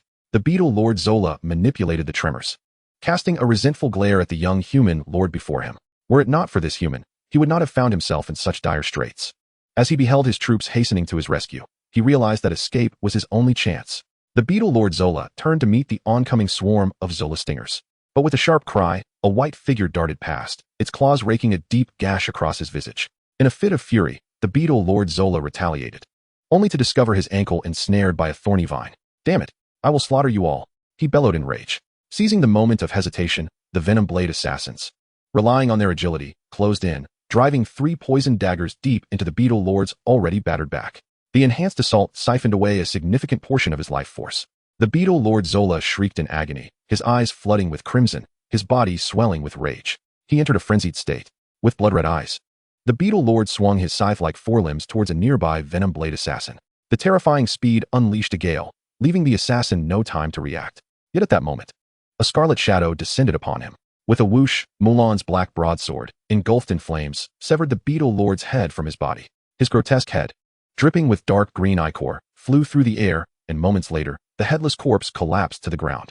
The beetle Lord Zola was no more. Chapter 60. The Ring of Doom. Information of the ancient elven tree hiss. With the demise of the beetle Lord Zola, the remaining insects in flight erupted into a cacophony of panic. The Zola sandwalkers burrowed into the earth, while the Zola stingers soared skyward. In no time, the insects fled in utter disarray. Only a few colossal queen insects remained sprawled atop the nest, yearning to flee, yet utterly incapable of movement. Additionally, due to a lack of energy, they could no longer continue to lay eggs, resorting instead to frantic buzzing in their desperation. Lu Yuan let out a long sigh, ordering his troops to cease their pursuit. Though he had successfully obliterated this formidable army of beetles, his own losses were considerable. The Wolf Knights suffered the loss of 7 members, the Sword Dancers lost 4, the Poison Blade Assassins 2, and the Blazing Archers 3. This was indeed an unprecedented defeat. Casting a glance at the towering ancient tree in the distance, Lu Yuan commanded his troops to regroup while the hunters began to clear the battlefield. The ancient elven tree was a level 33 boss. Aside from its golden apples, the high-quality timber it possessed would yield a substantial bounty. Moreover, the tree was immobile, and after being ravaged by the insects, its branches were few in number. It was estimated that the blazing archers would suffice to harvest its resources. After all, their attack range far surpassed that of the Zora Spikers. Contemplating these matters uplifted his spirits. He approached the beetle Lord Zora, picking up 2 items, a dark purple ring embedded with a gem resembling an eye, quite peculiar, and an ancient scroll. Ring of Doom. A ring tainted with ominous energy. Its purpose remains unknown to you for now. Disappointed to find it merely a trinket, Lu Yuan furrowed his brow, thinking it absurd that such a grand lord could offer no better spoils. However, his mood brightened upon discovering the other scroll. Blueprint for Zora Spiker Barracks. Rank. Allows you to construct a production facility. Consumable. Can build Zora Spiker Barracks. Resource requirements. Wood, 3,000, stone, 3,500, iron, ore, 4,000. Though the flying insects possessed commendable skills and attributes, they were exceptional ranged aerial units. While he had no use for them himself, they could fetch at least 3,000 to 4,000 soul crystals on the market. 30 minutes later, the soldiers had nearly recovered. However, due to the sheer number of insects, the hunters had only cleared half of the battlefield. The insects yielded no equipment drops. Aside from soul crystals, only some insect flesh and a few chitinous shells remained. Lu Yuan picked up a chitinous shell, noting its smooth, cool texture and remarkable hardness. This 2-star material was excellent for crafting equipment, though it required specific blueprints. The hunters also took the opportunity to eliminate the immobile queen insects. Guided by one of the hunters, Lu Yuan made his way to the insect nest. The large insects had not dropped anything of value, but in the nest, aside from a few unhatched eggs, Lu Yuan made a discovery. He picked up an irregular crystal. Nest crystal. Rank. A crystal formed from numerous unhatched larvae within the nest. Upon use, it increases health by 20 for 30 minutes. This was a commendable combat enhancement item. Additionally, the nest itself was a 3-star material, which could be collected later. While these gains were not entirely satisfactory, a severely weakened boss loomed nearby. Lu Yuan turned his gaze toward the towering ancient tree. The soldiers stood ready, gripping their weapons and preparing for battle. However, before Lu Yuan could issue the command to attack, the ancient elven tree spoke. Its gnarled bark revealed ancient features as it slowly opened its mouth. Human, I perceive the essence of life upon you. The voice of the ancient elven tree resonated with a low hum. Lu Yuan was taken aback. This did not seem to herald an impending battle. In the battlefield of myriad races, while most beasts were savage and would attack intruders, there existed neutral entities. Such was the case with the ancient elven tree, which had lost its territory and master, rendering it devoid of belonging. Such beings were capable of communication. Although Lu Yuan was uncertain of the original level of this elven relic, the terrifying power of the ancient tree indicated that this territory was far from ordinary. The treasures hidden within were surely remarkable. The tree's recognition of a familiar essence on Lu Yuan led him to deduce it was likely the life seed he had previously acquired. He promptly resolved to engage in dialogue, hoping to extract some information. As for what to do with the tree afterward, that could wait. To be honest, I have indeed received the legacy of the elves and share a connection with this relic. That is precisely why I have come here, Lu Yuan proclaimed, his demeanor steady and unwavering. Lord, when did you acquire the legacy of the elves? Why was I not informed? Zhuge Guo exclaimed, her eyes widening with curiosity. Lu Yuan lightly patted her head, silencing her. Fortunately, her voice was not loud enough for the ancient elven tree to overhear. Who would have thought that after slumbering for over a millennium, I would encounter a bearer of elven legacy? The branches of the ancient tree swayed, producing a rustling sound, as if filled with joy. Thank you for rescuing me from those filthy insects. There's no need for such gratitude. I seek knowledge of this relic. What can you tell me? Lu Yuan inquired. The tree's branches trembled, and its ancient eyes appeared to drift into memory. I have slumbered for too long, and the past is now a blur. This place once belonged to the mighty lord of the Silverleaf family, a young individual with extraordinary talents whose renown could intimidate the entire region. However, my great lord vanished during an expedition into a secret realm, never to return. While this elven city remains powerful, instilling fear in surrounding lords, it fell into ruin during a dreadful magical tide. The filthy undead and orcs united, igniting the flames of war throughout the city. I too was caught in the conflagration and fell into slumber until recently when those insects discovered me. The ancient tree's narrative was rich with information, yet Lu Yuan found little of practical use. After a millennium of upheaval, many powers had shifted, and some may have long vanished from the annals of history. It was indeed a sorrowful tale, and he expressed, "I share your disdain for the undead and orcs. To be frank, my own territory is currently besieged by those vile beasts, which is why I have come seeking a solution. Perhaps you know where the treasures here are hidden?" Lu Yuan's expression turned grim, as though he bore a deep-seated vendetta against the orcs. Had the Lion Man Kael'gr been present, he would surely have erupted in indignation, lamenting how only this fellow took advantage of him while now feigning pity. It was utterly unjust. Yet, the bond was not close enough to divulge the location of the elf's treasure. No, I am sworn to guard this secret, apart from the members of the Silverleaf clan. No one else is entitled to this knowledge. The voice of the ancient elven tree resonated with unwavering resolve. Lu Yuan furrowed his brow slightly. If reason would not prevail, then confrontation was inevitable.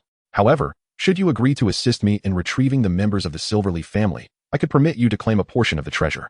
Lu Yuan pondered briefly before acquiescing. Very well, but you must first grant me access to the treasure.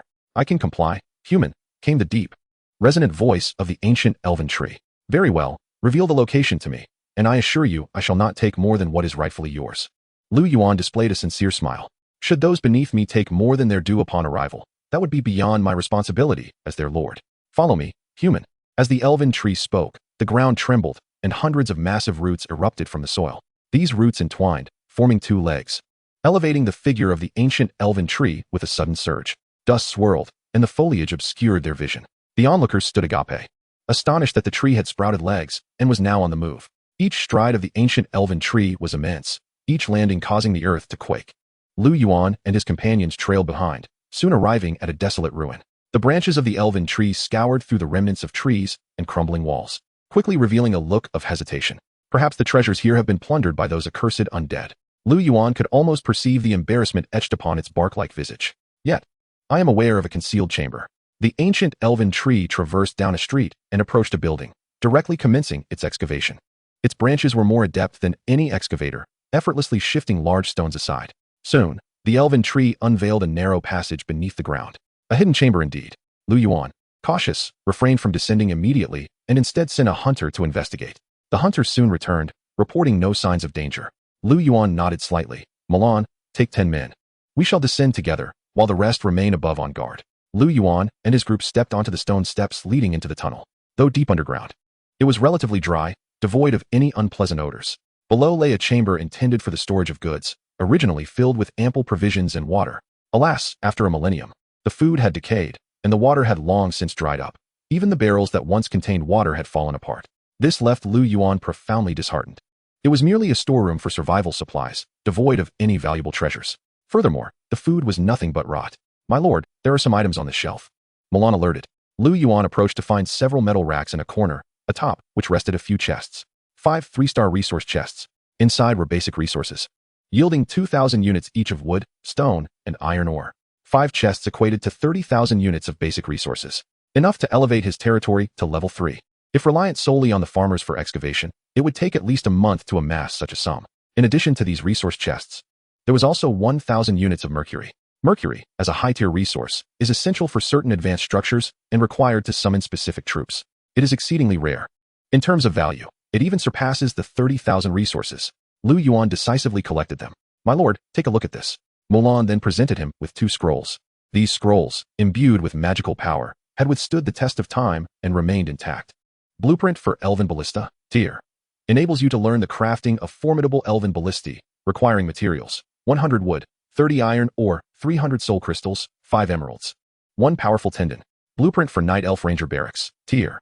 Consumable, allows you to construct a Night Elf Ranger Barracks, requiring a level 3 Lord S. Hall. Lu Yuan's spirit soared. He had unexpectedly acquired 2 4-star blueprints, one of which was for a barracks.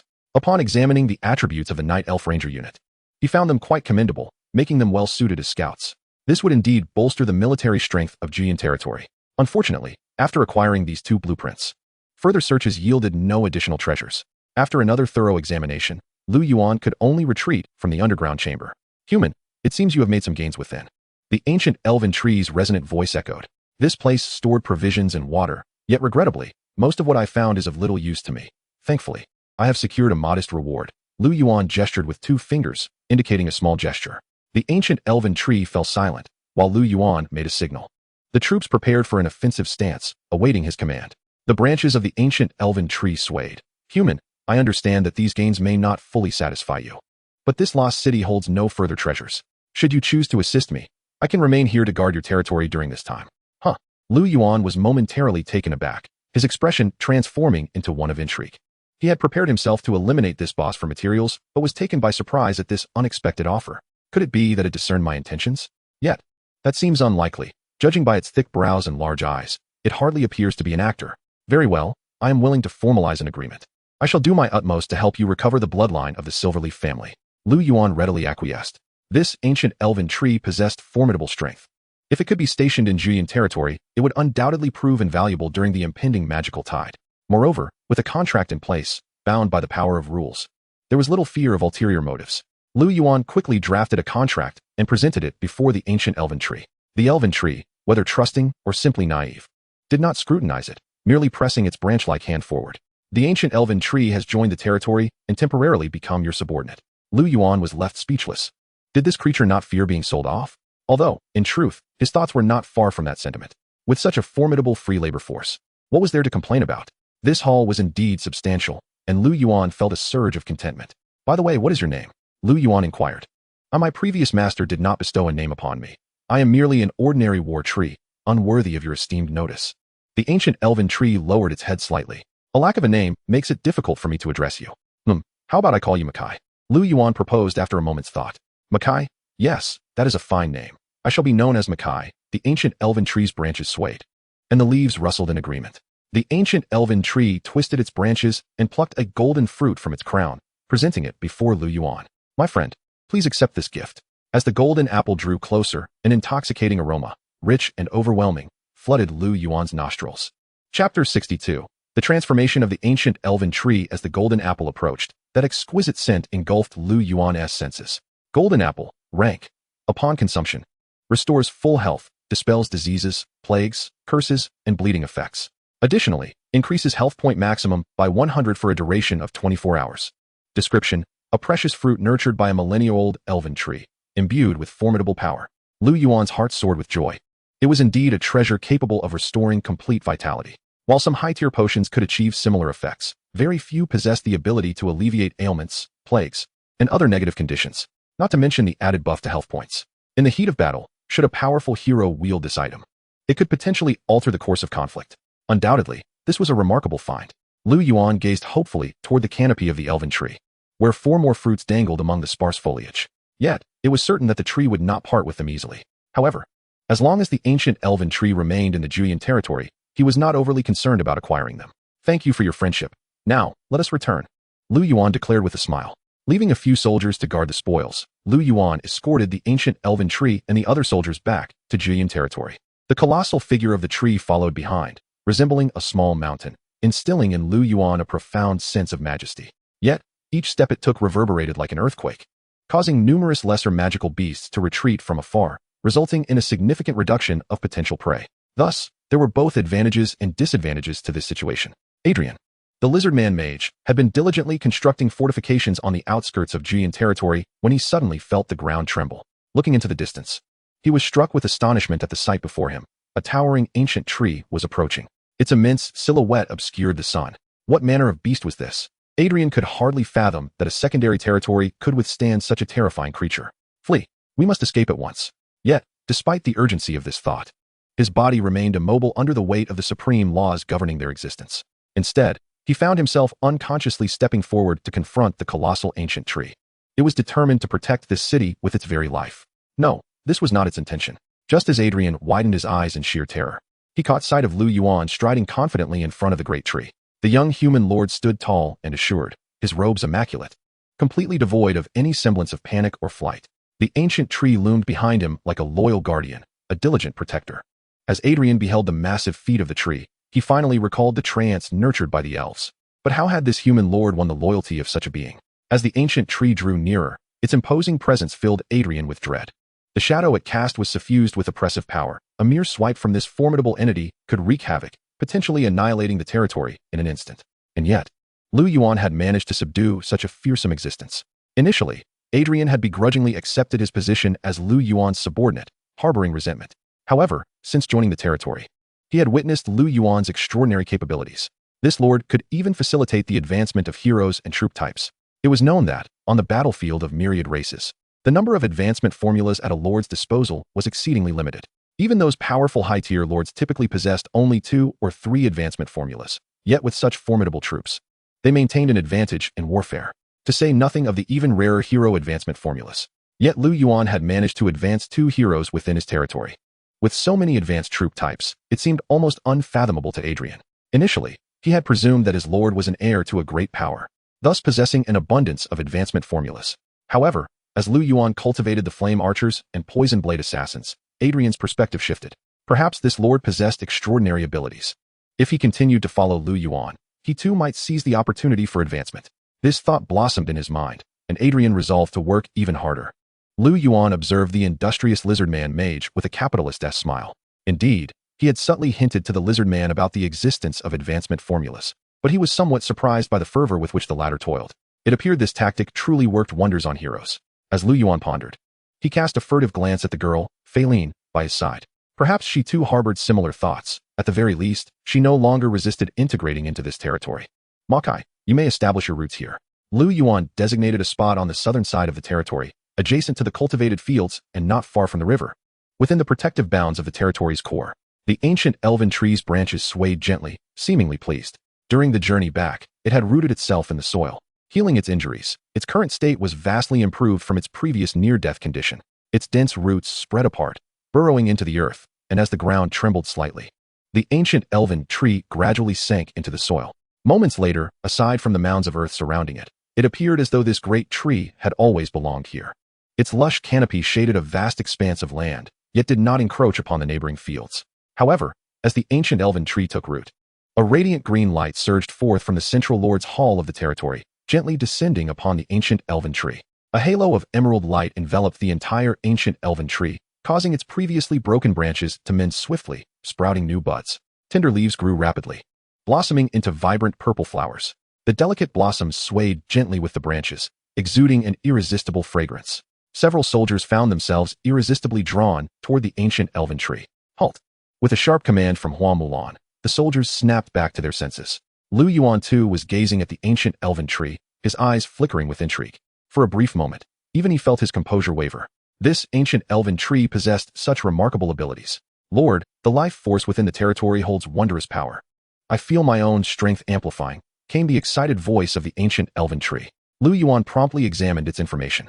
Ancient elven tree. Level, boss LV 35, attack power, 90, defense power, 60, health points, 600, 025000, skills. Ironwood bark. The ancient elven tree possesses formidable defenses, enhancing physical defense by 50 and magical defense by 30. Energy absorption. The ancient elven tree can draw energy from the earth. Branch assault. The ancient elven tree can launch ferocious attacks using its branches. Golden apple. The ancient elven tree can periodically produce golden apples imbued with wondrous powers.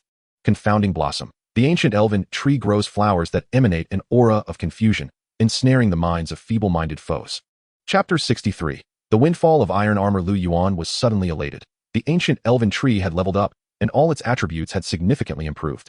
Most importantly, it had acquired a control skill, which appeared to be a large-scale area control ability. With the skill, Lu Yuan felt a renewed sense of confidence in confronting the impending magical tide. He had not anticipated that the life seed integrated into the Lord's Hall would yield such remarkable effects. However, certain issues arose. Turning his gaze, Lu Yuan noticed a throng of dazed civilians at the entrance of his territory, aimlessly approaching the ancient elven tree. It was evident that they too had fallen under the influence of the confounding blossom. Kai, can your skill select targets? Lu Yuan inquired solemnly. The branches of the ancient elven tree swayed slightly, and after a moment, Lu Yuan sensed the enchanting aroma dissipate. The entranced villagers swiftly regained their senses, bewildered as to why they found themselves there. Yet soon enough, under Guan Lu's guidance, they returned to their tasks. The ancient elven tree was clearly exhilarated by its newfound power, but Lu Yuan had numerous matters to attend to. So he exchanged a few words with it before returning to his domain. After arranging for Wang Fu to dispatch individuals to transport the spoils from the elven ruins, he also instructed them to conduct a thorough search of the ruins to ensure nothing valuable was overlooked. Lu Yuan then took the forged materials he had purchased and entered the Black Iron Fortress. The forging workshop within was as bustling as ever. Upon entering, the dwarf blacksmith Cooper hurried over with short strides. "My lord, the iron armor plates you requested have been successfully forged." The dwarf blacksmith presented a dark iron plate. Lu Yuan accepted it, and upon inspecting its attributes, he felt a surge of joy. Iron armor plate. Tier. Consumable. Increases defense by 5 upon use. Description. Did you expect this? I've added steel plates to the fabric. Lu Yuan initially assumed this item was merely an ordinary tool. Yet to his surprise, its attributes seemed rather formidable. This iron armor plate could be affixed to equipment, enhancing overall defense by 5 rather than merely benefiting a single item. This was indeed favorable. The higher the tier of the troops, the greater the benefits they would reap. Moreover, this item was a rarity in the marketplace, implying a lack of competition. Thus, he could dictate the price. Clearly, the onset of the magical tide presented an opportune moment to sell these iron armor plates. Lu Yuan felt a wave of exhilaration. He was about to reap a substantial profit. Yet, he did not lose sight of his primary responsibilities. Placing all the prepared resources within the workshop and retrieving the blueprints. "Cooper, this is the blueprint for the Elven Ballista. Please study it and produce a batch as swiftly as possible." "I have prepared all the materials," Lu Yuan instructed. The dwarf blacksmith Cooper examined the blueprint thoughtfully, but appeared somewhat troubled. "My lord, the Elven Ballista is exceedingly intricate, and some components are crafted according to Elven artistry.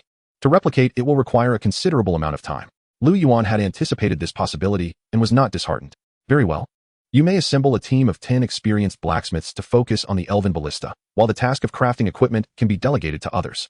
"Your command shall be followed, my lord," Cooper replied, visibly pleased. For a blacksmith, mastering new equipment was far more enticing than simply forging familiar items. It was through such endeavors that they could swiftly accumulate experience and elevate their blacksmithing level.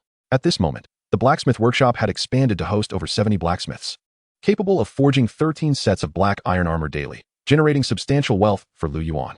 It was akin to a living money tree. Lu Yuan conducted an inspection of the workshop and was thoroughly satisfied with the dwarven blacksmith's efforts.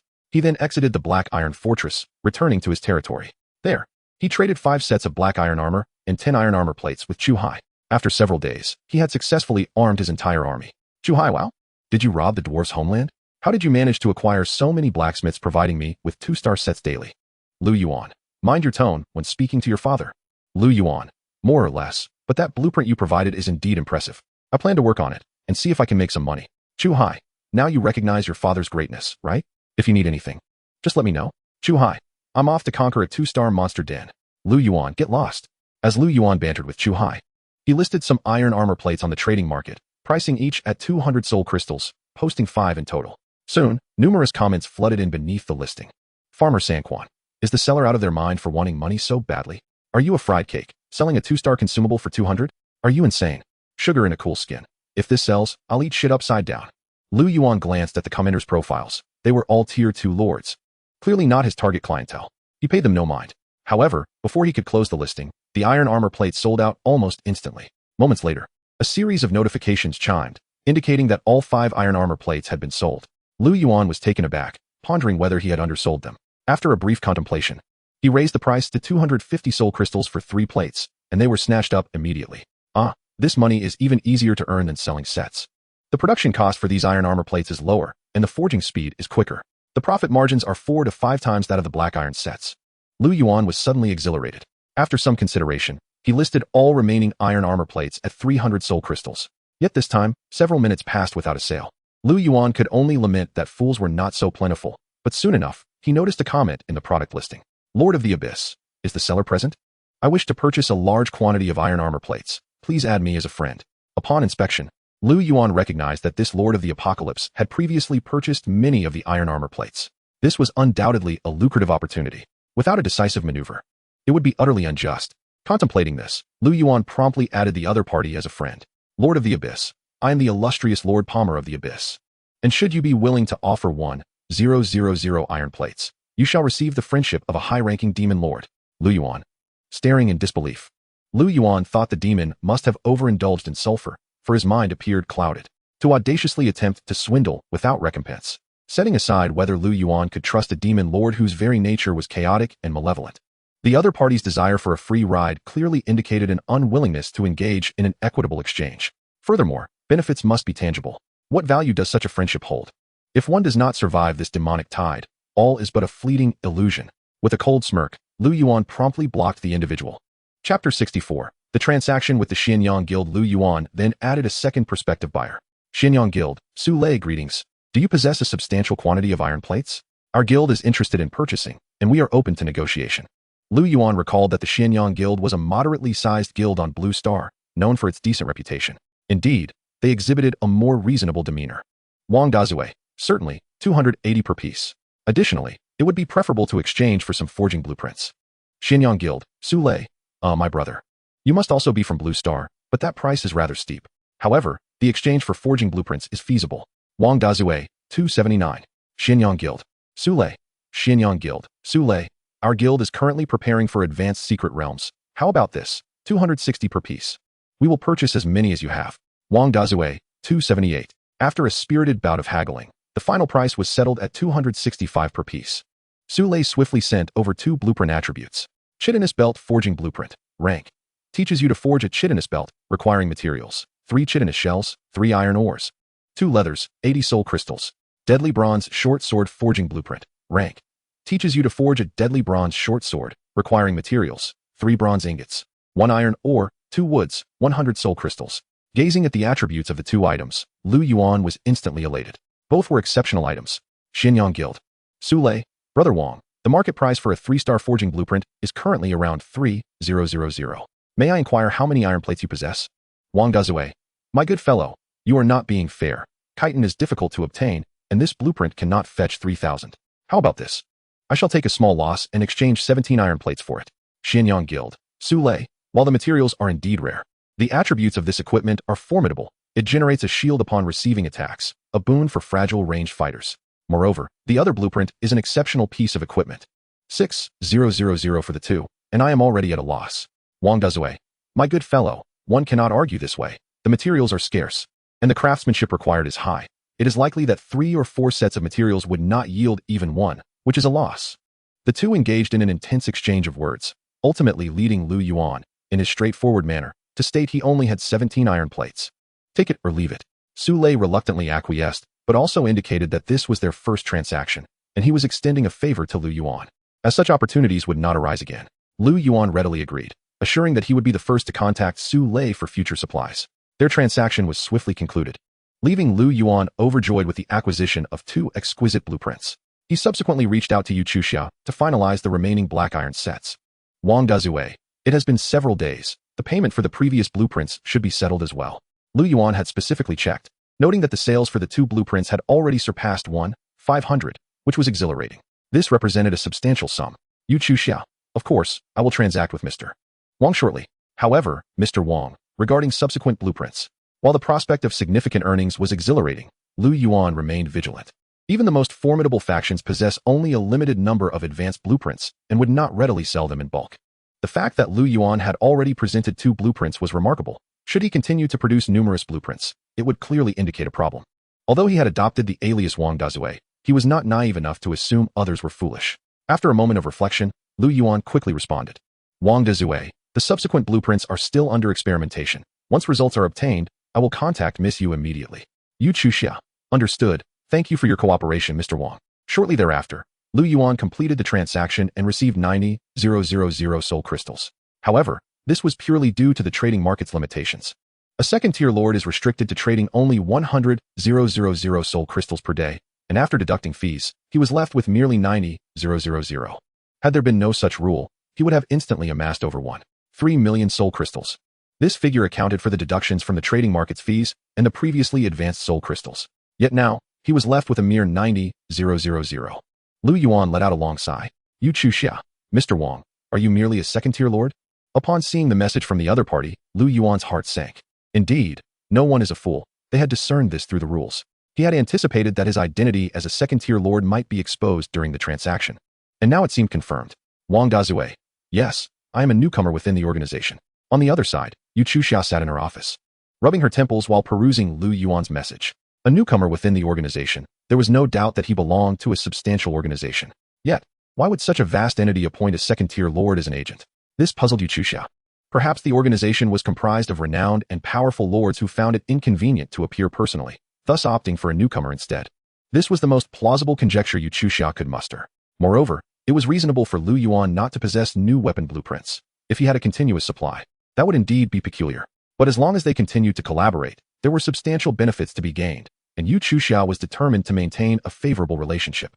Yu Chuxia, however, this does pose some inconvenience. Henceforth, let us conduct the daily transactions of black iron sets at 100,000 soul crystals. Wang Dazue agreed. Although I should reach third-tier territory soon.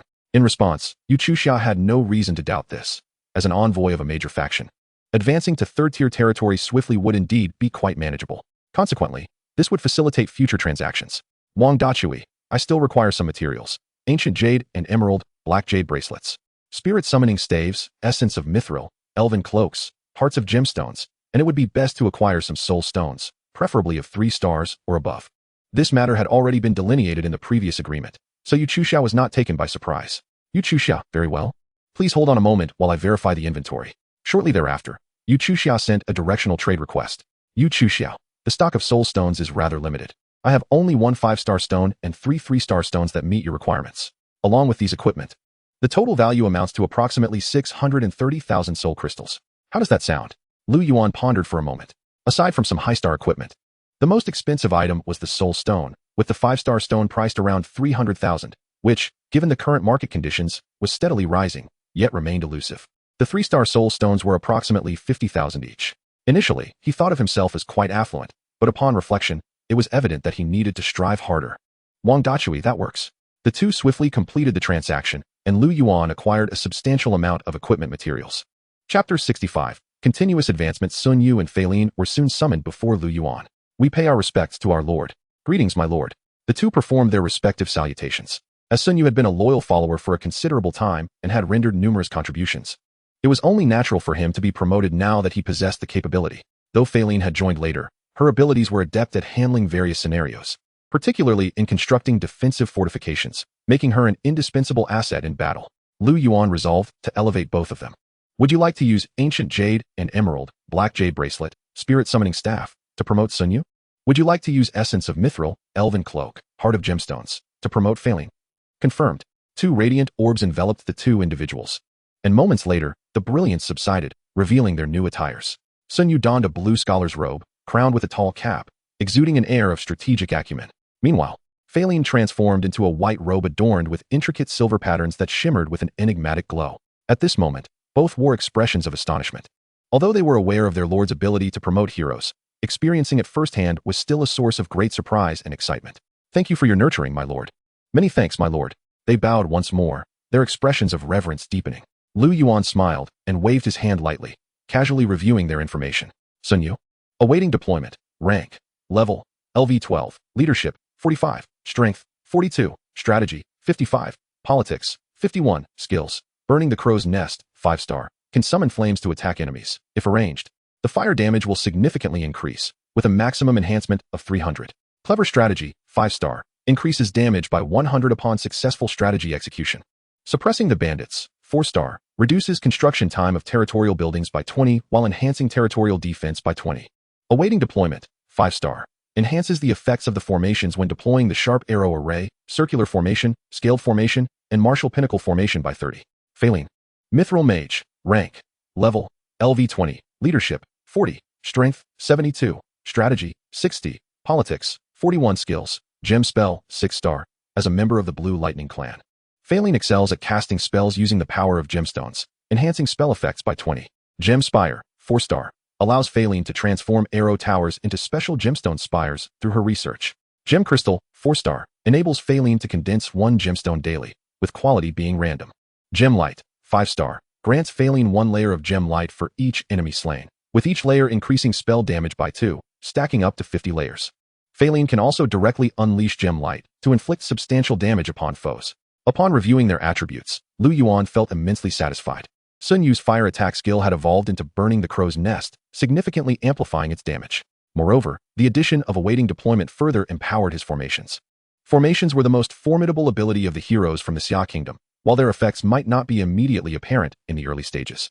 Their true power would manifest during large-scale battles in the later phases.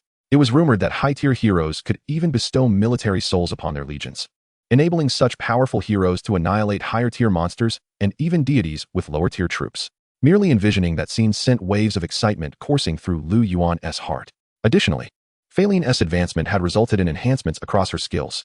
The newly acquired Gem Light skill transformed her into a veritable cannon. Should she amass a full stack of effects, the lethality of each spell would be nothing short of terrifying. Contentment washed over Lu Yuan. The expenditure of over 600,000 soul crystals was indeed worthwhile. Allowing them to acclimate to their newfound powers, Lu Yuan prepared to procure materials to elevate the rank of his territory. At that moment, Zhu Shou hurriedly approached. "My lord, it seems there has been a change in the thorny perimeter." "Oh, lead me to see," Lu Yuan replied. The two swiftly made their way to the outer perimeter of the territory.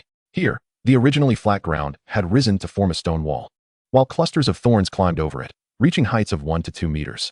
The dense white thorns would inflict unimaginable pain on any creature attempting to scale the wall.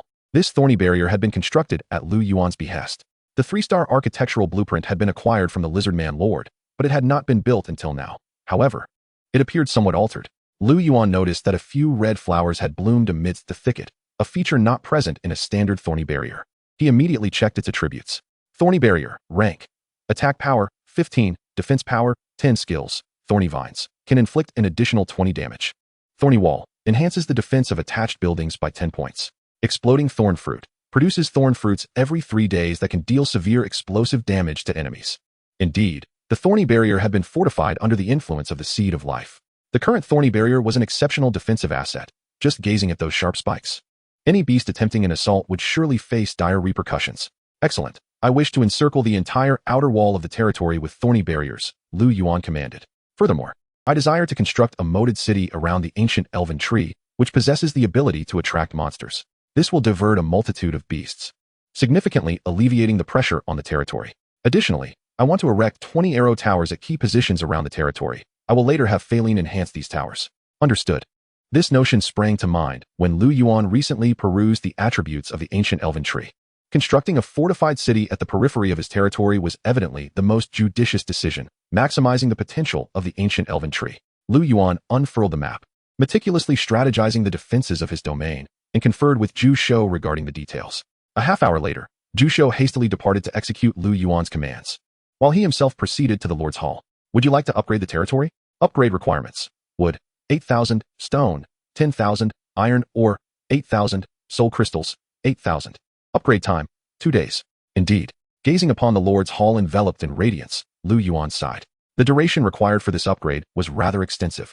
Yet, such is the rule of the myriad races battlefield. As time progresses, construction demands increasingly longer periods. However, with Sun Yu's skill enhancement, which reduces the construction time by 20, the actual duration would merely extend to slightly over 38 hours.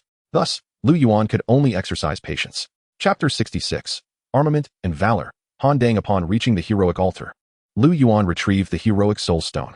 Would you like to use the heroic soul stone to summon? Would you like to use the heroic soul stone to summon? Would you like to use the heroic soul stone to summon? Summon. 3 brilliant blue pillars soared into the sky, illuminating the altar as myriad runes shimmered to life. 3 figures gradually emerged. One was a robust man clad in black armor and a red cloak, wearing a golden-haired helmet and wielding a hefty copper broadsword. Another was a middle-aged man donned in copper armor, adorned with a red scarf. The last was a burly figure in red armor, bearing a massive bow and sporting a thick beard. Wei Dinghua, rank, level, LV1, leadership, 30, strength, 35, strategy, 28, politics, 25, skill, fire attack tactics. When allied forces employ fire attacks, damage is increased by 30, and success rate is enhanced. Southward expedition, allied soldiers' attributes are increased by 5. Ling Zhun, rank, level, LV1, leadership, 25, strength, 32, strategy, 20, politics, 23, skill. Artilleryman, Ling Zhun excels in crafting cannons and can research artillery recipes. Cannon fire, when using artillery, attack power is amplified by 20. Han Dang, rank, level, LV1, leadership, 35, strength, 45, strategy, 32, politics, 25, skill. Cavalry archer, Han Dang's attack power is augmented by 20 when using a longbow from horseback. Foe striker, Han Dang charges and releases an arrow, inflicting substantial damage. Lu Yuan was somewhat astonished to discover that two of the summoned generals were characters from Water Margin, the Earth Demon star Wei Dinghua and the Earth Assistant star Ling Zhen. Yet, one excelled in fire attacks while the other specialized in artillery production. Lu Yuan suddenly realized that his troops seemed to be embarking down a path of incendiary tactics from which there would be no turning back. Nevertheless, this did not seem entirely unfavorable. However, Han Dang appeared to be somewhat lacking. He had expended a considerable sum to procure a 5-star heroic soul stone, yet had only summoned a 4-star general. Furthermore, he did not seem to possess any remarkable qualities. Although his territory lacked archery heroes, it was not entirely deficient in range power. However, upon examining Han Dang's advancement path, a smile broke across Lu Yuan's face. This was a profitable venture. Lu Yuan promptly made his way to the trading market and began his search. Soon, he acquired various pieces of equipment and items. Would you like to use green crystal stone, ring armor, howling wolf longbow to promote Han Dang? Confirm. With a flash of light, Han Dang donned a set of golden ring armor, wielding a golden longbow that nearly towered over him, exuding an aura of fierce prowess. Immediately, the burly man knelt on one knee, clasping his fists in salute. Han Dang, grateful for your patronage, my lord. There's no need for such formalities. Lu Yuan replied with a gentle smile, helping him to his feet. Armament and valor. Han Dang. Rank. Level. LV1. Leadership. 42. Strength. 53. Strategy. 38. Politics. 30. Skill. Cavalry archer. Han Dang's attack power is enhanced by 25 when using a longbow from horseback. Foe striker. Han Dang charges and releases an arrow, inflicting substantial damage. Trouble solver. Han Dang can train a special unit known as trouble solvers. And when commanding trouble solvers, his own and the unit's attributes are increased by 20. Observing Han Dang's attributes, Lu Yuan felt a surge of delight. Another unique unit. The trouble solvers, symbolizing invincibility in battle, could be deemed an elite force capable of overcoming challenges. However, training trouble solvers would incur significant costs. Were it not for Lu Yuan's substantial daily influx of soul crystals, he would not have been able to summon them. Yet now, with a consumption rate of 260 soul crystals each, he felt no pressure at all. Han Dang, you may select talents from the common folk to train as trouble solvers. Begin with an initial batch of 30, Lu Yuan commanded. At your command, considering the considerable losses incurred among his troops, he realized other units also needed replenishment. The current number of commoners was somewhat insufficient. Lu Yuan directly summoned an additional 200 commoners, and while awaiting their arrival, he delved into the trading market for a substantial procurement. Having upgraded the Lord's Hall, his resources had dwindled significantly. Other structures still required enhancement, leaving a substantial gap in resources. Moreover, with resources currently on a downward trend, it was an opportune moment for strategic acquisitions. He opened the trading market and commenced a vigorous buying spree. As transaction after transaction was completed, Lu Yuan's soul crystals rapidly diminished while the resource reserves of his territory surged. Half an hour later, Lu Yuan paused, massaging his slightly sore forehead. Yet, a pressing concern emerged. Currently, all the beast lairs within 10 miles of his territory had been thoroughly purged. Whether for the purpose of resource acquisition or to train his heroes and gain experience, he needed to seek new targets for conquest. In recent days, he had not neglected to explore the surroundings of his territory. He had indeed identified several suitable targets. Contemplating this, Lu Yuan opened the system map, laden with various annotations. It clearly depicted a 3-star gray claw bear lair several miles east of Snake Valley, to the south of the Wolf Den. There lay a lake inhabited by a horde of green-scaled lizards. The third location was somewhat farther, requiring passage through the ruins of the Lizardmen territory and over a hill, where a ruin currently occupied by Dark Corner leopards stood. According to strength rankings, the Dark Corner leopards were the most formidable, with an average level reaching 25. However, the Gray Claw bear is the weakest, and its current strength is sufficient to be crushed. Lu Yuan contemplated that perhaps he could divide his forces into 2 paths to enhance the efficiency of their sweep. Yet, he still had to decide on the personnel for each group. Just as Lu Yuan was deep in thought, Wang Fu hurried in. My lord, the resource transport team has returned, but it seems they have made some discoveries in the ruins. Following Wang Fu outside the territory's warehouse, they came upon several wooden carts laden with various resources harvested from magical beasts. Some workers were busily moving the items into the warehouse, while a few hunters were directing the bustling activity. One of the hunters, upon spotting Lu Yuan, hurried over to pay his respects. Greetings, my lord. Lu Yuan recognized this hunter as Xiang Shi, a civilian who had been transformed into a hunter alongside Wang Fu, now serving as the captain of the hunter team. Xiang Shi, what have you discovered in the ruins? Lu Yuan inquired. Reporting to you, my lord. We searched the entire ruins as per your instructions and found a secret realm deep within. Chapter 67. The Secret Realm. Despairing rock beach amidst the remnants of crumbling walls. Verdant grass and trees thrived. A vortex of dark blue light concealed itself among the towering trees, difficult to spot without careful inspection. The radiant glow exuded an alluring brilliance, compelling one to enter. The blue light signifies the presence of a 4-star secret realm. The treasures within a 4-star secret realm could drive countless lords to madness. Yet, correspondingly, the dangers lurking within could deter many lords as well. Despite Lu Yuan's prior success in the 3-star secret realm, that had been a fortuitous endeavor. This time, he was uncertain of the perils that lay ahead. Lu Yuan gazed at the shimmering blue light of the secret realm. Despairing rock beach, level, type, independent survival, number of lords, 1. Time until secret realm opens, 0000. It was indeed a solo secret realm. In reality, solo secret realms are the most numerous, and their dangers are generally less than those of multi-person realms. Most lords who discover a solo secret realm tend to explore it alone, leaving outsiders entirely unaware. After considerable contemplation, Lu Yuan made the resolute decision to enter and investigate. He surveyed his assembled forces: 10 sword dancers, 20 frenzied wolf knights, 10 blazing archers, 15 poison blade assassins, 5 shadow spiders, 5 hunters, and a contingent of heavily armored troubleshooters, equipped with spear and shield. Troubleshooter, level, attack power, 32, defense power, 12, health, 500, skills, enemy defense, skill defense increase 30. Normal attack defense increase 20, hold ground. Defense increases by 30 when receiving a critical hit. Lasts 10 seconds. Troubleshoot, there is a small chance to unleash a heavy attack when attacking, damage increased by 60. This unit is a formidable defensive tank.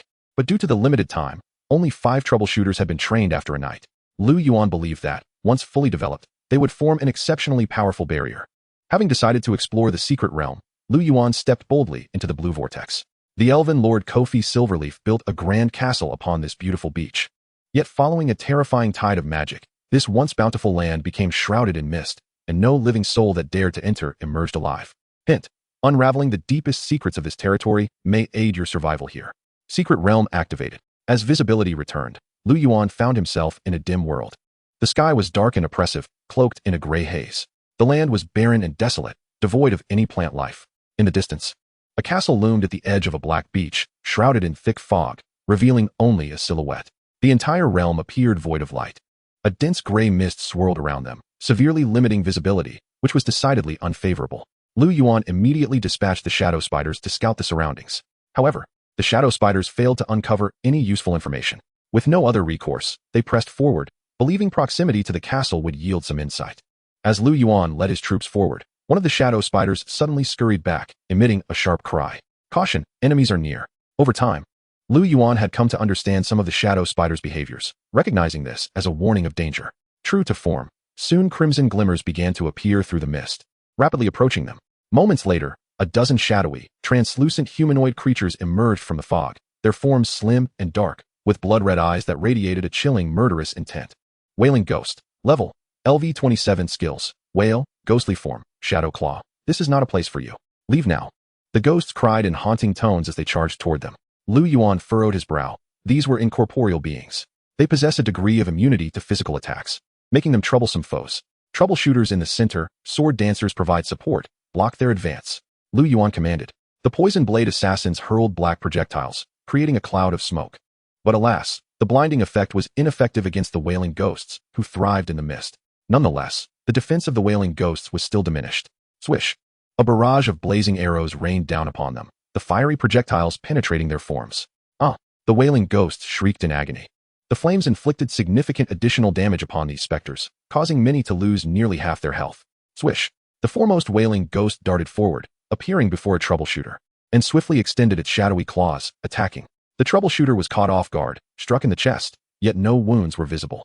However, he felt an icy chill spread through his chest, slowing his movements. Shadow Claw. The negative energy of the wailing ghost would erode the enemy, reducing their attributes. 2 daggers glimmering with a green light pierced the wailing ghost's form. Poison Blade. Unfortunately, the toxin had no effect on the incorporeal entity. Although the wailing ghost's health diminished slightly once more, the fiery archers in the rear unleashed a relentless barrage upon the nearest foes. Their arrows interspersed with flames that elicited anguished howls from the wailing specters. The specters employed their lamentation skill, causing the defenses of the surrounding soldiers to plummet. Dark claws lunged at the resolute soldier, only to be thwarted by his steadfast shield. In but a moment, a flaming arrow extinguished the last vestige of life from the wailing specter, which let out a final cry before dissipating into a cloud of black smoke. Charge! The frenzied wolf knight brandished his lance high and surged forward. The lance pierced through the specter's form, delivering a violent impact that sent it hurtling away. The life force of the wailing specter was extinguished, leaving behind a scattering of black orbs. Chapter 68. The Desolate Rock Beach, 2. Lu Yuan picked up one of the black orbs, which felt cold and smooth to the touch. Orb of the Spectre, rank. A gem infused with spectral energy, making it an excellent alchemical material. The hunters found respite, no longer needing to dissect the corpses, but rather collecting the spoils of victory with ease. The resolute soldiers' defenses proved even more formidable than anticipated, effectively withstanding the onslaught of the entirely negative energy-formed specters. The team pressed onward, the number of approaching specters escalating. As they neared the castle, new monstrosities emerged. Towering black treants. Their trunks dark and gnarled, bore grotesque visages, their branches devoid of leaves and entwined with vicious, barbed vines that emitted eerie howls. Black Whipbearer, level, LV28, skills, bark, bind, whip. Over a dozen black treants surged forth, accompanied by more than 30 specters. Sun Yu stepped forward, waving his sleeve. With a thunderous clap, the heavens darkened. Firestones soared, and fire arrows rained down, enveloping the fiends in an instant. Fire consumes the black nest. An illusion manifested in the sky, as if this region transcended time and space, arriving at the battlefield of the black nest. Flames spread in waves, and the sky was filled with arrows of fire. The specters emitted heart-wrenching wails, their forms dimming. The bark of the treants ignited, producing hollow cries as their branches and vines writhed in agony. The temperature in the area surged dramatically. By the time these monstrosities traversed the fiery expanse, they had already lost a significant portion of their life force. The fiery archer's barrage swiftly claimed their lives. Dozens of fiends collapsed before them without even brushing against their garments. The potency of Sun Yu's skill was evident. This was merely the unprepared fire consumes the black nest. Were it properly set up, its power would be truly terrifying. They quickly scoured the battlefield, collecting materials from the fallen black treants, including black roots and specter orbs. As they entered the crumbling castle gate, the fog thickened, a somber and lifeless atmosphere creeping like a venomous serpent down their spines, inducing involuntary shivers. The surrounding structures, however, remained largely intact, still bearing the exquisite and opulent craftsmanship of the elves. Yet, within the grim fog lay an ominous aura. The streets were eerily silent, devoid of any spectral presence. Time here seemed frozen. A few shadowy spiders darted into the mist, returning without a whisper of useful intelligence. The fog appeared to obscure their senses. It seemed they could only advance step by step. With the current strength of their forces, Lu Yuan felt confident in confronting the forthcoming challenges. The team traversed the ancient cobbled path, their footsteps echoing in the hushed streets. The thick mist swirled around them like white silk, foreboding and terrifying. Lu Yuan attempted to open the surrounding doors, only to find them empty, as if their owners had just departed. As they crossed a street, Lu Yuan's pace suddenly faltered. He sensed something was amiss. The footsteps around him seemed to multiply.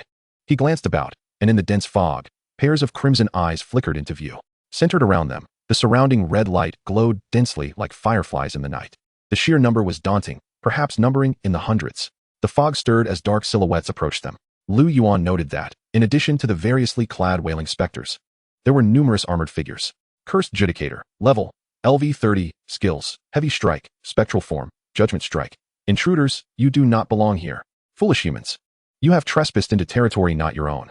Mulan gripped her black greatsword and stepped forward, her figure instantly appearing among the specters, the greatsword wreathed in flames.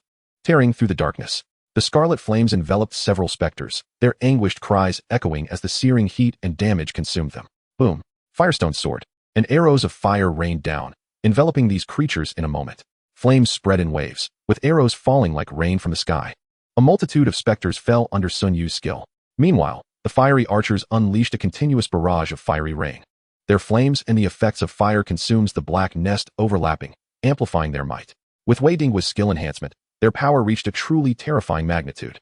The Venom Blade assassin released clouds of smoke, diminishing the defenses of the specters. The life force of the specters plummeted rapidly. Boom! Phaline summoned a colossal log that crashed down upon the specters. As it struck the ground, it ignited into a towering pillar of flame. Rolling towards the specters with a thunderous roar, many specters, already weakened, were crushed to ash beneath the fiery column. In an instant, a path was cleared. Han Dang rode atop a forest wolf, his great bow drawn like a crescent moon. In a heartbeat, he released, the arrow whistling ominously. The arrow spiraled through the flames, trailing brilliant fiery spirals. Whoosh! The arrow tore through the darkness, piercing several specters. Their anguished wails echoed as they turned to ash in an instant. Bai Jinho soared above the specters, her wings flapping as a flurry of feathers rained down upon them. The forces of Juyun erupted under their onslaught, swiftly decimating a multitude of specters. Yet, the sheer quantity of specters here was overwhelming. Lu Yuan realized that there were far more than just hundreds. A dense throng of specters surged forth, sending chills down his spine. The cursed judicators possessed greater life force and a certain resistance to flames, emitting sharp howls as they formed ranks, pressing toward Lu Yuan. Thud, thud. As the sound of hooves echoed, Lu Yuan beheld the spectral knights behind the judges. Clad in full armor, these knights sat astride their ghostly steeds, their decaying flesh emanating an eerie glow from their long lances, while chilling soul flames surged forth from beneath their helmets. Curse Knight. Level: LV32. Skills: Shadow Dash, Spectral Form, Malevolent Curse, surveying the vast number of foes. Lu Yuan could not suppress a frown. With such an overwhelming host of specters, even with his army's fire affinity, annihilation was implausible. The greater likelihood was becoming encircled and besieged by these wraiths. All forces, heed my command. Break through. Lu Yuan issued his orders. Chapter 69. The City of Lorlin. 1. The wind howled, forming a whirlwind before Feline, rapidly expanding and devouring the surrounding flames, coalescing into a massive fiery tornado that surged forward. Yet, any specters caught within would be swiftly reduced to ash amidst this torrent of fire. Even the more robust judges were not exempt. A multitude of ghosts was swept into the vortex, carving a path through their ranks. Charge! Lu Yuan commanded without hesitation. The Wild Wolf Knights led the charge, their lances piercing through the specters that obstructed their path. The sword dancers wielded their blades, purging the remnants of the dark creatures. The remainder of the troops followed closely, advancing towards the periphery. The judges raised their shields to withstand the onslaught of the Wild Wolf Knights' lances, then suddenly struck back. One of the knights tumbled from his spectral wolf, succumbing to a daze, a skill of the judges. However, 3 poison-blade assassins had already approached the judges, their poison daggers striking with alarming speed. Swish, swish, swish. The assassins' attacks swiftly drained the judge's vitality. With a mournful wail, the judge disintegrated into ashes. A few wailing specters surged forth, but a blaze cut through the darkness. Mulan, wielding her great sword, cleaved through these phantoms. As the path ahead suddenly cleared, they burst forth. Quickly, retreat to the next block. The troops hastily withdrew, with the relentless specters in hot pursuit. Clop, clop, clop. A throng of ghostly knights finally circumvented the spectral blockade and charged forward, intent on barring the intruders. Clang. Sparks erupted in the darkness. Mulan's great sword intercepted several knightly lances. Boom. A cloud of smoke enveloped Mulan. In the next moment, firestones flew, and fiery arrows rained down, momentarily engulfing the specters. The ghostly steeds howled in agony beneath the flames, their armor proving insufficient against the searing heat. The ghostly knights were momentarily forced to halt their pursuit, retreating from the fiery haze. Seizing the opportunity, Lu Yuan led his forces to withdraw. After traversing a block, the shadows of their pursuers finally vanished. The surroundings fell into an eerie silence, as if all that had transpired was but a fleeting illusion. My lord, ahead lies a grand hall. Perhaps we may find respite there, a hunter reported. Lu Yuan nodded slightly. It was acceptable. He raised his head to behold a magnificent church ahead, its slender spire soaring several dozen meters into the sky. Though the skirmish had been brief, many were wounded, and some warriors were afflicted by curses, necessitating a period of recuperation to restore their combat efficacy. The heavy wooden doors of the church were not entirely shut. Several soldiers joined forces to push them open. Unlike other structures, this place was not desolate. The chairs inside were piled together, and miscellaneous items cluttered the corners. Atop the dais stood a statue of a 10-meter-tall elven deity, wielding a longbow and sword, draped in a flowing cloak, with an imposing and solemn visage. Fresh flowers and fruits adorned the altar, suggesting that someone had once dwelt here. Who goes there? Mulan exclaimed, drawing her sword with sudden vigilance, her gaze fixed on a specific direction. Wait. I am merely a wretched soul hiding away. Do not harm me. A trembling, panicked voice emanated from the shadows of a corner. Step forward, Mulan commanded sharply. Moments later, a frail young elven woman slowly emerged. Her form quivered slightly, betraying her fear of the strangers before her. She wore a long dress of elven design, albeit somewhat tattered and dust-covered. Her face was relatively fair, with delicate features, and her ears were slightly longer than those of a human. Truly a quintessential elf, Lu Yuan discerned. Who are you, and why do you linger here? Lu Yuan inquired. My name is Nitya, my lord, the elven woman stammered. I am but an ordinary elf from Lorland City, not of the Silverleaf family. Spare me, I beg you. As she spoke, she knelt before him, bowing her head deeply. I harbor no intentions of harm. We have come to resolve the troubles plaguing this city. Pray, enlighten me on what has transpired here. Lu Yuan spoke in a grave tone. He had not forgotten his purpose. This individual secret realm evidently required the resolution of the city's anomalies to proceed. Thus, it was imperative to comprehend what had transpired. Engaging in mindless recklessness was not Lu Yuan's way. It is all because of Caroline. Nitya's voice grew fervent. Caroline is the sister of Lord Kofi. She is a powerful mage and alchemist, utterly consumed by her obsession with the arcane. During a battle, she acquired a necklace infused with magical power, which ensnared her. Day and night, she became engrossed in its study, sequestered within. However, she failed to realize that the necromantic energies contained therein were beyond her capacity to withstand. She descended into madness, capturing civilians for her experiments with necromancy, even transforming the elven guard into wraiths. She has gone completely insane. It was she who wrought destruction upon this beautiful city. Only by eliminating her can this nightmare be brought to an end. This third-rate, cliched narrative left Lu Yuan speechless. Yet he discerned a significant inconsistency. These matters should be shrouded in secrecy. How is it that a mere civilian knows so much? Nitya faltered, lowering her gaze. I was once a maid in the Lord's manor and witnessed Caroline's madness firsthand.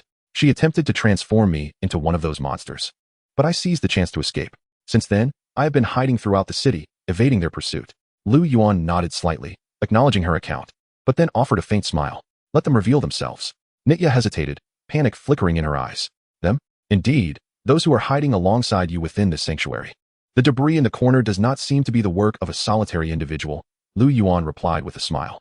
Nitya hesitated for a moment before saying, You must promise not to harm them. Of course, I assure you, came the reply. It was then that Nitya approached a corner, lifted the carpet, and pried open a floor tile, revealing a hidden passage. Sister Nitya, have you found the food? A child's voice called out, followed by a head peeking from the tunnel. Upon seeing so many strangers outside, the child gasped in surprise. Nitya? Then, a middle-aged elven man emerged. Uncle Wild, this lord has come to aid us, Nitya explained. Is that so? Chapter 70. The City of Lorelin, 2. Lu Yuan walked over, and a foul odor assaulted his senses, causing him to imperceptibly wrinkle his brow. Soon, a number of elves emerged from the tunnel, young and old, male and female, totaling more than 10. Each one was ragged and disheveled. In a far worse state than Nitya. They were all unfortunate souls hiding here to escape the clutches of Caroline. Nitya reached out and touched a young elven boy who had been staring at Lu Yuan. The boy lowered his head. If indeed, the Lord has come to resolve the crisis of Lorelin, I might be of assistance. Oh, Lu Yuan expressed interest. You see, I was once a maid to the Lord. And I know of a secret passage that leads directly from the city to the Lord's mansion, where Caroline conducts her studies on necromancy. If we can eliminate her, we can resolve the crisis in Lorelin, Nitya whispered. Such a fortunate turn of events. Lu Yuan's lips curled into a smile. In that case, lead me there. It is my duty to eradicate the evil here. As the group had nearly finished resting, four young elves joined Nitya, guiding them through the streets. Could this be the elven guide party?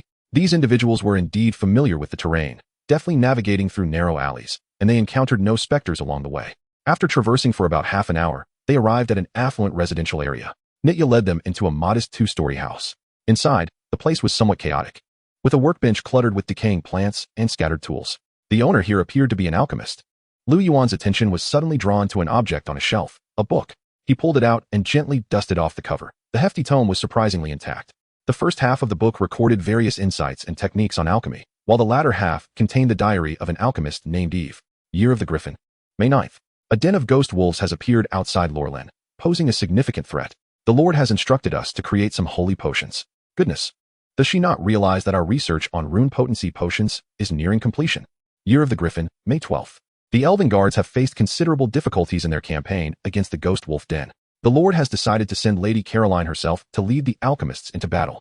Good grief. Are the Elven Guards nothing but useless drunks? Year of the Griffin, May 14th. Lady Caroline is truly a genius of the Silverleaf family. She has obliterated the Ghost Wolf Den. Ah, that necklace is simply exquisite, and the magical energy it possesses is utterly intoxicating. Year of the Griffin, May 17th. Lady Caroline has paused her research on rune potency potions to focus on that necklace. However, the first batch of rune potency potions is almost ready. Is Lady Caroline out of her mind? Year of the Griffin, May 30th. Without Lady Caroline's leadership, progress on the rune potency potions has nearly ground to a halt. Year of the Griffin, June 10th. Lady Caroline has decided to lead us in the study of that magical necklace. Goodness, it is indeed a gift from the elven deity. Nothing in the world is more wonderful than it. Year of the Griffin, June 30th.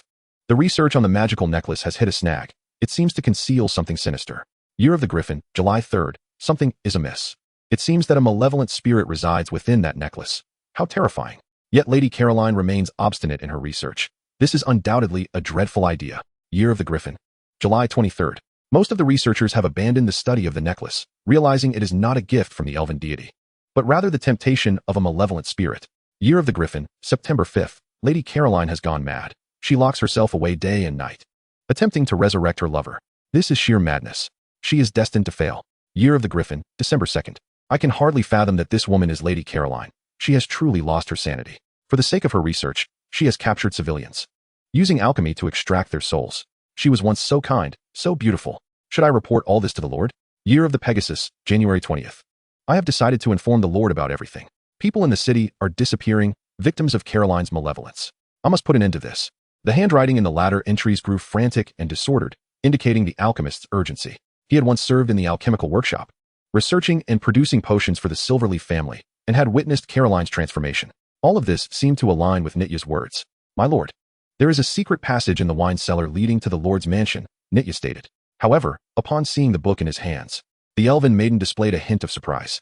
Lord Eve was once a remarkable alchemist, and this residence is a reward from the Lord for his contributions.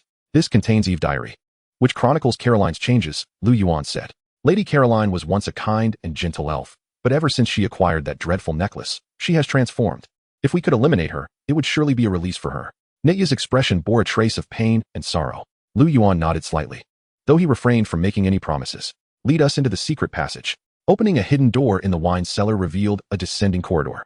It was exceedingly secretive, likely unknown even to the alchemist Eve. The passage was smooth and dry, illuminated by glowing crystals overhead. Clearly, the Lord had made arrangements for this escape route. After walking for about 10 minutes in the silent corridor, Nitya opened another hidden door.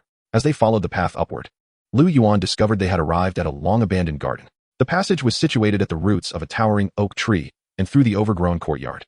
He could see a distant tower flickering with specks of light. My lord, Caroline is conducting her nefarious experiments in the mage tower ahead. You must stop her, Nitya implored earnestly.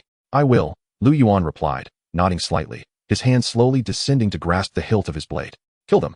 Lu Yuan's voice was frigid and devoid of any semblance of emotion.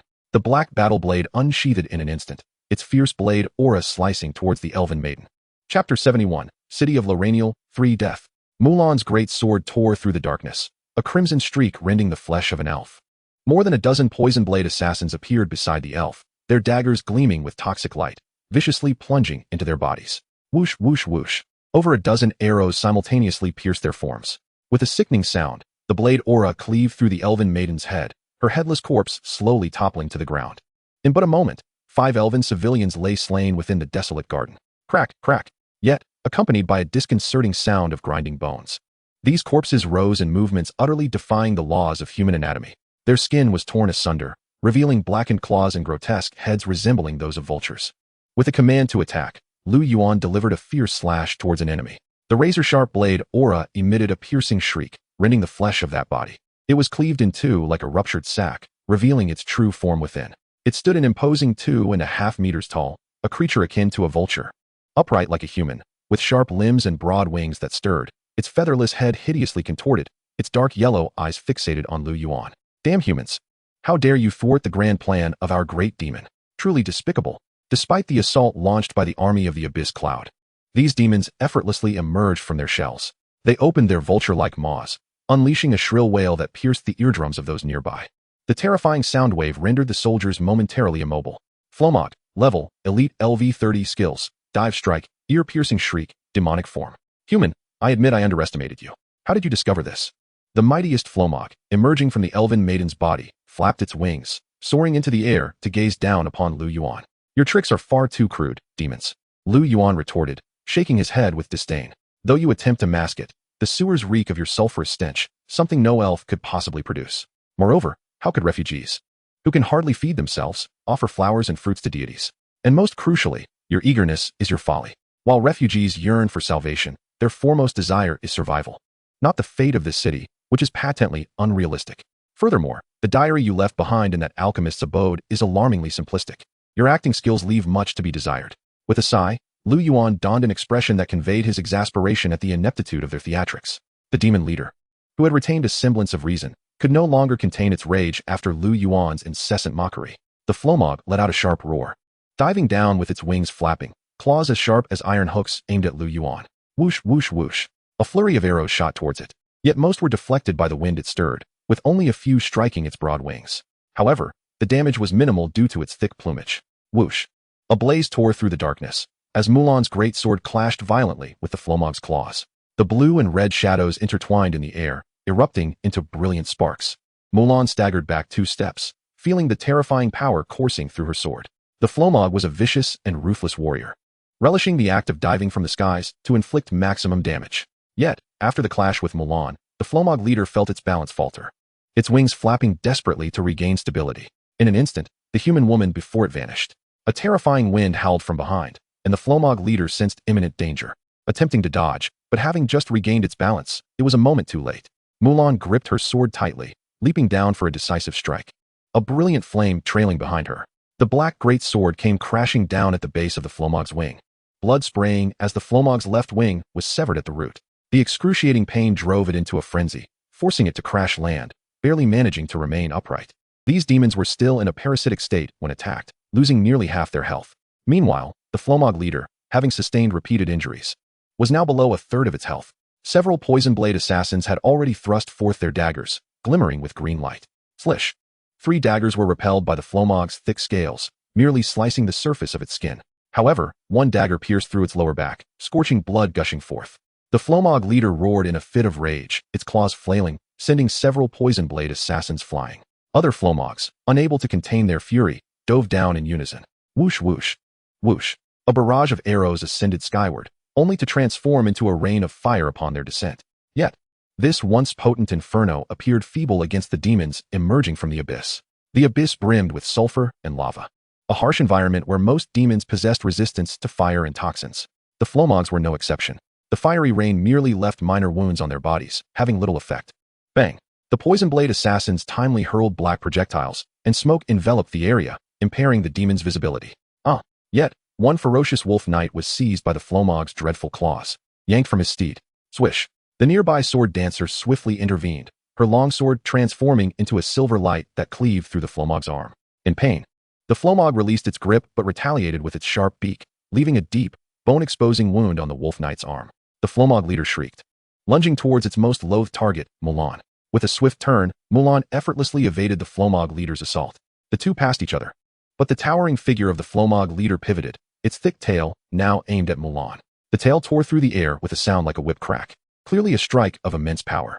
Mulan appeared to stumble forward, but the dark tail merely grazed her hair as it swept past.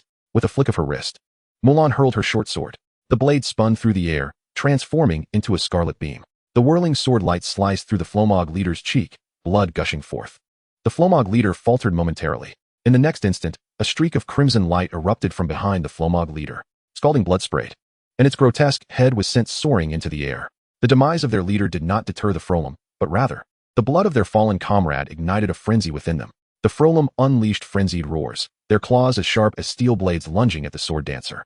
Yet, the sword dancer displayed remarkable agility, deftly evading the onslaught and spinning to deliver a decisive strike to the Frolem's midsection. With a grace that defied belief, the sword dancer often dodged the fierce attacks of these formidable demons, leaving a trail of wounds in their wake. In her hand, Phalin's emerald gem whirled with fervor, releasing a beam of verdant light. With a crack, the earth split open, and a multitude of sharp tendrils erupted forth, impaling the Frolem's body. The creature emitted a thunderous shriek, yet it was ensnared by the tendrils, unable to break free, and a torrent of blood cascaded down. Several wolf knights charged in, their lances driving deep into its form, extinguishing its final flicker of life. Through their coordinated efforts, the remaining Frolem soon succumbed as well. The tainted blood pooled on the ground, exuding a pungent stench. Chapter 72. The Mage Tower. Standing in the overgrown courtyard, Lu Yuan exhaled deeply. Despite having seized the initiative, several soldiers had sustained severe injuries, with even more suffering minor wounds. These Frolem were vicious and brutal, exceptionally skilled in combat, proving to be a formidable adversary. Should they erupt in fury during battle, it was likely that the entire army would face annihilation. Although the army of the Absolute Cloud territory had progressed rapidly, there remained a long journey ahead to true strength. My lord, we found these on the corpses. A hunter approached, scales exuding a sulfurous odor, sharp claws of demons, sulfur. Lu Yuan's gaze fell upon 2 pieces of equipment. Evil Seal Ring, rank. Increases summoned creature attributes by 10. Duration extended by 30. Kar's Evil Eye, rank. Reduces skill cooldown by 10, with a small chance upon normal attack to increase your attack power by 10 for 10 seconds. Lu Yuan's spirits lifted. Both accessories were indeed valuable treasures. The Evil Seal Ring would naturally be bestowed upon Zhuge, although he too possessed summoning skills. The Ice Golem was of mediocre strength. It was more beneficial to enhance the capabilities of Bai Jinwei. Meanwhile, the Kar's Evil Eye would be given to Mulan. Should its effects activate in conjunction with the Dark Knight's demon seal, Mulan's offensive prowess would become truly terrifying. The other items were also rare materials, particularly sulfur. A high grade, or that would prove invaluable later on. Lu Yuan instructed his men to secure the items and continue advancing towards the towering mage tower. After encountering 2 waves of cursed judicators and treants, they finally stood before the mage tower. The slender edifice was adorned with intricate and exquisite patterns, imbued with arcane magical runes, seamlessly integrated into the decor by the elves, exuding elegance and grandeur. This mage tower soared into the clouds, its height obscured from view. At that moment, the dim sunset broke through the clouds, casting a golden glow upon the tower. Clearly, this mage tower belonged to a remarkably powerful sorcerer. 2 dispel soldiers stepped forward, approaching the door embellished with carvings of towering trees and silver leaves. Unexpectedly, the 3-meter-tall door was not heavy. A gentle push caused it to swing open effortlessly. Lu Yuan followed closely behind, entering the grand hall, which was evidently augmented by spatial magic, creating an extraordinarily vast expanse. The towering ceiling was adorned with murals depicting elves, illuminated by the radiance of a purple-gold chandelier, creating an atmosphere of exquisite beauty that evoked awe. The magical lanterns lining the surrounding walls emitted a soft glow, illuminating 10 magical puppets within the hall. Standing at 3 meters tall, these humanoid figures were forged from steel, their bodies inscribed with intricate magical runes, and their amethyst eyes reflected a mysterious light. Crack, crack. The magical puppets seemed to sense something amiss, stiffly rotating their arms as they rose to their feet. Magical puppet, level, LV30, skills, Eye of Detection, Repair, Mechanical Slam, Arcane Beam. Intruders detected, threat level, high. Preparing to eliminate. The magical puppets announced in a mechanical, monotonous tone. Their amethyst eyes blazed with light, and in the next moment, 2 beams shot forth, striking down several soldiers who were caught unawares, having their health instantly. Lu Yuan's expression hardened. The power of these puppets' simultaneous assault was indeed formidable. However, the cooldown for the arcane beam skill was also quite lengthy. They must resolve this swiftly. The 10 towering magical puppets advanced in unison, resembling an impenetrable wall of steel. Their heavy footfalls resonated in the hearts of all present. Fall back, dispel soldiers, hold them at bay. Others, strike with precision. Lu Yuan commanded. Boom. The poison blade assassin hurled a black projectile, enveloping the area in a thick fog, further hindering the already slow magical puppets. In the next instant, a rain of fiery arrows descended upon the hall. The volley of fire arrows struck the magical puppets, creating a cacophony of clinking sounds. Evidently, fire damage was not particularly effective against these steel constructs. Nonetheless, it steadily chipped away at their health, though for these magical creations with exceedingly high vitality, it could only be regarded as minor damage. Several dispel soldiers raised their shields, positioning themselves at the entrance. The heavy footfalls of the magical puppets drew closer, their robust steel arms glowing with runic inscriptions. With a sudden strike, their mighty fists came crashing down. The enhanced slam of the advanced puppets struck the shields of the dispel soldiers, forcing them back 2 steps and causing a slight reduction in their health. Yet, they rallied and resolutely blocked the entrance, preventing the puppets from breaching their defenses. In their advantageous position at the door, they faced only 3 magical puppets. The long spears of the dispel soldiers thrust out from between their shields, striking the magical puppets, yet only leaving a faint dent. These metal constructs were far sturdier than any beast. Even without utilizing their skills, the magical puppets' ordinary attacks could make the dispel soldiers' shields tremble, numbing their arms. Swish, swish, swish. The fire archers unleashed their skills, unleashing a torrent of arrows, a barrage that rained down upon the magical puppets, interspersed with fire arrows, producing a sound akin to popping beans. Phalene's gem spun in her hand, and a brilliant lightning arrow shot forth towards the magical puppets. The speed of the lightning arrow was astonishing, striking the foremost puppet in an instant, dense arcs of electricity flickering across its form before leaping to the next magical puppet. Swish, swish, swish. The lightning arrow's velocity was unparalleled, swiftly transmitting through 6 or 7 magical puppets. The intense current disrupted the magical runes inscribed upon them, causing their attack speed to diminish slightly and their health to decrease further. The 2 sides engaged in a fierce battle at the entrance. The health of the magical puppets steadily diminished, but as their vitality reached 30%, the magical runes adorning their bodies illuminated in unison, swiftly mending their wounds and restoring their health. The gemstones embedded in their heads glowed once more, signaling the imminent launch of an arcane beam. Block it. A white shadow darted down, its claws gripping the face of one magical puppet, leaving several scratches on its amethyst eyes. The skill it had been conjuring was abruptly interrupted.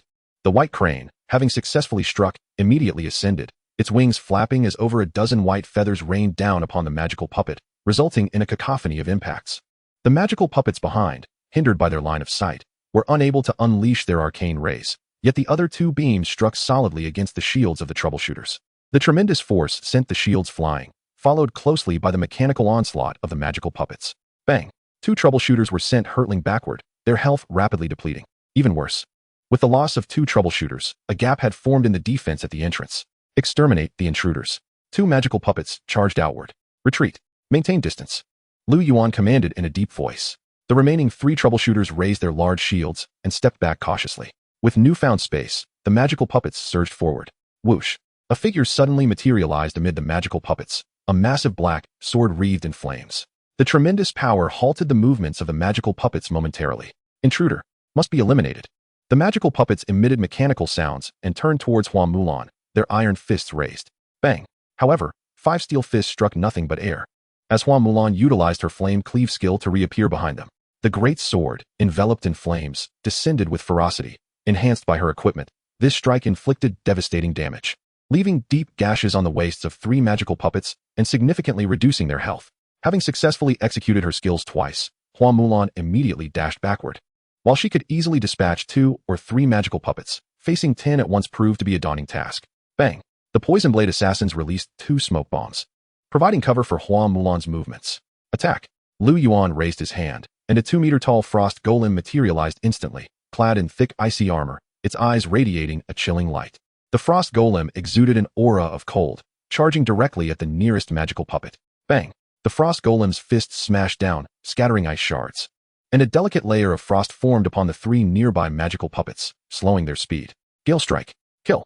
The wolf knights thrust their lances simultaneously, their overwhelming strength interrupting the magical puppets' counterattacks. Deep fissures appeared in their sturdy metal bodies. 2 poison blade assassins leaped into the air, one to the left and one to the right, fiercely stabbing at the gemstones atop the magical puppets' heads. Bang! The amethyst shattered under their might, depleting the last of the magical puppet's health. Its towering frame finally began to topple backward. Whoosh, whoosh, whoosh. A flurry of arcane rays swept across the battlefield. Hua Mulan sprinted forward, while behind her, it seemed as if the rays had eyes, as she deftly dodged left and right. In a sudden lunge, she dove forward, but an arcane ray still grazed her shoulder, shattering her black iron armor. However, the magical puppet skills had momentarily halted their pursuit. Hua Mulan leapt upward, fleeing once more. Bang! The 3 magical puppets left behind by Lu Yuan fell under concentrated fire, their bodies marred with wounds, the runes upon them dimmed and lifeless. Several flame archers advanced without hesitation, unleashing a torrential downpour of arrows upon the 3 magical puppets. Intruder must be eliminated. The targeted magical puppets, feeling the onslaught, swiftly turned towards Lu Yuan. Sensing a reduction in pressure, Hua Mulan paused, raising her great sword to face the 4 magical puppets.